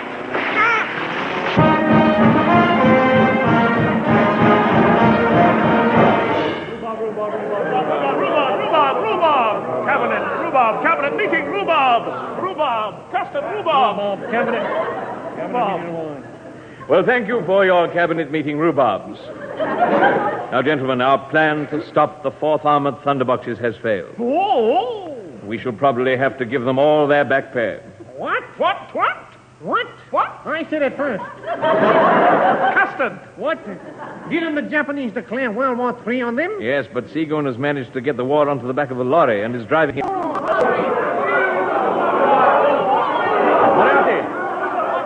Moriarty. Yes? I must get in touch with them. What's the number of that lorry? GXK 639. GXK 6.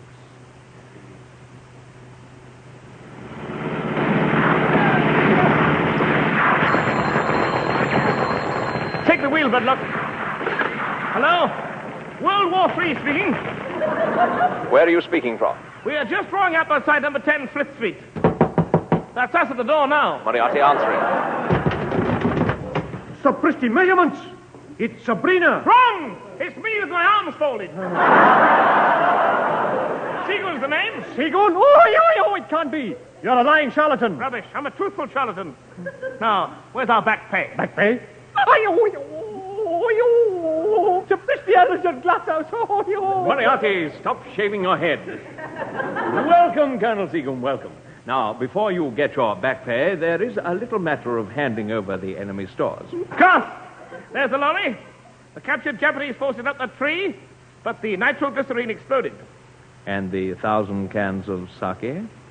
I'm afraid Bloodlock drank it.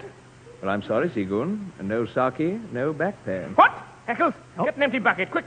Now, grab Bloodlock's ankles. What's going on here? Hold his head over the bucket. Now, shake him. Come on.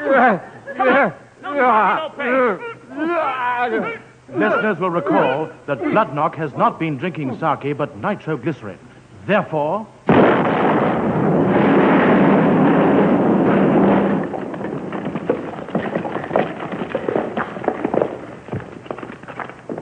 And so ended World War III. Book now for World War IV.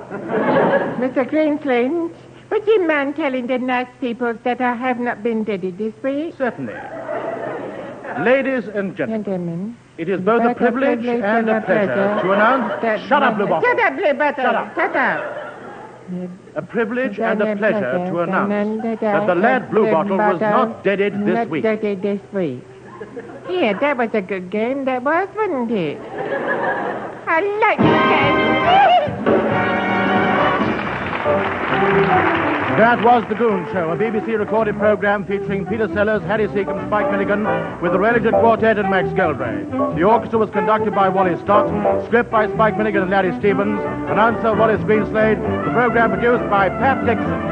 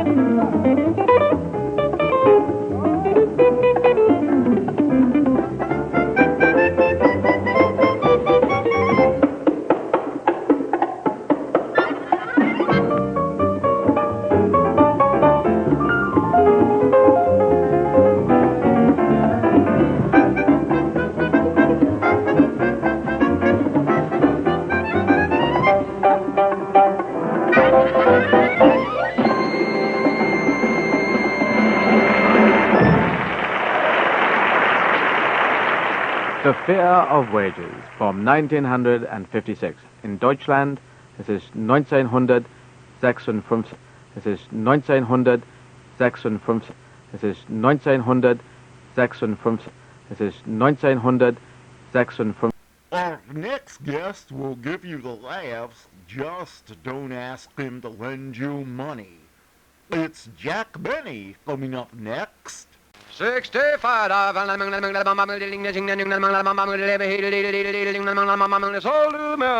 The Jack Benny Program, presented by Lucky Strike.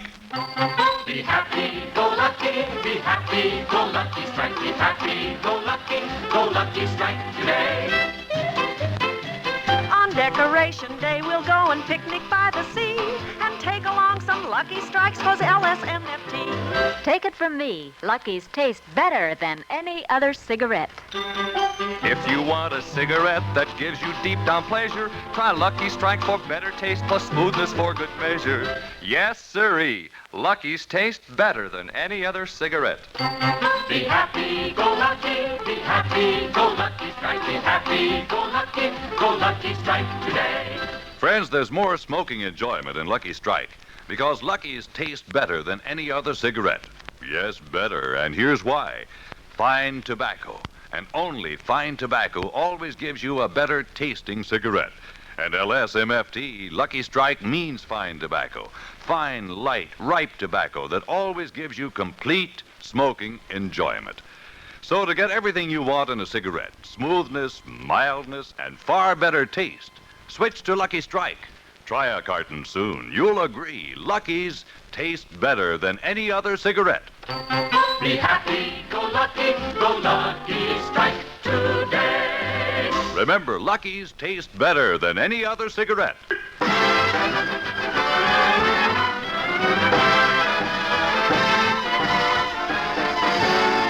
The Lucky Strike program starring Jack Benny with Mary Livingston, Phil Harris, Rochester, Dennis Day, and yours truly, Bob Stevenson, pinch hitting this week for Don Wilson.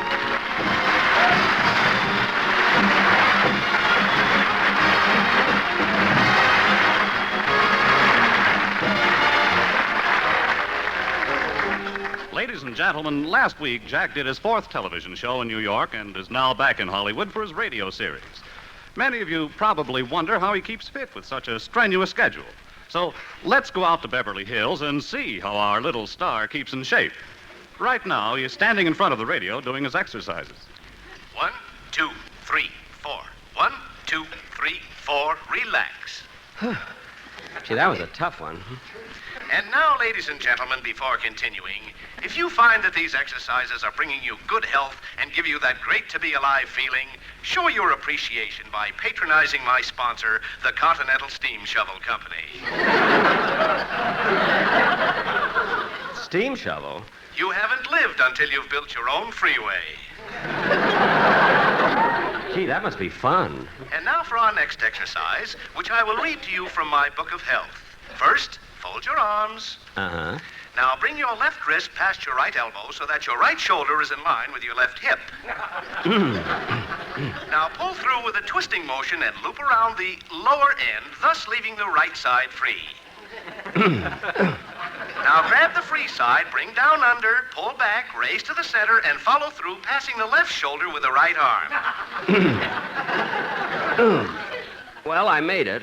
Oh, heavens to Betsy. I picked up the wrong book. I just gave you directions for making a pretzel. Oh, for heaven's sakes, how am I going to get out of this? Rochester! Rochester! Here I am, boss. Did you... Boss, what happened? Never mind what happened. Untangle me. Where do I start? Well, first straighten up my head. Where is it? I'm standing on it. Oh, yes. Boss, you're really twisted up. How did it happen? I'll tell you later. Now, just straighten me up, and for heaven's sakes, hurry. Don't get excited, boss. If I can get your head free, the rest of your body will snap back into place. Now, let me get a good grip on your head. Ah, there you are, all straightened up. Thanks. I certainly feel... What was that? Your nose, it was caught in your keychain. Oh. And now for the next exercise. Oh, no, you're not going to get me again. Boss, maybe this exercise will do you some good. Why don't you try it? I'm not taking any chances. I'll listen to it first. To begin this exercise, stand erect and follow me. Put your arms down at your sides. Now raise your arms out from the sides until they're level with your shoulders. Now let them down. Now raise them up, down, up, down, faster, up, down, faster. Ladies and gentlemen, we will now conclude this lesson as your instructor just flew out the window.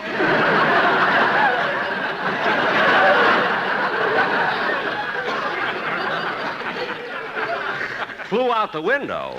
Tomorrow's program will come to you from Capistrano.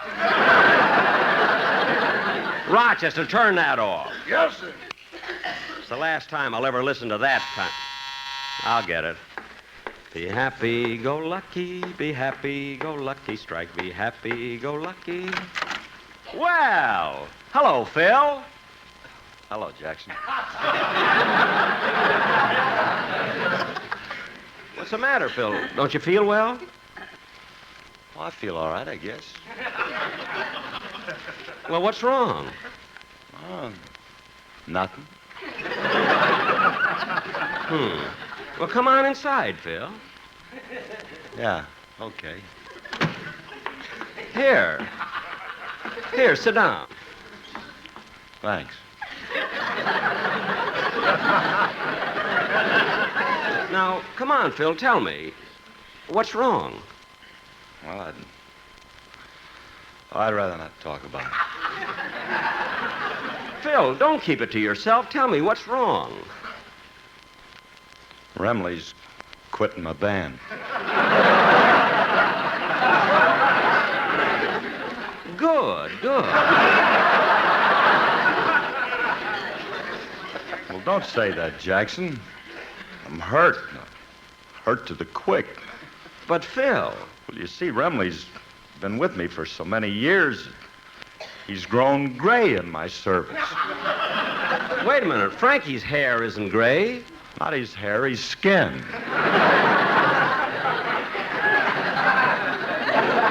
Oh, yeah, I noticed the grayness of his skin, but I thought he was just dusty. But Phil, you had musicians quit you before. Why carry on like this? Well, it wasn't just business between me and Frankie. Well, it was more than that.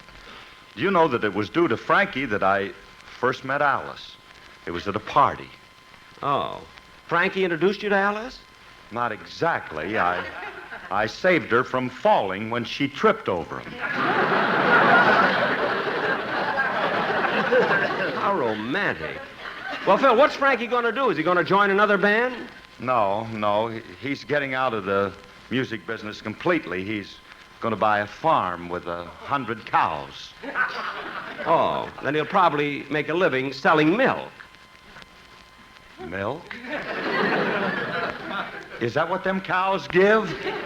Certainly. Well, let me hit that phone. I got to tell Remley. Phil, let me handle it. Maybe I can get him to come back. I'll call Frankie.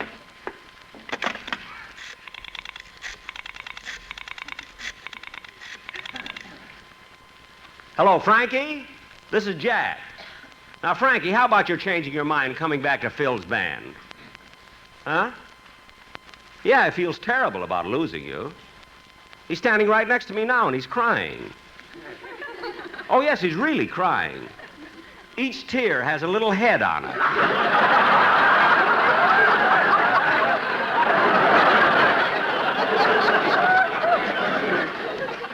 You will? That's fine. Goodbye. Phil, I've got good news. Frankie is... I can't understand. I only talk to him on the phone. Phil, Frankie says he'll stay with your band. Oh, joyous day. Hey, thanks, Jackson. I never could have believed you could have fixed... Come in. Mary. Hello, Jack. Hey, how you live? Hello, Phil. Who hit you in the face with a glass of beer? He's been crying. Mary, you're a little early. I'm not supposed to be at the doctor's office for an hour yet. Doctor? What's the matter with him, Livy? Well, Jack's going overseas this summer for the USO, and he has to get a checkup and some shots. Yeah. Anyway, Jack, I came a little early because I got a letter from Mama, and I thought you might want to hear it. Well, so long, kids. I'll be running along. Phil, don't you want to hear the letter? I'll hear it tonight on the repeat show. So long. So long. So long. So you got a letter from your mother, eh, Mary? What does the Yogi Berra of Plainfield have to say? I'll read it to you. My darling daughter, Mary. Oh, hold it a second, Mary. Hello? Hello, Mr. Benny. Oh, hello, Dennis. What do you want?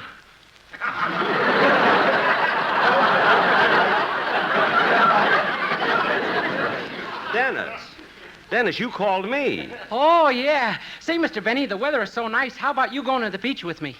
Well, it's silly to go all the way to the beach, kid. If you want to go swimming, why don't you come over here and use my pool? Oh, I'd rather go to the beach. All the people there are crazy about me. They think I'm a great comedian, and I'm very funny. They do? Yeah. I went swimming last week, and all the people at the beach stood around watching and laughing at me. Well, maybe it's because you look funny in your bathing suit. Oh, bathing suit!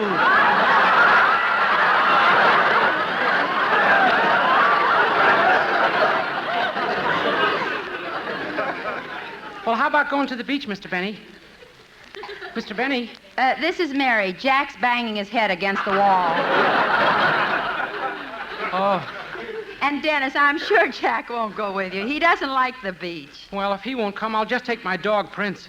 Your dog? Yeah, we have a lot of fun. You know, throwing a stick into the ocean and bringing it back. Well, isn't that dangerous? No, he can't throw it very far. Well, so long. See you soon, Mary. Mary. This is Jack. Mary stuck her head in the Bendix.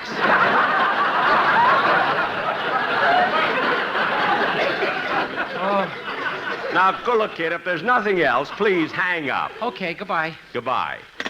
That kid gets sillier day by day. Oh, he's not so bad. He's not, eh? Then why are they getting Idiot's Delight to be his summer replacement? I don't know. Now, Jack, do you want me to read Mama's letter? Oh, yes, go ahead. My darling daughter, Mary. Hello? It's me again, Mr. Benny. What do you want now, Dennis? Well, I forgot to tell you I didn't get my salary check last week. You didn't receive your salary check? No. That's funny. I made it out like the others. Everybody else got theirs in the mail. Well, did you mail mine with all the others? Uh-huh. Did you have my right address? Uh-huh. Did you mark the zone number next to the stamp? Oh, stamp! Now cut that out! Stop already and hang up. All right, goodbye. Hey, Dennis, wait a minute. Now what? As long as you're on the phone, let me hear the song you're going to sing on the program. Okay. I've had so many requests to sing my latest RCA Victor release, Mr. Mississippi. Never mind the plugs on the phone. It's only us, and I don't buy. The operator might. Never mind. Just sing. That's Okay. all.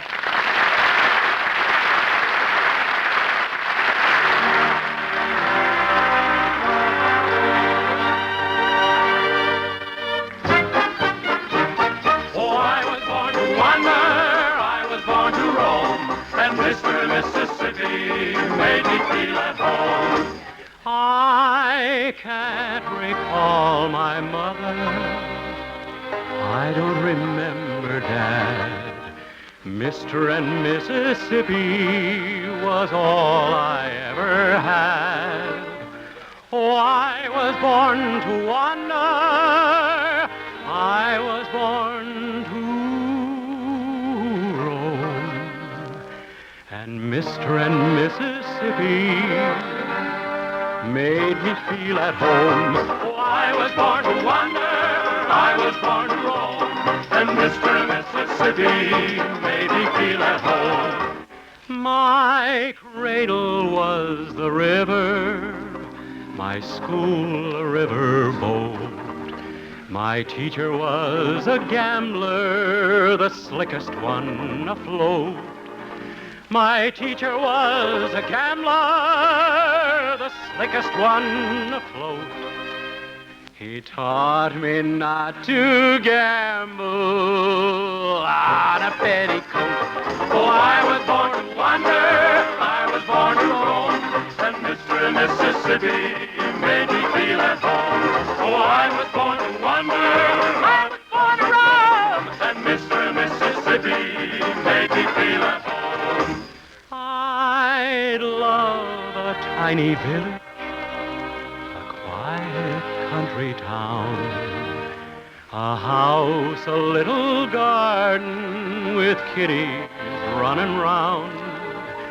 I'd be a faithful husband, oh, I'd be a trusting friend, until I heard that steamboat coming round the bend.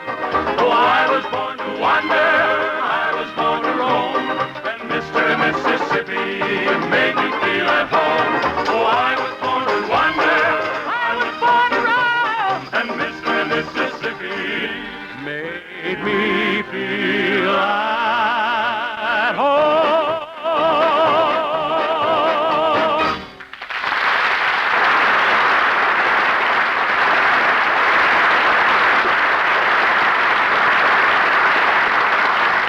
Dennis, that song sounded swell, even though it was over the phone. It'll even be better on the program when... Can't understand that kid. Every time I try to compliment him, he either hangs up or walks out. My darling daughter, Mary. What? I'm reading Mama's letter. Oh, I'm sorry, doll. Go ahead. My darling daughter, Mary. Come in. Well. Hello, Mr. Benny. Mr. Kitson.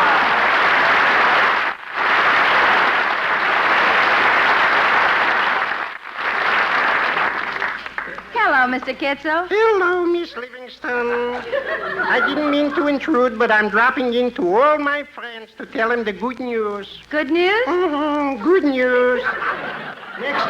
Next month, I am opening up a pet shop. A pet shop? Yeah. Say, that sounds interesting. What are you going to have in it? Oh, all kinds of fishes, angel fishes, guppy fishes, and birds, canary birds, parrots, parakeets, and cats. Well, aren't you afraid that Mr. Kitzel, aren't you afraid that the cats will eat the birds? No, Sam Katz, my partner.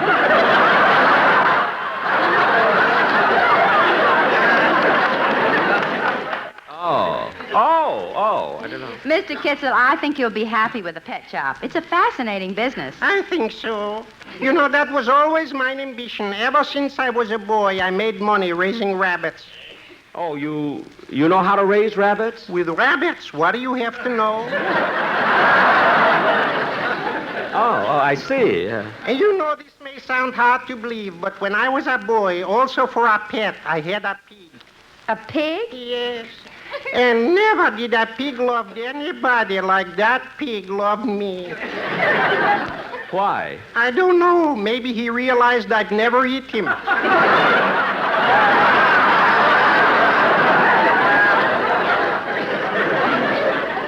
Could be. Well, Mr. Benny, if you're ever in my neighborhood, pop in and look around. I will. And Mr. Kitzel, lots of luck with your new business. Thank you very much. Goodbye. Goodbye.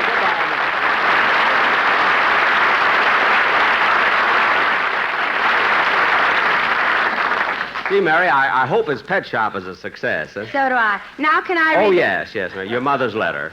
Go ahead, Mary. Boss, look what time it is. You'll be late for the doctor.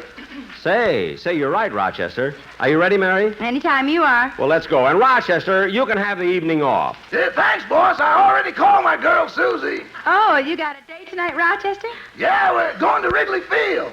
Oh, that's nice. You and Susie are going... Wait a minute. Rochester, the Los Angeles baseball team isn't playing there this week.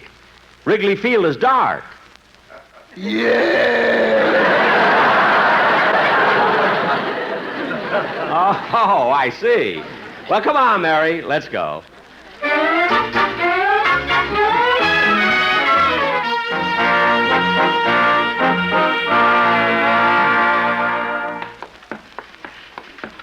Well, come on, Jack. Dr. Grant's office at the end of the hall. Okay. Gee, this building is full of doctors. Dr. Iman, eye specialist. Dr. Chester, chest surgery. Dr. Head, brain specialist. Dr. Foot, chiropodist. Dr. Smorgasbord, general practitioner.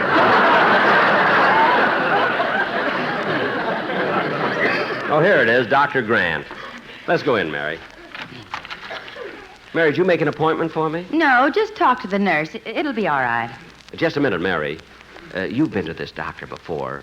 How much does he charge? Well, Jack, he hasn't any set fee. He charges according to the patient's income. What do you mean? Well, if one patient makes more than another, Dr. Grant feels the richer patient should pay more. Now, go on, talk to the nurse. Okay. Yes, sir? Oh, I'd like to see Dr. Grant. Oh, you're a new patient. Who recommended you? Recommended me? Miss Mary Livingston. I see. Your name? Jack Benny. Address?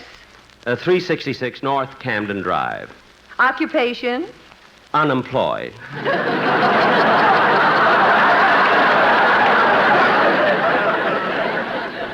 Your age? 39. Do you have anyone to recommend that? Never mind. Your weight? 155 pounds. Color of eyes? Eyes? They're blue, aren't they? Bluer than the winner's tongue in a huckleberry pie-eating contest.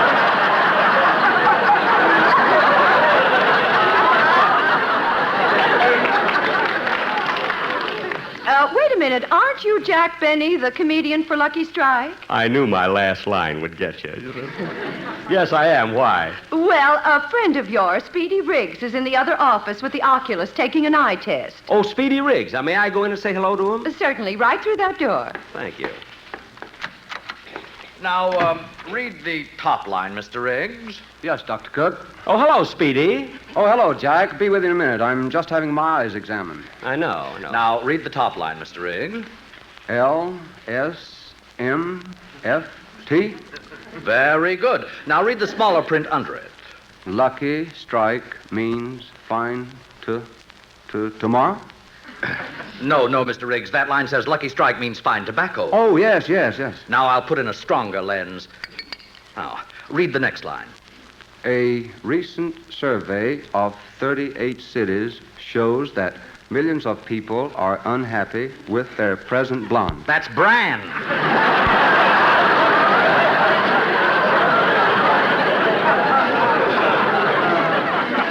You should have known that, Speedy. Now, can you read the very last line, Mr. Riggs? Oh, yes, I know that one. Be happy, go lucky, strike. Be happy, go lucky, strike today. Poodly poo poo poo poo poo. Where does it say poodly poo poo poo poo poo? Where? Right down there in the bottom, in the very fine print. Oh, well, that's the name of the company that prints the chart. J.M. Poodly Poo Poo and Son. Now, Mr. Riggs, will you please read that bottom row of numbers as fast as you can? Yes, sir. 8, 5, 6, 7, 4, 6, 4, 4. Speedy.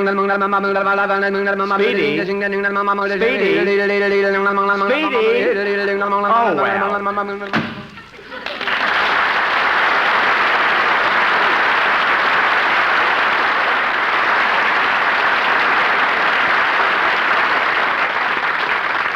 Oh, Mr. Benny. Yes, nurse. The doctor will be ready for you soon, but I still have a few more questions to ask you. Oh, well, go ahead, nurse.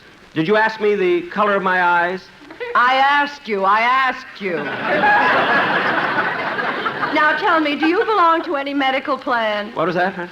I say, do you belong to any medical plan? Yes, I do. Which one? Well, the Blue Shield, the California Hospitalization Plan, the Ex-Sailors Sick Benefit Group, the Actors Mutual Health Society, the Los Angeles County Prepaid Medical Anesthesia and Ointment Program, the Linwood Poison Ivy Protective Plan, and the Mutual Cooperative Health Association. That's the $1 a day till they carry you away plan. I guess that's about all. Well, you certainly belong to a lot of medical groups. I know. Every day that I'm well, it's costing me a fortune. For Christmas, he wanted me to break his leg. Mary, you can stop with that. You may go in to see the doctor now, Mr. Benny. Thank you. Oh, doctor. Doctor.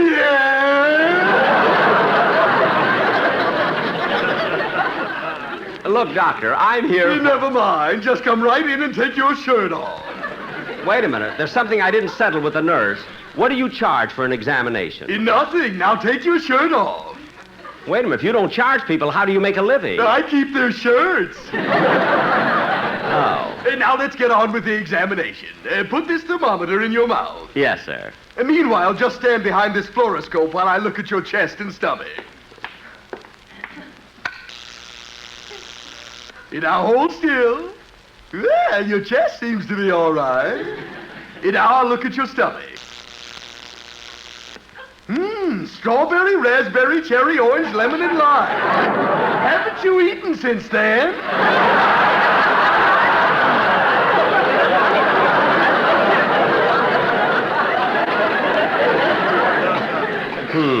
Now let me look at that thermometer. Well, your temperature seems to be all right. 66. 66? Oh, silly me, I've got it upside down. It's 99. That's better. I'm surprised it isn't higher. Why? I gave you a hot foot. Now, look, doctor, the only reason I came in was to get some shots. I'm going out of the country. Good. Never mind that. Now, how about my shot? All right. I'll get the nurse to help me. We'll each give you a shot. That way we'll finish it faster. Oh, Miss Jones. Yes, Doctor? We're going to give the patient some overseas shots. Have you your needle ready? Yes, Doctor. Let's start. Now, hold still. Wait a minute. What are you drawing those lines on my arm for? We love to play tic-tac-toe. What? I go here. Ouch! I go there. Ooh! I go here. Ouch! I go there. Ouch! I go here. Ooh! I beat you again. Doctor, nurse! Now let's roll him over and start another game. Oh, no, you don't. I'm getting out of here. Oh, Mary! Mary!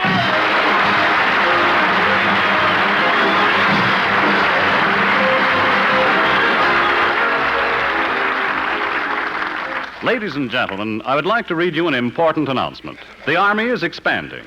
This means that there are many fine careers opening in the Women's Army Corps. If you are between 18 and 34, a high school graduate, single and otherwise qualified, the Women's Army Corps offers you an important, interesting future while serving your country. 30,000 volunteers are needed. Visit your local U.S. Army recruiting station now for details. You'll be glad you did. Thank you. Jack will be back in just a moment, but first... The buds are out, the grass is green, the park's a sight to see. And lucky smokers smile at you 'cause LSMFT. And that's why Lucky's taste better than any other cigarette. Get your roasted peanuts here and popcorn Cracker Jacks. And for a better tasting smoke, get several Lucky packs. Hurry, hurry, 'cause Lucky's taste better than any other cigarette. Be happy, go lucky, be happy, go lucky strike, be happy, go lucky strike today. Friends, here's exactly why Lucky's taste better than any other cigarette. Fine tobacco, and only fine tobacco, always gives you a better tasting cigarette. And LSMFT, Lucky Strike, means fine tobacco. Light, ripe tobacco that gives you a smooth, mellow smoke. Truly better taste in every puff. So, friends, if you're looking for a cigarette that gives you complete enjoyment, pack after pack, switch to Lucky Strike. You'll agree, Lucky's taste better than any other cigarette. Make your next carton Lucky Strike. Be happy, go lucky strike today. Remember, Lucky's taste better than any other cigarette.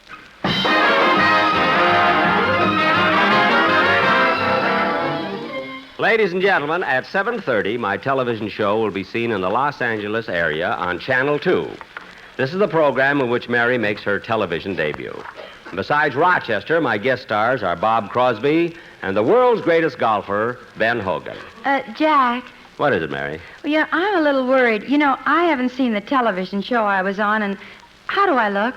Mary, you look like a doll. You were beautiful. Oh. Well, was my performance all right? It couldn't have been more perfect. You remembered every line. You did great. Oh. Then why'd you say I was lousy when I asked you for my salary? Because business is business. The Aldrich Family, featuring the adventures of Henry Aldrich, is coming up next on Nightly Old-Time Radio Shows. Henry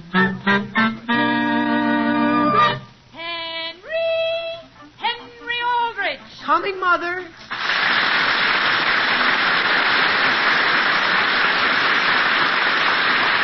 Yes, it's The Aldrich Family, written by Clifford Goldsmith.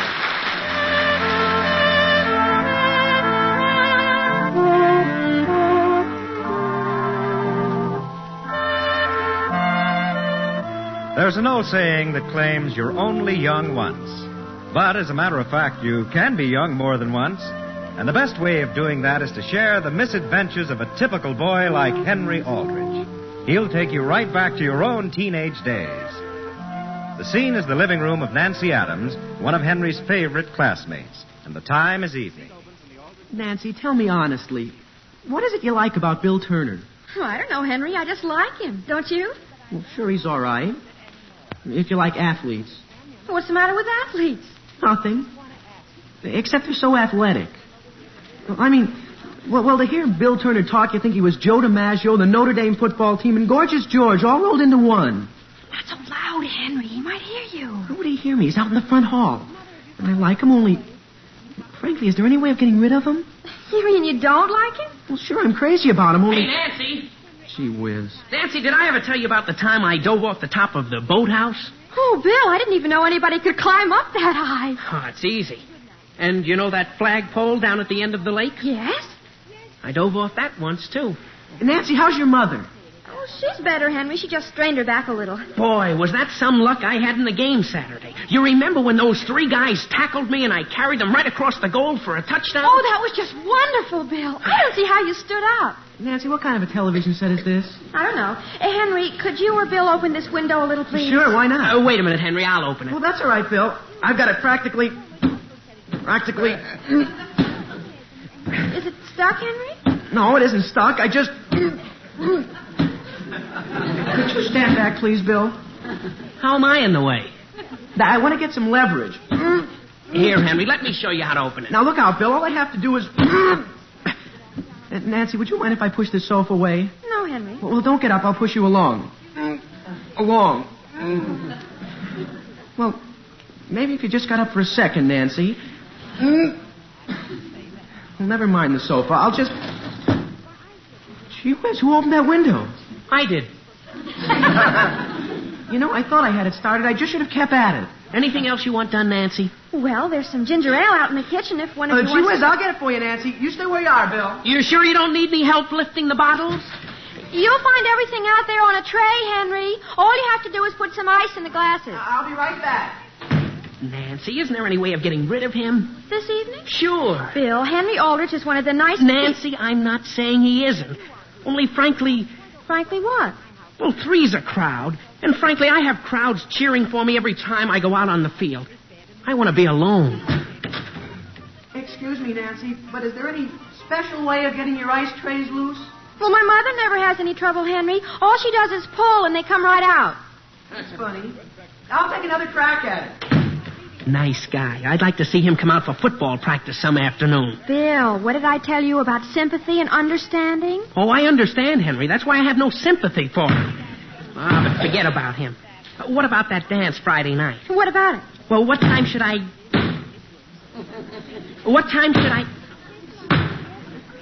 You know, he's going to wreck your refrigerator. What time should I call for you? Oh, about that.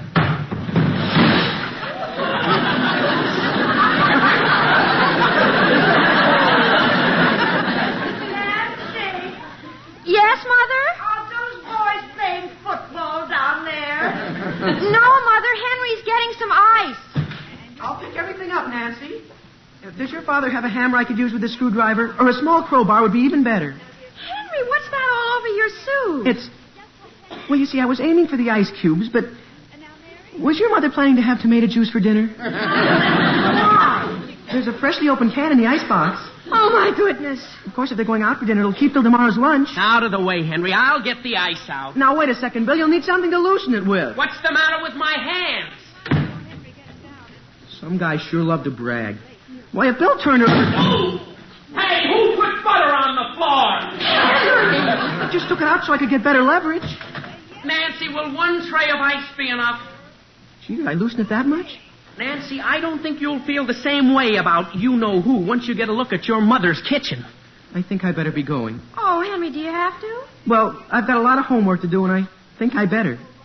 Don't you? Well, if you have to.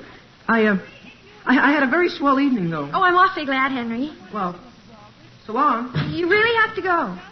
I think I better. Aldrich, would you mind closing that door? The coach told me to keep out of drafts. Oh, sure. I didn't realize I was keeping the door open. What time should I call for you Friday evening? Friday evening? Well, sure, for the dance.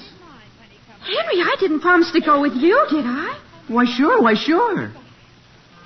You didn't? Well, I don't see how I could have. I'm going with Bill. Oh.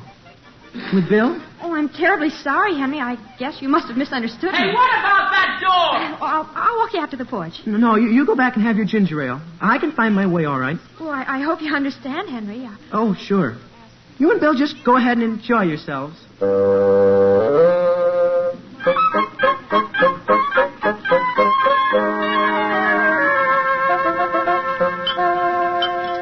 Sam, could you pass the toast, please? Here you are, dear. Why didn't Henry go to the dance? Well, dear, that's what I don't know. Do you remember the other evening when he came home from Nancy Adams soaking wet? When? Last week, dear. A couple of nights before the dance. He walked into the house covered with tomato juice. And Sam Henry hasn't been himself since then. Did you have a talk with him? Yes, and all he'd say was he felt dancing was a waste of time. Mother! Mary, come in here and eat your breakfast. Mother, what's this letter all about? What letter? Why, it's the silliest thing I've ever seen. It must be for Father. May I see it, please? Who's it from, Sam? From the Lionel Strongford Institute of Physical Development, Incorporated. Dear Mr. Aldrich, are you a man or a mouse? I knew all the time it wasn't for me. Yes. No man can make his mark in the world. No man can inspire the love of a good woman unless he is willing to develop his inner potential strength in our 26-week course. Sam, what in the world is that? I don't know, Alice, but I'm fascinated. We can give you a money-back guarantee if your chest expansion does not increase by at least 2 inches during the first 6 lessons. How many inches, Father? Keep quiet, Mary. That's just the first 6 lessons. We also offer a shorter course for the busy executive, interested in only partial development. Remember, decide now. Yours truly. Father, what's that? P.S. Reply by return mail and receive free 1 genuine simulated nylon tape measure, especially designed for checking your chest development. Dear, when did you write for that? May I see the envelope, please? Father, it's addressed to Mr. Harold Aldrich. Who's he? I have no idea whether he's a man or a mouse. Well, put the letter back in the envelope, please. It's probably for Henry. Mother, why would he want to develop? I don't know, dear. And besides, it's none of our business. Please put it back in the envelope. Well, I think I'll walk to the office this morning. Why, Sam, you haven't walked to the office in 6 years. Well, of course I have. I walked a couple of times just this last summer. It made me feel great. I'll get your top coat for you, Father. A coat? A coat? Why would I want a coat? Well, I can at least get your hat. Goodbye, Alice. Father, are you leaving? Goodbye, son. Goodbye. Mother, do you have any idea where my blue and white tie is? Your blue and white tie? No, dear. Now sit down and eat your breakfast. But, Mother, I've got to find it. There'll be plenty of time to find it after you've eaten. Turn around. What's the matter? I think you ought to have those shoulders on that coat taken in a little. Taken in, Mother? You just want to throw your money away? They'll be filled out in 26... I mean, before you know it. Henry, dear, please sit down. I want to ask you something. What about? What in the world is the trouble? The trouble? The trouble? Gee whiz, I don't know of any trouble. But you aren't yourself, dear, and when anyone speaks to you, you're way up in the air. Well, I'm not up in the air, Mother. I may be a little upset because I can't find my blue and white tie, but otherwise I feel fine. Then why not eat your breakfast? I'm going to eat it. I'm going to eat it. How's Nancy Adams these days? Nancy Adams? Mother. Well, all I asked is, how is she? You see this book here, Mother? You see this book? Yes. Well, that gives you an idea of what little interest I have in Nancy Adams. What about the book? I borrowed it from her 2 weeks ago. Well? I'm returning it. Well, that's fine. I'm returning it, but that's all. That's as far as I go. She asked me whether I'd like to keep it and finish it. I'll tell her I'm not even slightly interested. Well, that's fine, dear. Now drink your milk. You know what else? What? That's all right. Never mind. But if her folks can't afford a better icebox than the one they have... Gee whiz, do you like Bill Turner? Bill Turner? I hardly know him. He got a lot to learn. He just goes around... You know what he thinks? Henry, what's your ambition in life? My ambition, Mary? What do you mean? That's all. I just wondered whether you wanted to be a man or a mouse. Mary, I haven't any time for small talk. Have you seen my blue and white tie? No, but I'd love to see your chest expansion. Now, Mary? That's what I say, Mother. But, Mother, all I was going to ask him was if he was going to take the short course or the 26-week course. Mary, will you please give Henry that letter? A letter? I don't think it's for you, though, Henry. Mary, give me that letter. Are you Mr. Harold Aldrich? Mary, you come back with that. Do you realize that's United States mail? Mary? Mother, it says right on the envelope, may be open for inspection. Mary, if you don't give me that... Oh, we won't break anything. I'm just helping Henry develop. Now, listen, Mary, you're only going to make me late for school. You want to take it with you and show it to Nancy Adams? Mary, if you breathe one word about this to her, I'll... Mary?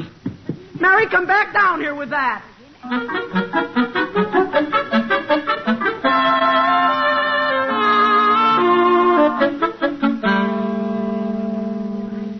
What are you writing, Henry? Henry, what are you doing? Homer, is there a class in this room next period? Sure. Henry, what are all those questions you're filling out? Nothing, Homer. Nothing important. It's just some information I've got to send away. Could you measure my chest just once more, please? It's pretty hard with this ruler. Well, just go around me real slow. It's, exactly 2 1/4. 2 1/4? 2 1/4 rulers. That's, 27 inches. 27 inches? For my chest? Don't you think I better take off a half inch for where I went around the corner? The only thing is, Homer, my thigh was 27, too. You mean my thigh is as big as my chest? It is. Wait, Homer, I don't want to mislead anyone. Listen, Henry, what is it you're sending for? Nothing, Homer. Gee whiz, why would I... Do you know whether Nancy Adams has a class here next period? Sure. I thought you were ignoring her. I am. That's why I'm waiting to return this book. When I hand it to her, it's going to end everything. Well, let me see that letter just for a second. Will you, Henry?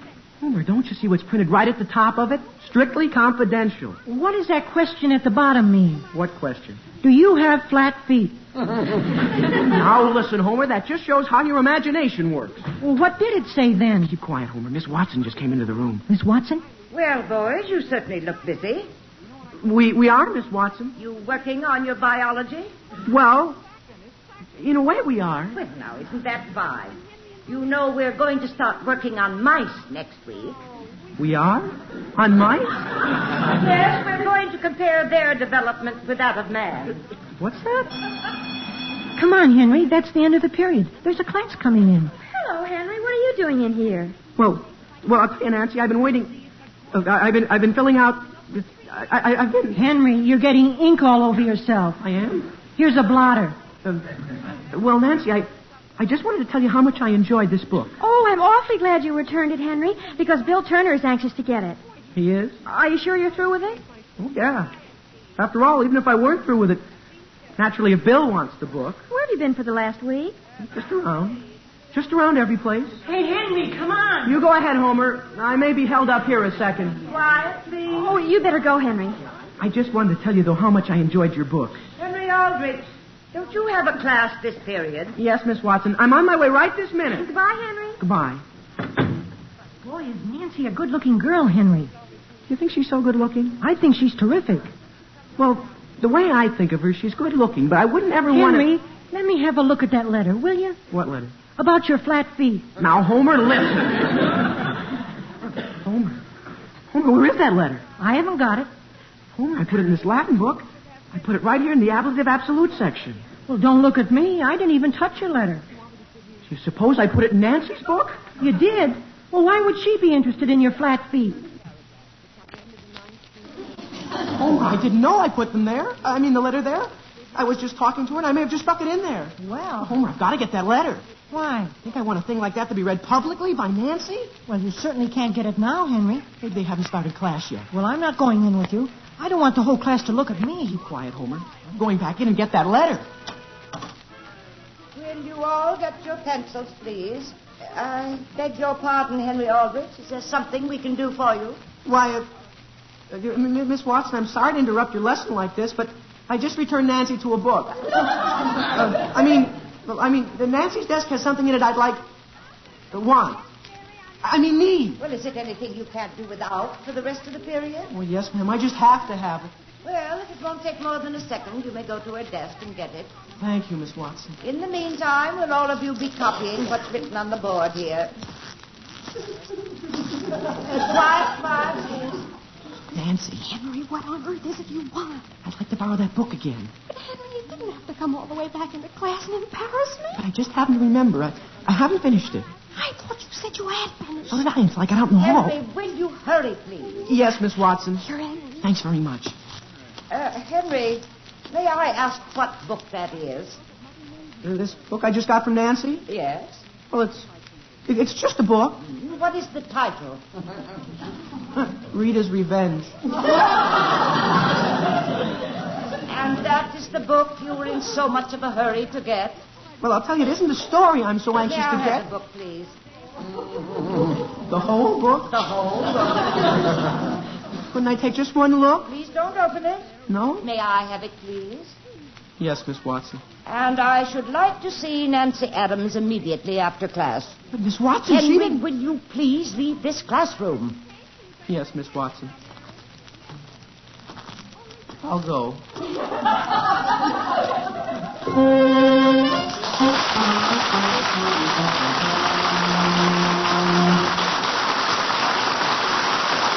We'll come back to the Aldrich Family in just a moment.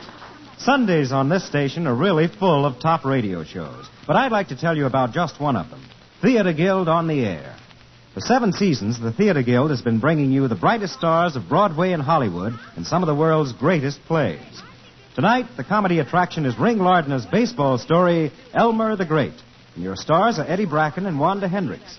Now, the play concerns Elmer Kane, a pitcher with the best right arm in the 3-eye league, but a brain which has failed to vibrate with a clear thought since birth. Now, Elmer refuses to leave Gentryville, Illinois for the big league because he's in love with Nellie Poole, owner of the grocery where he drives the delivery wagon. But Nellie guesses his secret and fires Elmer. Well, from then on, it's all Ring Lardner fun. So check your newspaper for broadcast times and tune to NBC tonight for Theater Guild on the Air. You'll enjoy Elmer the Great.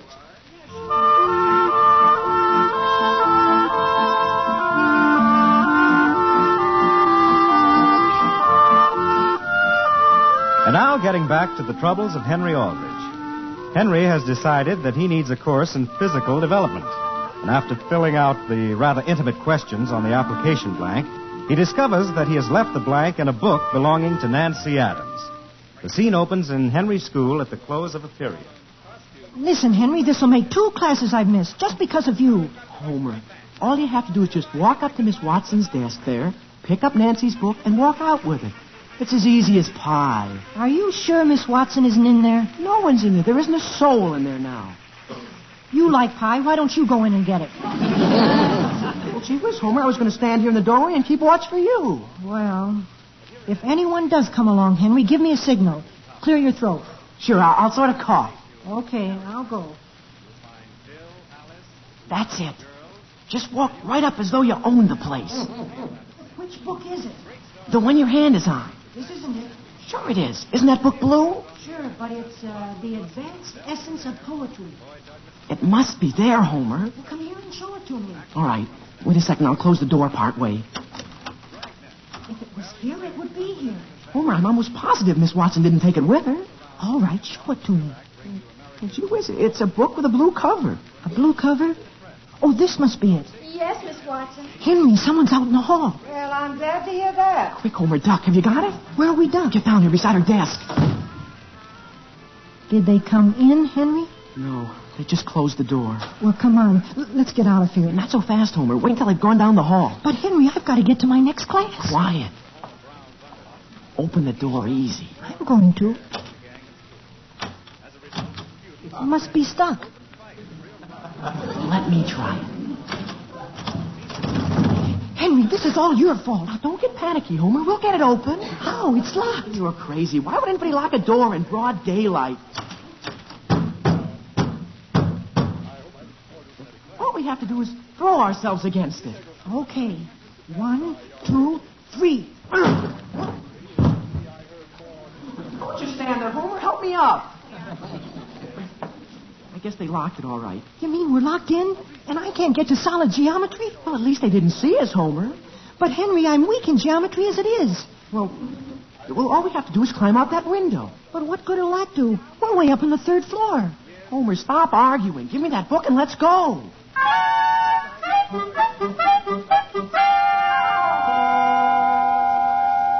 Nancy, could you take these keys down to the main office, please? Yes, Miss Watson. And Nancy, if you're quite sure you won't let this book interfere with your studies anymore, you may have it. Yes, Miss Watson. I'm sorry you let Henry Aldrich have it. After all, he has much more important things to attend to than Rita's revenge. Yes, Miss Watson. He's a very nice boy, Nancy. At least he has his good points. But I do wish you'd become more interested in someone who takes things just a bit more seriously than Henry does. Yes, Miss Watson.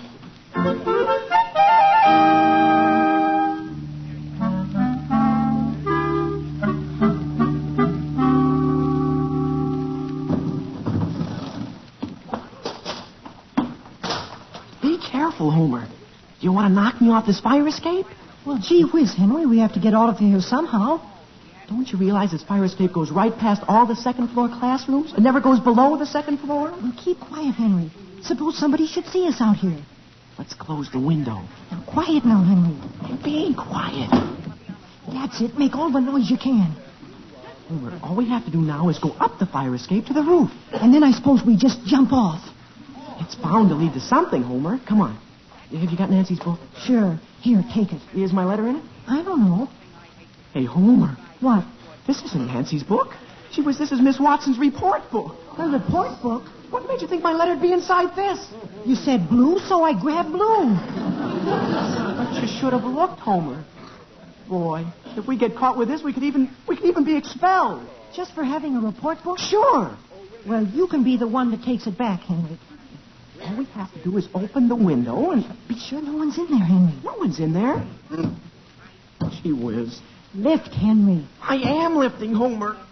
Move back so I can get some leverage. What's the matter, Henry? Are you weak? Well, gee whiz, maybe I do need... Wouldn't you think I could at least open a window when it's an emergency? Boy, you're really in a fix. You've got Miss Watson's reports, and Nancy's got your measurements. Sure. And probably by this time, Nancy's read the whole thing. Come on, Homer, we've got to get off this fire escape. Boys, what are you doing up there?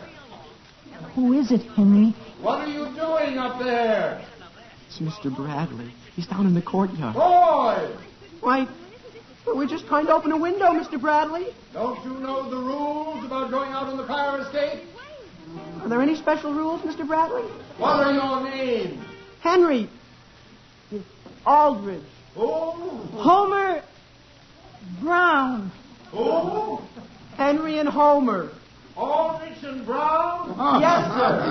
Open now that fire escape and report to my office at once. Yes, sir. How would you like to have us get there, Mr. Bradley? Any way you can. The only trouble is, Mr. Bradley... What's that? Nothing. We'll get down.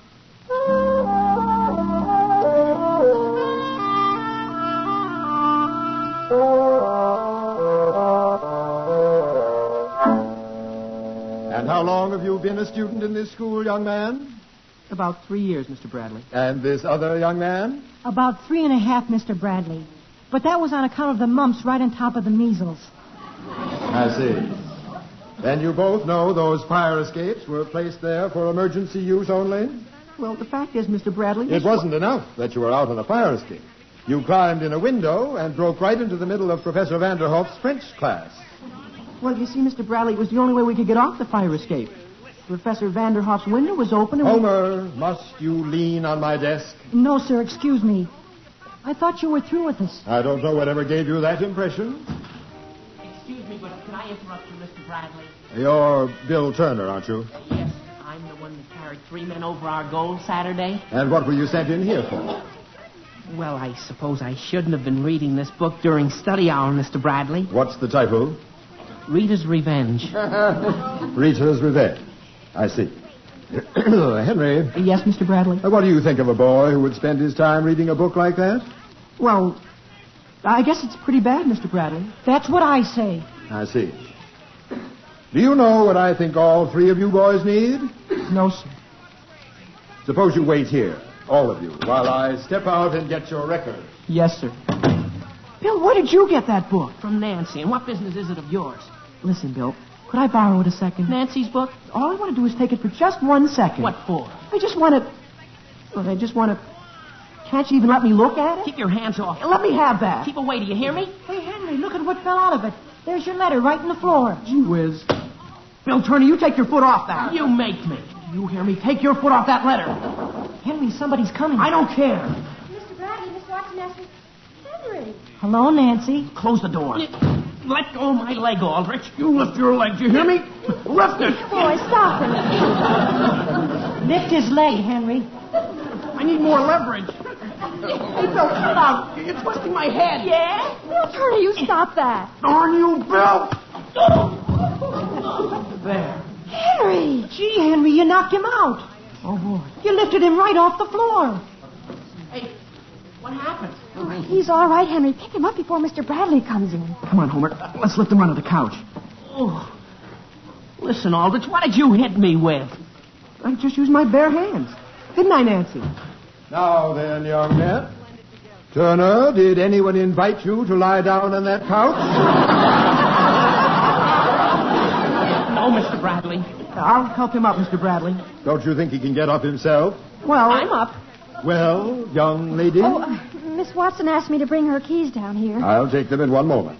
Turner, here's what I want you to do. I want you to spend a part of each lunch hour for the next 10 days picking up the papers in the corridors of this building. On all 3 floors? On all 3 floors. And as for... How did Miss Watson's report book get here on my desk? On your desk, Mr. Bradley? Nancy, will you see that she gets it back? Yes, sir. Now then, Aldrich and Brown. Yes, Mr. Bradley? Yes, Mr. Bradley. I'm sending you to the gym instructor. He needs a couple of huskies like you two to help him move the steel lockers. Move them? Yes, Henry. Aren't there quite a few, Mr. Bradley? There are 350. It will take every afternoon for the next 2 weeks. Gee whiz! That's all right, Homer. You heard what Mr. Bradley said. They need a couple of huskies like you and me. Aldrich, what's that you're tearing up? Nothing. It's just sort of a letter I've decided I won't need anymore. The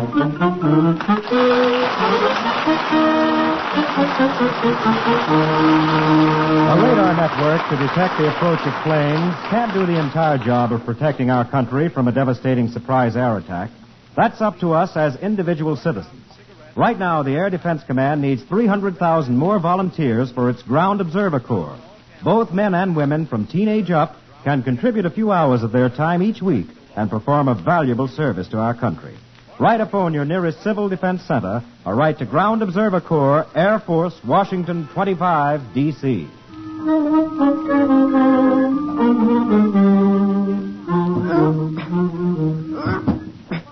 Well, gee. Oh, gee. Henry Aldrich, look at that window. That's what I mean, Nancy. No matter what I touch these days, it crumbles right in my hands.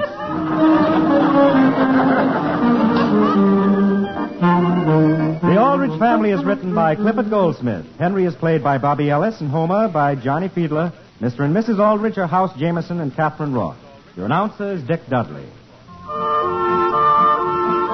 Listen again next week, same time, same station, for another sparkling half hour with the Aldrich Family. Good night, everybody.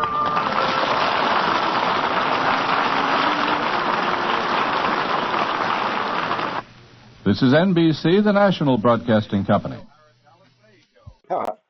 Jack Benny's former band leader Phil Harris and his wife Alice Faye are up next in their own show, The Phil Harris and Alice Faye Show. Please enjoy. The Pitch Bandwagon with Alice Faye and Phil Harris.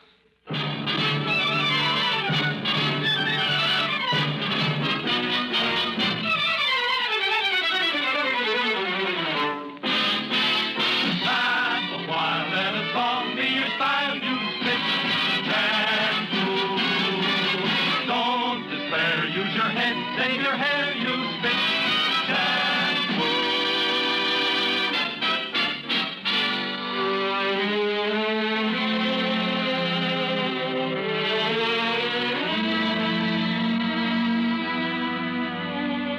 Girls, for hair that's dreamy soft like moonlight and glistening with romantic highlights, use Fitch's new cream shampoo. Fitch cream shampoo leaves hair romantically soft and shining.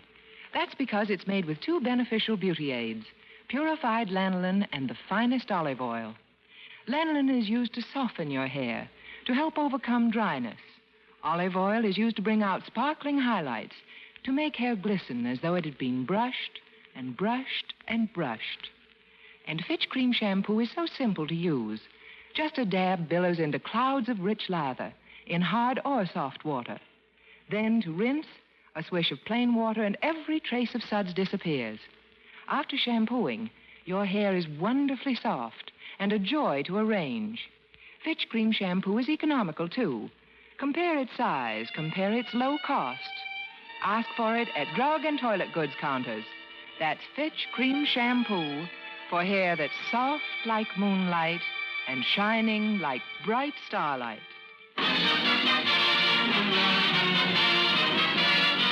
The F.W. Fitch Company, makers of Fitch Shampoo, presents The Fitch Bandwagon, written by Ray Singer and Dick Chevrolet, with Elliot Lewis, Walter Tetley, Ollie O'Toole, Janine Roos, Ann Whitfield, Betty Lou Gerson, Walter Scharf and his music, and starring Alice Faye and Phil Harris.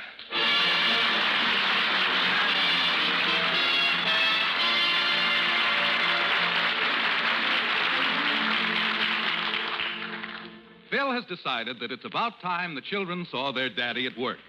And so he and Alice are taking them to watch the band rehearsal. And now as we look in, we find the Harris family entering NBC. You girls are going to be proud of your daddy when you see him standing there leading his orchestra. Does Daddy have a good orchestra, Mommy? Well... I'll answer that, Gertrude. Kids, your daddy's got a terrific outfit. 26 different kinds of instruments, and I stand in front and lead them all. Do you use the podium, Daddy? Naturally. I got the best podium player in the business. Hey, come on, kids. We're rehearsing in this studio right here. Phil, do you think it's wise to take the children into your band rehearsal? Well, why not? I want them to see all the boys in the band. Yes, but do you think they're old enough to stand the shock? All right. The boys in my band are all right. They're perfect gentlemen, and they have a lot of respect for me. They do just as I tell them to do. Don't worry about a thing. Come on, everybody, let's go in. Hey, fellas, I want you to meet... All right, hold it. All right, hold it. Hold it when I hold it. And keep holding it. Keep your heads down and don't press.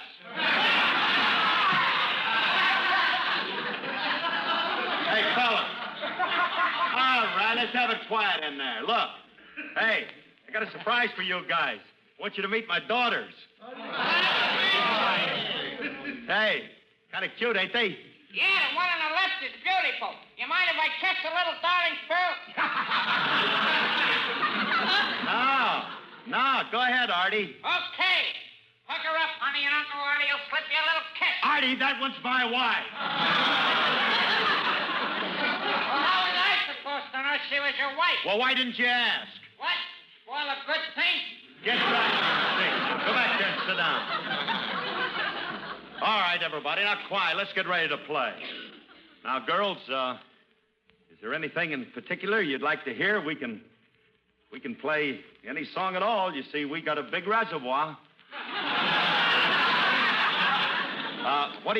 What would you like us to play, Phyllis? Can they play Farmer in the Dell? Oh, baby. Listen to me. These men are accomplished musicians. Pick out something hard. How about Rachmaninoff's Prelude in C sharp minor?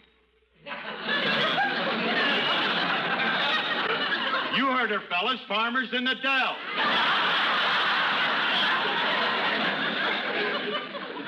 But, Daddy, I'd rather hear Rachmaninoff's Prelude in C sharp minor. All right. All right, guys. We'll play that. Play what? What she said. Now, come on, let's play it. I'll kick it off. 1, 2.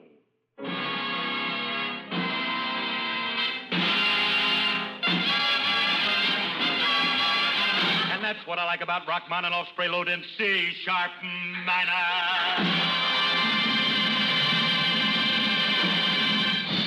Yeah.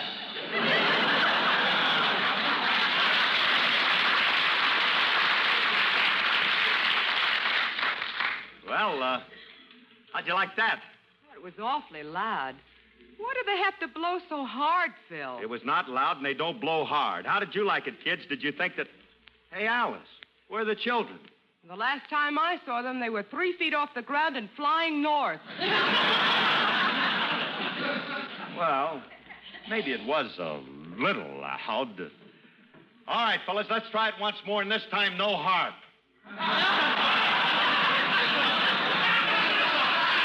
Hey, and Frankie, I didn't hear your guitar, and I want to hear... Wait a minute. Where's Frankie? He ain't here yet. What do you mean he ain't here yet?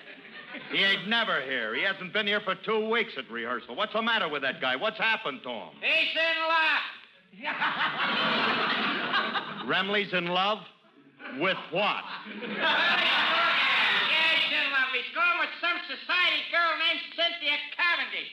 She goes in for the arts and all that kind of stuff. The arts? What does Remley know about the arts? He'd be lost with a girl like that. He wouldn't even know what to do with her. Quiet, Phil. Frankie just came in. Oh, lover boy finally arrived, huh? Good afternoon, Don Juan. Felicitations, Maestro. Never mind that kind of stuff. Now, listen, Remley, you're late for rehearsal. You've been late for rehearsal, and I'm getting sick and tired of... Wait a minute. What's that you got on your head? A beret?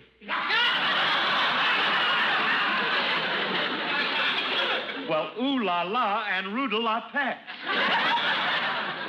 Hold still and I'll kiss you on both cheeks, Pierre. Frankie, why are you wearing a beret? All us artists wear them. My girl, Cynthia Cavendish, says it's a badge of our trade. If I didn't wear my beret, I'd feel as nude as a floor worker without a carnation. Oh, wait a minute. What's the matter with you? So now you're an artist, huh? Every day it's something else. Now you're an artist. You're going to paint pictures, too, I suppose. Paint? Please. Cynthia says that painting is barbaric expressionism. Cynthia says that I have a genius far beyond painting. Cynthia says that I am a sculptor. Cynthia talks a lot, doesn't she? Frankie, listen to me. Get the beret out of your eyes and listen to me. I want to talk to you. What are you getting yourself into here? What kind of a dame is this Cynthia? Hold on, Maestro. Miss Cavendish is a person of breeding and culture who's possessed of a sensitive, artistic soul, and I'll have you know she is not a dame. She happens to be a high-class tomato.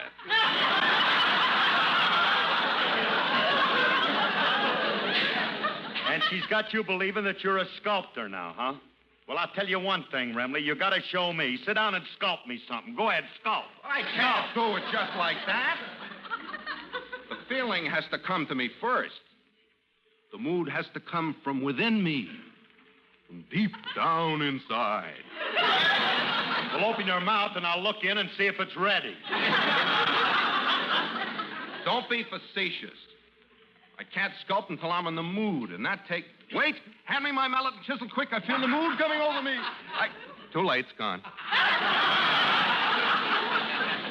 Didn't hang around very long, did it? Well, if you'll excuse me, fellas, I have to drop the children off at Mother's and do some shopping. Goodbye, Phil. So long, honey. I'll see you at the house. Goodbye, kids. Bye, Daddy. Yeah. Oh, thanks a lot. Sculptor. Pierre the sculptor. Remley, I don't know. You're a sculptor, huh? Oh, yeah. You know something? I'd give anything in the world to see you at work. Okay. I just happen to be starting a bit of statuary this afternoon. I'll bring Cynthia over to your place and you can watch me. Cynthia's going to model for me. What a shit.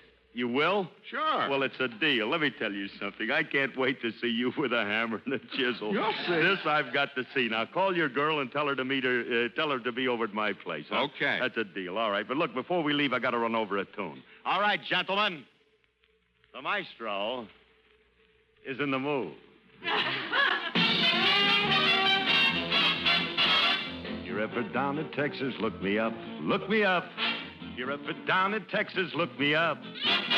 Where the men are men and love it, and the gals are sure glad of it. So if you're ever down in Texas, look me up. Everybody's gonna holler, howdy do, howdy do. Everybody there'll be saying, how are you? We raise corn for hot tamales and grow dollies for the follies. So if you're ever down in Texas, look me up. Ask anyone for Rusty, everybody knows for me. They'll tell you where I'm riding at, bar A, B, C, or D. So if you're ever down in Texas, look me up. Look me up. We've got everything in Texas looking up. With the moonlight on the prairie and a gal that ain't contrary, there's a lot of fun in Texas, look me up. Ask anyone for Phil C., they'll tell you where I'm at. You'll find me down at Galveston with a box-back coat and a Stetson hat. So if you're ever down in Texas, look me up. Look me up. They've got everything in Texas looking up. Am I right or Amarillo, man? That state's a killer-dilla. So if you're ever down in Texas, look me up. Bronco bustin', take some practice, or you wind up on a cactus. So if you're ever down in Texas, look me up. Where the gal that's good at figures and the cowboy's quick on triggers. So if you're ever down in Texas, look me up. Every gal's a raving beauty. Hip-tie-tie-o-tie-o-dee. Oh, I can't wait to get back down there and hear some of that talk. Goes like this. Sure glad you come by. Don't you all forget to come back now, you hear? Bye now. Bye. I'm gonna build a Adobe Palace for my Alice down in Dallas. So if you're ever down in Texas, look me up.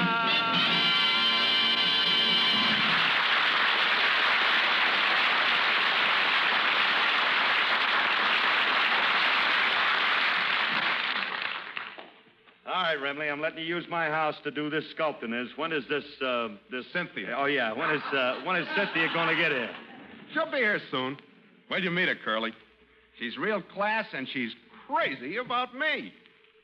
Why? What can a dame possibly see in you, Remley? She must be after what little dough you have. I resent that. She don't need my dough. She told me she's from a very wealthy family, but she gave it all up to be an artist. She never asked for anything. Poor kid lives in a cold garret. The only thing she ever asked me to buy her was a mink coat to keep her warm.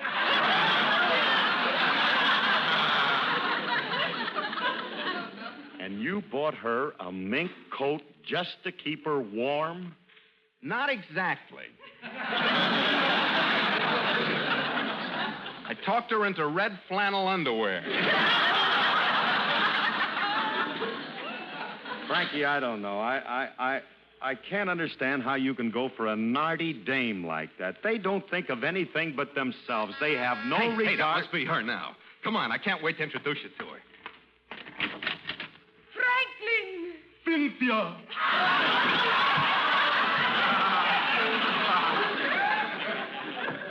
Tennis, anyone? Shall we have a go at it? Yeah, this sounds like a weekend at Noel Coward's. Come on in, Cynthia. I want you to meet my pal, Phil Harris. Curly, this is Miss Cavendish. How do you do, Miss Cavendish? I'm very happy to meet you. How do you know?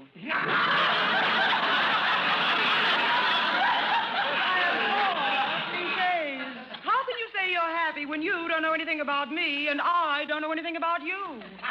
We might dislike each other intensely and become enemies later. Why wait?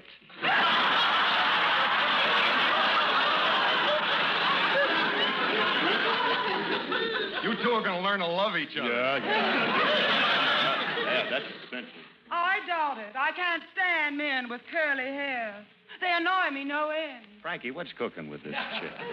Did somebody slip barbed wire into her corset stave? You just don't understand her, I don't Curly. want to understand. Well, she's really very human. She's got a lot of warmth, especially for me. Watch this. Cynthia, aren't you going to kiss me hello, dearest? Franklin, you know I detest kissing. I think it's very vulgar. Oh, this kid's as warm as a penguin's instep.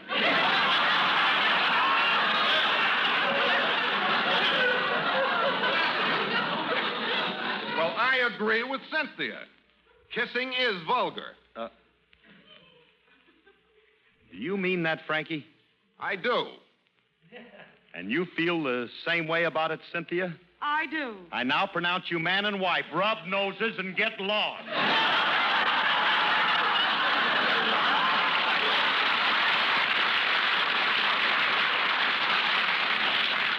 Take it easy, Curly. Cynthia, if you're going to model for me, let's get started. Go in the other room and put on your jungle outfit. Jungle outfit? What's she going to be, a witch doctor? No. She's wearing a black bear skin. I'm going to make a statue of the Neanderthal man and his mate. She's going to be the mate, and... Wait a minute. Cynthia, we forgot a male model. Oh, your friend here will do. Mr. Harris, slip into this leopard skin. Leopard skin? Yes. Here it is. Look, lady, get that thing out of here. If you think I'm going to wear that gravy-stained loincloth, you're off of your beat. I'm not going to... I ain't going to... Let's not argue. Are you nuts? You're retarding my artistic career. Now, put the leopard skin on. Are you kidding, Clyde? I wouldn't wear that thing if I was a leopard. I'm not going to wear it either, and that's final. What's the matter? Are you ashamed of your physique? Am I what? Ashamed of my physique. Lady, you're looking at the stand-in for Gorgeous George.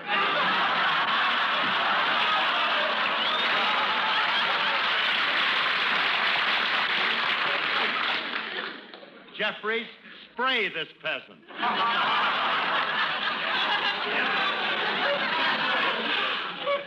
Ashamed of my physique. Give me that dead skin there. I'll put it on. I'll show you something. Attaboy, lady. Curly. I'll help you.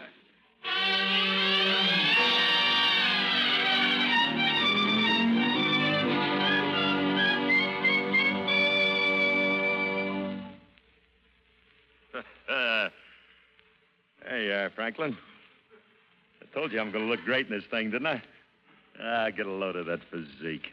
Get a load of that body. Ain't that a thing of beauty? Yeah. 180 pounds of solid flab.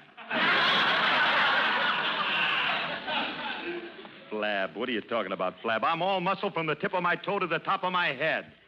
And I might add that I'm irresistible in this leopard skin, and it's a good thing we're not close to the zoo, or I'd have every female leopard purring like a kitten. Okay, Spot, come on. Now, let's get back in the other room so I can get started. Oh, wait, I better knock first and see if Cynthia's ready. We can't go in until she's got her bearskin on. Now, Curly, when you pose with Cynthia, I want you to... Okay, Frankie, I'll get that. I'll get it. You go get the bear ready. Okay. Hey, them cavemen had the right idea about wearing these leopard skins. Gee whiz, they're nice and soft, and gee, they're comfortable to get around in. Oh, hiya, Julius. Well, if it ain't Jungle Jim. All right, cut your motor, kid. Get back into neutral. Just bring the groceries in. That's all you have. Okay. Wait till I tie up my elephant, Sahib.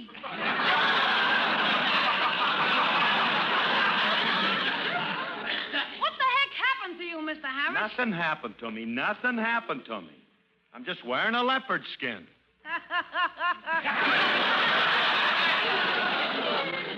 minute, I thought you had king-sized measles.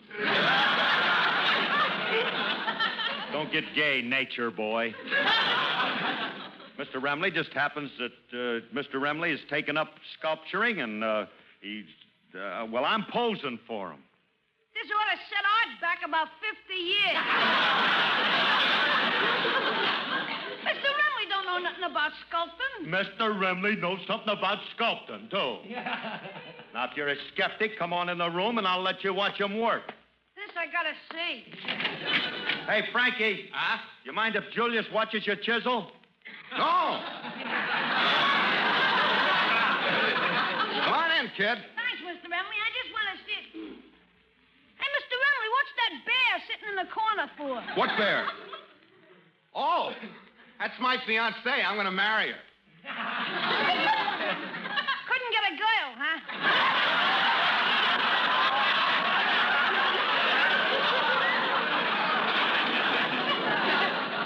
She is a girl. Kind of hairy, ain't she? She's wearing a bearskin outfit. Scared me for a minute. You want to watch? Clam up. Now, Curly, I'll tell you how to pose for this. I want to get a pure primitive effect. You pick Cynthia up and hold her in your arms. You're a caveman, and you're saving her from a dinosaur. It'd make more sense if you had the dinosaur saving him from Mr. Harris. Quiet, kid. You're in on a rain check already, you know. All right, Frankie. I got Cynthia up here in my arms. Well, ain't that a touching little tableau? Wait till I tell Miss Faye that you held a strange bear in your arms. Quiet, or I'll sick Carmichael on you. Come on, Frankie, will you? Let's get started. Wait. I need music to get me in the mood. Oh, fine. Now he needs music to get him in the mood. Do you want me to sing to you? That ain't the mood I want to get into. Julius, turn that phonograph on and back of you. Okay, I'll put on one of Miss Faye's records. It'll be the only bright spot in an otherwise dull afternoon.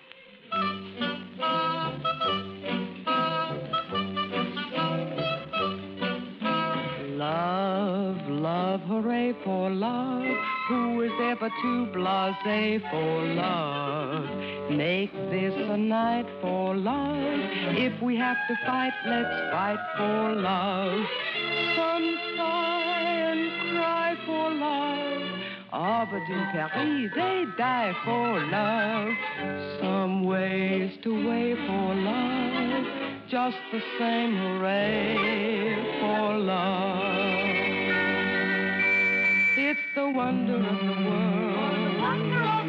It's a rocket to the moon. It gets you high. It gets you low. But once you get that glow, oh, some trust to fate for love. Others have to take off weight for love. Some go berserk for love. Loafers even go to work for love. Sad songs are sobbed for love. People have their noses bobbed for love. Some say we pay and pay for love. Just the same hooray. Hooray, hooray, for love.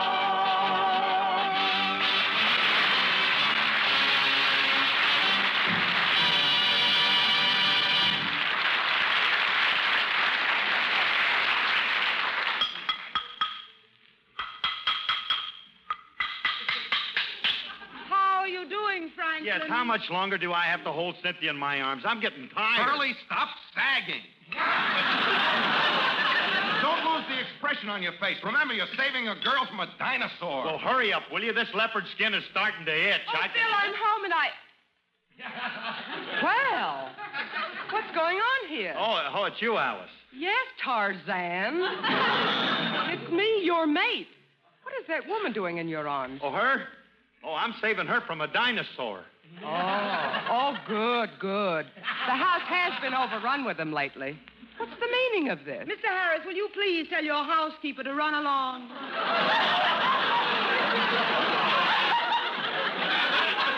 Housekeeper? Cynthia, darling, this is not the housekeeper. This is Alice, Mr. Harris's wife.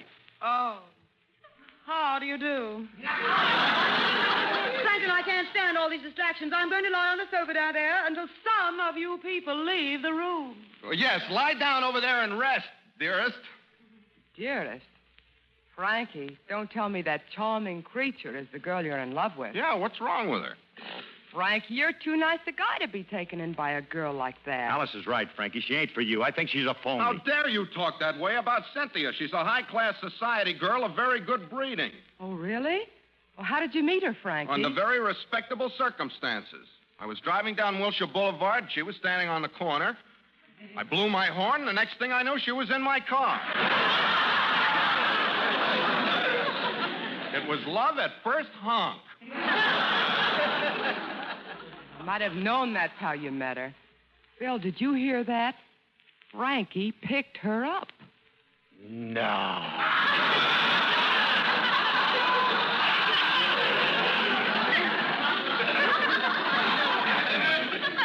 Happens to Betsy. How disgusting. I heard that and I resent it. You did not pick me up, Franklin, and you know it. I didn't, huh? Honk, honk, go my way, babe. Thank you, sir. I'd be glad to take a lift. I'm just... All he said was honk, honk. An aggressive duck could pick this kid up.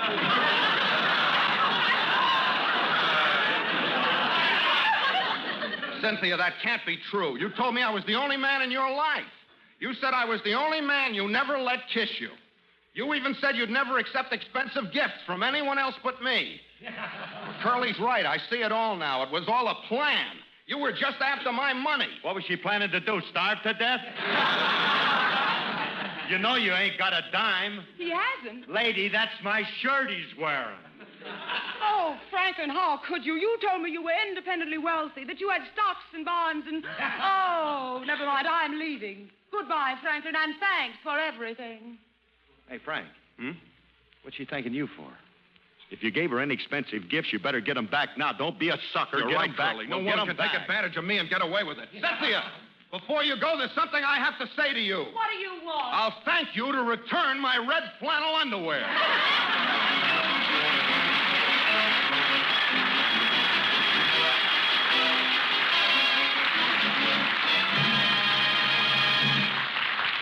Bill will be back in just a moment. No shampoo in a tube. No shampoo in a jar. And no other shampoo in a bottle leaves your hair so completely dandruff-free as Fitch. Fitch's Dandruff Remover Shampoo. For Fitch is the only shampoo specifically made to remove dandruff. Leading medical authorities say there are two kinds of dandruff. One is loose and flaky. It's the unsightly kind other people see. The second type clings to the scalp. It's the invisible, irritating kind you can feel. And Fitch is guaranteed to remove both kinds of dandruff completely. So be free of all embarrassing dandruff with Fitch. Fitch is the only shampoo made that's guaranteed to remove dandruff with the first application.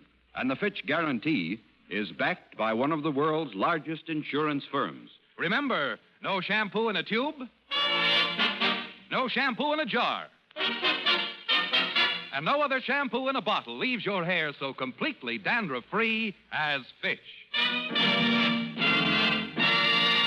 So switch to Fitch. Use it regularly each week. At drug counters, barber, and beauty shops, ask for Fitch's Dandruff Remover Shampoo. Fitch is spelled F-I-T-C-H.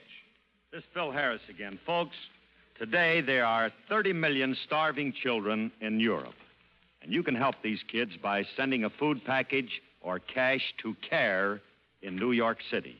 You can designate where you want your contribution sent or leave it up to CARE. Remember, the address is CARE, New York City. Good night, everybody.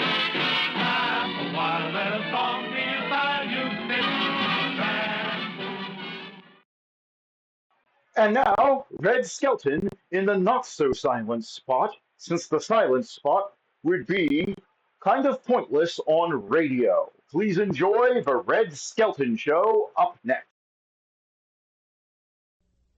From Hollywood, the Raleigh Cigarette Program, starring Red Skelton with Ozzie Nelson and his orchestra, Harriet Hilliard, and Wonderful Smith.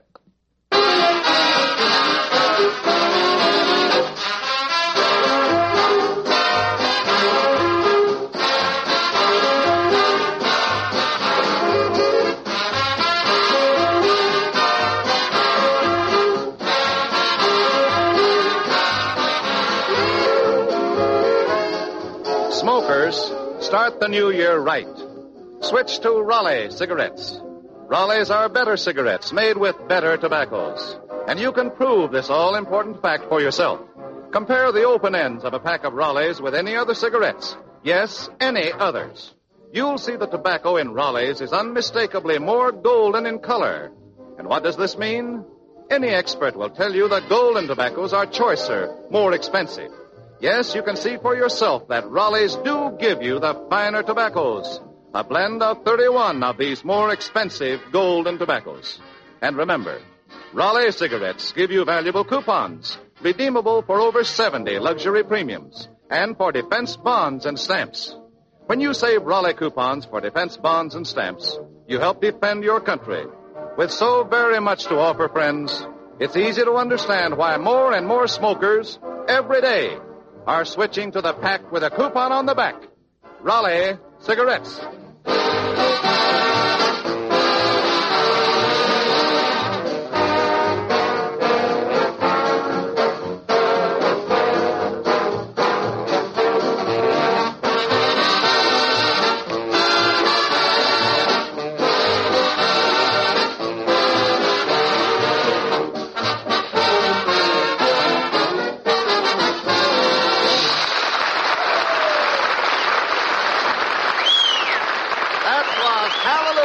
Played by Ozzie Nelson and his orchestra.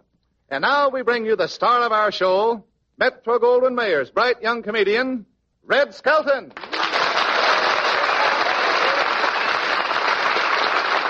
Thank you very much, and good evening, ladies and gentlemen. Say, Truman, I really had a tough time hitchhiking downtown here tonight. Well, how did you get down here? Some soldiers gave me a ride. Yeah, I creeped in a Jeep with a fighting 69th, boy.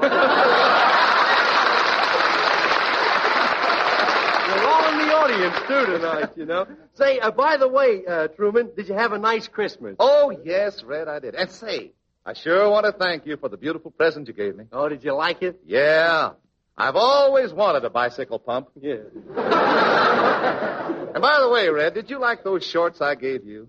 Were they shorts? Sure. What'd you think they were? I thought they were slacks, and I wore them bowling last night. Say, oh, hello, Harriet. Hi, Red. Say, I want to thank you for your lovely Christmas present. Oh, did you like them? Oh, yes. How did you ever think of putting initials on Kleenex? I suppose you got other lovely presents. Oh, I'll say. Somebody sent me a perfume bookmark. Really? Mm-hmm. And now when my bookmark slips down and I lose my place, well, all I have to do is just smell along the edge of the book till I come to the right page. Oh. I smelled along the edge of a book once.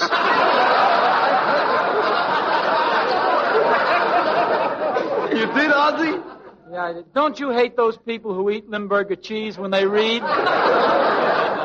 Say, what did Red get you for Christmas, Ozzy? He got me a very expensive stick pin.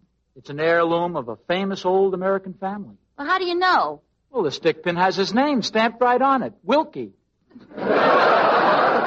Nothing. Say, what's the matter with you, Red? You're looking very sad. Well, a very unfortunate thing happened at my uncle's house on Christmas Day. They were having a party, and an awful fight started. Oh, was anybody hurt? Yes, my uncle was stoned to death with last year's fruitcake. Oh, how terrible. No, I'm just kidding. But he did have a lot of drinks. I'll bet he had an awful hangover the next day. Yeah, and there was a little mix-up there, too. Well, there was? Yeah, my aunt mistook a little booklet called How to Put Out an Incendiary Bomb for a book on how to cure a hangover.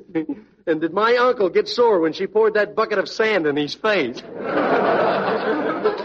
You have a great family, don't you, Red? Yeah, I saw my brother Christmas, and he was very nice to me. He invited me over. He did? Yeah, he says, come up and see me sometime. We'll open a safe. Well, this is a wonderful time of year. Yeah. Say, maybe you can tell me. I'll tell you what. What are they going to have on New Year's Day in the Rose Bowl? Just roses.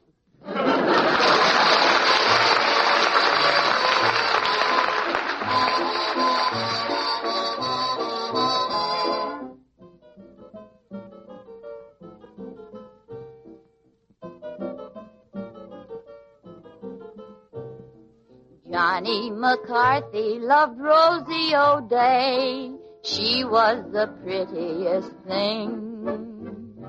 And every night in his sweet Irish way, under her window he'd sing, Rose O'Day, Rose O'Day, you're my Philagadooshie, Shinnamarooshie, Balderalda, Boom Tootie, Rose O'Day, Rose O'Day. You're my Philagadooshie, Shinnamarooshie, Balderalda, Boom Tootie. You're daring, you're darling, you're lovely. That's what I mean when I say Rose O'Day, Rose O'Day. You're my Philagadooshie, Shinnamarooshie, Balderalda, Boom Tootie, Boom Tootie, Boom Tootie, Boom Tootie.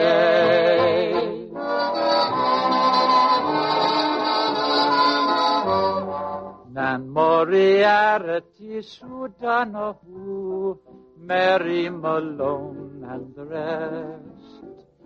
They all want his favors, but what does he do? Sing to the one he loves best. Would you like to dance, Miss McKitty? Oh, sure, and I'd love it, Mr. O'Nelson. Let's go. Oh, I'm so sorry. Did I hurt your feet? Well, you did at the beginning, but they're numb now. Oh, go along with you. You're daring, you're darling, you're lovely. And that's what I mean when I say Rose O'Day, Rose O'Day. You're my Philagadooshie, Shinnamarooshie, Balderalda, Boom Tootie, Boom Tootie, Boom Tootie, Boom Tootie.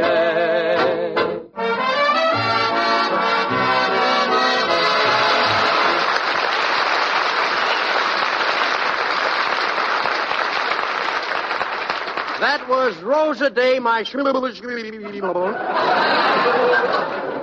by Harriet Hilliard and Ozzie Nelson. Ah, sure, and Harriet, I wish I could have had a picture of you singing that beautiful song. Oh, I should have brought my camera along. Oh, have you got the camera bug, too? What do you mean? Well, you know, there's different types of photographers. Didn't you ever notice how different people have their pictures made? Nope, Red, I haven't paid much attention. Well, to start off with, we have a couple that goes to Coney Island and stops in those galleries along the boardwalk to have their picture taken. Harriet, you be Bim, and I'll be Bo. Hey, Bo, let's buy some cotton candy, huh? Yeah, you get it. I don't want any. Why, don't you like it? Yeah, I ate some cotton candy once. I ate it, and I ate it. And when I got home, half of me underwear was missing. Oh, look. Hey, what do you say? Let's take a ride through the Tunnel of Love, huh? Nah, you ain't gonna get me in a tunnel of love again. Nah, why not? You always want a neck. Well, that's what it's for. Ah, you're thinking of a Davenport. Oh, yeah. Hot dogs, get your hot dog free, it's free. Yeah, what's free, bub? A bun with every hot dog. Oh, look at Bo, a picture gallery. Yeah, do you want to have your picture taken? Step right in, folks. 3 poses for a dame. That's a pretty girl. Yeah, how about me? Vice versa. Yeah. Come on, let me take your picture. And if they come out good, I'll send them to California. To my friend, the big director, Lloyd Steak. You mean Lloyd Bacon? Look, you eat what you like, and I'll eat what I like. Oh, come on, Bo. Let him take a picture. Okay. Come on, we'll pose right here. Hey, what you hiding under that black cloth for, huh? I want to see how you look through the lens. Now I'll put the plate in. Yeah, I didn't think them was your teeth. Oh, boy, you're a killer. Too bad I don't have a lampshade for you to put on. Yeah, I guess you got a sense of humor, huh? You heard of Fibber, Magee, and Bill Thompson? Yeah. That's me all over. That's you all over. Yeah. Hey, what's that long tube with a bulb on the end of it? Listen, wise guy, you squirt water in me face. And I'll hit you on the head so hard that you'll have to unbutton your vest to see where you're going. Okay. All right, folks, smile. I forgot to tell you not to get excited, because I'm out of regular flash powder, so I'm using this gunpowder instead. Oh, is that okay? What do I look like, a dope? Did you ever hear of TNT? Well, that's me all over. That's you all over. Ready? A 1, a 2, a 3. Hey, where's the photographer? That's him all over.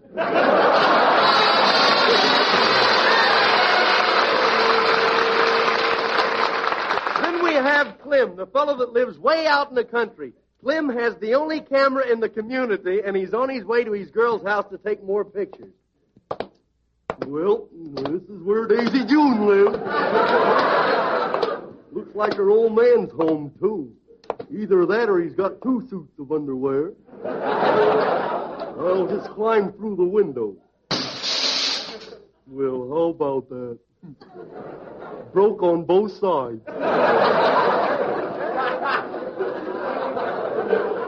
Oh, yoo-hoo, Daisy June. Big Feet is here. Hello, Clem. How are you, Clem? Give me a great big kiss, Clem. Oh, I better not. Your old man's watching me. How do you know? I can see the glint of his eye along the barrel of the gun. Gee, you look pretty today. I sure like that pencil-striped dress you're wearing. It's not a pencil stripe. I tripped on a rake. Hey, do you like my new suit, Daisy June? Some fit, huh? Yeah, are those pants baggy or are you wearing a parachute? Did you shave today, Clem? Yeah, I shave, but there's a shortage in steel for razor blades, you know, so I shave with a broken milk bottle. You did, Clem? Yep, and it was the first time I was ever shaved and pasteurized at the same time. Well, there certainly is a shortage of steel. The government even took away my bustle. You don't say. What they going to use it for, an airplane hangar? Hey, Clem, what do you say we sit down here on the Davenport? Okay, what do we do? Just sit here and look at each other, or don't you feel like laughing? Now, let's put some of them pictures that you took in the old family album, huh? Yeah, all right. I've always wanted to see that family album. Well, here's a picture of Aunt Minnie. She's an old maid, but she's crazy about the man. Yes. Yeah, on Christmas Eve, she thought she heard Santa Claus, and she met him halfway up the chimney. You know, I have an aunt that's a little eccentric myself. She thinks she's Veronica Lake, but she's awful ugly. She's ugly, and she thinks she's Veronica Lake? Yeah, she goes around with her ear combed down over one eye. Clem, I'll bet you were ugly when you were very young. Well, I was. That's a fact. When I was born, the nurse said to my old man, "Congratulations, we think it's a baby."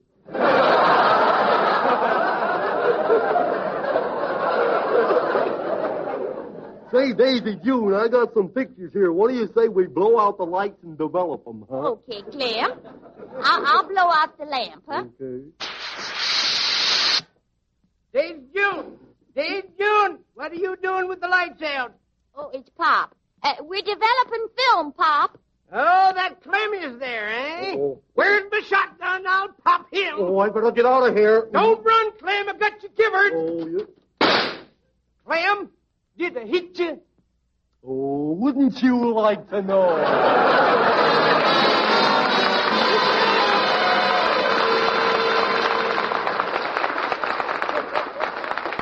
Then we have a lady and her little boy. They're at home. They're at home when a guy comes along with a camera and a pony. So, Harriet, how do you like that? Harriet, you be my mother, and I'll be the little boy. Junior, what are you doing now? I had shaving, and I had using Pop the electric waiter. Oh, don't be silly. What have you got to shave? The living room rug. Oh, Junior. I had a bad boy, ain't I, Mommy? Oh, you certainly are. Sometimes I'm sorry that we paid the doctor. Yeah. Junior, someone's at the door. Yeah, I will put a chair up against the door and see who it is. Now I will peek through the little hole. What do you want? My, what a tall little boy. Is there anyone at home?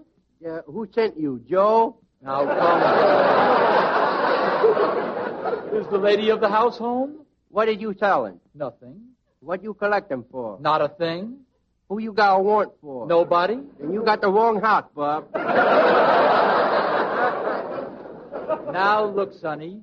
You tell your mother that the pony man is here to take your picture. You got a pony? A real live pony? Oh, yes, and tell your mother you want your picture taken on the pony. Okay. Now, don't wait. I'll be right back. Hey, Mommy.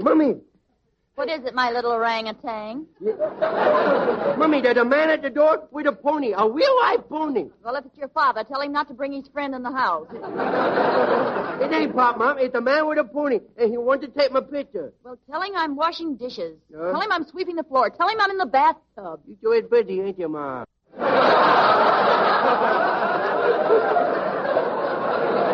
Oh, come on, Mommy. I want to see the pony. Oh, all right. Okay. But all I can tell him is no. Well, yeah, let me see the pony. Oh, there's the pony, man. And there is the little pony. He is the one with the long ears. Junior, get away from that pony. It's all right, Mommy. I just want to pat him on his nose. Ooh, he bit me. I will fix you. Junior, stop biting that pony. Okay, but it's the first meat I've tasted in weeks. Madam, would you like a picture of the child on a pony? I'd like a picture of him on a runaway horse. All right, Junior, now you come right in the house. Come on. Okay. So I got my picture taken. Well, goodbye, pony. Goodbye, mister. I'm awful sorry my family is so cheap. Now, it's not that, Junior. Your father can take your picture on a pony. Yeah, and it'll come out so blurred you can't tell who it is. Now, that can't be helped. That's your father's condition. Yeah, with him, everything's blurred. Junior, it's just that he's nearsighted. You mean he's beer-sighted? See, I will never get my picture taken. I will never know how I look when I was a little fellow. I'll have to tell all my friends I never had a childhood. Oh, all right. I'll let the man take your picture. Okay. Here now, Sonny, I'll sit you right up on his back. Oh, no. I ain't afraid. I ain't too high over the ground. I ain't too high. Oh, Junior, don't be silly. Your feet are almost touching the ground. You sure is low, ain't he, Mom? Now, hold still while I take your picture. Okay. And don't do anything to make the pony nervous. Okay, I won't. Gee, look at me. I is sitting on a pony back. And I just found a great big pin. If I do, I get a whipping. I do it. I will use the pin and go for a white. Hey, look, Mommy, I ain't whiting. I ho aluminum. I ho nickel player.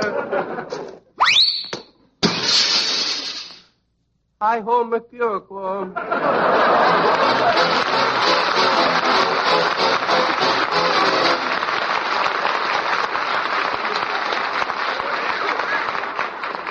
Friends, stop me if I'm wrong, but I believe you'd rather have a beautiful bridge table in your living room than an advertising poster reminding you to buy a certain brand of cigarettes.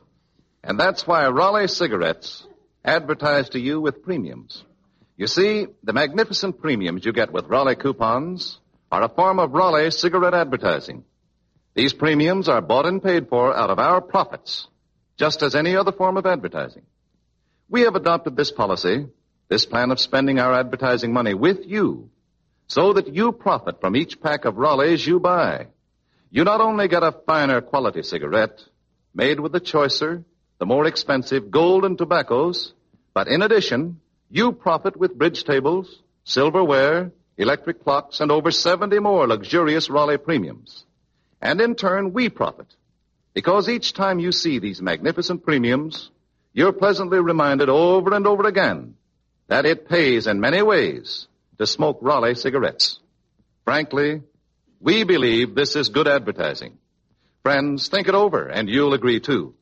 The next time, get the pack with a coupon on the back, Raleigh cigarettes.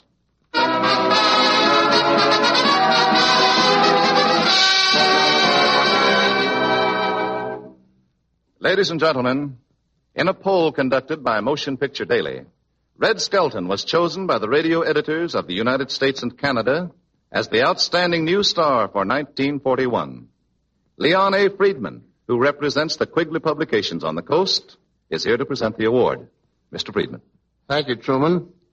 Red, this justly deserved certificate reads as follows. Motion Picture Daily has the honor to present this award of achievement to Red Skelton, selected by the radio editors of the United States and Canada as the outstanding new star of 1941 in famed annual radio poll. Red, in behalf of our publisher, Martin Quigley, and the radio editors, permit me to congratulate you. May you continue your most excellent work of bringing joy and laughter to a troubled world. Mr. Friedman, I can't begin to tell you how much I appreciate the compliment you've just paid me. I can only say thanks sincerely to your publisher, Mr. Quigley, and to the radio editors of the United States and Canada for having chosen me.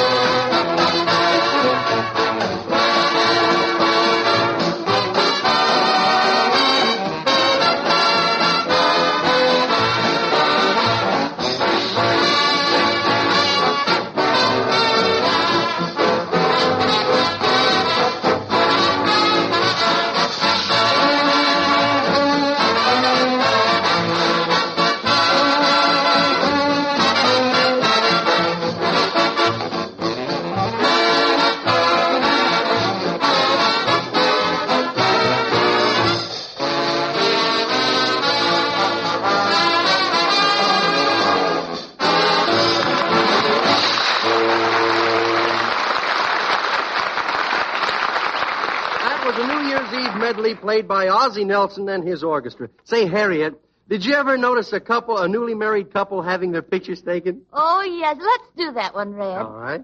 As the scene opens, we find them in their car just leaving the chapel. Well, we're married. Yep, we're married. Yeah. You think it's okay to hold hands now? Oh, gosh, Rodney, wasn't it a lovely ceremony? And there were so many people there. Yeah, I guess we got the overflow from Gloria Vanderbilt's wedding. Well, we certainly had a lovely wedding. Yeah. Tell me, did anybody throw any old shoes? No, my head's always been lumpy. Oh, hey, look, there's something in the way. You better blow your horn. No, I'm afraid to blow my horn ever since.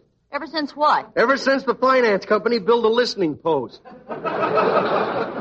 Oh, look, here we are at the photographer. Yeah. Well, let's hurry upstairs to the photographer. This tight collar's killing me. Oh, there it went again.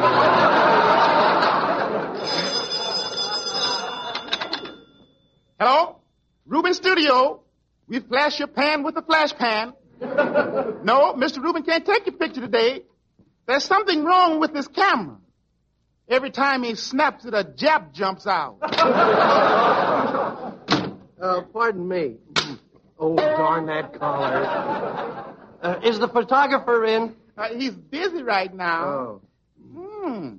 Newlyweds, huh? Yeah. Oh, we were here last night, but your boss was out.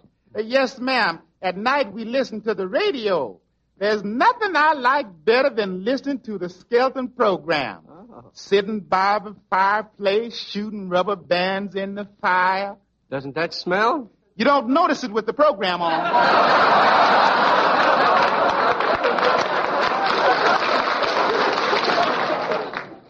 I may have to give the award back, huh? Well, is your boss going to be much longer? No, my boss is not very busy. He's busy right now. But I'll never forget the first time I got married. Oh. My wife says it was a wooden wedding. A wooden wedding? Yeah. Says she married a blockhead. Oh, there. Good afternoon. Good afternoon. Just married, I see. Yeah. Yes, we want to have some pictures made. Something in the comedy vein, or did you bring other clothes with you?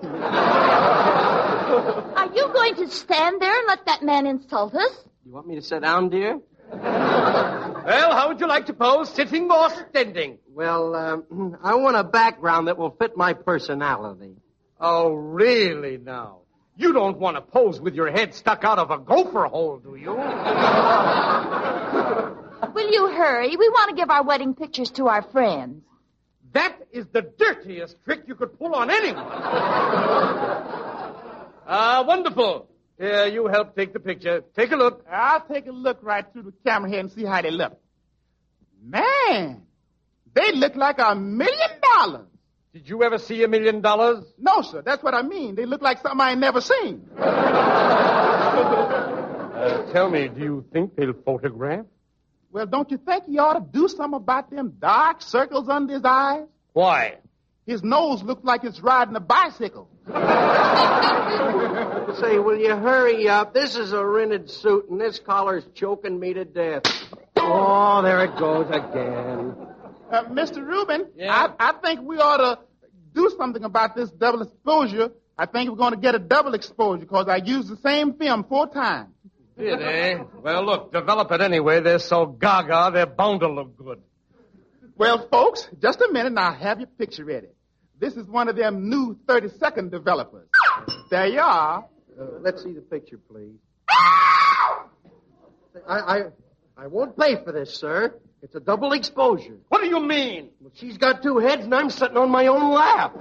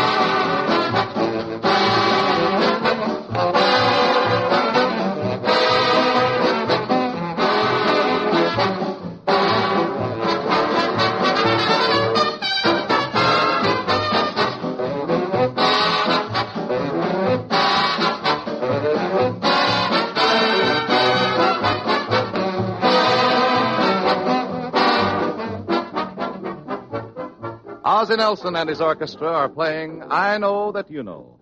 And we all know that most of those New Year's resolutions we're going to make are pretty easily broken. But here's one I think most of us will have little difficulty in keeping. That's right, Brad. Gentlemen, resolve right now to get more pleasure from pipe smoking, more all-around satisfaction. And you'll find all of that in Sir Walter Raleigh. Sir Walter Raleigh is better tobacco. It's made from a choicer blend of the finest selected Burley's grown, carefully cured and aged to give you smoothness, mildness, mellowness, and a rich nut-like flavor. And Sir Walter Raleigh burns even and cool with a pleasing, fragrant aroma. So, gentlemen, keep your resolution and keep Sir Walter Raleigh in your pipe.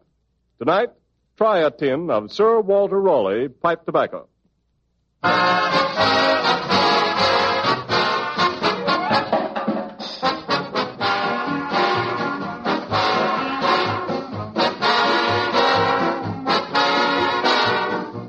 Red Skelton, with Ozzie Nelson and his orchestra, Harriet Hilliard, Wonderful Smith, and yours truly, Truman Bradley, will all be here again next Tuesday.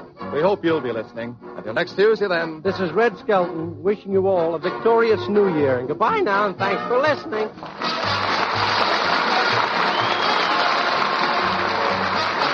Red Skelton is heard on this program through the courtesy of the Metro-Goldwyn-Mayer Studios. This is the Red Network of the National Broadcasting Company.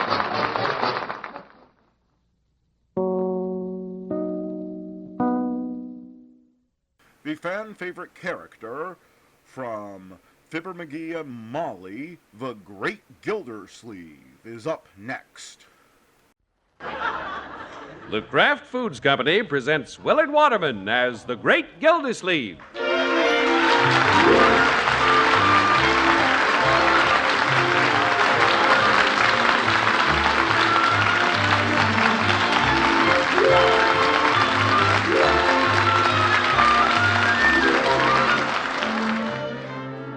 The Great Gildersleeve is brought to you by the Kraft Foods Company. Kraft, makers of the one and only Miracle Whip salad dressing. And one and only is right, friends, because there is no other salad dressing like Miracle Whip. No other salad dressing has that distinctive flavor, that lively, teasing flavor that's peppy, yet not a bit too sharp. It's a flavor millions prefer. Enjoy it on your salads. Tomorrow, get a jar of the one and only Miracle Whip.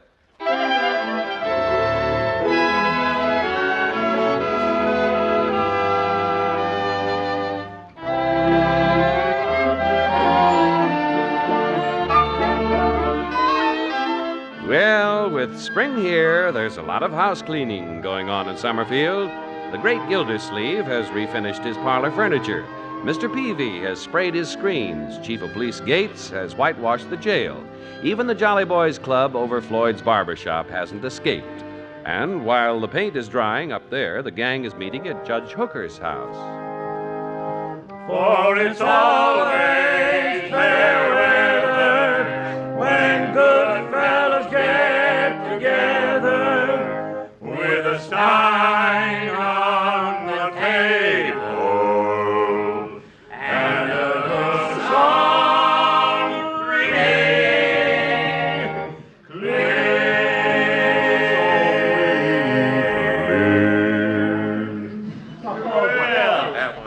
Just like Fred Waring, fellas. Yeah, we are in good voice tonight, Gildy. Floyd, what are you trying to play? Home Sweet Home, Commish. Right off the needlepoint on the judge's wall. Home Sweet Home. I love that picture. My mother in Salinas has one over the mantel. Play something else, Floyd. The chief's getting sentimental. Okay. Let me see. That's fine, Floyd. Oh, it certainly is, Floyd.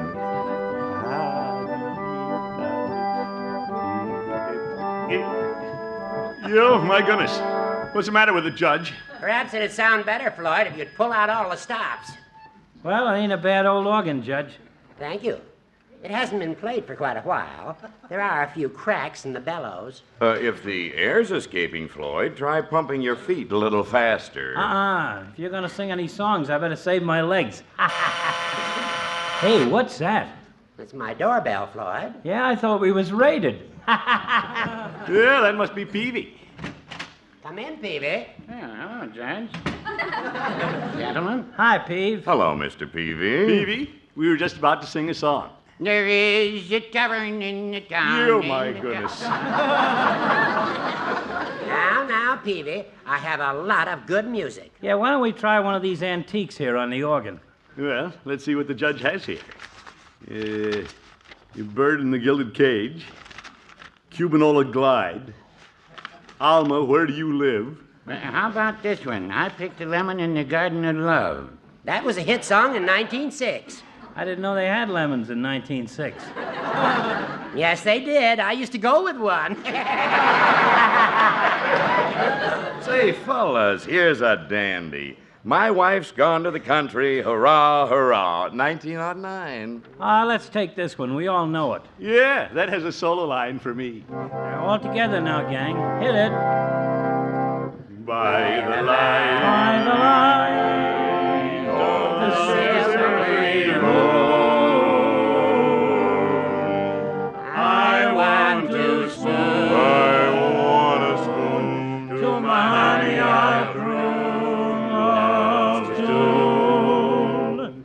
Honeymoon. Honeymoon. Honeymoon. Keep a shining June.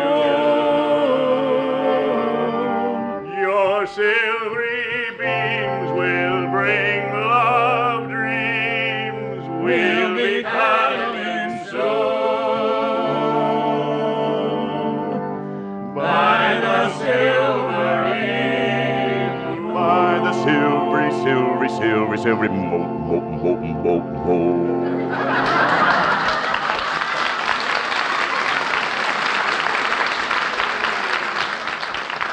Yeah, it was a great bass, Chief. Oh, it was nothing, Commissioner. Ho, ho, ho.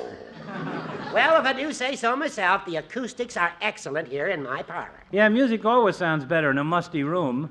Floyd? Huh? Well, I do the best I can. But since I don't have my housekeeper now, it's a chore to keep things spick and span. I think it looks mighty nice, Judge. I've never seen your pussy willows over the fireplace look better. Thank you, Chief. Now, if you'll excuse me, I'll go brew some tea. Yeah, good idea, Judge. Forget what I said, Judge. You're a swell housekeeper. That's all right, Floyd. Ain't he a crummy housekeeper?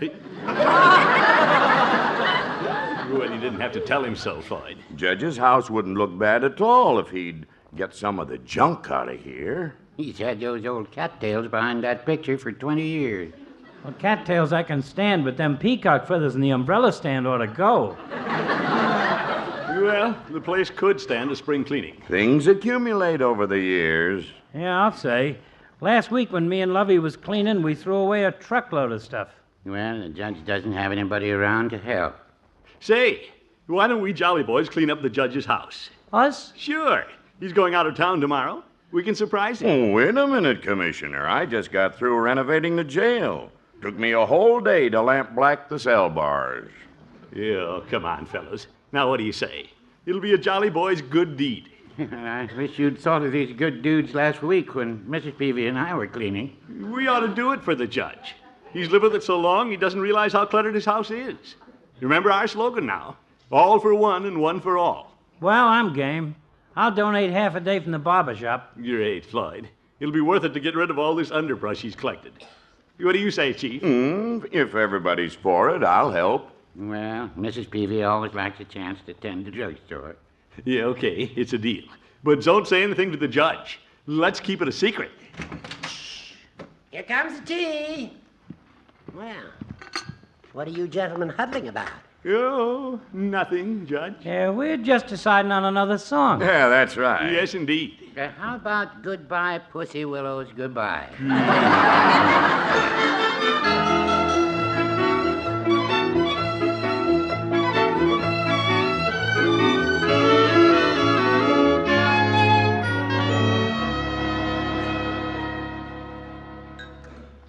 Oh, that was a fine breakfast, Bertie. Thank you, Mr. Gildersleeve. Now, where's the scrub pail and the mop? Scrub pail and mop. Yeah, that's what I asked for, Marjorie. What's the matter, Unc? You spill your prunes? No, Leroy. The pail and mop, please, Bertie. Yes, sir. And some floor wax, furniture polish, and dusting cloths. Yes, sir. And I'll want the vacuum cleaner, Bertie. Mr. Gildersleeve, what you trying to do? Get Bertie's job? No, not exactly Bertie. That's what he's trying to do, get Bertie's job. Unky, what's this all about? It's a secret. It's a secret. What are you up to? Now, kiddies, don't get curious. Who's curious about a scrub bucket? Maybe the water commissioner's going to scrub up the office. No, nothing like that. I know, the mayor's transferring Unc to the street cleaning department. He is not. As a matter of fact, I'm just doing an old friend a favor. Oh? Last night at the Jolly Boys meeting, I had a great idea. We were at the judge's house, and I noticed it's in pretty bad shape, since he doesn't have his housekeeper. So it occurred to me that while he's out of town today, it'd be a nice gesture if the Jolly Boys pitched in and cleaned house for him. I thought of it. Yeah, we got that impression. Well, I think it's a wonderful idea, Unky. Well, I'm always thinking of nice things like that. All the Jolly Boys are meeting here this morning, and then... Oop, here they come now. I'll get it! Yeah, I'll get it, Bertie. Hey, that's the judge. I see his car out front. Uh-oh. Have to get rid of him. The judge mustn't know what I'm doing. That'd spoil everything. Coming! Yeah, remember, kiddies, it's a secret. Mum's the word. Who's talking? Morning, Gilda. Judge, I thought you'd gone to the county seat. I'm on my way. I just dropped by to bring your cigar lighter. You left it on the organ last night. Yeah, oh, thanks, Judge. Well, see you later. Have a nice trip. Gilda, are you trying to rush me off? Judge, I'm expecting some other people. Oh, stop pushing me. Who? Well, some friends of yours. We're going to do you a favor. But you aren't supposed to know about it. It's my idea. Oh, a surprise for me? Yeah, little idea I cooked up with the Jolly Boys. Well, I won't ask what it is. I'll be on my way. Wait a minute, Judge. Aren't you curious? What? We're doing this for you, remember? You might show a little interest. I thought I wasn't supposed to know about it. You're not. By the way, Judge, do you still keep your house key under the welcome mat? Well, yes. And how about those antiques? Will that finish take a furniture polish? Of course, Gilda. Why do you ask? Well, that's part of my big idea. What about your rugs, Horace? Do you take them out and beat them? Or vacuum them? Gilda, what are you up to? You mean you haven't guessed by now? Judge, while you're away, I'm cleaning your house. You? Well, like I say, I'm pulling the Jolly Boys in to help me. I don't want to take all the credit myself. Why, Gildy, old friend, what a splendid thing to do for me. But you fellas shouldn't give your time. Oh, glad to do it, Judge. Now be on your way before the others come. Oh, yes, I better go. Goodbye. Goodbye. And remember, Judge, this is our secret. Some secret. Leroy. Unky, I thought you weren't going to tell the judge. Well, Marjorie, he wheedled it out of me. Yes. Don't tell anybody. It's a secret. Mum's the word. Big deal. That boy. Well, Unky, you were pretty obvious with the judge. Well, my dear. Miss Gildersleeve! Yes, Bertie? I got the floor wax, the furniture polish, the vacuum cleaner, and the mop bucket ready. Well, thank you, Bertie. I'll get it! Yeah, I'll get it, Bertie. What if I wasn't a lobbyist? If you're doing something for somebody, you deserve the credit. No use hiding my light under a mop bucket. Hello. Hi, Commish. This is Floyd. Oh, Floyd, I'm waiting for you. We're due at the judge's. I can't leave the barber shop today, Commish. You can't? I got 9 customers waiting for haircuts. 9? Farmer Nelson just brought in his kids. Oh, my goodness. Well, Floyd, can't you put them off? At $1 a head? Little Floydie Munson ain't crazy. Sorry I can't be with you, Commish. Yeah, I'll bet. Have a good time. Yes. Goodbye, Commish. Goodbye. That Floyd, down at his barber shop making money. What a sneaky way to get out of cleaning house.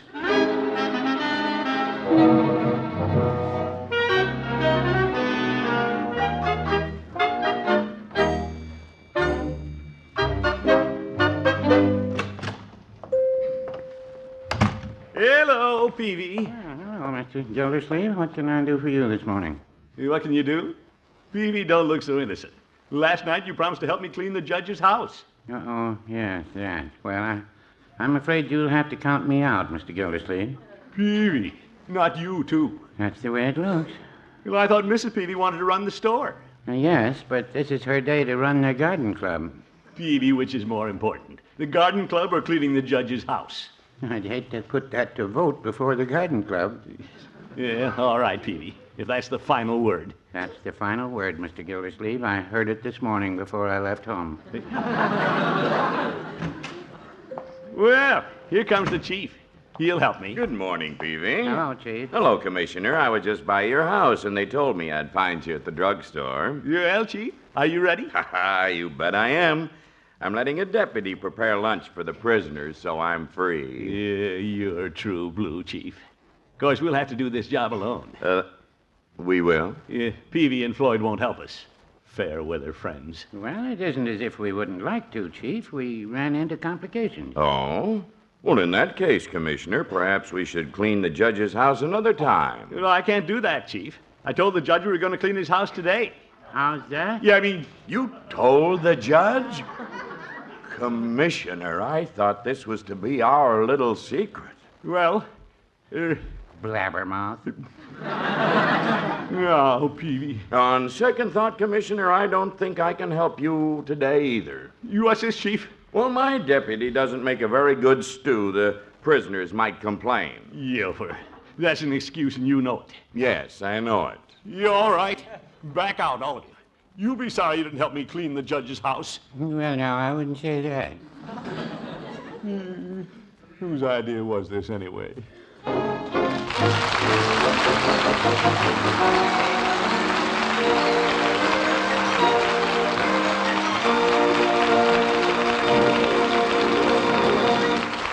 The Great Gildersleeve returns in a moment.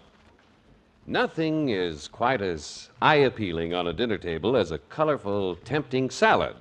For example, just imagine a shimmering lime gelatin salad mold surrounded with lettuce cups, filled with plump, juicy red strawberries. Just be sure that salad tastes every bit as good as it looks. Serve the very best salad dressing you can buy, delicious Miracle Whip.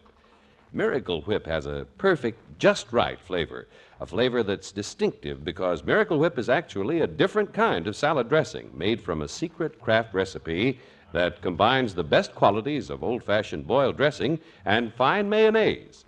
No wonder Miracle Whip outsells the next 20 leading brands of salad dressing combined. Get a jar tomorrow and enjoy colorful, attractive salads topped with the salad dressing millions prefer, smooth, delicious Miracle Whip. And say, here's something to look forward to. It's the big salad carnival that'll be in full swing at your grocer's soon. There'll be salad makings galore to give you lots of new salad ideas. Plan now to visit your grocer's wonderful big salad carnival and stock up on all the famous Kraft salad dressings.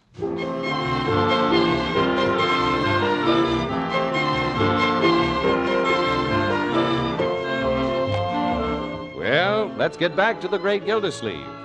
He had the brilliant idea of getting the Jolly Boys and cleaning Judge Hooker's house on the day the judge was out of town. It was to be a big surprise. But now, guess who's surprised?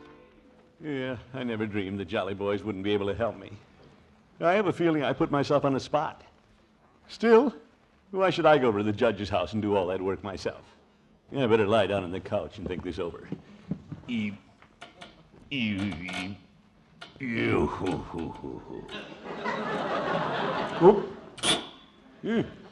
know, it wouldn't be fair to the others if I went over alone. If I did all the work, I'd get all the credit. It's supposed to be a Jolly Boys project. Unky, what are you doing on the couch? I thought you were going to the judge's house. Well, Marjorie, the plans have changed a little. Oh? Peavy has to stay at the pharmacy, and Floyd has a big rush on at the barber shop. And the chief says he has to be at the jail. Everybody has an excuse. What's your excuse? Well, I'll think of something everybody else has. Well, I don't see how you can refuse to go through with it now, Unky. Yeah, why not? Well, it was supposed to be a secret. But you had to tell the judge. Now you can't back out. Yeah, guess not. Blabbermouth. What? Nothing. Boob. Stoop. Pigeon. Unky, you can't just sit there calling yourself names. You've got to keep your promise. Well, if you don't, the judge will be disappointed in you. Why, it might even break up your friendship. Well, that might teach me a lesson. Oh, I'd hate to see anything come between you and Judge Hooker. Oh, I don't think it'll come to that. Maybe the judge thought I was kidding this morning. After all, Marjorie, it is a pretty silly idea. A bunch of grown men going over and cleaning a house. Sure, I'll bet the judge has forgotten all about it. Mr. Gildersleeve. Yes, Bertie. Here's a package somebody sent you. Me? What an interesting-looking box. Open it, Unky. Yeah, who'll be sending me a package? What is it? It's a box of cigars. My favorite brand. Ain't that something? Here's the card, Unky. Yes, let's see. To my thoughtful friends, with 1,000 thanks, Horace Hooker. Oh, he hasn't forgotten, Unky. What a heck of a time to remember. Now I've got to clean his confounded house.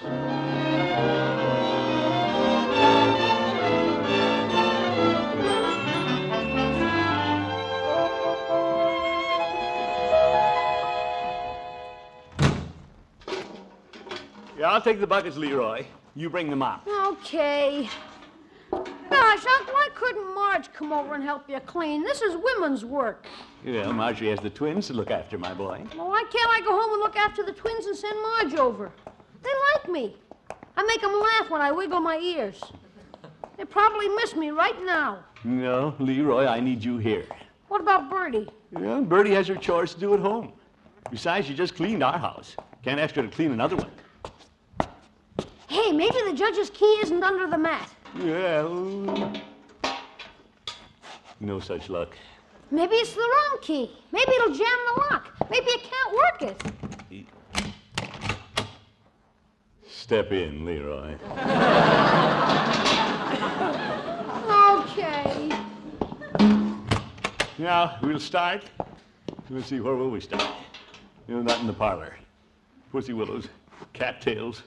Yeah, we'll save the hard job for the last. Unc, I'm not too interested in doing this. You aren't? I can't clean house. I'm just a little kid.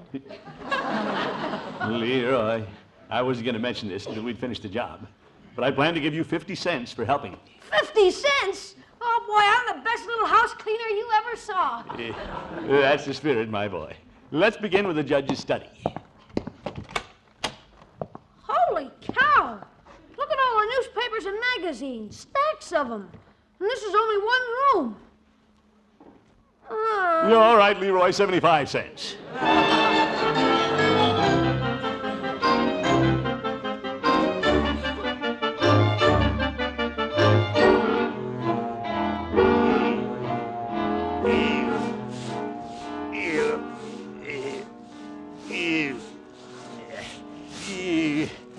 You ever thought I'd be scrubbing a kitchen floor? The water commissioner with housemaid's knee.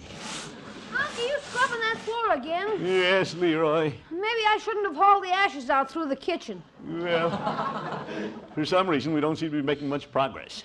Did you take all those papers outside? Yeah, and I found this can of paint in the garage, Unc. Maybe I could touch up some of the scratches on the pantry door. Well, it wouldn't hurt. Oh, boy, I like your paint. Look at Unc. Yes, Leroy. That isn't the way to handle a brush. Let me show you the stroke. Yeah, but gosh. Painting is ticklish business. Yeah, don't be afraid of it. You have to get some paint on the brush, like this. Yeah, all over the floor. Oh, brother. Now you gotta scrub the floor again. Yeah, I have a better idea.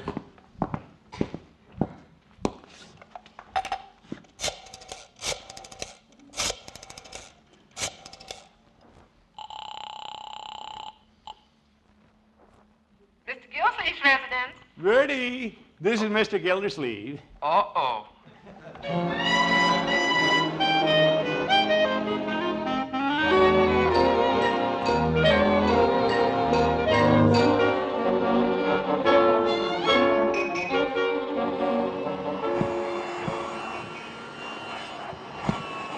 Move that chair back, Leroy. Sure. Isn't that vacuum getting hot, Bertie? It's smoking, but when I finish this rug, I'm through. I'm through. Me too. I'm bushed. Yeah, the parlor rug looks nice, Bertie. Thank you, sir. Them old cattails sure did shed. Yeah, good riddance. I left them out by the ash can, Unc, with the peacock feathers and stuff. Good boy. How does this table look, Bertie? Well, it looks as though it could have a little more elbow grease there. Yeah, it's that all it's going to get. Gosh, house looks pretty good. Yeah, the old judge will like what we did. And Bertie, I'm going to reward you with a $5 box of candy. Thank you, Mr. Gildersleeve, but anybody can look at me and tell I don't need candy. Well, I thought you'd like that. Of course, I could use the $5. Yeah, just as soon as we get home, Bertie. You deserve it. Thank you, sir. Well, heck, don't I deserve more than 75 cents? You bet, my boy. You deserve $1. Hey, Keen! And I deserve a medal. Yes, sir. Anybody home? Oh, hi, Mr. Munson. Hi, Leroy, Commish. Oh, Bertie. Good evening, gentlemen. Lloyd and Peavy. Oh, Mr. Gildersleeve. Thought we'd drop by and see if we could be of any help. Yeah. You're a little late, Peavy. Hey, the place looks different, don't it, Peeve? My, yes. Well, it should. We've worked here all day. Here, Bertie, fluff up the judge's Chicago World's Fair pillow. Yes, sir. When the judge comes home, he's going to think he's in the wrong house. Yeah, could be, Bertie. Yes, sir. Mr. Gildersleeve threw out the cattails, the pussy willows, and the peacock feathers, and now the judge is going to think he's in the wrong house. Yes. When the judge walks in his study and sees all them newspapers and magazines gone, he's going to think he's in the wrong house. Yeah, that's about right, Bertie. Mr. Gildersleeve, you know what the judge is going to think when he sees all that stuff gone? Yes, Bertie. That's right. He's going to think he's in the wrong house.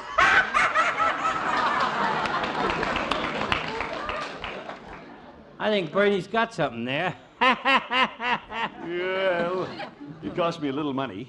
It was a lot of work, but by George, it was worth it. I'll sleep like a baby tonight. You know, it makes me tired just to look at all you've done. Well, now, the judge's place wasn't really dirty. He just had it all cluttered up. Well, well, look at this. Hey, it's the judge. My, what a shiny kitchen I have. You come on in, Judge, and take a look. Well, Peavy, Floyd. Hello, Judge. Hi, Judge. And Gildy. How can I thank you, old friend? Yeah. How beautiful my parlor is. Yeah, I'm glad you Judge. What do you got there? Let's see. The pussy willows go here. Cattails here. Peacock feathers in the umbrella stand and the milkweed pods atop the organ. Is he kidding? Judge, where'd you find all those things? Out back. Apparently you forgot to bring them in after you cleaned. The judge. Now, will you gentlemen help me carry in my papers and periodicals? They're out by the ash can. Yofer, you old goat. Why don't you bring the cans in, too?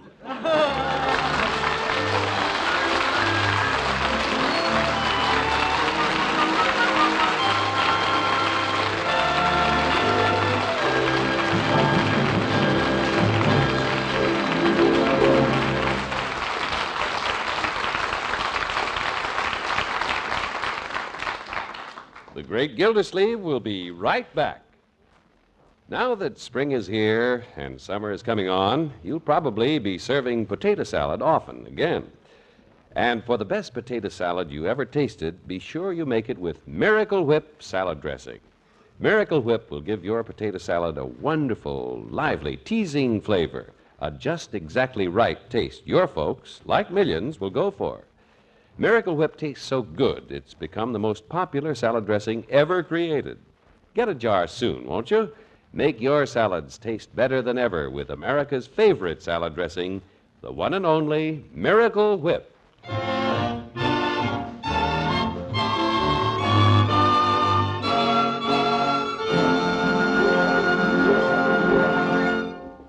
This is Gildersleeve again. Just thought I'd mention that all the folks in Summerfield are working very hard on the civil defense program. Hope you and your community are doing the same. This is most important to each one of us. I suggest you get your copy of the official civil defense instructions either from your local civil defense organization or by writing to the superintendent of documents in Washington, D.C., and enclosing 5 cents in coin or stamp. Thanks for being with us. See you next week. Good night, all.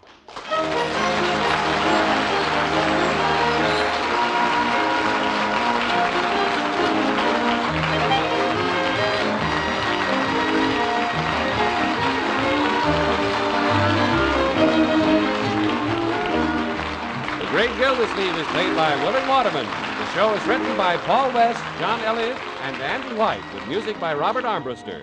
Included in the cast are Walter Tetley, Mary Lee Robb, Lillian Randolph, Arthur Q. Bryan, Ken Christie, Earl Ross, and Dick LeGrand. This is John Heaston saying goodnight for the Kraft Foods Company, makers of the famous line of Kraft quality food products. Be sure to listen in next Wednesday and every Wednesday for the further adventures of the Great Gildersleeve.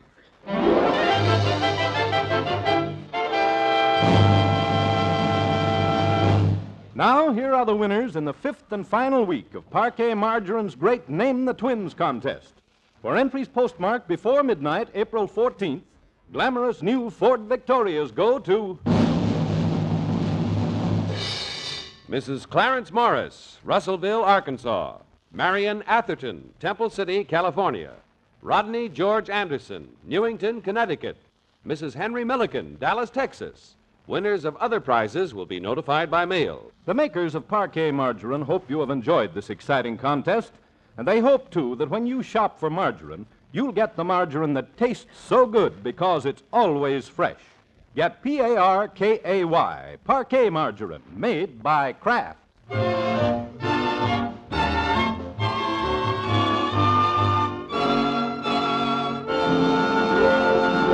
Don't miss The Falcon each Sunday over this station. Check your newspaper for time of broadcast and listen next Sunday as The Falcon solves the case of the Flaming Club. Groucho Marx plays You Bet Your Life with $1,000. Listen on NBC. Well, Silver, wait those thrilling days of yesteryear with the Lone Ranger up next.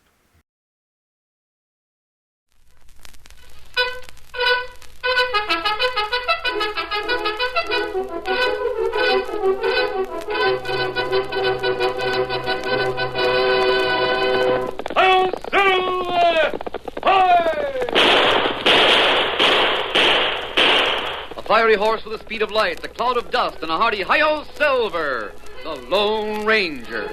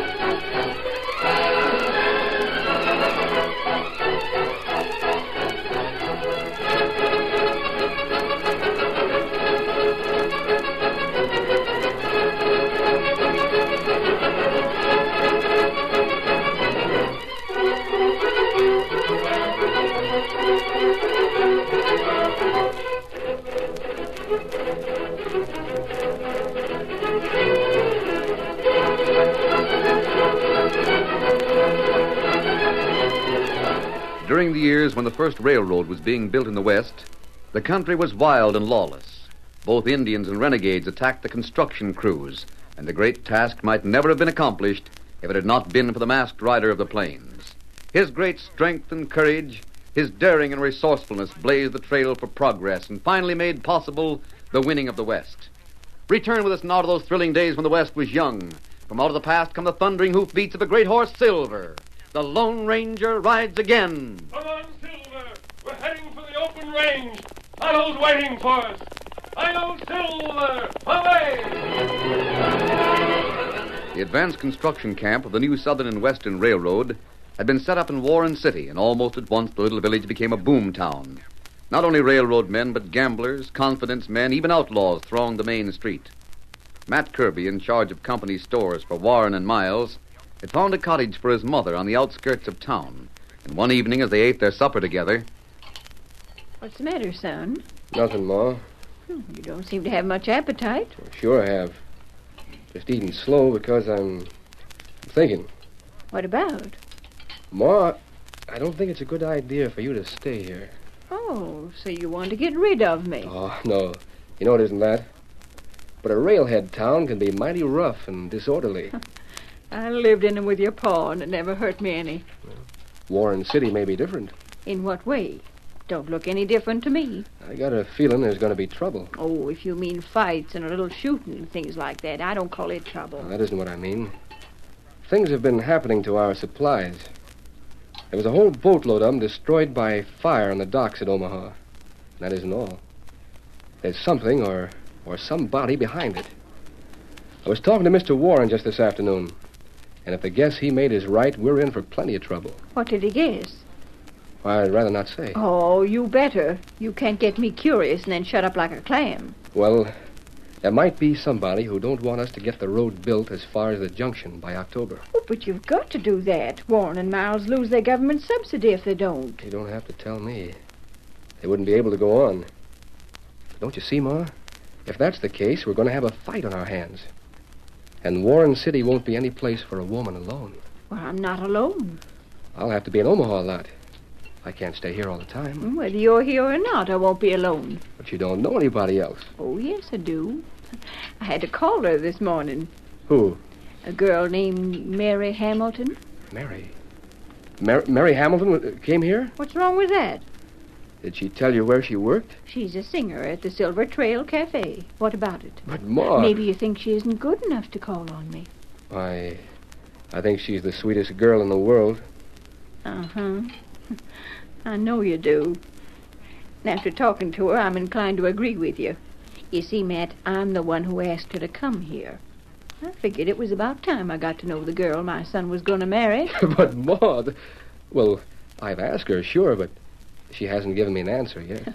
Well, I won't warn her against you. And it doesn't make any difference? Her working in the Silver Trail? You ought to give me credit for having more sense. I'm proud to call her a friend. I'll be even prouder to call her my daughter. Gosh, Ma, that's swell. So, you see, I won't be alone no matter how much you're away. I wish both of you were back in Omaha. Well, we aren't, and we don't want to be. So you might just as well get used to it. Now, eat your dinner. I can't. What? It's 7 o'clock. I gotta get down to the station. They can unload that train without your help. I gotta see Carlin. Oh. So long, Ma. And don't wait up for me. I may be awful late.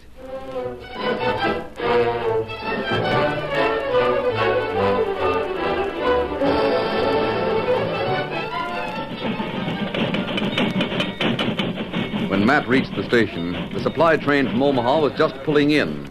He elbowed his way through the crowd on the platform, and when the train finally stopped, the single passenger coach was directly in front of him. Steve Carlin was descending the steps. Hiya, Matt. What happened? Nothing. The train's half an hour late. Well, we did have to stop once, but didn't amount to much. Something go wrong with the engine? Well, not with the engine. It was engines. Engines? Between here and Omaha? Yeah, they dropped a tree across the track. The Army's got to be warned about this. Oh, no, Matt. There are only a few of them. They didn't have any rifles or nothing. When we opened fire, they jumped on their ponies and hightailed it. I want a complete report. You're the boss. Thanks for the ride, Carlin. That's all right, Mr. Kimberly. See you later, Steve. Keno, Ross. John Kimberly and Ross Chalmers. How come they're riding the company train? Well, I didn't exactly know what to do, Matt. Kimberly came up to me just as we were ready to start and asked if he could ride to the railhead. I knew he was an important man. I was afraid to say no.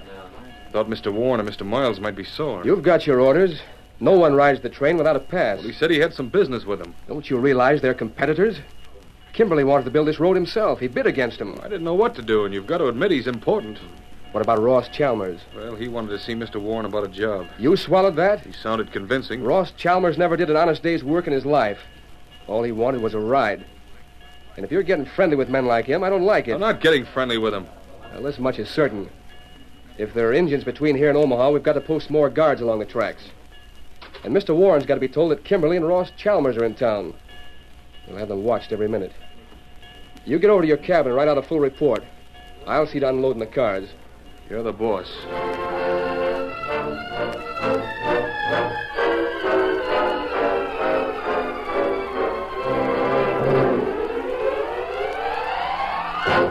Later that night, the Lone Ranger, without his mask but wearing a disguise, was watching the crowd in the Silver Trail Cafe. His faithful Indian companion Tonto was standing beside him. Who's the girl that just sang, Tonto? That Mary Hamilton. Oh, yes. Young Matt Kirby's girl. Ah. Who's that man that's walking toward her? Tonto not know him. I've seen his face before. Let's get over closer so we can hear what they're saying. Uh. Been a long time, Mary, but I hope we're still friends. I don't know whether we are or not, Ross. Still like me, don't you? You're taking that for granted, of course, aren't you? Maybe. You shouldn't. Well, I haven't changed much, have I? If you haven't, then there's no chance of our being friends. Oh, now, Mary. I mean it. It's been a year, hasn't it? Paul was still alive. Yeah. I thought you were wonderful then. When Paul told you couldn't come to the house anymore and told me about the men you were running around with, I just couldn't believe it. Your pa was awful set in his ways. I take after him, Ross. You do? And somehow I don't think you're wonderful anymore. You see, I've met someone who is. Oh, so that's it. That's it. You could be a fine man if you wanted to. And I hope you will be someday, but until you go to work and settle down, there's no chance of our being friends. You still like me. What's that mean? I used to like that carefree look in your eyes. I used to think you were dashing and heroic. Now I think you're conceited. Ouch. I'm sorry, Rose. Now listen, Mary. There's someone trying to get your attention. Where? By that door leading to the back room. Oh. Oh, yeah. You'll have to wait. Before you go, Ross, I want you to answer one question. So I'll be back I'll in... be gone. I'm going over to Mrs. Kirby's. I want you to answer me right now. Well? Did you have anything to do with that attack on the train this afternoon? Well, I was riding in the passenger coach. That doesn't answer my question. Of course not. Well, how could I? You're making me out a lot worse, hombre, than I am. I hope so, Ross.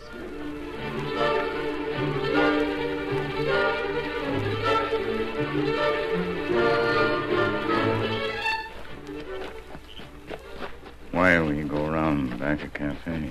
I want another look at that man who signaled to Chalmers. Then go in the back room. Yes. I'm wondering if there's anyone else in there. Maybe so. That's the window. Up ahead. Quiet now. Only the two of them. Tonto not know other fella. Him look like outlaw, though. Yes, he does. Kimasabi. Daughter room open. I see it. Someone else coming in. It's Kimberly. Right. Kimberly in Warren City. An attack on the supply train this afternoon. If we could only hear what they're saying. Window closed. Them talk low. Who has charge of the supply trains, Tonto? Matt Kirby. And we're going straight to him. And first, I'm getting rid of this disguise and putting on my mask. That's plenty dangerous. I've got to warn him. I've got to let him know who I am. Come on.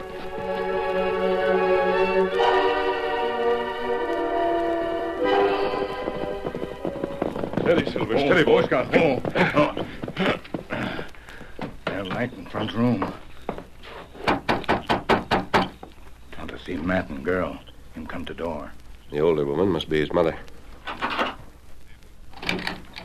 Good evening. Howdy, stranger. What can I... Your mask. Easy there. You not go for gun. We're coming inside. A masked man. This Lone Ranger. The Lone Ranger. You got a mask, all right, and there's an Indian with you, but how You look out window. There's Silver. His horse. If you're really the Lone Ranger, I know how you can prove it. I'd rather do that with the news I've brought to Matt. They say you wear a ring, a gold ring with a secret compartment. Here. Well, that might be it. I've never heard what it looks like. What about the compartment? It works like this. Oh, he's telling the truth, Matt. I'll say he is. That horse out there must be Silver. What do you want, masked man? He said he had some news for you, Matt. Shoot. I'm afraid you're in for some trouble. I've guessed that already. John Kimberly will be responsible. John Kimberly? You don't mean to say he's a crook, do you? Until just recently, he was one of the leaders in the plot to overthrow the government. What? But we can't prove it. Right now, he's trying to slow up the building of the railroad and send Warren and Miles into bankruptcy. Can you prove that? Not yet. What makes you so sure? There was some trouble up at the railroad's lumber camp on the Neora. I heard about that just a month ago. Kimberly was behind it. One of his lieutenants took all the blame and went to jail without talking. We were in Omaha when he was tried. Kimberly testified against him, masked man. And it doesn't make any difference. Tonto and I know that he's guilty. I'll take your word for it. What's he up to now? It looks to me as if he's trying to hold up your supplies. We saw him in the back room with the silver trail less than an hour ago. He was talking to a man with a scar on his face. And another man called Ross. Ross Chalmers? That may be his last name. We couldn't hear what they were saying. We believe there'll be another attack on the train. Perhaps tomorrow. At Willow Creek? They may pick a different place. I'm not sure. Doesn't matter. We'll be ready for them. Make sure the train's well guarded. Tonto and I are heading for Willow Creek right now. We'll pick up the trail of the party that attacked the train today, and Those then are renegade Indians today. Well, if that's true, we'll find their camp and get word to the fort. Soldiers will round them up. Now, here's what you must do to guard the train.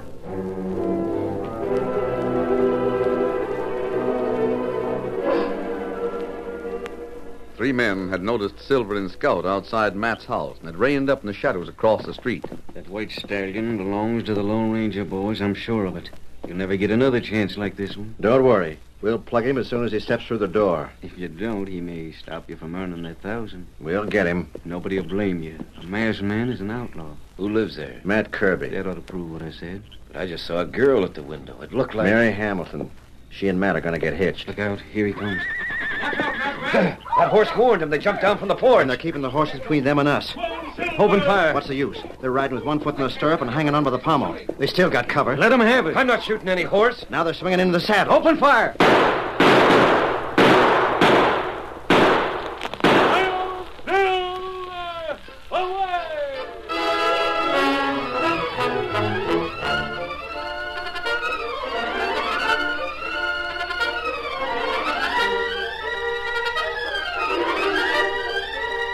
The curtain falls on the first act of our Lone Ranger story. Before the next exciting scenes, please permit us to pause for just a few moments.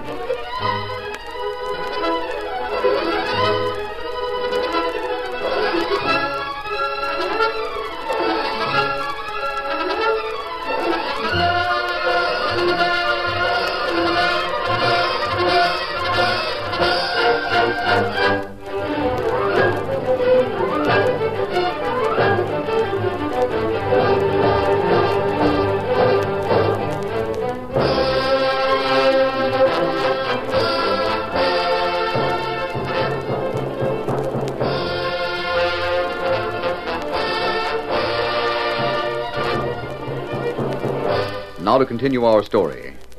When the Lone Ranger and Tonto reached Willow Creek, they picked up the trail of the party that had attacked the train and followed it across the prairie for several miles. And then on the edge of the Badlands, they reined up. Steady there, Silver. Steady, boy.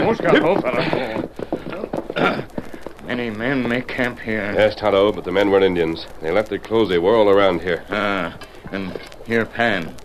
This stain them put on. They washed it off in the creek before they put on their own clothes. That right. Tonto know plenty long time them not Indian. Their horse not make same mark like Indian pony. Come on, Silver. I'll try to pick up their trail where they left camp. Them leave horse here. And when they rode away, they... Up ahead, Tonto. The tracks are clear there. Plenty clear. Them head for Warren City. For Warren City. They were outlaws then, not Indians. And that man with the scar must have led them. What we do? Got to find the gang before we go for the soldiers. They can't guard the whole stretch from Warren City to Omaha. That's right. We got to find the man with the scar and follow him. Steady, boy. Come on, Silver. Get him up, Scout.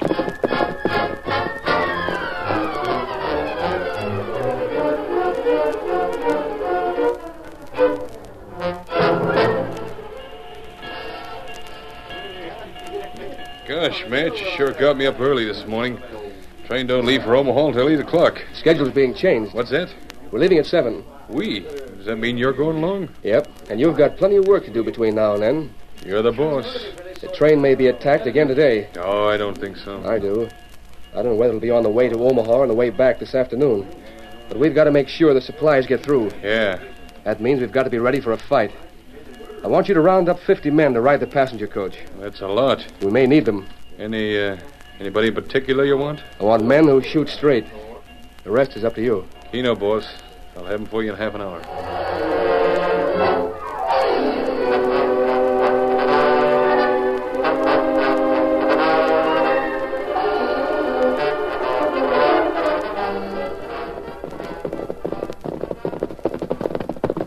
This as far as we go, Scar? Yeah. It's a good place for a camp. Yeah. Plenty of cover. Shall I light a fire and cook some grub? You might as well. It's almost noon. When'll the boys be showing up? They won't be. Huh? Our plans were changed just before the train left this morning. What's the idea? Why didn't you tell me? Why should we ride way out here if we aren't gonna... We are gonna. Not just you and me. All we have to do is tear up a few rails at the top of Lookout Hill. I don't get it. Well, just keep your shirt on and I'll tell you. 6 o'clock this morning, Matt Kirby told Carlin to round up 50 men with shooting irons and load them on the passenger coach. Well? Those 50 men are working for us. They are? Sure. Carlin knew where to find them, and he went and got them.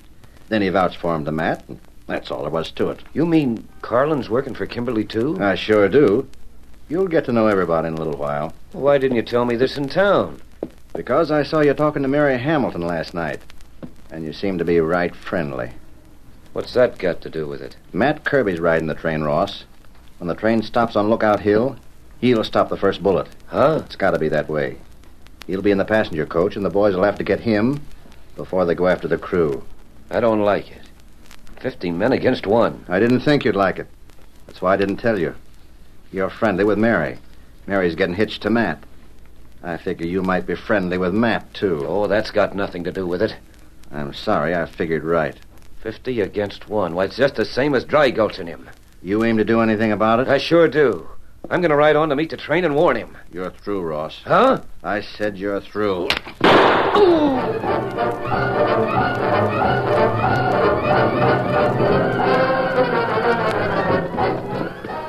Otto, that shot came from the hollow. Man with Scar and Ross there. We've got to show ourselves. Come on, Silver. Get him up, Scout.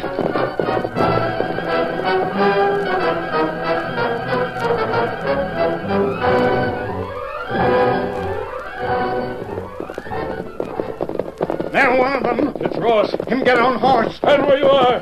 Him raise hand, not go for gun. All right, boy, steady. Oh, steady. who's got hope on a hole? Who fired that shot? It was Scar.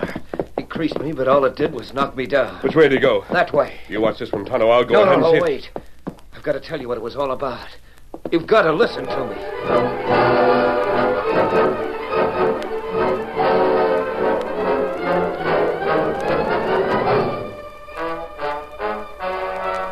So the outlaws are on board the train. Yeah. It's 50 against one. I believe you're telling the truth, Ross. I swear it. Scar must be captured before he can tear up those rails, and then Matt must be warned. Well, don't make any difference about the rails. They got enough men to take over the train whenever they want to. But they won't try it until they get to Lookout Hill. That's one thing in our favor. I've been wondering, though. What can you two do against so many? There'll only be one of us. You'll have to ride to the fort and get the soldiers, Tonto. Let me do that. You? I'll be glad to. I want to. Until Scar shot you, you were a member of the gang. Well, I hadn't been for long, and I didn't know the kind of polecats I'd lined up with. Besides, I got a personal friend who thinks an awful lot of Matt. I don't want anything to happen to him for her sake. I see. Very well, Ross. You can take our message. Oh, the colonel doesn't know me. You better write it out. That won't be necessary. Here, just wear this ring. He'll know you come from me. Good. Come on, Silver. Get him up, Scout.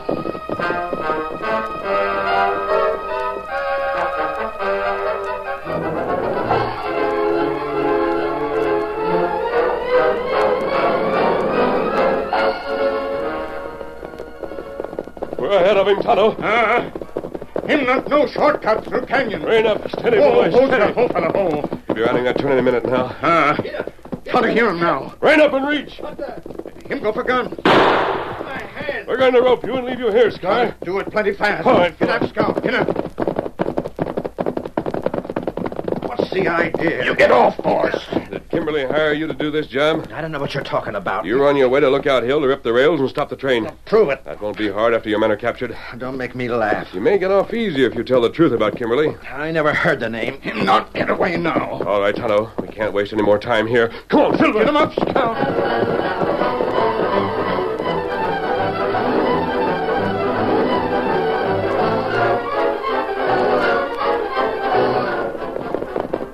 Halfway down the hill, Tonto. Faster, Silver. Here comes train. We'll stop here. Easy, boy. Easy. Oh, Scout. Get down. Whoa. Those trees will give us cover until the engine and the freight cars have passed Kimosabe. When the train gets us far up the hill, it won't be going very fast.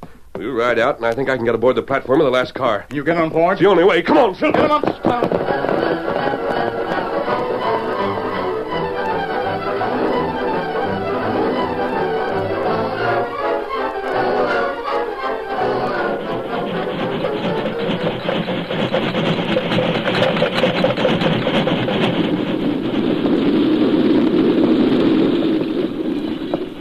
boy. Here we go.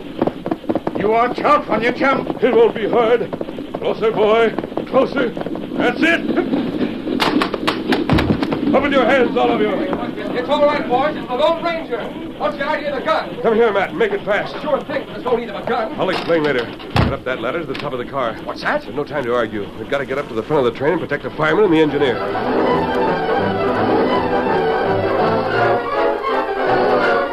Matt followed the Lone Ranger's instructions, and soon the two men were on top of the passenger coach. Then they started forward, jumping the spaces between the cars. The masked man explained the situation as they ran. And at last they reached the open car where the wood for the locomotive was carried. Slipping and sliding over the logs, they hurried on toward the cab of the locomotive. You'd better explain to the engineer. He won't understand my mask. Judd! Al! There's going to be some shooting pretty soon. But you keep that engine ramming till I tell you to jam on the brakes. What's up? Don't ask any questions. Just tend to your jobs. This is far enough for us.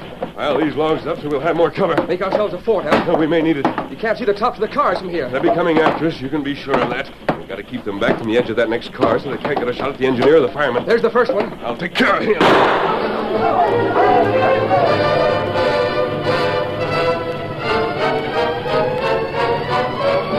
The Lone Ranger shot the gun from the hand of the first outlaw as he came into view in the top of the next car. After that, the outlaws crawled to the edge of the car, but time after time, Matt and the Lone Ranger drove them back. The train reached the top of the hill and picked up speed as it headed for Warren City. On and on, mile after mile, and still the gunfight went on.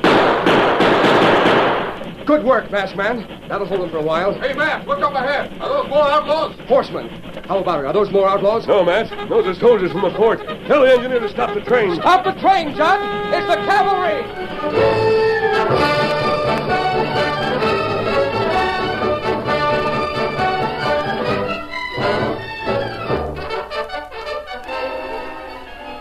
The train was brought to a stop just as the troop of cavalry raced alongside.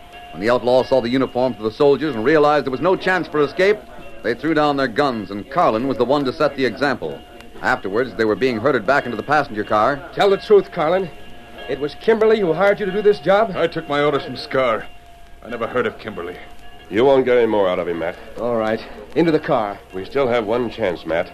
Scar won't talk, and neither will Carlin. Ross Chalmers must know enough. Sure.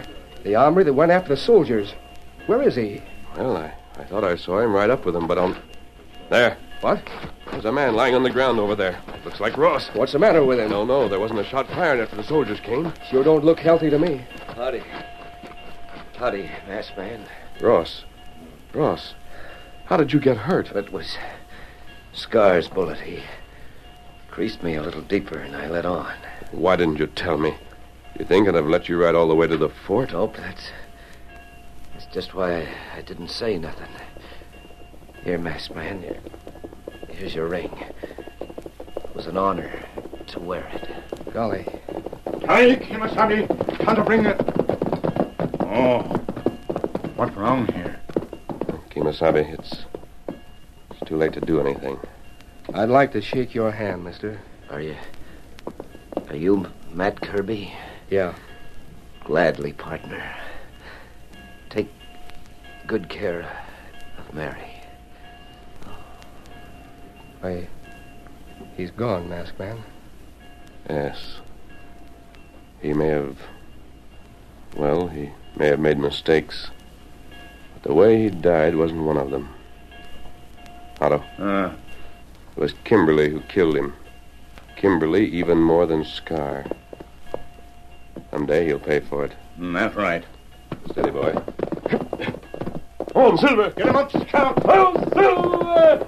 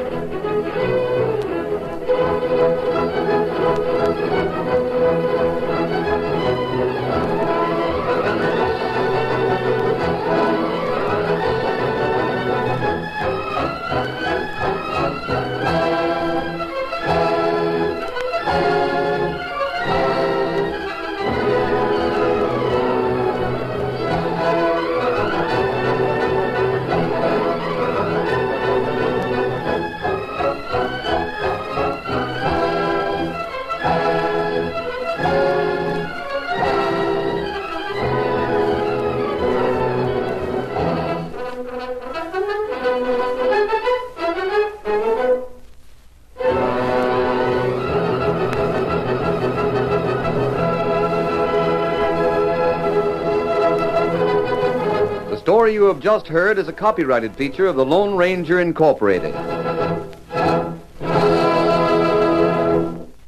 Get ready for adventure with Blue Beetle up next on Nightly Old Time Radio Shows.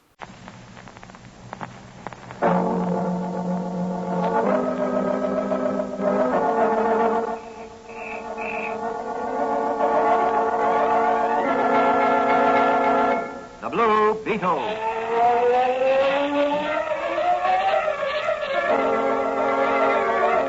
Sweeping down upon the underworld to smash gangland comes the mysterious, all-powerful character who is a problem to the police, but a crusader for law. In reality, Dan Garrett, a rookie patrolman, loved by everyone, but suspected by none of being the Blue Beetle.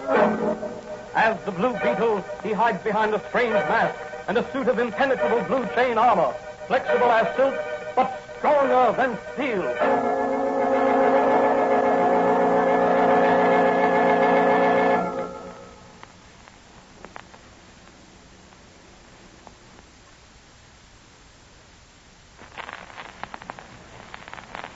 Today's episode of the Blue Beetle is entitled Rounding Up the Payroll Bandit.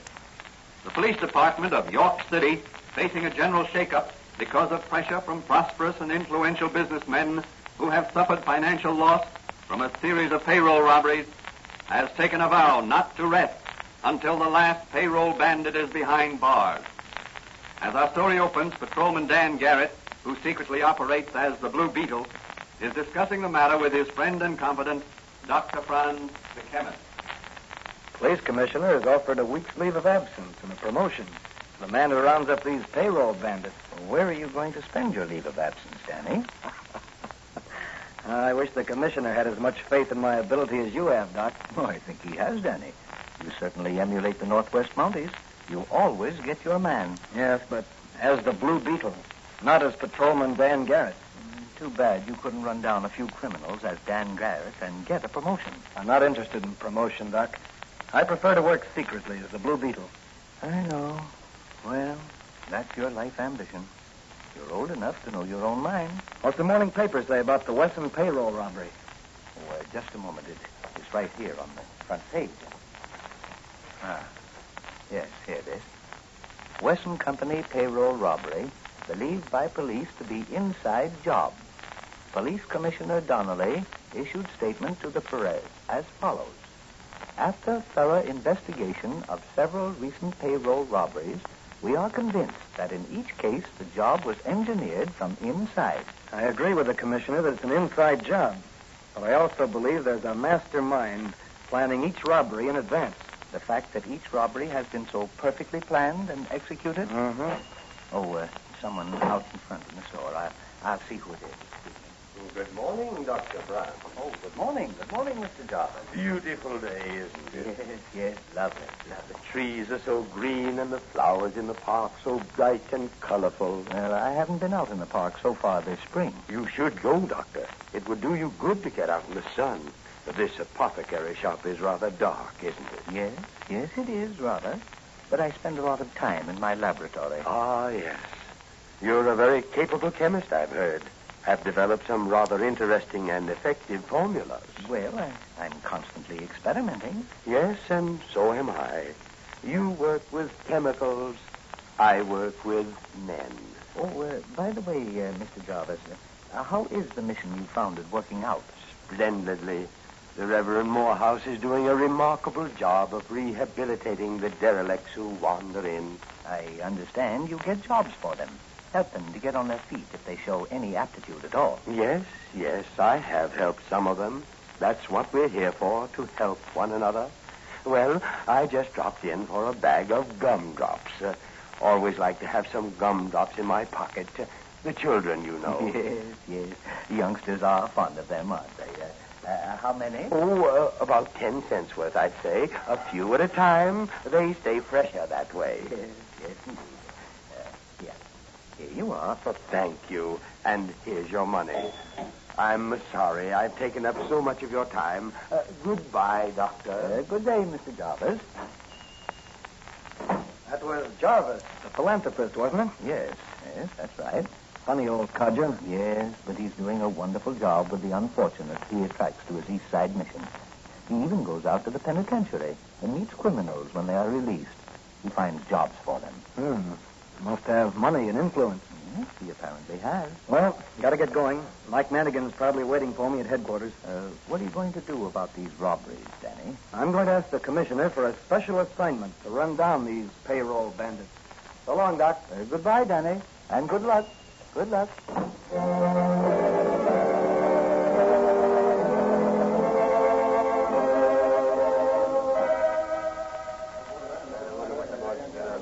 The meeting will come to order.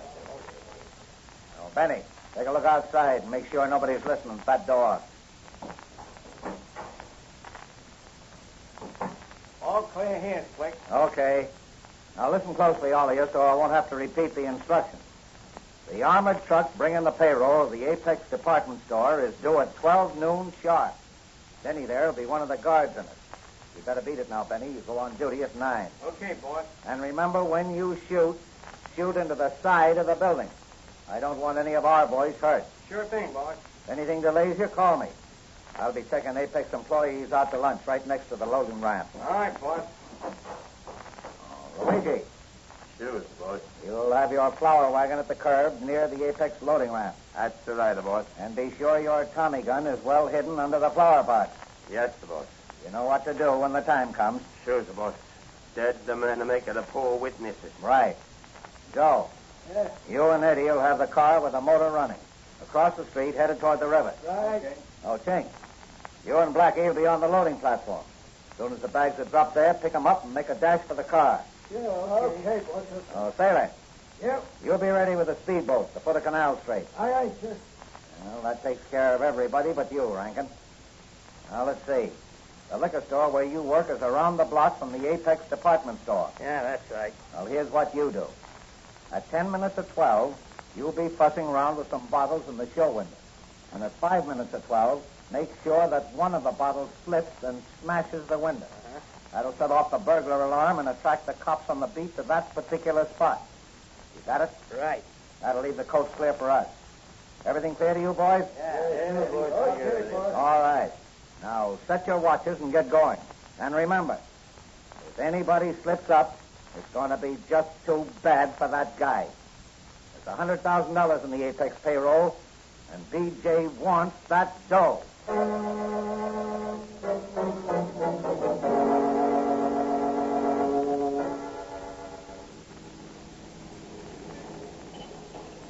Do you see that armored truck ahead of us, Danny? Yes, Mike.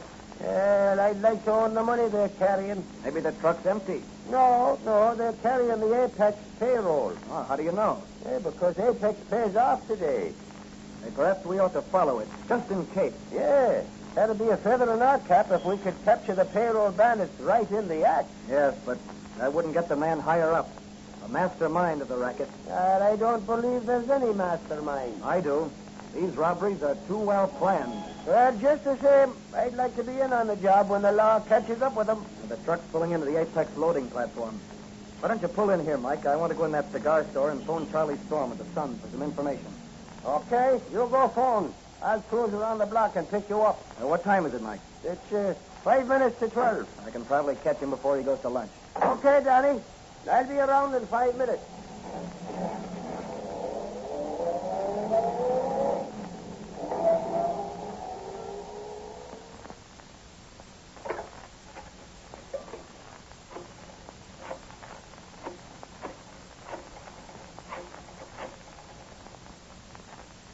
Hello, son.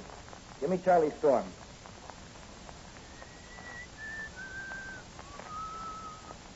Hello, Charlie. Oh, this is Dan. Dan Garrett. Yeah. Say, what do you know about a philanthropist by the name of... Never mind, Charlie. I'll call you later. Goodbye. What's the matter? Hey, what happened? Well, it looks like another payroll robbery. Apex department store. Wonder where Manigan is. Look, officer, that car. There's some of them now. Yeah, that man clinging to running board with the black bag. He's one of the bandits. I'll take a shot at them. Careful, don't see you don't hit the running board. Look at that. Just got him, officer. Good shooting. Yeah, he picked that man right off the running board. Look, he's lying in the street there. Come on, let's go. Stand back, everybody. Give me room. Got him through the lung. Get some water, somebody. Is there a doctor here? Yes, I'm the doctor. You got a stimulant there? Yes. Here it is. I'll give him some. It may revive him.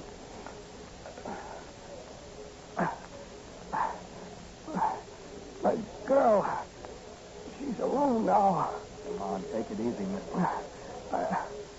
I'm through. I try to go straight, but B.J. Who's B.J.? B.J. Benjamin. Well, he's gone, officer. This man is dead.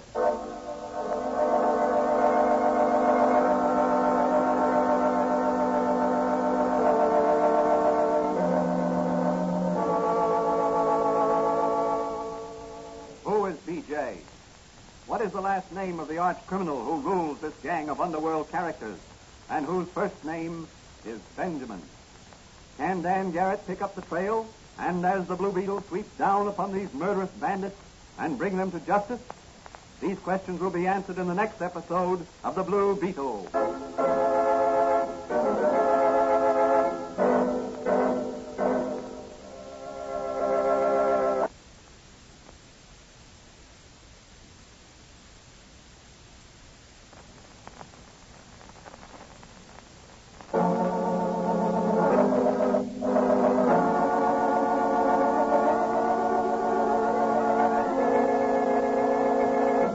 The Blue Beetle is a copyrighted Fox feature appearing in Mystery Men Comics magazine and the Blue Beetle magazine.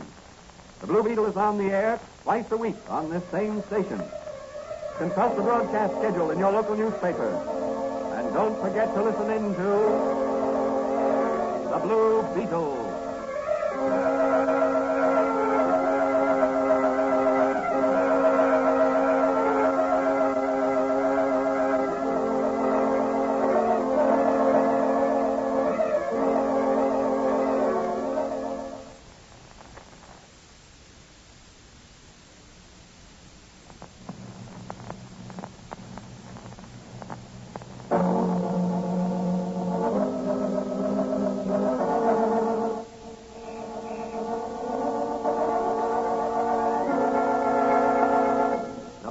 Beetle.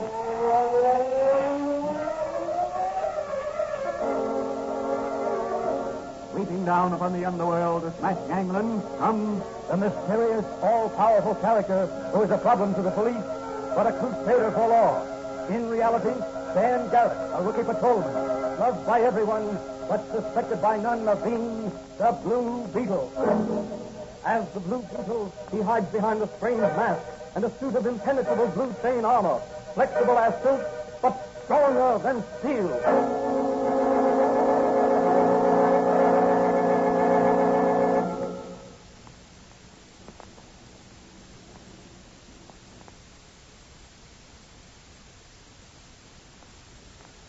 Today's episode of The Blue Beetle is the second part of the story entitled Rounding Up the Payroll Bandits. Those of you who heard the first part of the story on a previous broadcast will remember that Patrolman Dan Garrett, who is secretly the Blue Beetle, was talking to Charlie Storm of the York City Sun on the telephone when his conversation was interrupted by some shots outside the cigar store from which he had been phoning. Rushing out of the store, he shot one of the payroll bandits. The bandit's dying words were, "I'm through. I tried to go straight, but DJ," and that was all, except his final gasp, "DJ is Benjamin," and then he expired. As our story opens today, Dan Garrett is in the little apothecary shop of his friend and confidant, Dr. Franz, discussing the case with him. What makes you so suspicious of Mr. Jarvis, the philanthropist, Danny? His first name is Benjamin, isn't it? Yes, but that may only be a coincidence. After all, he's a respected man in the community. He established the East Side Mission for down and outers. I know, but I've got a hunch he doesn't do it from philanthropic motives. His voice is too oily. too pleasant. Well, you're probably more sensitive to such things than I am. Perhaps. Whoever planned that robbery certainly planned well. You were the only policeman on the job, weren't you? Yes, and I'd have been with Manigan if I hadn't dropped in to phone Charlie Storm. Now, how much did the robbers get away with? About $50,000. There was about that same amount in the bag you saved by shooting one of the robbers. Yes. Someone in the store. I'll see you. Why? Is Patrolman Dan Garrett here? Yes, I'm Dan Garrett. You shot my father, didn't you? Your father? He was one of the payroll bandits. Oh, I see. You're Blackie Blackburn's daughter. Yes, and you killed him. But it was in line of duty. Your father Yes, was... I know, but I'm all alone now, and you've got to protect me. I'm so scared. They'll do something to me. Who'll do something to you? The gang my father was in was Slick Thomas and B.J. B.J. Who is B.J.? Well, I'm not sure, but I believe that he... Oh, good. Oh, she's fainted, Doc. Yes. Just a minute. I'll get something. Here. Now let me hold this ammonia salt under her nose. There.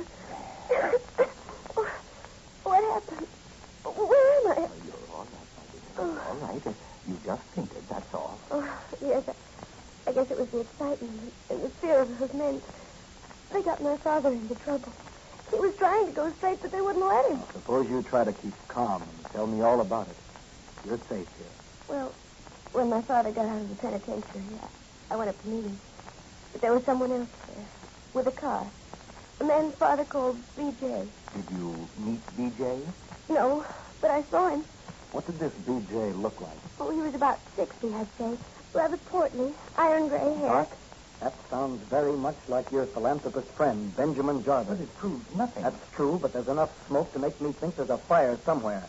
Look, Miss Blackburn, you run along home. But I have no home, now that my father... Have you any folks, Miss Blackburn? Call me Julie. Well, very well. Julie, where's your mother? I don't know where my mother is. She left father years ago. You see, I really haven't anybody. Dr. Franz, why couldn't I stay here and keep house for you? I'm afraid that wouldn't work out. The proprieties and... Oh, look out! Okay, I got the I'm covering you too, Doc. We've come for the girl. You won't get the girl, but you'll get this. You asked for it, copper. That'll keep you quiet, copper. Shut up, kid, or I'll wrap you on the beam, too. Back up to the wall, Doc. I don't want to mess up your place, but we came for the girl, and we're going to... If you think you can get away with such high-handed business as this, you're mistaken. Oh, yeah? Try and stop it. Hey, Benny, get up. Come on, get up. Let's scram with the dame. What happened? The copper stopped you, and I beat you with my gat. He's out like a light. Come on. What do we do? Take the girl and scram. Let's take them all. B.J. will decide what to do with them. Okay. You tie up the cop while I tie up the girl. You take your hands off me or I'll scream out. Release that girl. Says who? He's got something in his hand. Yes, the chemical's so strong that if I hit you with this ampule, it will break, and the contents will burn you to a cinder in 10 seconds. He's bluffing. No, he ain't. Doc Franz knows his business, I heard. Stay fast, gentlemen. Better drop those guns or I'll... Okay. Now, gentlemen, back against the wall. Yeah. While I phone to Benjamin Jarvis and tell B.J. I have 2 of his rescued souls here in my apothecary shop. Oh, no. No, Doc. Hey, listen. Turn us over to the police, Doc, but don't tell B.J. Keep up us all. That's just what I wanted to find out. Julie, Yes, Dr. Franz. telephone the police department and tell them to send the patrol wagon over here for a pair of B.J. studs.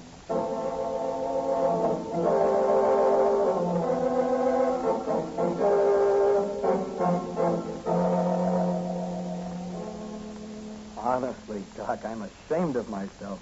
Me, a policeman, letting 2 thugs get the better of me while... Don't worry, Danny boy. What's a little setback like that?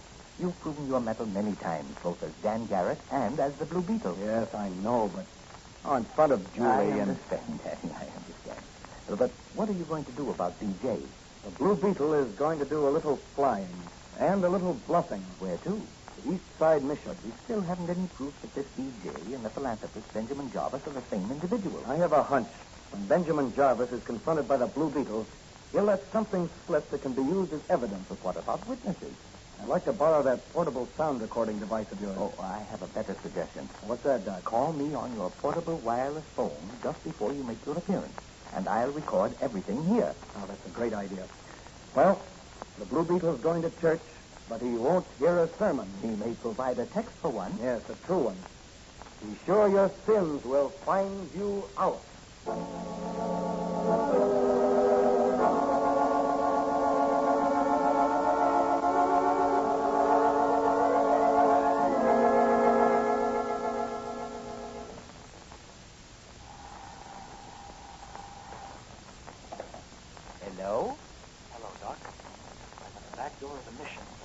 me? Yes, Danny, perfectly. All set with your recording machine? Yes, I started it the minute the phone rang. It's all connected up. Good. I'm all ready. I'm leaving the switch open on my portable wireless telephone. You should get everything that happens from now on. Go ahead, Danny, but be careful. Don't worry, Doc. Here I go. My son, we are honored tonight by having with us the great-hearted soul who made this mission possible. A man who has fed you and clothed you. A man who has found you work when you were jobless, picked you up when you were fallen, helped you to regain your place in society. I'm sure you'll be glad to hear from your benefactor and friend, Benjamin Jarvis. Oh, but first, let us sing one verse of Hymn 27, Rescue the Perishing.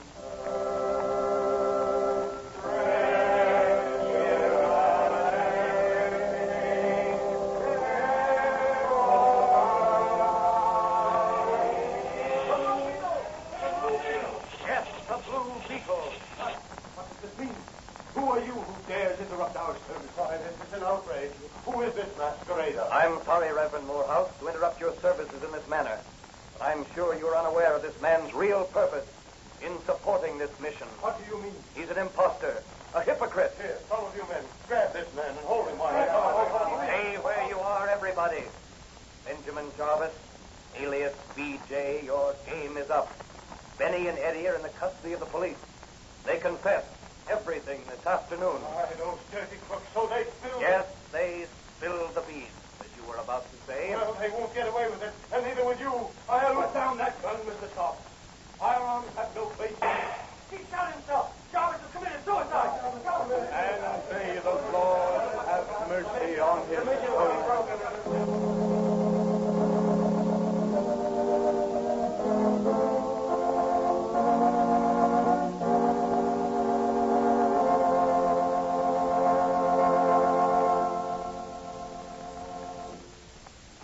Well, Danny, you were right. Yes, luckily. What about those other men that Jarvis placed in positions of trust throughout the city to help him in his nefarious schemes? Reverend Morehouse has their names. He'll talk with them and try to really put them on the right track again. He's confident he can make them go straight.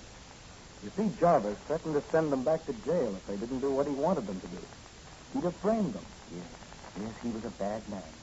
But he's gone now. And his payroll racket is smashed. Yes, thanks to you and the Blue Beetle.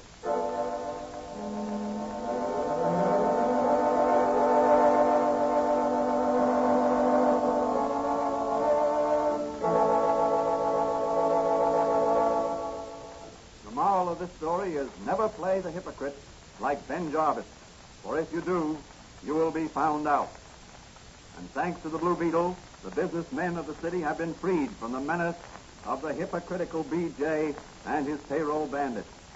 What new adventures await the Blue Beetle in his crusade against crime? This question will be answered in the next episode of the Blue Beetle.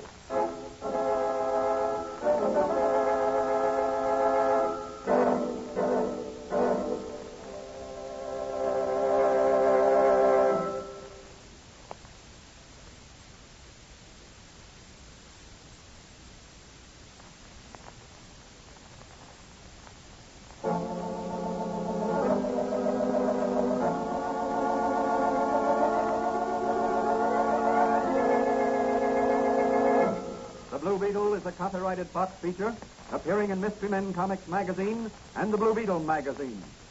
The Blue Beetle is on the air twice a week on this same station. Consult the broadcast schedule in your local newspaper. And don't forget to listen in to the Blue Beetle.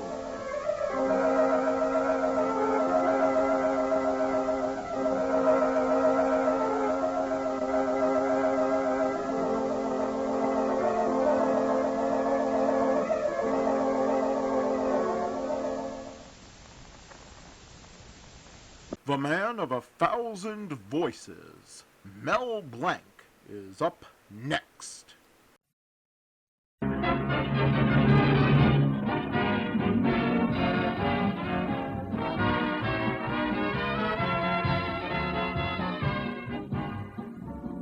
From Hollywood, Colgate Tooth Powder presents The Mel Blanc Show, written by Mac Benoff with Mary Jane Croft, Joe Kearns, Hans Conried, Alan Reed, Elvie Allman, Jill Walker, the Sportsman, Victor Miller and his orchestra, and starring the creator of the voice of Bugs Bunny. What's up, Doc? Yes, Colgate Tooth Powder for a breath that's sweet and teeth that sparkle brings you The Mel Blanc Show with Mel playing his new character, Zookie. Hello, everybody. Hello, everybody. Hi. And starring himself in person, Mel Blanc. Hi, folks. Ugga, ugga, boo, ugga, boo, boo, ugga.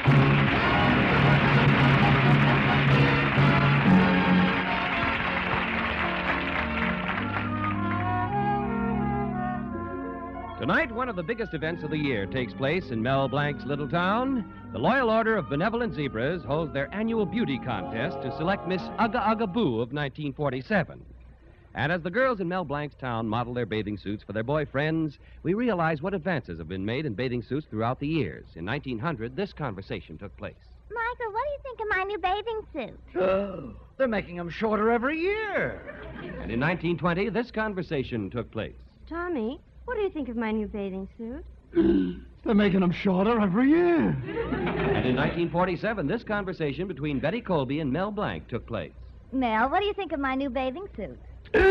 They stopped making them. Oh, what's the matter, Mel? Don't you think this bathing suit fits me? I don't think it's even trying to. Well, don't you like it on me? Hey, look, Betty, here's a write-up about the contest in the paper. Oh, yes. Here are the rules for the contestants. Attention would-be Ugga Ugga Boos. Well, let me see that. All contestants must be at the Lodge Hall at 8:30 sharp, accompanied by a bathing suit. No contestant may wear a strapless, backless bathing suit unless they can show other means of support. Special note to Bubbles McCarthy. We don't care if you do take a bath in it, it's still not considered a bathing suit. Well, that's not in the paper. I know, I made it up. Hey, you want to hear another one I made up? Read the paper. Yeah. The main prize will be a $100 merchandise order on George Hill's Jewelry Shop. Local businessmen are all contributing prizes. The offer from Green's Funeral Parlor was declined. Oh, gee, I hope I win. Well, I'll be voting for you, Betty. Meanwhile, I gotta beat it back to the fix-it shop to get dressed. So long.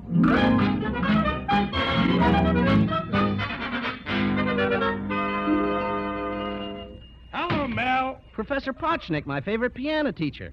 What can I fix for you today? Mel, I want you should fix my tuning fork.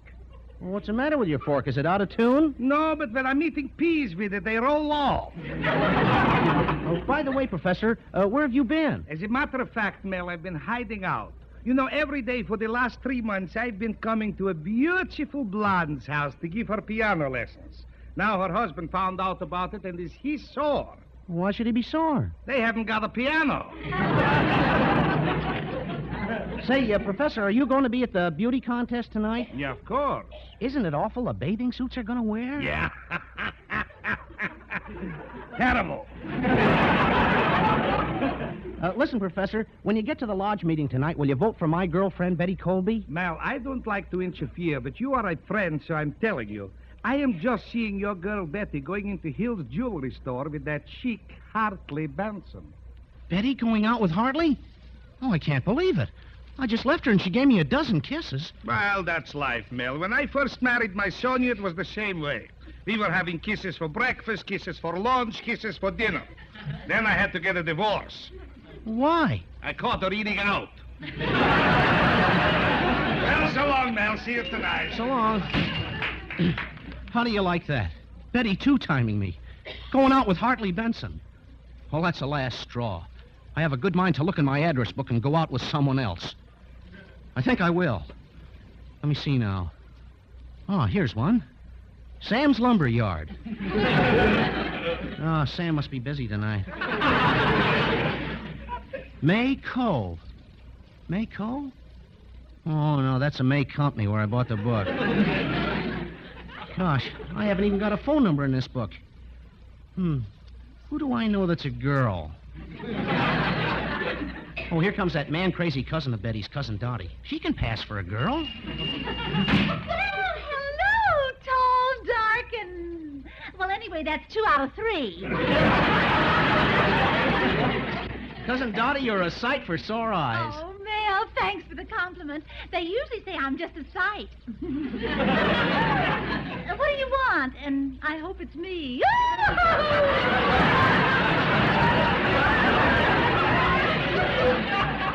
Cousin Dottie, there's something I'd like to find out. Just how much do you know about Betty?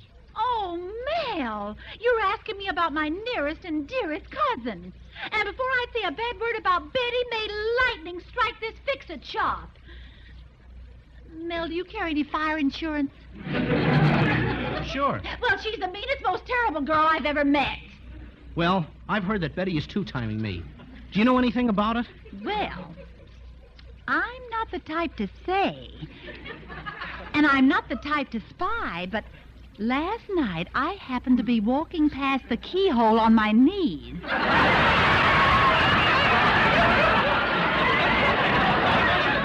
I saw Hartley Benson and Betty in the parlor. In the parlor? Mm-hmm. Mel, why don't you teach Betty a lesson? I wish I could, but how? Well, I'm going to be in the contest tonight. I'll bet if I were elected. That settles it. Cousin Dottie, I'm going to see to it that you're elected Miss Ugga Ugga Boo tonight instead of Betty. Oh, how wonderful. Oh, Mel, imagine me with Miss Ugga Ugga written all over my boo.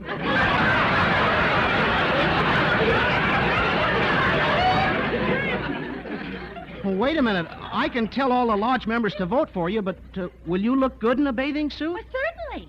Back home, I was good enough to be put in a beauty ad. Really? Yes. Underneath my picture, it said, "She's lovely. She's engaged. She should live so long." Goodbye,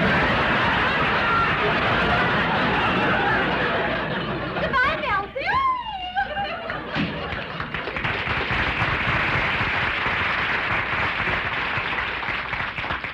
Now to get on the phone and tell everybody to vote for Cousin Dottie.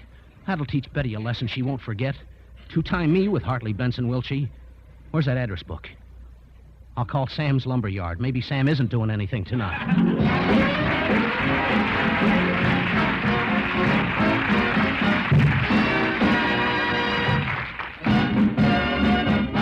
Use Colgate tooth powder, keep smiling just right. Use it each morning and use it each night. It cleans your teeth, makes breath so sweet. Use Colgate tooth powder. Want teeth that sparkle and dazzle, a breath that's fresh and sweet? Then try Colgate tooth powder. For the new all-purpose Colgate tooth powder cleans your teeth and sweetens your breath. Yes, this new all-purpose tooth powder produces an amazingly rich, active foam that's marvelously effective. Every time you brush your teeth with this new all-purpose Colgate tooth powder, your whole mouth feels clean, sweet, fresh. Your teeth regain their natural sparkle. It's been proved in 7 cases out of 10 that Colgate tooth powder instantly stops unpleasing breath that originates in the mouth. And as for cleaning, you can depend on Colgate tooth powder revealing the natural brilliance of your teeth. Yes, Colgate tooth powder, the new all-purpose tooth powder, does everything you can expect or ask of a dentifrice. Try Colgate tooth powder today for teeth that sparkle and a breath that's sweet. Use Colgate tooth powder. And now, Victor Miller, the sportsman, and the Piccolino. By the Adriatic waters, Venetian sons and daughters are strumming a new tune upon their guitars. It was written by a Latin, a gondolier who sat in his home out in Brooklyn and gazed at the stars. He sent his melody across the sea to Italy, and we know they wrote some words to fit that catchy bit and christened it the Piccolino. And we know that it's the reason why everyone this season is strumming and humming a new melody.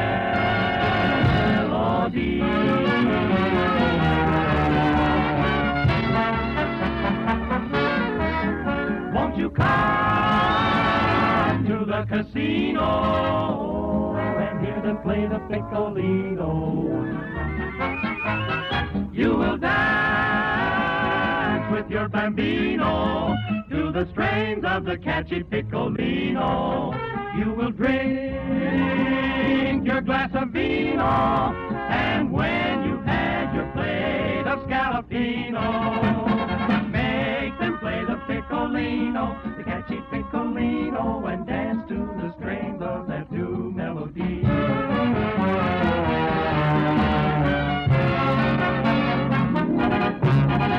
The piccolino.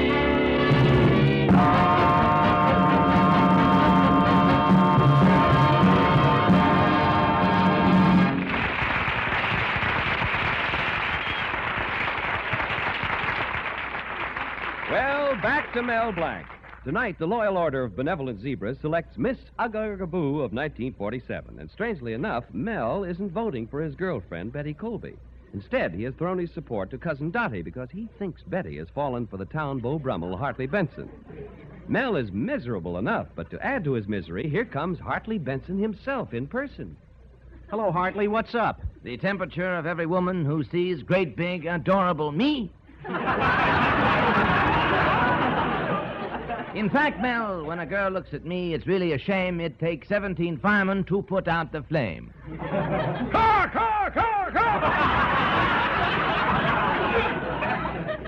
Listen, Hartley. What were you doing in the parlor with my girl, Betty? What do you suppose? Holding hands, of course. You held Betty's hands? I had to, otherwise she would have hugged me to death. So it's true. Betty is that way about you. Yes, Mel, and I have a confession to make. I'm that way about me, too. Oh, you make me sick with that talk. Mel, old boy, in a recent poll taken among housewives to determine which post-war gadget they wanted most in their kitchen, this was the result. 10% voted for a deep freeze unit, 15% for a waffle baker, and 75% wanted an all-purpose Hartley Benson. I tell you, Mel, I'm simply pooped from giving all those free demonstrations.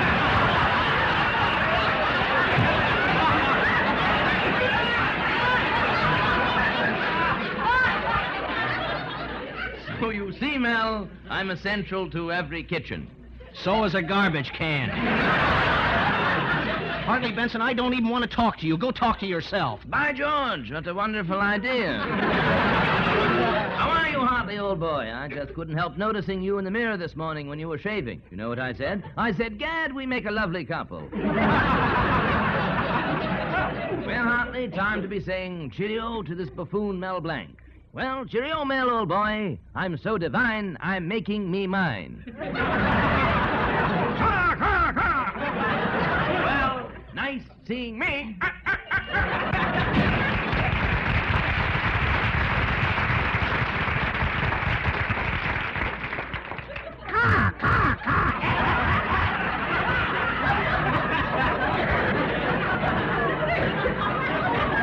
Sound like a crow with the hiccups. What a character. Runs around with Betty and a different woman every night.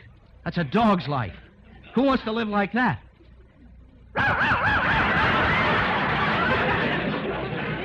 Gosh, where's my lodge president? He's supposed to take me down to the lodge hall, and he still isn't here yet. Would I love to see Cousin Dottie win that contest. Hello, Brother Zebra. Oh, there you are, mighty potentate. Ugga, ugga, boo, ugga, boo, boo, ugga. Well, let's get down to the hall, Mel. I got the old junk pile waiting outside. But I thought you got a new car. Mel, I'm talking about my wife. She's entering the beauty contest. Mel, did you see her last year in a bathing suit? It's strapless and backless. No, how'd she look? Skinless and boneless. The thing, Mel, when I married her, she was like a slender birch. And now? Knotty pine. What an effect it's had on me. Every night when she lays down to go to sleep, I yell, Timber! What a woman.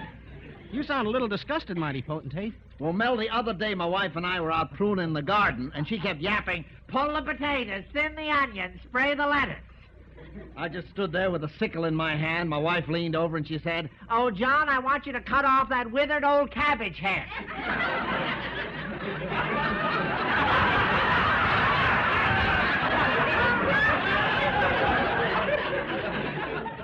Yes, what a temptation.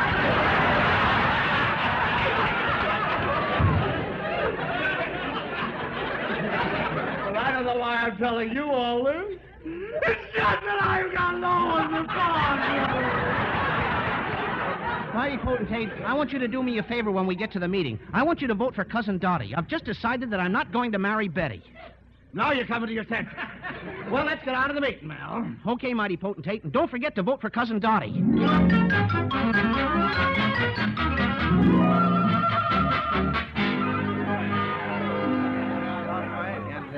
Gosh, Mighty Potentate, everybody's here tonight. Oh, yes, Mel, it's a nice turnout. Well, I better start the contest. Ladies and gentlemen, and brother zebras, now the event we've all been waiting for. The grand parade of bathing beauty. Music!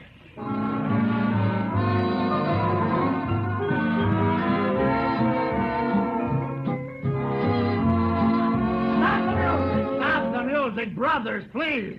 No dancing with the contestants. All right, music.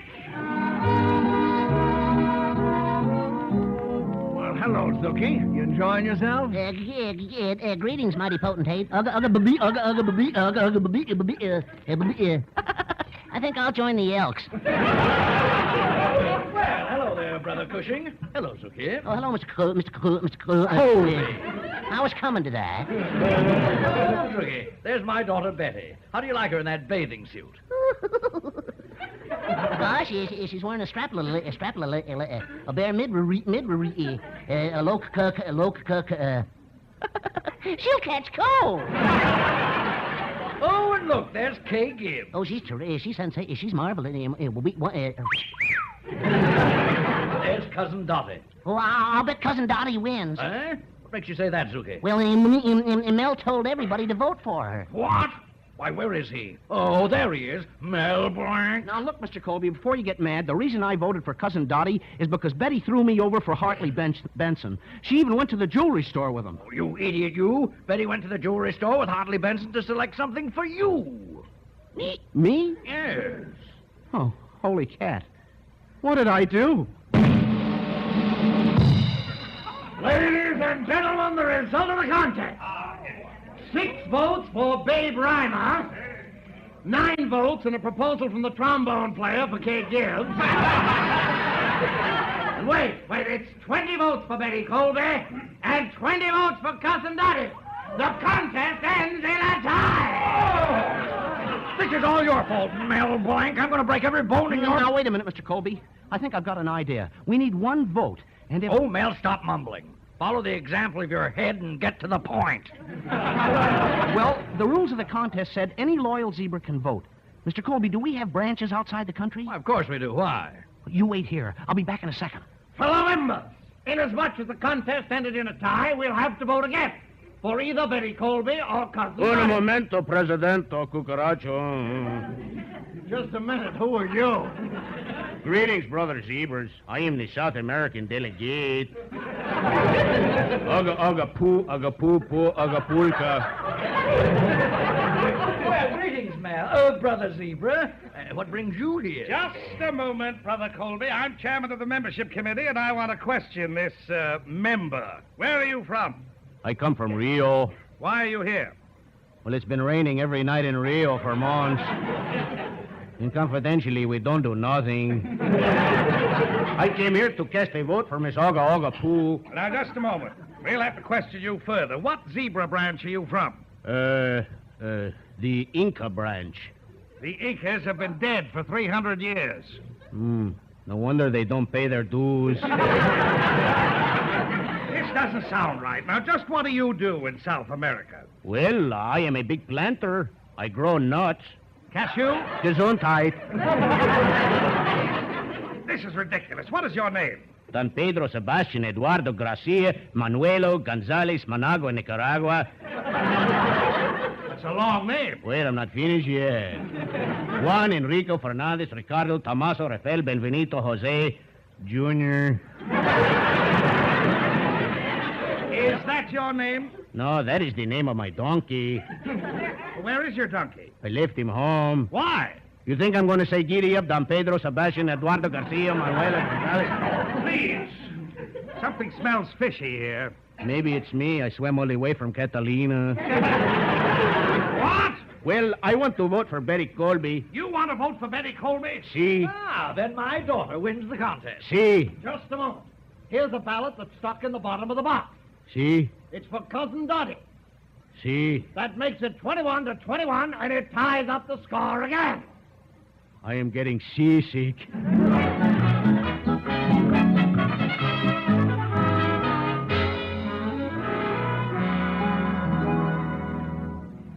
Gosh, Betty, I'm sorry about everything, but you shouldn't have run away. You should have stayed until the end of the meeting. Mel Blanc, you're still a moron. Oh, Father, it was all due to a misunderstanding. Now, you take that back. All right, I'm sorry if he's a moron. That's better. My goodness, you'd think I was one on purpose. Betty, let me tell you what happened at the meeting. The contest was run over again with Hartley Benson as judge. So Hartley awarded the prize to the one he thought was the most ravishing creature there. Oh, Mel, tell me, who won the beauty contest? Hartley Benson.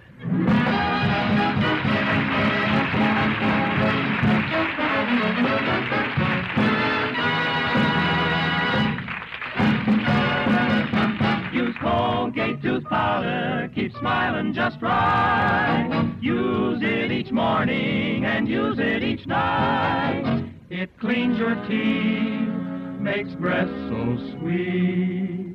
Use Colgate tooth powder. What a treat to brush your teeth with the new Colgate tooth powder, the all-purpose tooth powder. So lively, so freshening, so out-and-out cleansing. Its sparkling foam dances into every corner of your mouth, leaves your breath fresh and sweet. In 7 cases out of 10, it's been proved that Colgate tooth powder instantly stops unpleasing breath that originates in the mouth. And when it comes to cleaning your teeth, this new all-purpose tooth powder gives a dazzling performance, reveals the natural brilliance of your teeth. Colgate tooth powder does everything you demand of a dentifrice. So for teeth that naturally sparkle and a breath that's sweet, use Colgate tooth powder. Use Colgate tooth powder.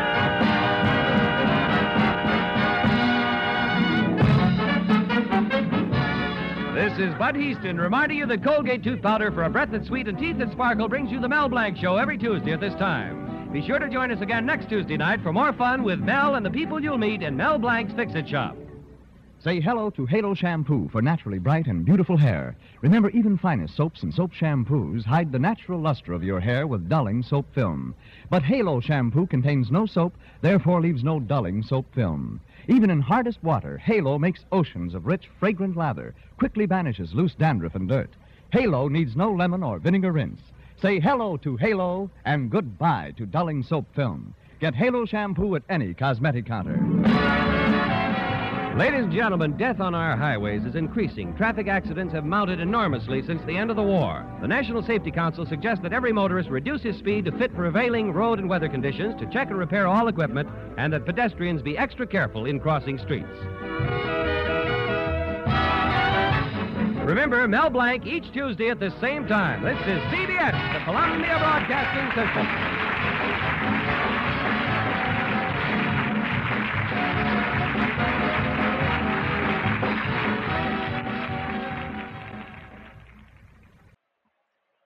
Jane Stewart is up next with The Six Shooter on Classic Radio Shows Tonight. Jane Stewart as the Six Shooter.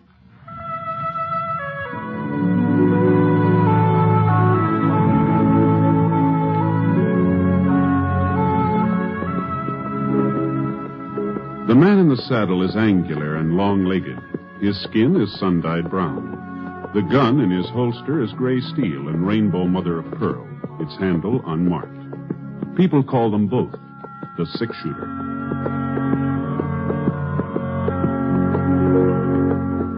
Coleman, America's leader in modern automatic home heating equipment, and the National Broadcasting Company present Jane Stewart as the Six-Shooter, a transcribed series of dramas based on the life of Britt Ponset, the Texas plainsman who wandered through the Western Territories leaving behind a trail of still remembered legends.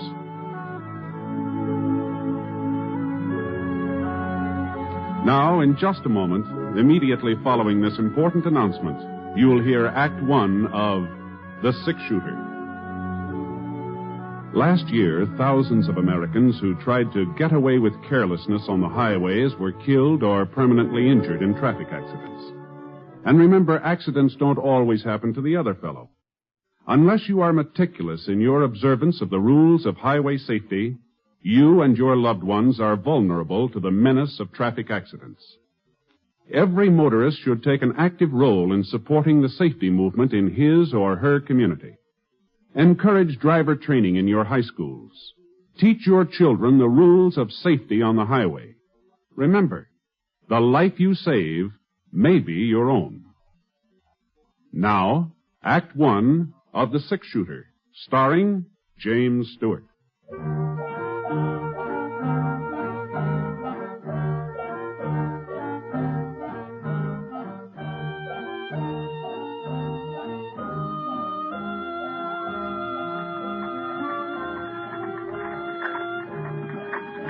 I had a grandstand seat, a rocking chair on the front porch of the Temple City Hotel. Not that there was much to watch. A couple of women looking at the bonnets in the windows of Bradley's Mercantile, and some kids playing mummy peg over in the alley next to the bank, and the checker game in the shadow of a big elm across the street. But it was a couple of days before I was due to pick up some cattle in Atterbury for Mrs. Pritchard, and, well, Temple City seemed as good a place as any to stop over. I was considering taking a little nap when I saw Will. At least that's who I thought it was. He was coming out of the general store carrying a box of groceries. I couldn't be sure, though, because just as he started to climb into a wagon, another man rode up alongside and shut off my view. Well, look who's in town. You doing the marketing, Will? Thought the women usually did that. But I guess in your case, it ain't such a bad idea to switch things around. I was hoping I'd run into you, Temple. 2 of my cows have been killed this week. You mean your wife's cows, don't you, Will? It wasn't 2, it was 3. The boys found another one grazing on my side of the creek this morning.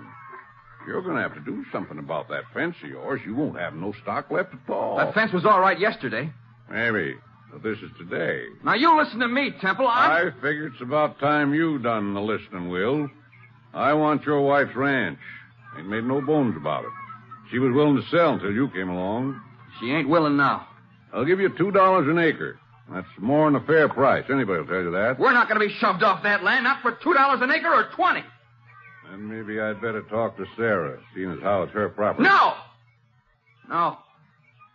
I'm warning you. You stay away from our ranch and our cattle, or I'll... Well, go on. Tell me what you'll do, Will. I'd be real interested to find out. Come on, Bill. If it was Sarah giving him the warning, I might take it seriously, seeing as how she wears the pants in the family. The wagon moved in closer where I was sitting. I got a good look at him now. He'd changed a lot since last time we met up. He was older, and there were a couple of those squint wrinkles between his eyes. Even so, he still could have been more than 23 or 4, seeing as how he was only about 20 when we worked on the West Star Roundup together. Hey, Will! Hey, Will! I thought he'd recognize me, but I guess I'd changed some, too. I wasn't getting aged or nothing like that, but I'd ripened up a bit, I guess. Anyway, Will kind of glanced my way and then drove on. And from the way he was holding those reins, I had a pretty good idea of what he was thinking. This Temple fella, he pushed him too far. And if I knew Will, he was getting ready to do something about it. Well, there was no point in trying to run him down now. We'd probably meet up later. So I went into the hotel and looked around for a place to sit down. The clerk behind the desk was playing a game of solitaire. Howdy, Mr. Ponset. Something I can do for you? No, don't think so. Room all right? Yeah, it's fine. Room's fine. Real pleasure having you staying with us. Anything you'd like, will you? The Black Queen. Huh? It plays on the King of Diamonds. Oh, thank you. Like to look at the Denver paper? It just came in on the stage. No, thanks. Just the same. I was sort of figuring on a little snooze. A little too much racket outside. I know what you mean. Noah Temple's got a voice that carries all right. I could hear him and Will arguing clear in here. Yeah. Don't amount to nothing now, Mr. Ponce. They've been squaring off like that ever since Will moved to town and married Sarah Blake. Oh? Oh, looks like I'm stuck. Good thing I'm not playing at the gambling hall. I'd be out $50. You see, Noah's got the idea of buying Sarah's ranch, and there ain't going to be no stopping him until he buys it. Will he need her land for any reason? Sure thinks he does. Now, if I can just get me the ace of spades.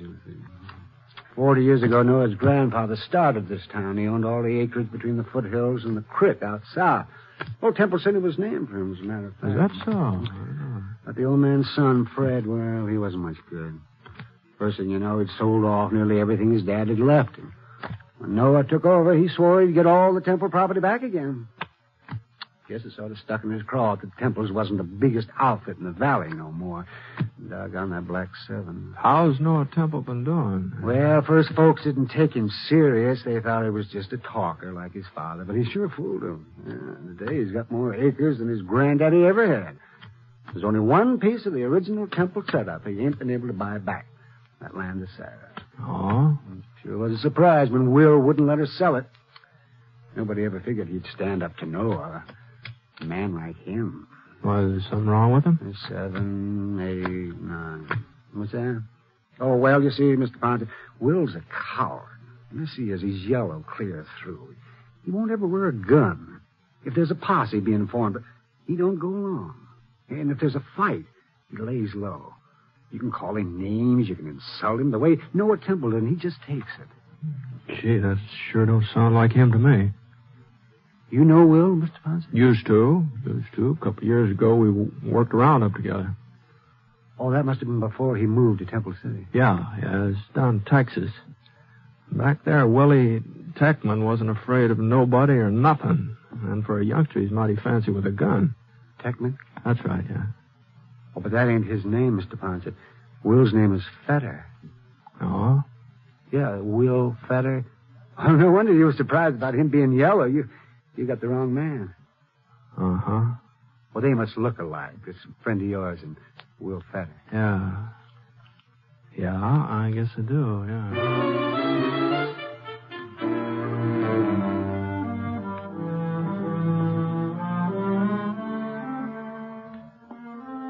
I went upstairs to my room, started to pull my boots off. You know, it's funny. I hadn't been doing anything but sit all day, and my feet hurt worse than I've been walking 20 miles. Oh.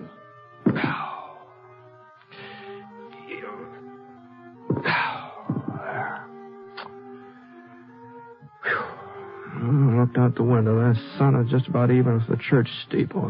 So it'd be around 3 o'clock. I had a couple hours before supper, so I let myself down in the bed.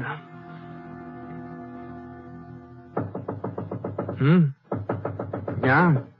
Yeah. Well, come on in. Mr. Ponce? Oh, excuse me, ma'am. I didn't know it was a lady. I'm sorry to bother you, Mr. Ponce. Oh, not at all. I wasn't exactly what you'd call busy. Won't you sit down here? Thank you. Here, wait, I'll get those boots out of your way.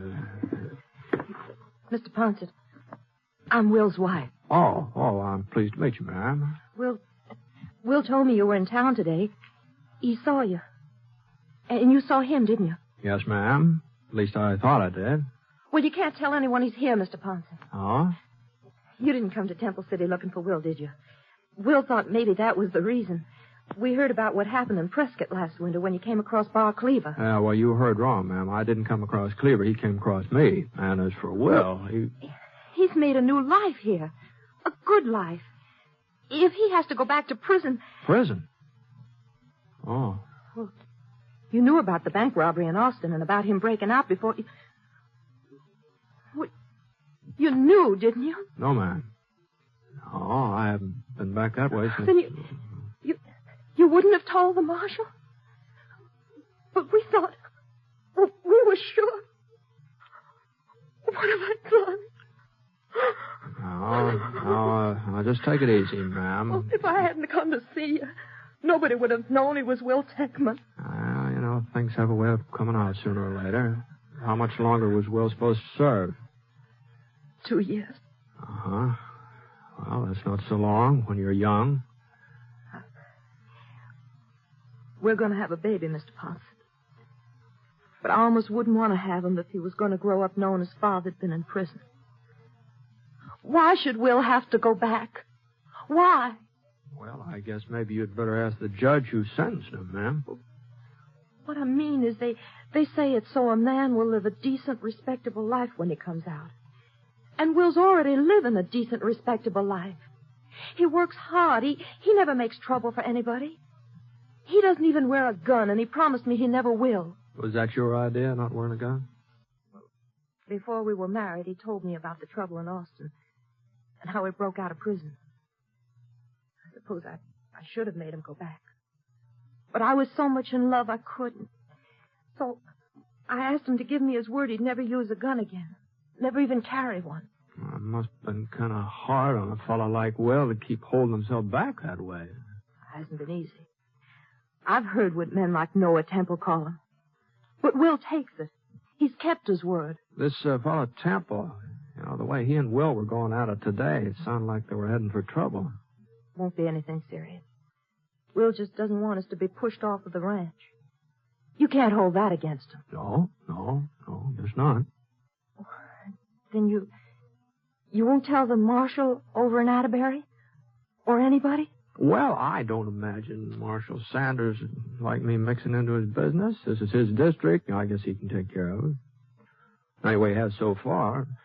But now, look here, Thank you, Mr. Ponce. Well, Thank now, you. Now, and thanks for Will, too. Wait, wait. Well,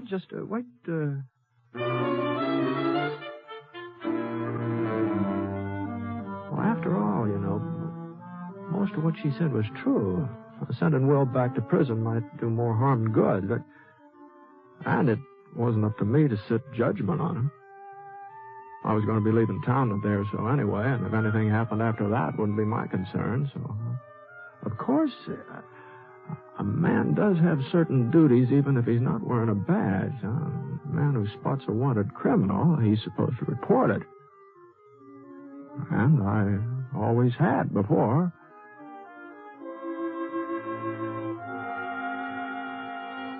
I scraped some of the mud off my boots and washed my face, put on a clean shirt, and went downstairs into the lobby. The clerk was still playing solitaire. Just beat myself again, Mr. Ponce. I was playing in the gambling hall. I'd be ahead about $140. Pretty good for one afternoon, isn't it? Yeah, real good. About time for supper? Yeah, go right on in. Molly will fix you up. Got baked ham tonight. Fine. Oh, say, Mr. Ponce. Yeah? Remember us talking about Will Fetter and him being afraid to carry a gun? Uh-huh. Well, the darndest thing just happened. Oh, it wasn't any more than 15 minutes ago. I guess everybody's talking about it. He went into Bradley's Mercantile and he bought himself a carbine. Oh? Of course, he's just trying to bluff Noah Temple. Folks are giving 10 to 1. Will don't even know how to load a rifle. Where you going, Mr. Ponce? Dining room's over there. I guess maybe I'm not hungry yet. Say, whereabouts is Will's ranch? I think maybe I'll take a little ride. Maybe work up an appetite.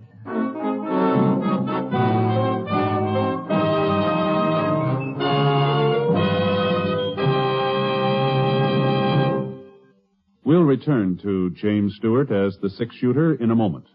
First, a word from Coleman, America's leader in modern automatic home heating equipment. When winter comes, does your house shrink like this? Well, I guess it's time to close off that back room. There's just no way to heat it. Don't deprive yourself of valuable living space. Get a Coleman automatic heater and enjoy new warmth in the hardest-to-heat room. Get your Coleman oil or gas heater now during Coleman's big bonus sale. You'll get 3 bonuses. A new low price. Yes, now you can get a dependable Coleman oil or gas heater at a new low price. A new low operating cost. Coleman saves you up to 25% on heating bills because Coleman gives you maximum heat from your fuel. And a 32-piece set of Libby Safe Edge glassware worth $14. It's free with your new Coleman heater. Get 3 big bonuses during Coleman's big bonus sale. The sale is for a limited time only, so see your Coleman dealer tomorrow. Look for his name in your telephone directory. Remember, comfort costs so little with a Coleman.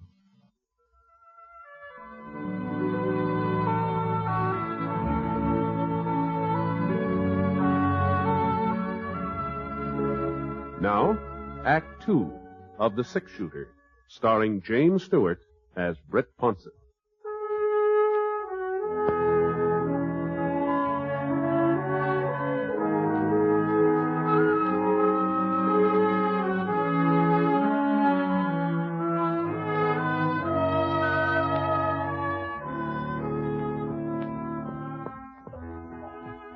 That ranch was about 2 miles south of town, and from the outside looked neat and comfortable, well kept up. The ground stretching out behind it was good grazing land, though it was worth at least $5 an acre, maybe more. I tied Scar to a cottonwood in the yard and walked up to the door.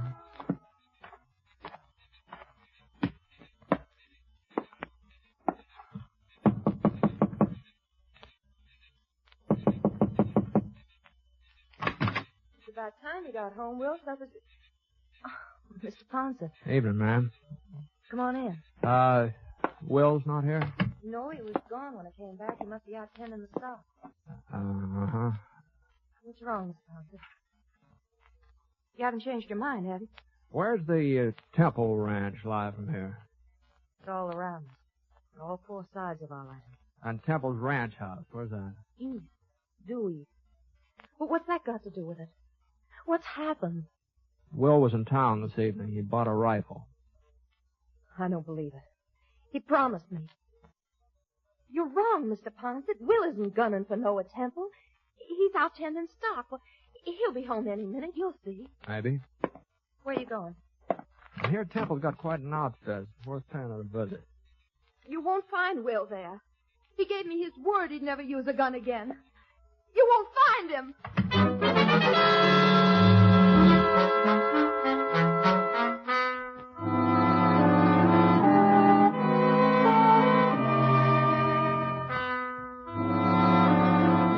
I headed due east for about a quarter of a mile, and when I came to the edge of Will's property, I saw a sorrel tethered to a fence post. Looked like Will had decided to go the rest of the way on foot, so I climbed out of the saddle and looked around. There was a big break in the fence, but the cattle hadn't made it. That barbed wire had been cut. And there were 4 heifers and a couple of steers lying just over the Temple boundary. Well, there just wasn't much question about it. They'd been shot. So I crawled through the opening and went right past a big sign that said, Temple Ranch, trespassers will be shot. I found some footprints. I figured they were Will's.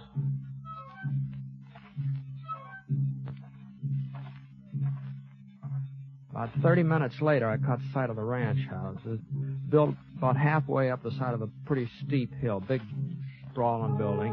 There was a light inside, and I could just barely make out Noah sitting at a desk working on some papers.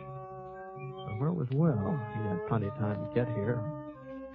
When I heard a step and swung around, there was one of Temple's hands pacing up and down near the stable alongside the house.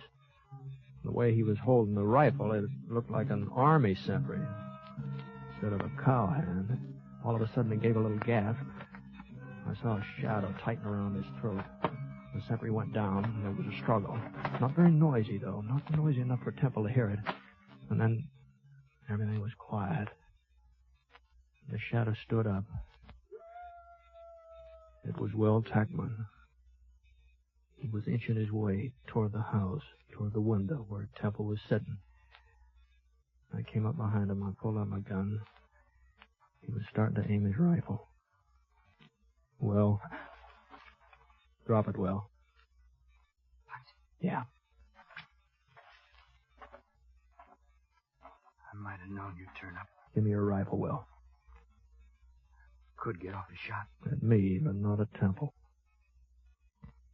Temple gets our ranch and I go to prison, is that it? We'll talk all about that as soon as we get back to your place. Now, come on.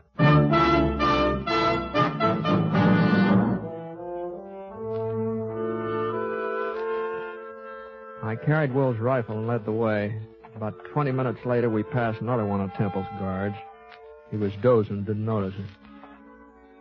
Still had a couple of miles to go before we'd reach the fence where we'd left the horses. Will was sort of panting for breath. All right, let's rest a minute. Okay. I thought you promised your wife you'd never take up a gun again, Will. Mr. Ponset, I see them dead heifers over by the fence. Yeah? Had about wipes I heard of. I found them. I had to do something. As long as you knew who I was anyway, as long as I was going back to prison, I had to fix it so Sarah wouldn't have the ranch taken away from her. You wouldn't think a piece of land would be worth everybody getting so excited about. I've been shoved around, Britt. Ever since I was a kid, I've been shoved around. Even when I held up the Austin Bank, I wasn't the one who... The one who what? Nothing. Since I married Sarah, well, I've had to take a lot that other men wouldn't put up with because of her and because of her knowing what I was. This thing with Temple got under my skin. I made up my mind to stand up to him. A man's got to take a stand sometime, somewhere. Oh, I'm sorry, Will, but... Hey, what's that? Get down, Will. Yep. We've got you dead to rights, brother. Trespassing. I ain't alone, Temple. Britt Ponset's with me. Ponset? That's right, Temple. I might have known Fibber wouldn't come alone. Well, I guess 4 of us can take care of 2 of you. He won't be much use to you, Ponset. Not enough fight. Okay, boys, move in. I could see one of his boys firing from behind a tree behind him. So I aimed at his arm. And the bullet hit him on the shoulder and he lurched forward. That meant only 3 of them now, but they were closer.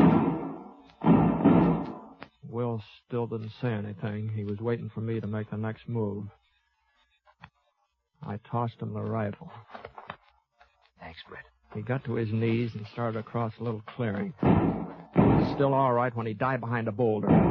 I knew where he was heading, too. Noah Temple had been shooting from behind a clump of pines about 50 yards back. For a couple of minutes, I didn't get a chance to watch him. Temple's 2 guards were on either side of me now. Oh, one of them was more than 8-10 feet away. I saw the barrel of his carbine rise up from behind the bush. There's only 1 guard left. About that time, it seemed like he'd had enough. Anyway, I moved across the clearing toward the pine trees where Will had disappeared. Pulled up behind a rock. Well, there was Noah Temple. Crouched down low, his gun ready. A little bit of movement in the brush caught my eye. It was Will. He was right behind Temple. And Temple didn't know it. He was looking my way. Will had a perfect shot. I saw Will's finger curl around the trigger. But Will didn't fire. I couldn't figure out what got into him. He didn't fire. And then he threw his rifle to one side and let out a yell. Temple! Temple turned and got off a shot. Well, he was surprised he couldn't do much aiming. And then Will was on top of him, twisting the gun out of his hands. And after that, I saw a fight the like of which I'd never seen before in my life. There, Will hit Temple across the face, and he went over backwards. And then Temple kicked, and his foot lifted Will right off the ground. But before Temple could pick himself up, Will was right on top of him again. And Temple tried to reach for his gun, and Will brought his boot right down on Temple's hand. Temple quit reaching. And then Will backed away and let Temple up again. And as soon as Temple was steady again, Will drove his fist right into Temple's stomach. And Temple's hand flew apart, and he was wide open. Will hit him again, and hit him again, and again. And finally, Temple managed to send his fist into Will's face. And Will looked like maybe he was going to go down, but he still had a fight left to land a right that snapped Temple's head right back. And it was Temple that toppled over, and then I knew he wasn't going to get up again, not for quite a while.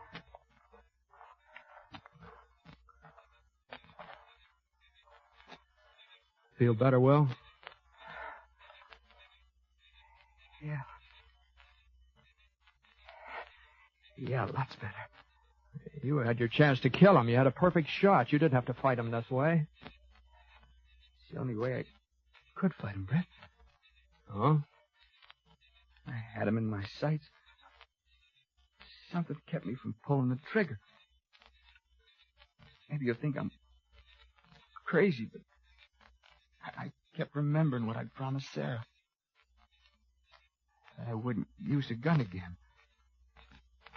I couldn't pull that trigger, Brett. I just couldn't. Uh-huh. Well, let's see if we can't get Temple here to a doctor. You know, it looks like he needs one.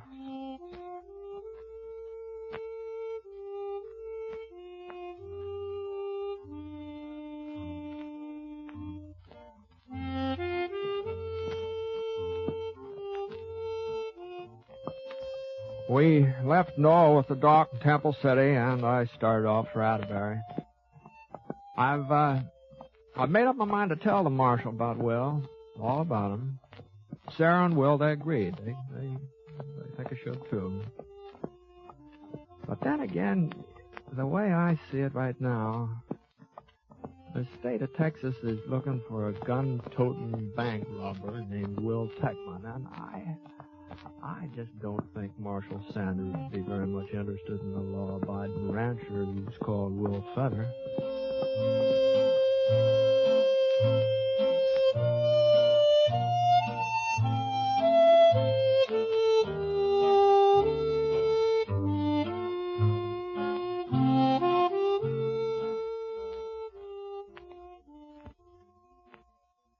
I'd like to take a minute here to remind you about some of the great entertainment that's in store for you on NBC Radio. Now, for most of us, Monday evening is a time to relax, sit back, and take it easy. NBC had exactly that in mind when they designed their Monday night of entertainment. You'll want to listen to the delightful music of the Railroad Hour as they resume their fall schedule of popular operettas that have entertained for so many years. Gordon MacRae will be your host and star, and during weeks to come, he'll have many charming guest stars to add to your listening pleasure with their famous voices. And you'll want to relax to the melodies of the Firestone Orchestra and Chorus under the direction of Howard Barlow on The Voice of Firestone. Another great Monday night favorite is the Telephone Hour, with its wonderful program of music directed by Donald Voorhees. Yes, every Monday night, hear these three fine musical programs on NBC Radio.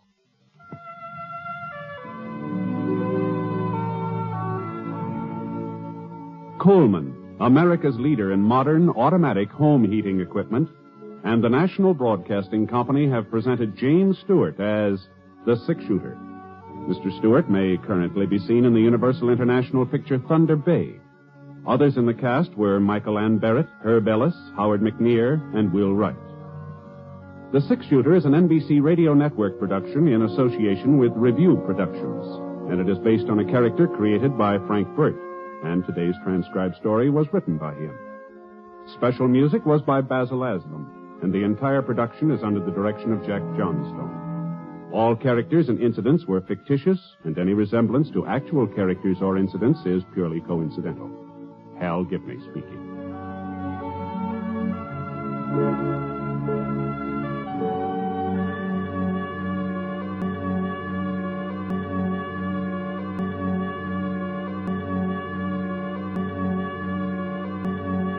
Look, up in the sky. It's a bird. It's a plane. It's the adventures of Superman on nightly old-time radio shows. Coming up next. Presenting the transcription feature, Superman. The sky. Look, it's a bird. It's a plane. It's Superman.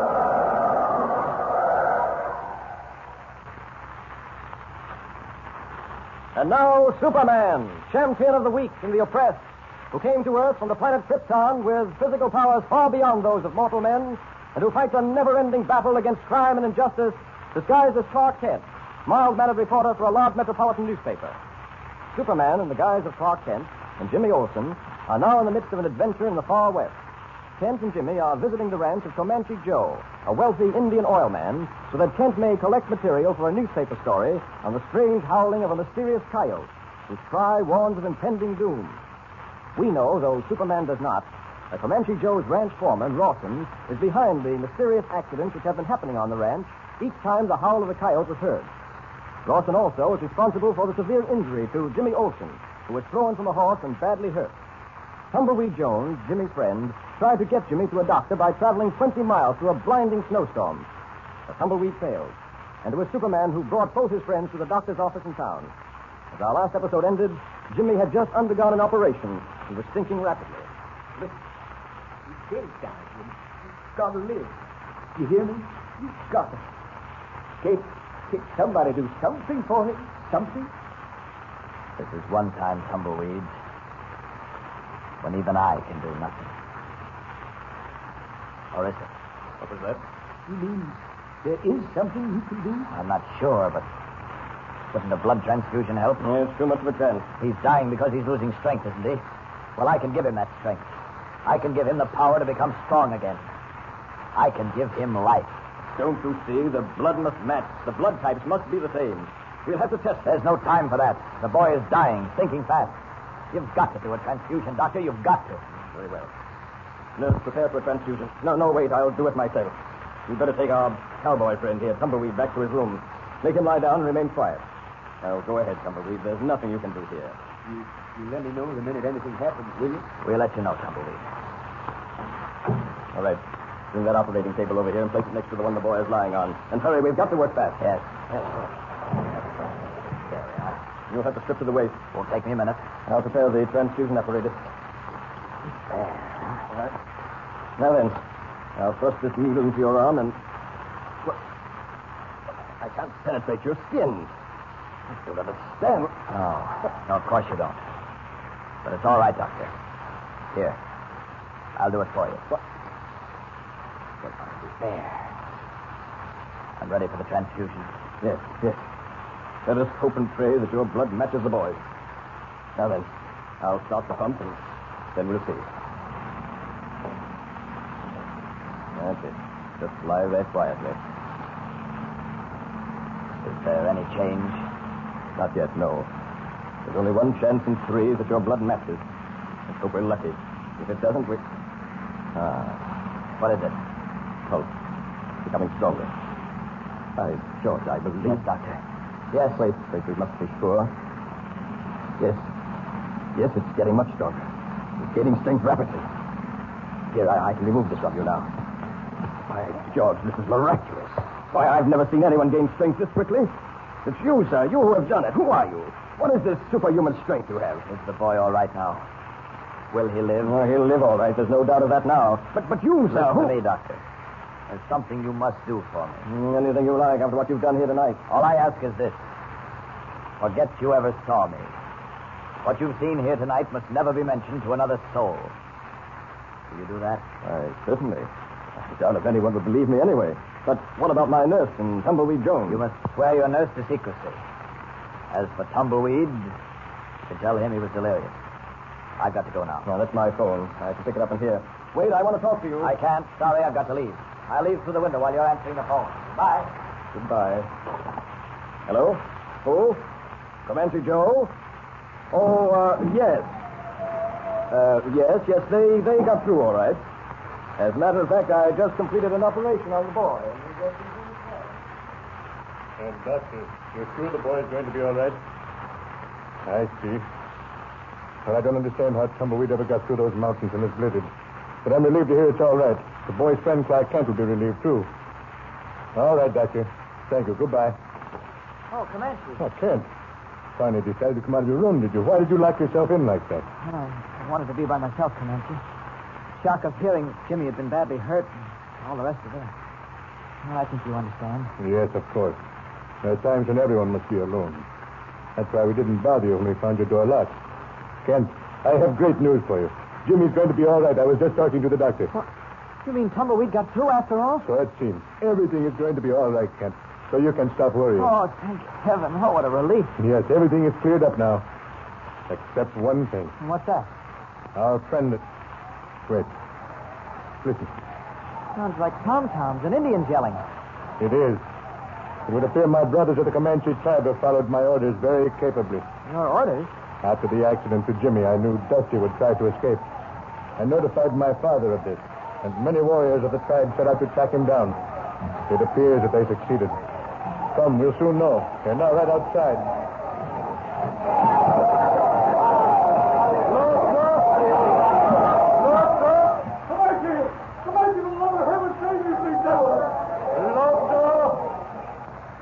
You have brought him, my brothers. You have done good work. Leave him with me. Looks as if you'd rather not. They know what he did to Jimmy, and they want to avenge the little laughing squirrel. Lotso, you leave him with me. I will deal justice to him. Get into the house, Dusty. My brothers, you will return to the reservation. I thought they was going to kill me. They will when I give the order. What you talking about, Comanche? Dusty, late this afternoon you took young Jimmy Olsen for a ride on a horse called Gentle Lamb. Sure, that's right. Everyone on this ranch, including yourself, knew that horse was a killer the minute somebody touched him with spurs. Young Jimmy wasn't wearing spurs when he left here. I was careful to see to that. But he was wearing spurs when the horse almost killed him. Where did he get those spurs, Dusty? I don't know. You don't think I gave them to him, do you? I know you did. There wouldn't seem to be any doubt about it. He couldn't have got them from anyone else. That's right. Now, Dusty, your life depends on how you talk in the next few minutes. I'm going to ask questions, and I want the right answers. I don't know nothing, Comanche. I swear I'm innocent. Who put you up to trying to kill Jimmy Olsen? Comanche, you got it all wrong. I'm going to get it right. Answer my question, Dusty. Answer me, blast you die here now. Let me go. Take that knife off my throat. Talk then. Sure. I was put up to it. I was forced to do it. I like to leave you. Well, all right. I hated to do it, but if I had... Never mind all that. Who put you up to it? Who ordered you to kill Jimmy Olsen? He's a guy both of you think is okay. You never suspected of trying to get Comanche Joe here to... The coyote. Kent, you hear it? Yes, I heard it. He's almost right outside the front door. Hand me that rifle. If it's that close, I may be able to get a shot. Fainted. Here, I Well, come on. There it is. Running off into the night. Did you get him? No. It'd be helped if I had. And yet, Kent, I'm a dead shot. You don't think that Comanche legend that... But it's true? That coyote is a phantom? Yes. Of course not. There's a blinding snowstorm going on out here. The coyote was practically out of sight when you fired. You missed him. That's all there is to it. Yes, I suppose you're right. Well, let's bring our friend Dusty back to his senses and find out what he was going to tell us before that coyote started yapping.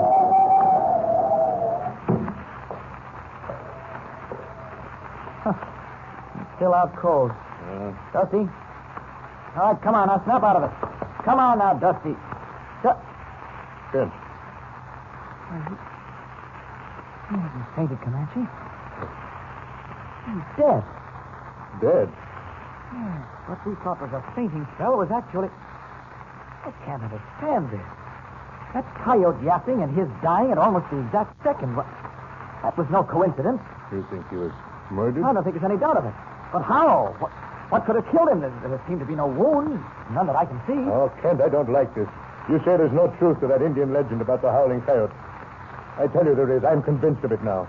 That coyote howling was a warning of Dusty's death. There's something about all this that isn't human. Now, Comanche. It's bad medicine, Kent. Bad medicine. Comanche, you mustn't let this thing get you down.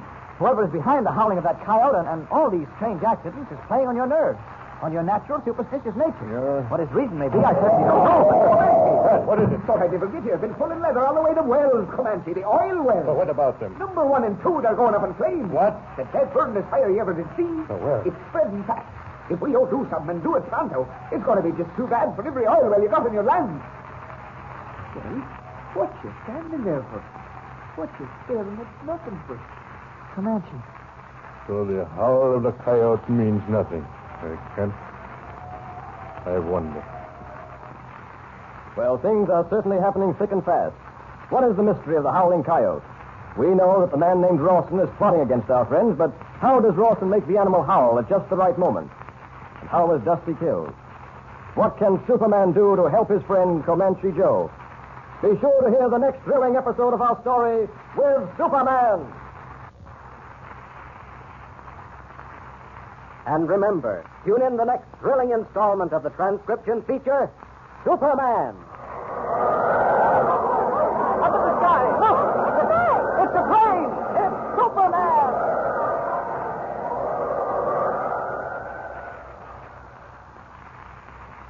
Superman is a copyrighted feature appearing in Action Comics magazine. Classic stories from the Screen Directors Playhouse are up next on nightly old-time radio shows. Ladies and gentlemen, this is Jimmy Wallington speaking for the Screen Directors Playhouse. Last Thursday, we presented a comedy entitled My Favorite Wife. It proved to be such a comedy of such great proportions that we ran out of time.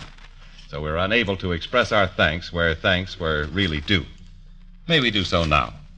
To the producers of My Favorite Wife, RKO Radio Pictures, distributors of the Howard Hughes production Vendetta, starring Faith DeMerg and introducing George Dolens, and to Miss Irene Dunn, who soon will be seen in the 20th Century Fox production Mudlark. And now, Screen Directors Playhouse, stars Barbara Stanwyck, Stephen McNally, production Lady Gambles, director Michael Gordon.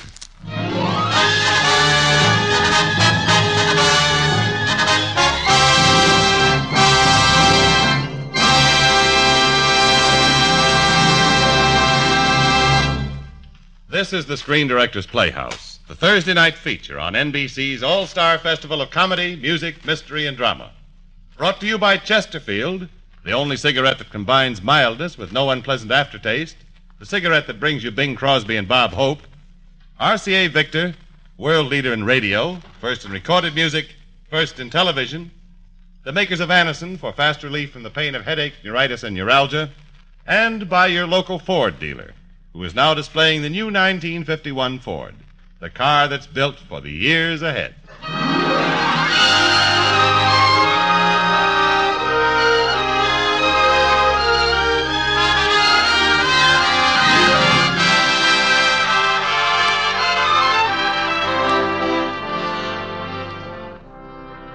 Tonight, the Screen Directors Playhouse is pleased to present a study in dramatic conflicts. Our play, for the first time on the air, is Lady Gambles, starring Barbara Stanwyck and Stephen McNally. But first, we invite you to hear from Bob Hope on his recent visit to Hawaii. Well, here we are on the island of Oahu. We had a very smooth trip over. At first, we flew at an altitude that didn't bother me. We had to go up higher because the salt water was ruining the tires. Just out of San Francisco, we developed a little motor trouble, and the pilot yelled, "Throw everything we don't eat overboard." A Navy cruiser picked me up about 2 hours later. Now, let's sell Chesterfield. You know, the real test for mildness in a cigarette is as old as tobacco itself. Just open a pack of Chesterfields and smell that milder tobacco aroma. Then light up a Chesterfield and prove what every tobacco man knows. Tobaccos that smell milder, smoke milder. So always buy them. Chesterfield, my cigarette. Chesterfield, Chesterfield always wins first place. That milder, mild tobacco never leaves an aftertaste. So open a pack, give 'em a smell. Then you'll smoke 'em. Don't forget to give Crosby for Christmas. I mean the Chesterfield Christmas carton with Bing as Papa Santa Claus.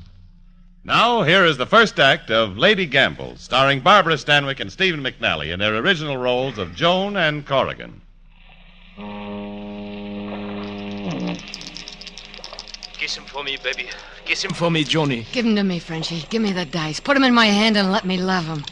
Oh, sweet Papa. Come, you 7. Hey, hold it, sister. You're palming a pair of loaded dice. Let go of me. Come on, Maxie. Kick her brains in. No. Kick her brains in. No!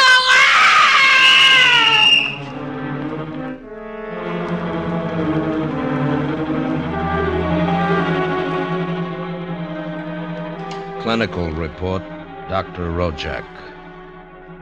Joan Booth, age 28. Admitted to Chicago Hospital December 14th, 3 a.m.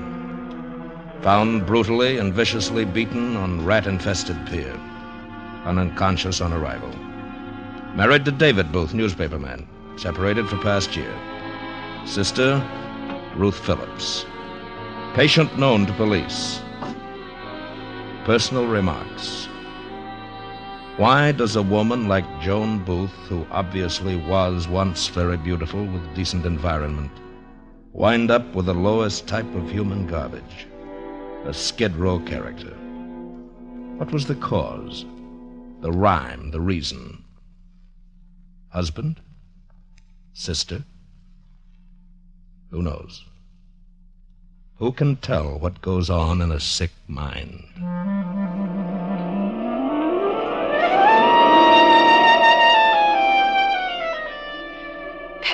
thieves, hoodlums, wharf rats. Oh, come, you beautiful seven. It's exciting. It's exciting. $1,100. I gotta have $1,100. The dice are loaded. What am I doing? What is this all about? Kick up brains then, Maxie. Kick up brains. No, leave me alone. Leave me alone. David. David, help. David. Ruth, darling. David asked me to marry him. Oh, you're selfish. You've always been selfish. You only think of yourself. Baby, after we're married, I want Ruth to live with us, okay? Oh, you're sweet. Baby, could Ruth come along with us to Las Vegas when you do the series on Boulder Dam? Oh, have a heart, Joni. Not on our honeymoon. 17 black. Isn't the Pelican Hotel fun, Davy? Go on and put another 10-cent chip on the black. No, I'll skip this one. David, darling, it's 7:30 now in Chicago. Don't you think maybe we ought to call Ruth? Why? You sent her a wire the moment we arrived, didn't you? But this is the first time we left her alone, and after all, living together wasn't her idea. Oh, wasn't it? Look, darling, I insist that you don't call her. Promise? Well, you're the boss. Dealer, a 10-cent chip on the black and another one on the red. What? Okay, lady. One on the red, one on the black. That's a new way to play roulette. Well, have fun, darling. I've got to get to Boulder Dam. See you later. And 00. But, dealer, you're taking my chips. 00, you're a loser, lady. Oh. I'll explain it, madam. I'm the manager. Won't you step into my office? Oh, really, it isn't that important, you know. Yes, it is. My name's Corrigan. How do you do? You were playing black and red at the same time. Is that some system? Well, is that illegal in Nevada? Oh, no. We love people with systems, but people with cameras, we wonder about them. Particularly expensive cameras like the one in your handbag. Well, I don't see anything wrong. Well, I've got a funny feeling about people sneaking pictures of my patrons, and that's what you were doing before. Could so easily turn into blackmail. Hadn't that occurred to you? It so happens I'm a tourist. I like to take pictures. Oh, no, me. I like to take tourists. But strictly on the up and up, without any camouflage. All right. I used to work for a magazine. You probably won't like the idea, but I thought that I'd work up a feature they'd buy. Candid shots of this sink of iniquity. Oh, well, why didn't you say so? I like that idea. Fine. Just be sure you spell our name right, Miss... Mrs. Booth. Oh, my apologies, Mrs. Booth. You don't know too much about gambling, do you? No, but I learned fast. Well, just for the record, we don't force people to gamble here. And you can't win betting both black and red. Here's a stack of $5 chips. You play with them. Oh, thanks, but I couldn't Oh, possibly... don't worry. They're house chips. They aren't worth anything. You don't lose, you don't win. You're making me feel like a real conspirator.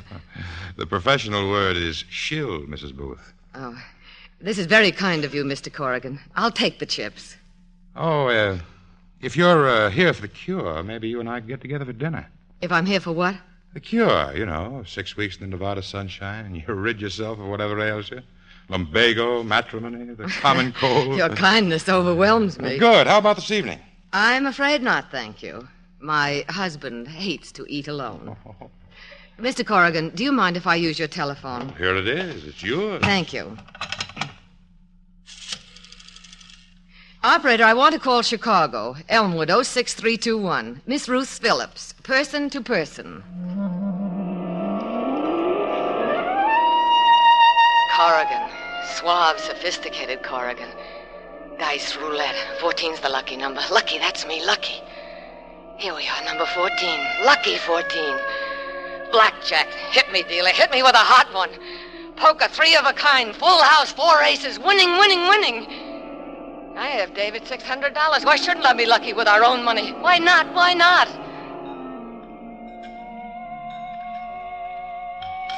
David, what would you say if I told you I won $1,200 this afternoon? Just let's dance. So help me, I'm telling the truth. I've never been so lucky in my life. It was positively fabulous. People trailed me to whatever table I was playing, and they bet right with me and got rich. You should never have had that drink. I'm serious. You are? All right. Where's the 1,200? Well, it was like this. I won 1,200, but in reality, I broke even. Darling, you need fresh air badly. All right, Mr. Weisenheimer. I'll break it down to you in simple detail. I was playing with house chips. Mr. Corrigan, the manager, let me have them. I really won all that money. Now, I believe you're telling me the truth. Come on, let's get out of this.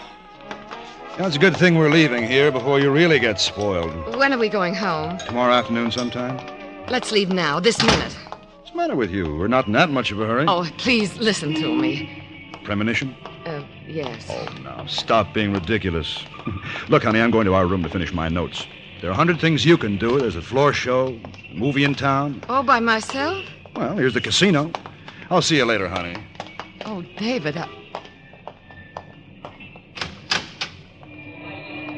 Oh, welcome, Mrs. Booth. good evening, Mr. Corrigan. Want some house chips? No, thank you.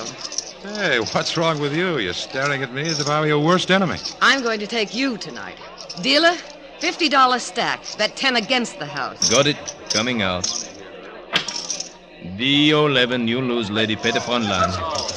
Come on, Mrs. Booth. Let's go out of here and go out on the terrace and talk it over, huh?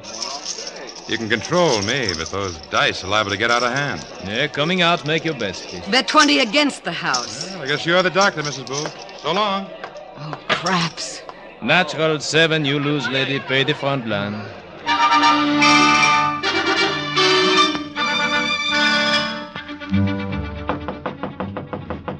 Come in.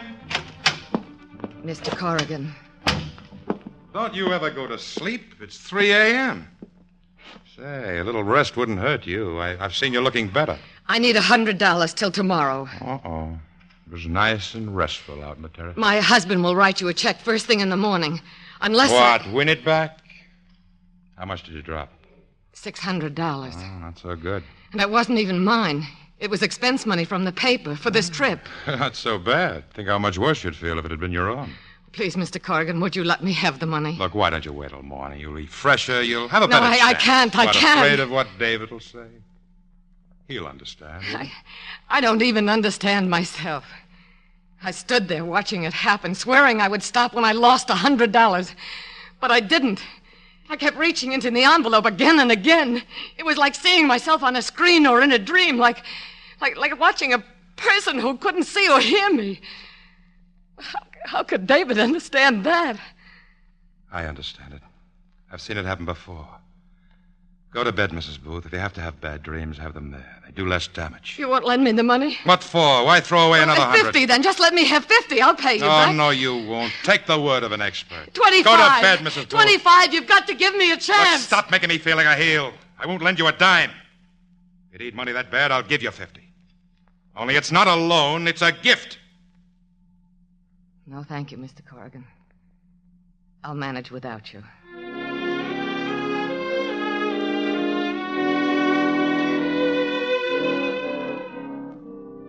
How much will you let me have for this camera? I'm sorry, miss. You're a pawnbroker, aren't you?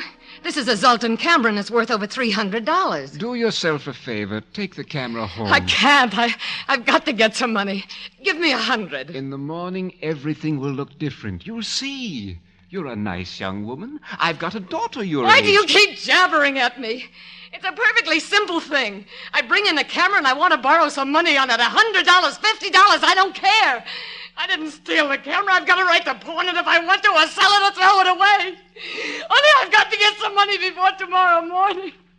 All right. Here's 100 and a ticket. Thank you. Thank you very much. Don't thank me. When you get the camera back, it'll be enough time to thank me. What makes you think I won't be back? My luck's got to change. Lady, on that shelf, look closely. Look. There must be at least 30 more cameras, just like yours.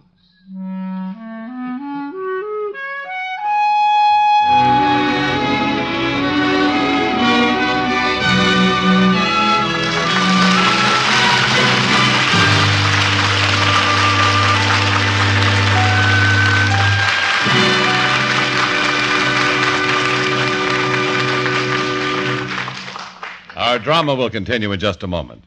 But first, here's a word from RCA Victor.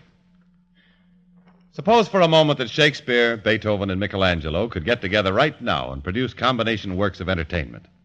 That will give you an idea of what actually happens when RCA Victor produces combination instruments of entertainment. For RCA Victor is at once the Shakespeare of radio, the Beethoven of recorded music, and the Michelangelo of television. No words can describe RCA Victor's combinations. To believe such masterpieces can exist, you'll have to visit your RCA Victor dealers and meet them in the flesh, or rather, in mahogany, walnut, or limed oak finish. They give you RCA Victor console radio, plus RCA Victor console phonograph, plus RCA Victor million-proof television, America's favorite television, all in one marvelous cabinet, and for far, far less than you'd pay for individual instruments of comparable quality. To feel like a tycoon of value and the Santa Claus of all time combined, take home your RCA Victor million-proof combination for Christmas.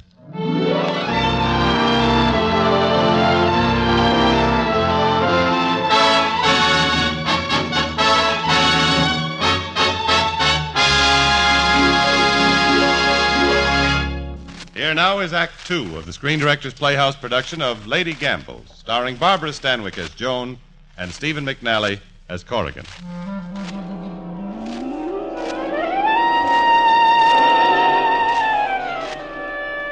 $600. I've lost David $600. I gotta get it back. That 50 dealer with the dice. I'm scared I gotta win. Oh, craps. Bet this 50 dealer with the dice. I'm trapped like a frog in the bottom of a well, like a fly in a corked bottle. 7, the winner, my luck's changed. Bet the 100, bet the 2, 4, I've got it back, every dollar. I'll never go near you again, I'm free.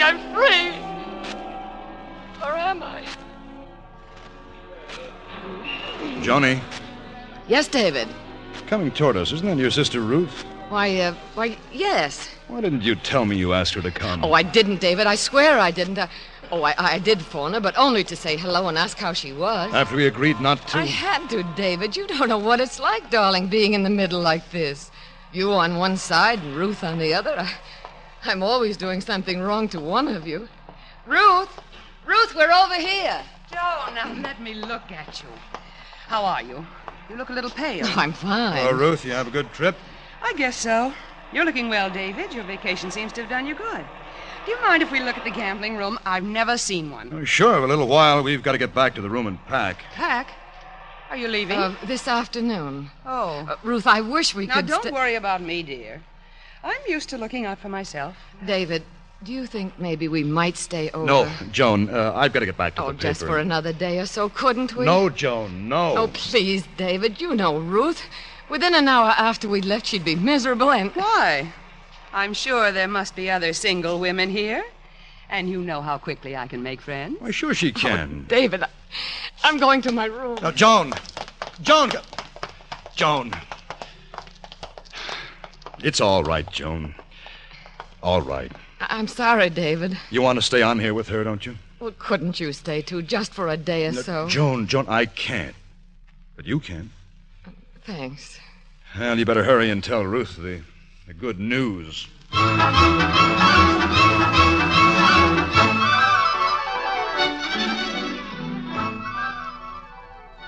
Mr. Corrigan believes I'm his lucky charm. He offered me 20% of the profits if I'd play poker for him.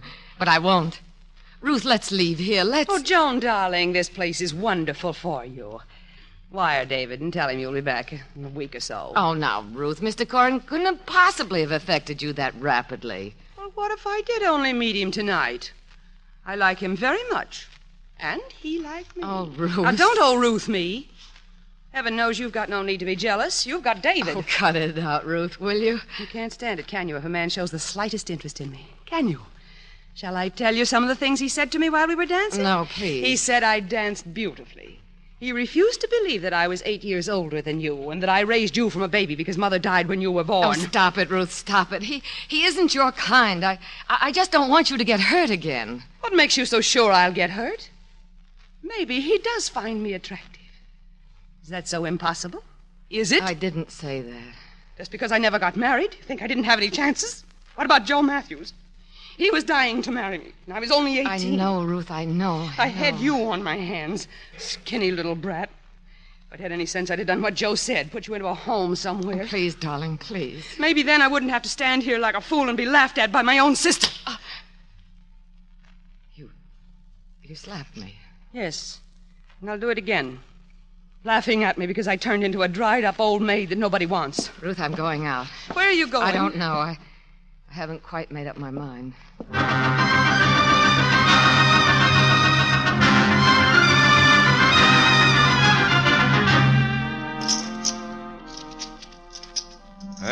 great little poker player, John. Anytime you want to work it full time, let me know. Yes, the cards did seem to come my way, didn't they? Yeah. Tired? Mm-hmm. A little, but nice tired. Here's your cut. You came out nearly $4,000 ahead. We'll make it an even 800. Hey, that's not a bad night's work. Care for a drink? At 6:15 in the morning? What kind of a girl do you think I am?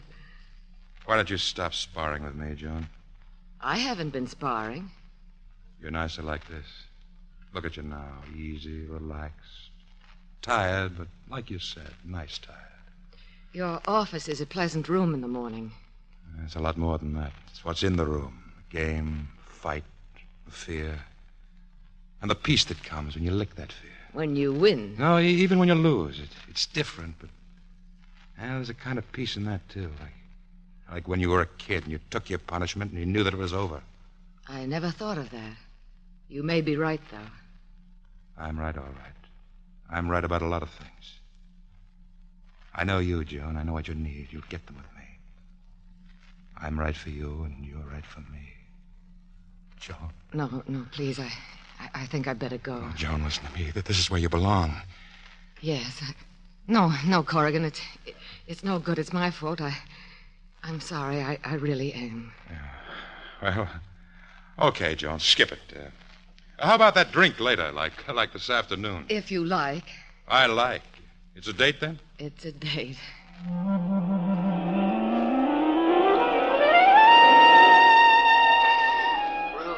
Ruth, talk to me. Please talk to me.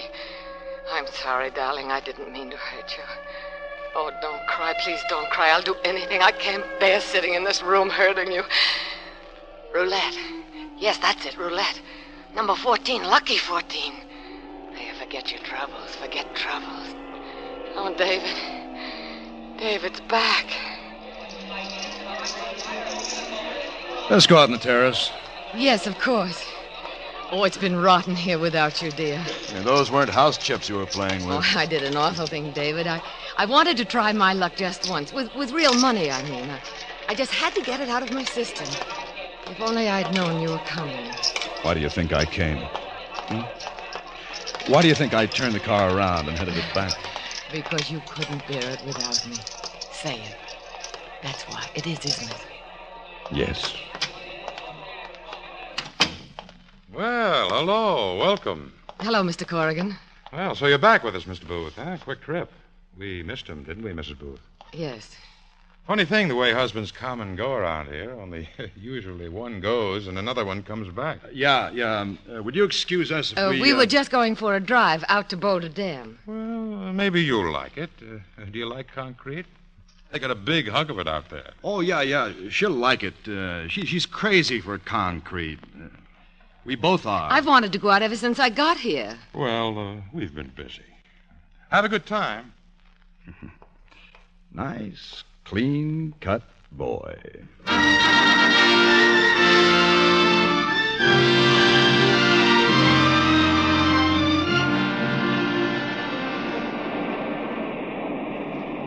Now, a fella told me there's never been a single suicide off the dam here. Yet back in Chicago, they drop off high buildings like flies. What's the matter, David? Fella could spit nearly half a mile down there. It's quite a feeling. What's a roulette wheel got can compare with that? What do you mean, darling? What is all this with the casino? All night last night and the night before? Most of the days, too? Oh, nothing, David. It's nothing. Just lack of something better to do. Well, spitting half a mile is better. Lying in the sun is better. So's a 2-inch steak. Last week, you'd have thought so, too. Well, I think so now. Darling, are you worried about me? A little? Yes. Well, don't be. The casino was exciting, of course, but let's face it. I'm just a little hick from Chicago, and I found a brand new shiny toy. Joan, it's the deep end for people with no talent for living. They're not big enough to take the plunge here. So they do it in the gambling joints. That's your brand new shiny toy. Well, it's not new anymore, and it's not shiny. I can take it or leave it alone. I'll leave it alone. And if I ever go near one of those joints again, you can take away my 2-inch steaks for a solid year. Scout's honor. Oh, Joan. Say, you know what? I'm going to phone the boss. Tell him I'm taking the week off, and we'll have ourselves a real holiday. How about Lake Mead? Oh, wonderful. It's beautiful. We won't have to travel too far. It's only across the state line. David. Huh? Ruth. Now, I know you're going to object. No, I'm not. You don't mind if she comes along? Not in the least. Oh, thanks, David, thanks. Don't thank me. Thank Ruth. I don't get you. Ruth's gone. She left for Chicago this afternoon. Oh, that's my fault. I shouldn't have left her alone. What's the matter? Isn't she old enough to look after her own affairs? I should have phoned her. That's the least I could have done. Oh, forget it. We had a silly argument. I didn't mean to hurt her, David. Honest, I didn't. Come here, Joan. Oh, please. Look up at me now. Remember me? I'm the fellow you married. David, Darling, I love you. I love you, too. I really don't deserve you, but if you'll just be patient with me. Lady, you know that you talk too much? That's much better than talking. Much.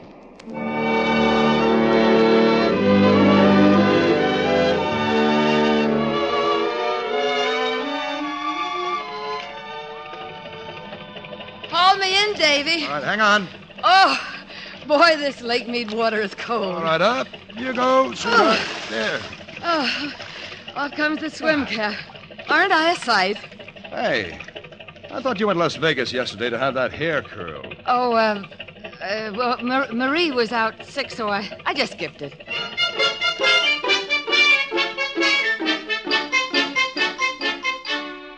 Ding, ding, ding, time for lunch. Oh, didn't I tell you, David, that What? that Mrs. Henniger, the one we met night before last, she asked me to lunch today. Okay, off to Las Vegas you go.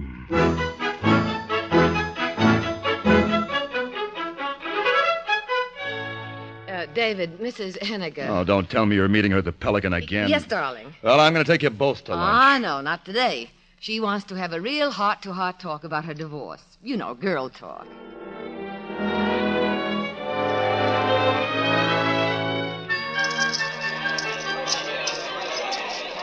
Hey, Mr. Corrigan. Oh, looking for someone, Mr. Booth? Yes, my wife. I expected her for dinner.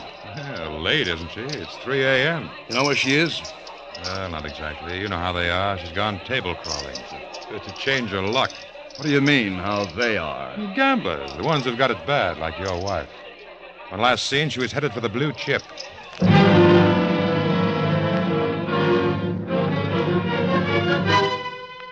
Joan, what are you doing here, sitting in this deserted parking lot? I don't know. How's lunch with Mrs. Henniger? Oh, deadly. She talked and talked and talked. All through the poker session? What? You were playing poker all afternoon, weren't you? I won a young fortune, David. What about the money you won yesterday when you were supposed to be at the beauty parlor? The day before when you wanted to go shopping by yourself? Oh, don't be angry, David. Please, it was just that when you came back, I felt so lucky I'll never play again, you said. The Scout's honor. You were through with these places, you said. I didn't want to come here. Well, then why? I don't know. I don't know why. I was all keyed up. I thought I'd just watch a few minutes. And then something made me bet once and I lost, and then again and I lost. And before I knew it, I lost a lot. So I went across the street and I kept on losing. You don't know what it's like, David. It's like being whipped and kicked and then stepped on when you're down, and all the time you... All right, Joan, it's all over now. I'm scared, David, scared. Something's happened to me and I don't know what it is. It grabs hold of me and I can't shake it off. I see it happening, but I can't stop it. Help me, David, take me away from here. Help me, darling, please.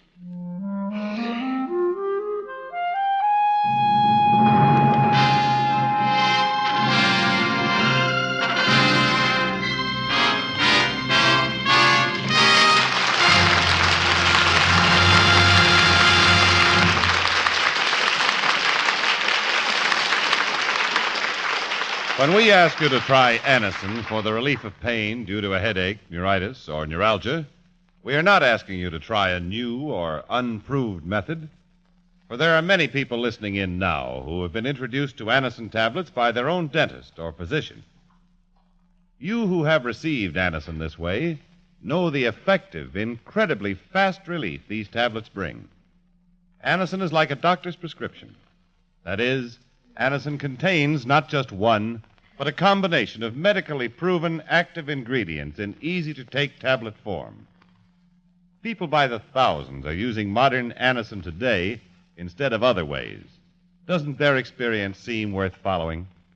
Try Anacin the next time you suffer pains from headache, neuritis, or neuralgia. You will be delighted with the results. Ask your druggist for Anacin today. Anacin is spelled Anacin.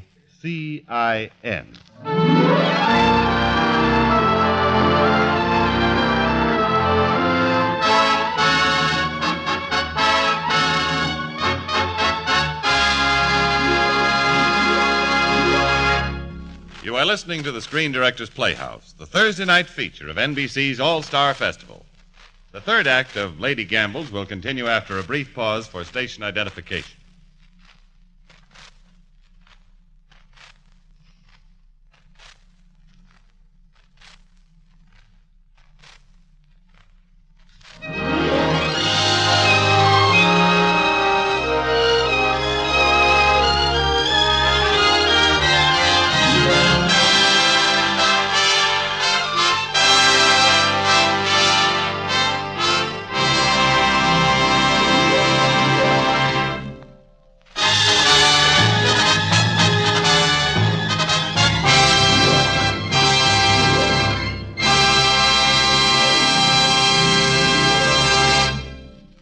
For the third act of the Screen Directors Playhouse presentation of Lady Gambles, starring Barbara Stanwyck as Joan and Stephen McNally as Corrigan.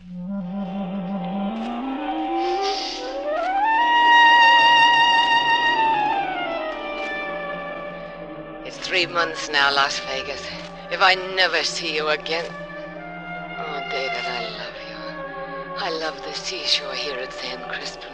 Only it's lonely. No excitement. Oh, come, you 7. No. 2-inch steaks, exercise, fresh air. David, time to fish again. David, I've hooked a big one, a 10-pounder.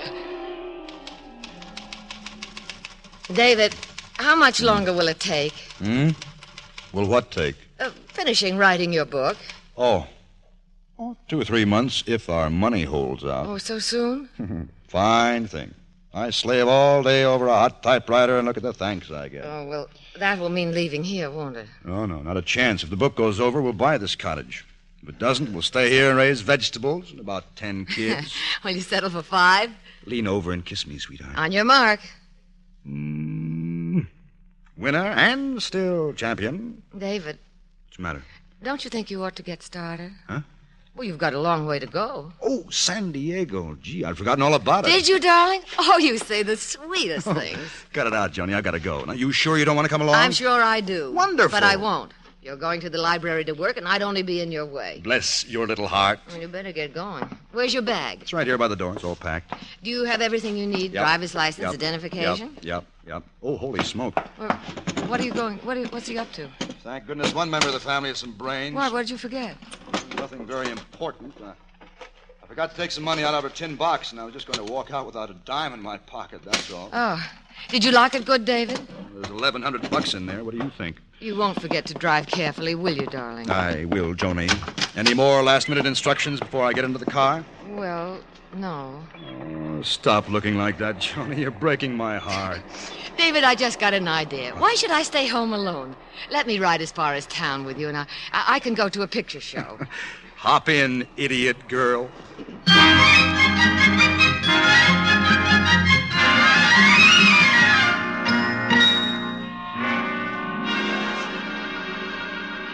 One ticket, please.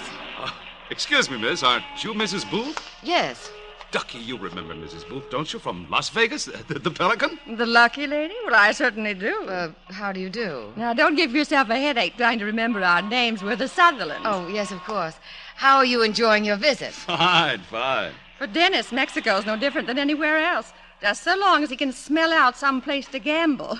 Of course, here he's already found a place, even if it is illegal. Yeah, it's not much of a place for that one broken-down crap table, is it, Mrs. Booth? Well, to tell the truth, I don't know anything about it. You mean you haven't even been there? Well, I'm afraid I can't afford it these days. Well, we'll fix that. Come on along. It's only 2 doors away. You provide the luck and I'll provide the money. No, thanks. I don't think I'd better. Oh, come on now. You can't let me down. The biggest streak I ever had was riding with you in Las Vegas. No, really, I'd rather not. I'll talk to her, Ducky. Tell her how hurt we'll be if she doesn't come with us. There'll be no living with him if you don't. Please. What do you say? Well, I'm not really dressed. Dice don't care how you dress. Will it be all right if I don't play, if I just watch? Certainly. Here we are. And here's the crap table, Mrs. Booth. So I see. Next gunner coming out. I'll take the dice dealer. Bet 100. Come on, Mrs. Booth. Roll them for me, just once. All right. Give them to me. It's 7, the winner. Pay the line. Got the 200 ride. Do it again, Mrs. Booth. Here we go. E11, the ladies are natural. Ha ha! Oh, you're my lucky charm, Mrs. Booth. We'll break the house. Throw this one for Papa, Mrs. Booth. And 7, the winner. Mr. Sutherland, do you have a car? Yes, a black Cadillac across Do you the street. mind if I borrow it? Of course not. Why don't you do it later? Come on, roll the dice. Sure, later. When I come back with my own money. I'm not interested in percentages. What's wrong with her, darling? Did you see the look in her eye?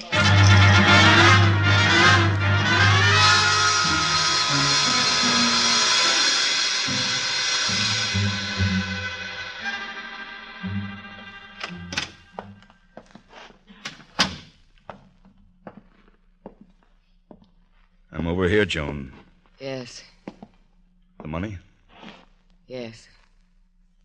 All of it, Joan. All of it? You didn't gamble it away, did you, Joan? No, just tell me I'm wrong, that you did something else with it, anything. No. What else could it be? One short night, a few miserable hours. What else could swallow up a couple of lives so quickly, so completely? You and me. The book, this place, the kids. Do you know the answer? I ought to know, but I don't. Say something, John. Say something. Ah, what's the use? We've got $180 left. Here's half. It's not much, but it'll get me back to Chicago. The book? Well, it'll have to wait for a bit. What you do with your half is something I can't decide for you. But if it brings you back home, I'll be there.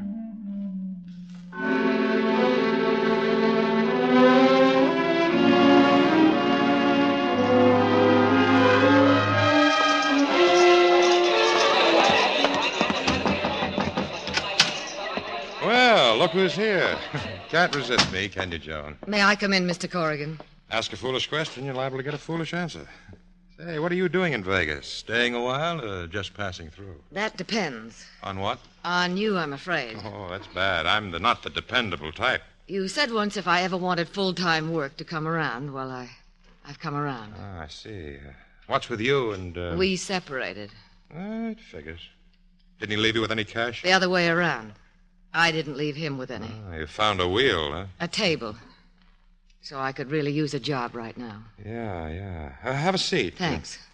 You know, the only trouble is it looks like though I'm going to be pulling out of Vegas in a week or so. There really isn't much I could do for you You're around here. leaving? Yeah, I got a little project of my own on the fire. Oh, that's too bad. I mean, it's fine for you. I wish you luck. Well, I'll be Wait a saying- minute. Wait a minute. You've got class. It's crazy, but it might just... It's a brainstorm, Joan, but I think maybe you got yourself a job. Doing what? Well, a few of the boys and myself have gotten together a little syndicate. Here's the deal. We're taking over a racing stable, but we couldn't move until we got a front. You're the front. You're about to become the owner of a string of horses. But I don't know anything about horse racing. Well, don't look so scared. This is strictly a legitimate enterprise. No fixed races, no doping, no dirty work at all. What we do is take a filly like Happy Girl, who hasn't shown a thing in the last 6 outings. Sharpen her up on a private track. Then, when the odds are right, drop her into a cincheroo spot and get paid off in bucketfuls. Interested? Oh, it's a lifesaver, Corrigan. Thanks. But there's one thing you ought to know before you decide. That money I lost wasn't mine. David had saved it nickel by nickel, $1,100. As soon as I can scrape that much together, I'm going to take it back to him. How do you figure to scrape it together? Saving it, nickel by nickel, or gambling? Any way I can. Fine. I don't think you'll be walking out on us too soon. Come here, John. Corrigan, Oh, John, don't play coy. I'm not playing coy. I'm just not playing, that's all. Something about me. I've got patience. Plenty of patience.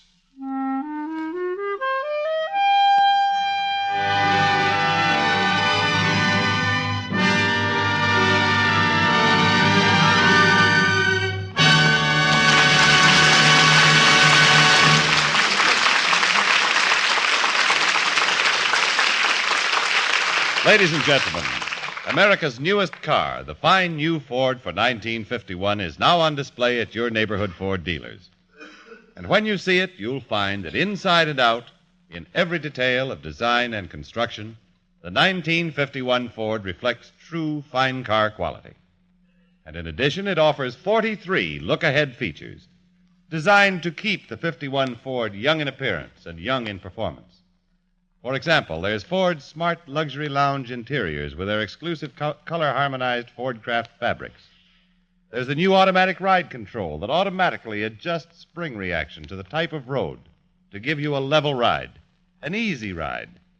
And there's the automatic mileage maker that lets you get the last mile out of every gallon of gasoline for utmost economy. Visit your Ford dealer soon and see the 1951 Ford yourself. You'll agree.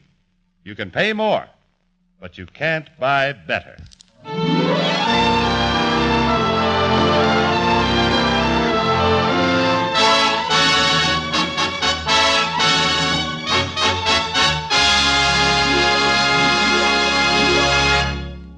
Now back to our story.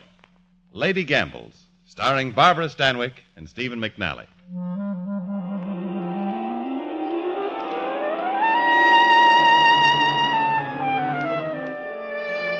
Narragansett, Bay Meadows, Hialeah. Happy girl. Oh, soon. I love you, Davy. I'll be home with your 1100 soon. Hollywood Park. Corrigan, I need some more money. Why? You just had a winner, didn't you? Say, let me see your ticket. Number 5? Are you out of your head? I told you 7 was going to win the race. I know, but I had a terrific What goes hunch. with you, Joan? Do you like to lose? I've got to have $1,100. Anyway, what fun is it betting on a sure thing and giving the track odds? Look, if you're looking for bargains, go to a department store. Don't come to a track unless you want to get hurt. I wish you'd stop saying that. It shouldn't bother you unless it's true. What are you trying to do? Punish yourself?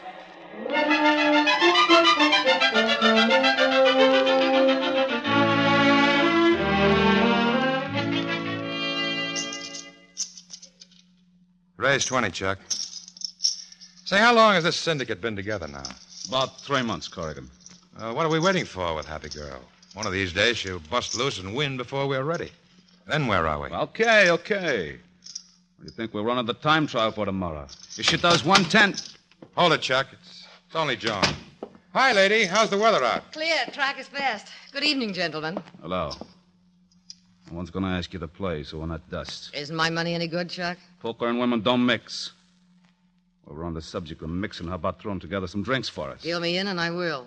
There's a dice game over the Eversham, Joan. Why don't you give it a whirl? I just did. Isn't my money any good? I'll eat every cent over a dime she's got on her. Come on with me, Joan. Where to? The door. Here, take this dough. And try to make it last, will you? Dame's beginning to get on my nerves. They have a lush around any time. At least the lush will pass out once in a while.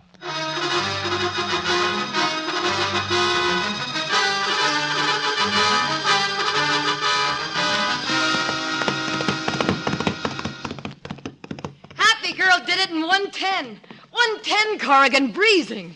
Saturday, Corrigan? Sure, why not? How about it, Chuck? Yeah. Now, this is how we're going to operate. We make no bets till 20 minutes before post time. None. And no bets with any of the local books. And nobody goes to the track. Get it? Nobody goes to the track. Is it clear? The odds will come in around 30 to 1. If we play it smart, they stay there.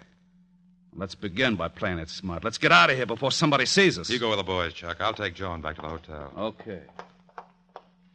Joan, here's a letter for you. I've been following you all over the country. Thanks. Hey, it looks official. It is. It's from David. Why, does he decide that he doesn't like playing husband anymore? That isn't the way I read it. He sent a paper along for me to sign in case I want a divorce. So long, Corrigan. Hey, wait, where are you going? What difference does it make?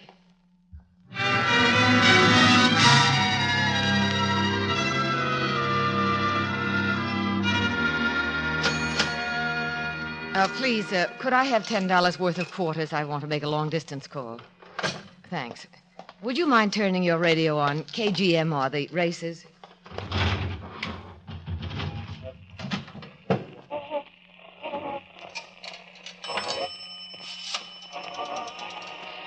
Operator, I want to call Chicago, please. City room of the Morning Herald, David Booth. How much? And the horses are at the post now. The flag is up. And there they go. And it's Happy Girl. Yes, operator. Followed closely around the turn by the pack. Hello, David? It's Joan. Yes, just yesterday. Well, that's why I called you. It's been following me around, and I couldn't let you think I'd just ignored it.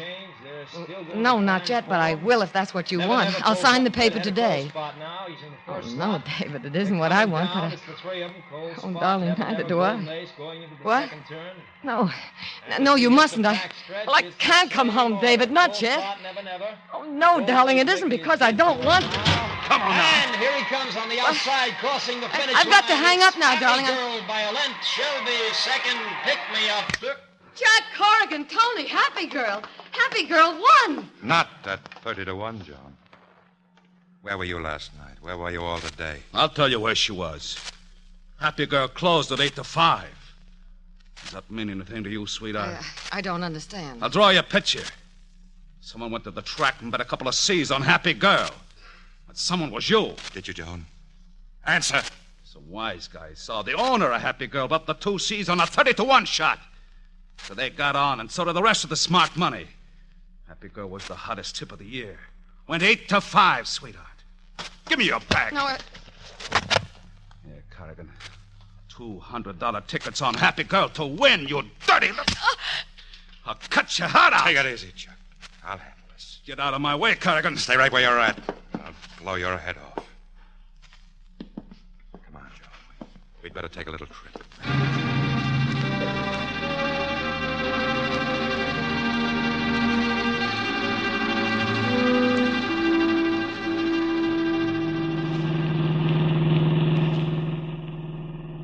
You haven't said a word since we left Chuck. What's there to say? I don't know what got into me. I must have been out of my mind. Skip it. It's finished. No man ever hit me before. I feel sick, ashamed. What are we stopping for? Highway 66. This is the end of the line. So long, John. But I thought... What did you think? I'd really like to know. Oh, please, Corrigan, I'll tell you what I think. You're a lost cause, baby, and that's one thing a guy in my business can't afford. It took a long time for it to sink into my thick skull, but today was a big day all around. So this is the kiss-off. But where can I go? Anywhere you like. It's a big country. Goodbye. Okay. Mind your manners, honey. The man said goodbye. Goodbye, Corrigan.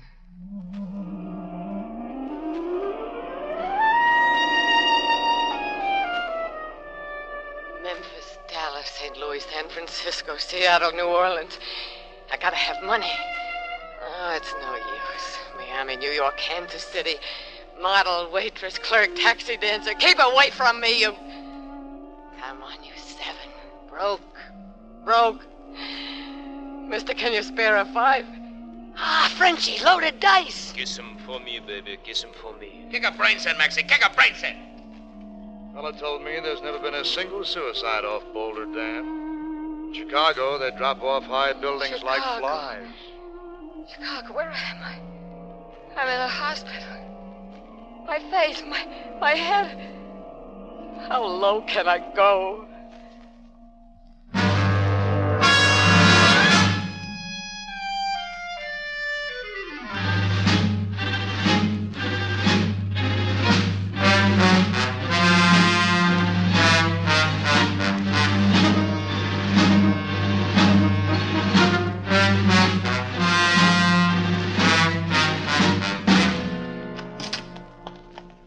Joan, darling, darling, Joan.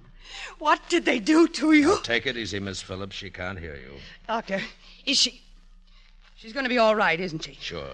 Right now, it's shock more than anything else. Why are you here, David? Why did they call you? They must have thought she was my wife. Your wife. Look at her, lying there half dead. Aren't you satisfied yet? Why don't you go away? That'd make you real happy, wouldn't it? What more do you want?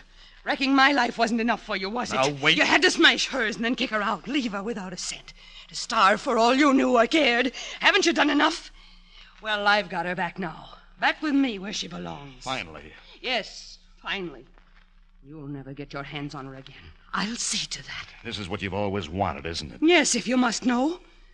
I always knew this is the way it'd end up. From the very first day I saw you. And you worked for it, didn't you? Day and night you worked for it. Not hard enough. Not nearly hard enough. Don't, David.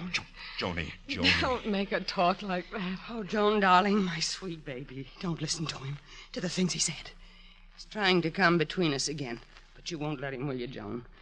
Will you, darling? Will you? Stop it, Ruth. She's sick. She's Joan, Joan, you know everything I ever did. All I ever thought about was for you. You know that, don't you, darling? Please. Say it, darling. Let him hear it. Send him away once and for all after what he did to you. Tell him, Joan. Doc, will you get her out of here? No, not yet. Why don't you answer me, Joan? Tell him, darling. Tell him how much I've done for you. David. Okay, Ruth, that's enough for now. Take your hands off me. Why did you call him? To start the whole thing over again? To let him kick you into the gutter again? Well, I won't let you, do you hear? I won't let you. You'll have to kill me first. Please. Yes, you kill me the way you've always done from the day you were born, the way you killed your own mother. That's enough, you idiot. Get out. Can't you see she's sick? Let her alone, David. It's true. I did kill her. I did. I know. No, darling, darling, you didn't know. Before I could even talk, I remember hearing them say it. Everything I ever touched, I destroyed. Everyone. My mother, Ruth, David. But no more. I won't destroy any more. No, of course you won't. All right, David. Miss Phillips, outside, both of you. She's had about as much as she can take for now. Okay. Joan. Let's get going. Hey, Joan, she's gone through the window. She's out on the ledge. Take it easy, Booth. What are you trying to do? Make her jump for sure? Joan? Come back, Joan. Leave me alone. I want to die. Booth, get out on the ledge. Approach her with care. Yeah, okay. Don't come near me. Joan, please. Don't come near me, I said. Hold it, Booth. Joan? Why don't you go ahead and jump? Kill yourself. That's what you've always wanted, isn't it? You and Ruth? The big punishment? Your mother died giving life to you, so now you die and give that life back? That's the only way to even the score, isn't it? Ask Ruth. She'll tell you. You've been telling her that for years. Listen to reason, darling. Listen to reason. Go ahead, Joan. Destroy yourself. Ruth's waiting. Here. Take my hand. Joni. Well, reach out to me now. Come back. No, don't look down. Give me your hand, Joni. I got her. All right. Pass her over to me. All right,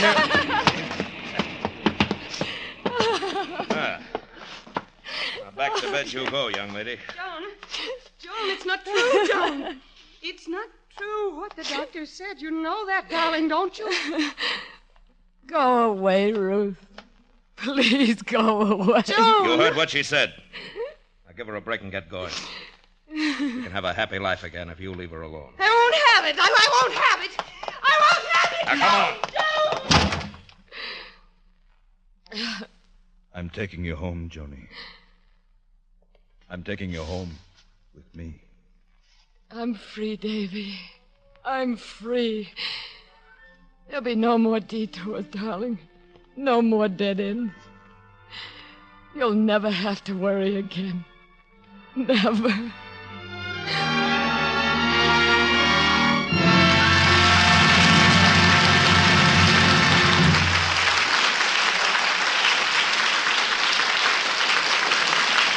Thank you, Barbara Stanwyck and Stephen McNally. Our stars of Lady Gambles will return in just a moment with our guest director, Michael Gordon. But now, here's... And now, here's being Baggy Pants Crosby. Ken, that type of introduction's entirely uncalled for. Well, I'm sorry, Bing, but your clothes are a little rumpled tonight. A little rumpled. Now, look, I can tell you why. I had a very rough train trip up from Los Angeles. I had a horrible experience. I shared an upper berth with Bob Hope. Well, that's the last time I ever get stuck in a berth with groaning Lisa. Well, why did you have to have Hope in the berth with you? He broke out of his crate. Let's move along to something musical, huh? Chesterfield, Chesterfield always wins first place. That milder, mild tobacco never leaves an aftertaste. So open a pack, give 'em a smell. Then you'll smoke 'em. Don't forget to give Crosby for Christmas. Yes, give Chesterfield Christmas cartons with Bing as Papa Santa Claus. Next week, the Screen Directors Playhouse again holds its annual Christmas party. And that means the studio will be filled with... We'll see the broadcast of a Christmas classic. Our story will be the heartwarming Miracle on 34th Street, directed by George Seaton. And our star, recreating his original unforgettable role, will be Edmund Gwenn. And now, here again are tonight's stars, Barbara Stanwyck and Stephen McNally.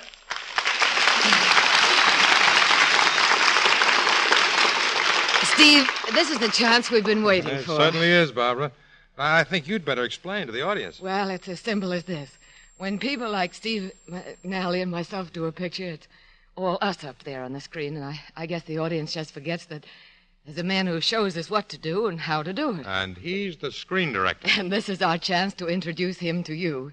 So, ladies and gentlemen, meet the director of Lady Gamble's. And of such other pictures as Cyrano de Bergerac, The Woman in Hiding. Mr. Michael Gordon.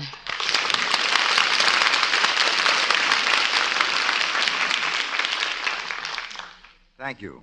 You know, Barbara, Steve, this is the first time all three of us have been together since we did the picture. And what an experience that was, eh? I think it had an impact on all our lives. You mean the simple fact of studying a psychopathic gambler? That's it. You know, it scared me. I gave up gin rummy. I dropped canasta. I took one look at the preview and called in all the kids on my block. Oh, what, to teach them a lesson? No, to give them their marbles back. There speaks the director. And if the director may add a serious word, doing the picture was a very great pleasure on a couple of counts. First, we tried to be honest and to treat the subject with an informed fidelity. And second, working with you, Steve, and Barbara. Well, ladies and gentlemen, all I can say is that when the picture was finished, the crew didn't want to go home. Oh, Mike, that's because you had all them marbles. Good night. Good night. Good night, everybody.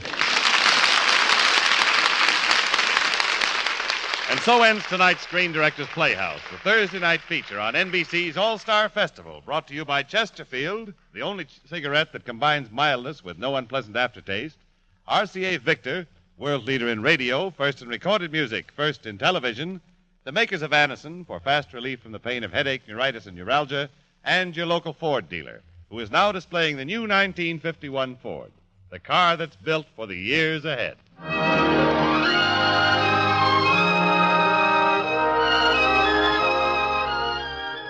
The Lady Gambles was presented through the courtesy of Universal International Pictures, who will soon release Harvey, starring Jimmy Stewart.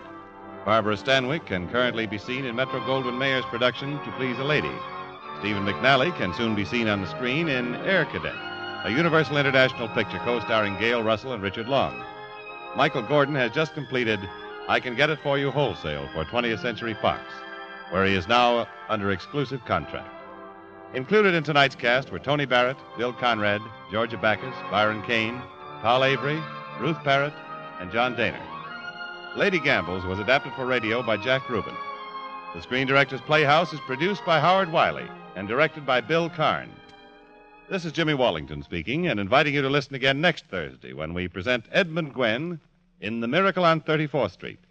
Our guest screen director will be George Seaton.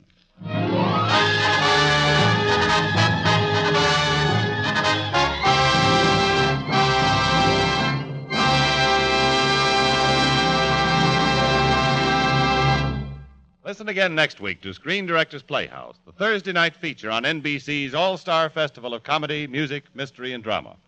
Listen tomorrow evening to the one and only Duffy's Tavern, the Friday night feature of the All-Star Festival. Join Duffy's Tavern tomorrow on NBC.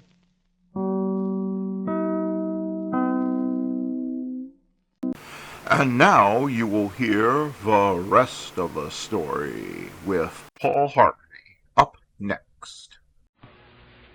The rest of the story.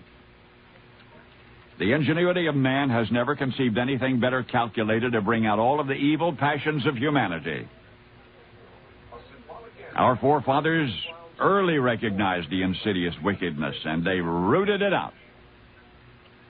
Those lines were written in the publication Living Age 2 years before the turn of the century about something so unsavory that it was perceived as threatening the very fabric of society. And the name of the nefarious, potentially lascivious practice was pell-mell. And this is the rest of the story. The French started it, of course, spelled it a little differently, but the same idea. That was in the 14th century. 300 years later, this plague of the British Isles. In the spring of 1661, diarist Samuel Pepys was strolling St. James Park, was peering through bushes when he caught the Duke of York shamelessly engaged in pell-mell. Pepys had never seen anything like it in his life, and perhaps never wanted to see anything like it again. Other vices took the place of pell-mell during the 1700s, but then in the early 1850s, the dreadful thing was reintroduced to England, and this time in an even more potentially devastating form. Once more, the French were blamed for this crime against humanity, but it was too late for casting blame now. The damage had been done. Pell-mell continued to sweep Britain through the 1860s and 70s. About this time, an author named Mayne Reid wrote a treatise and commentary on the controversial subject. The best thing he could say about it was that pell-mell was better than war. And he admonished his readers regarding the kind of women one was likely to become involved with as a result. And then the disease reached across the Atlantic to embrace the United States. Manhattan high society was first to be charmed by this imported decadence. Couples would get together and have dinner and do it afterward. The rest of the nation, titillated, followed. And as the new century approached, pell-mell got completely out of hand. It became associated with every imaginable evil. For virtually wherever it was also drinking and gambling and sexual immorality and the works. Through the efforts of one crusader, a reverend named Skinner, pell-mell was at last banned in Boston. Elsewhere, clergy and laity conspired to undermine it, and they eventually succeeded. Reading the newspaper accounts of those days about the immoral practice that threatened to wreck civilization, one realizes that a lifetime ago was a very long time indeed. For that which was said to have evoked all of our evil passions, that insidious wickedness we inherited from the French, was originally called pell-mell. You call it croquet. Only now you know the rest of the story.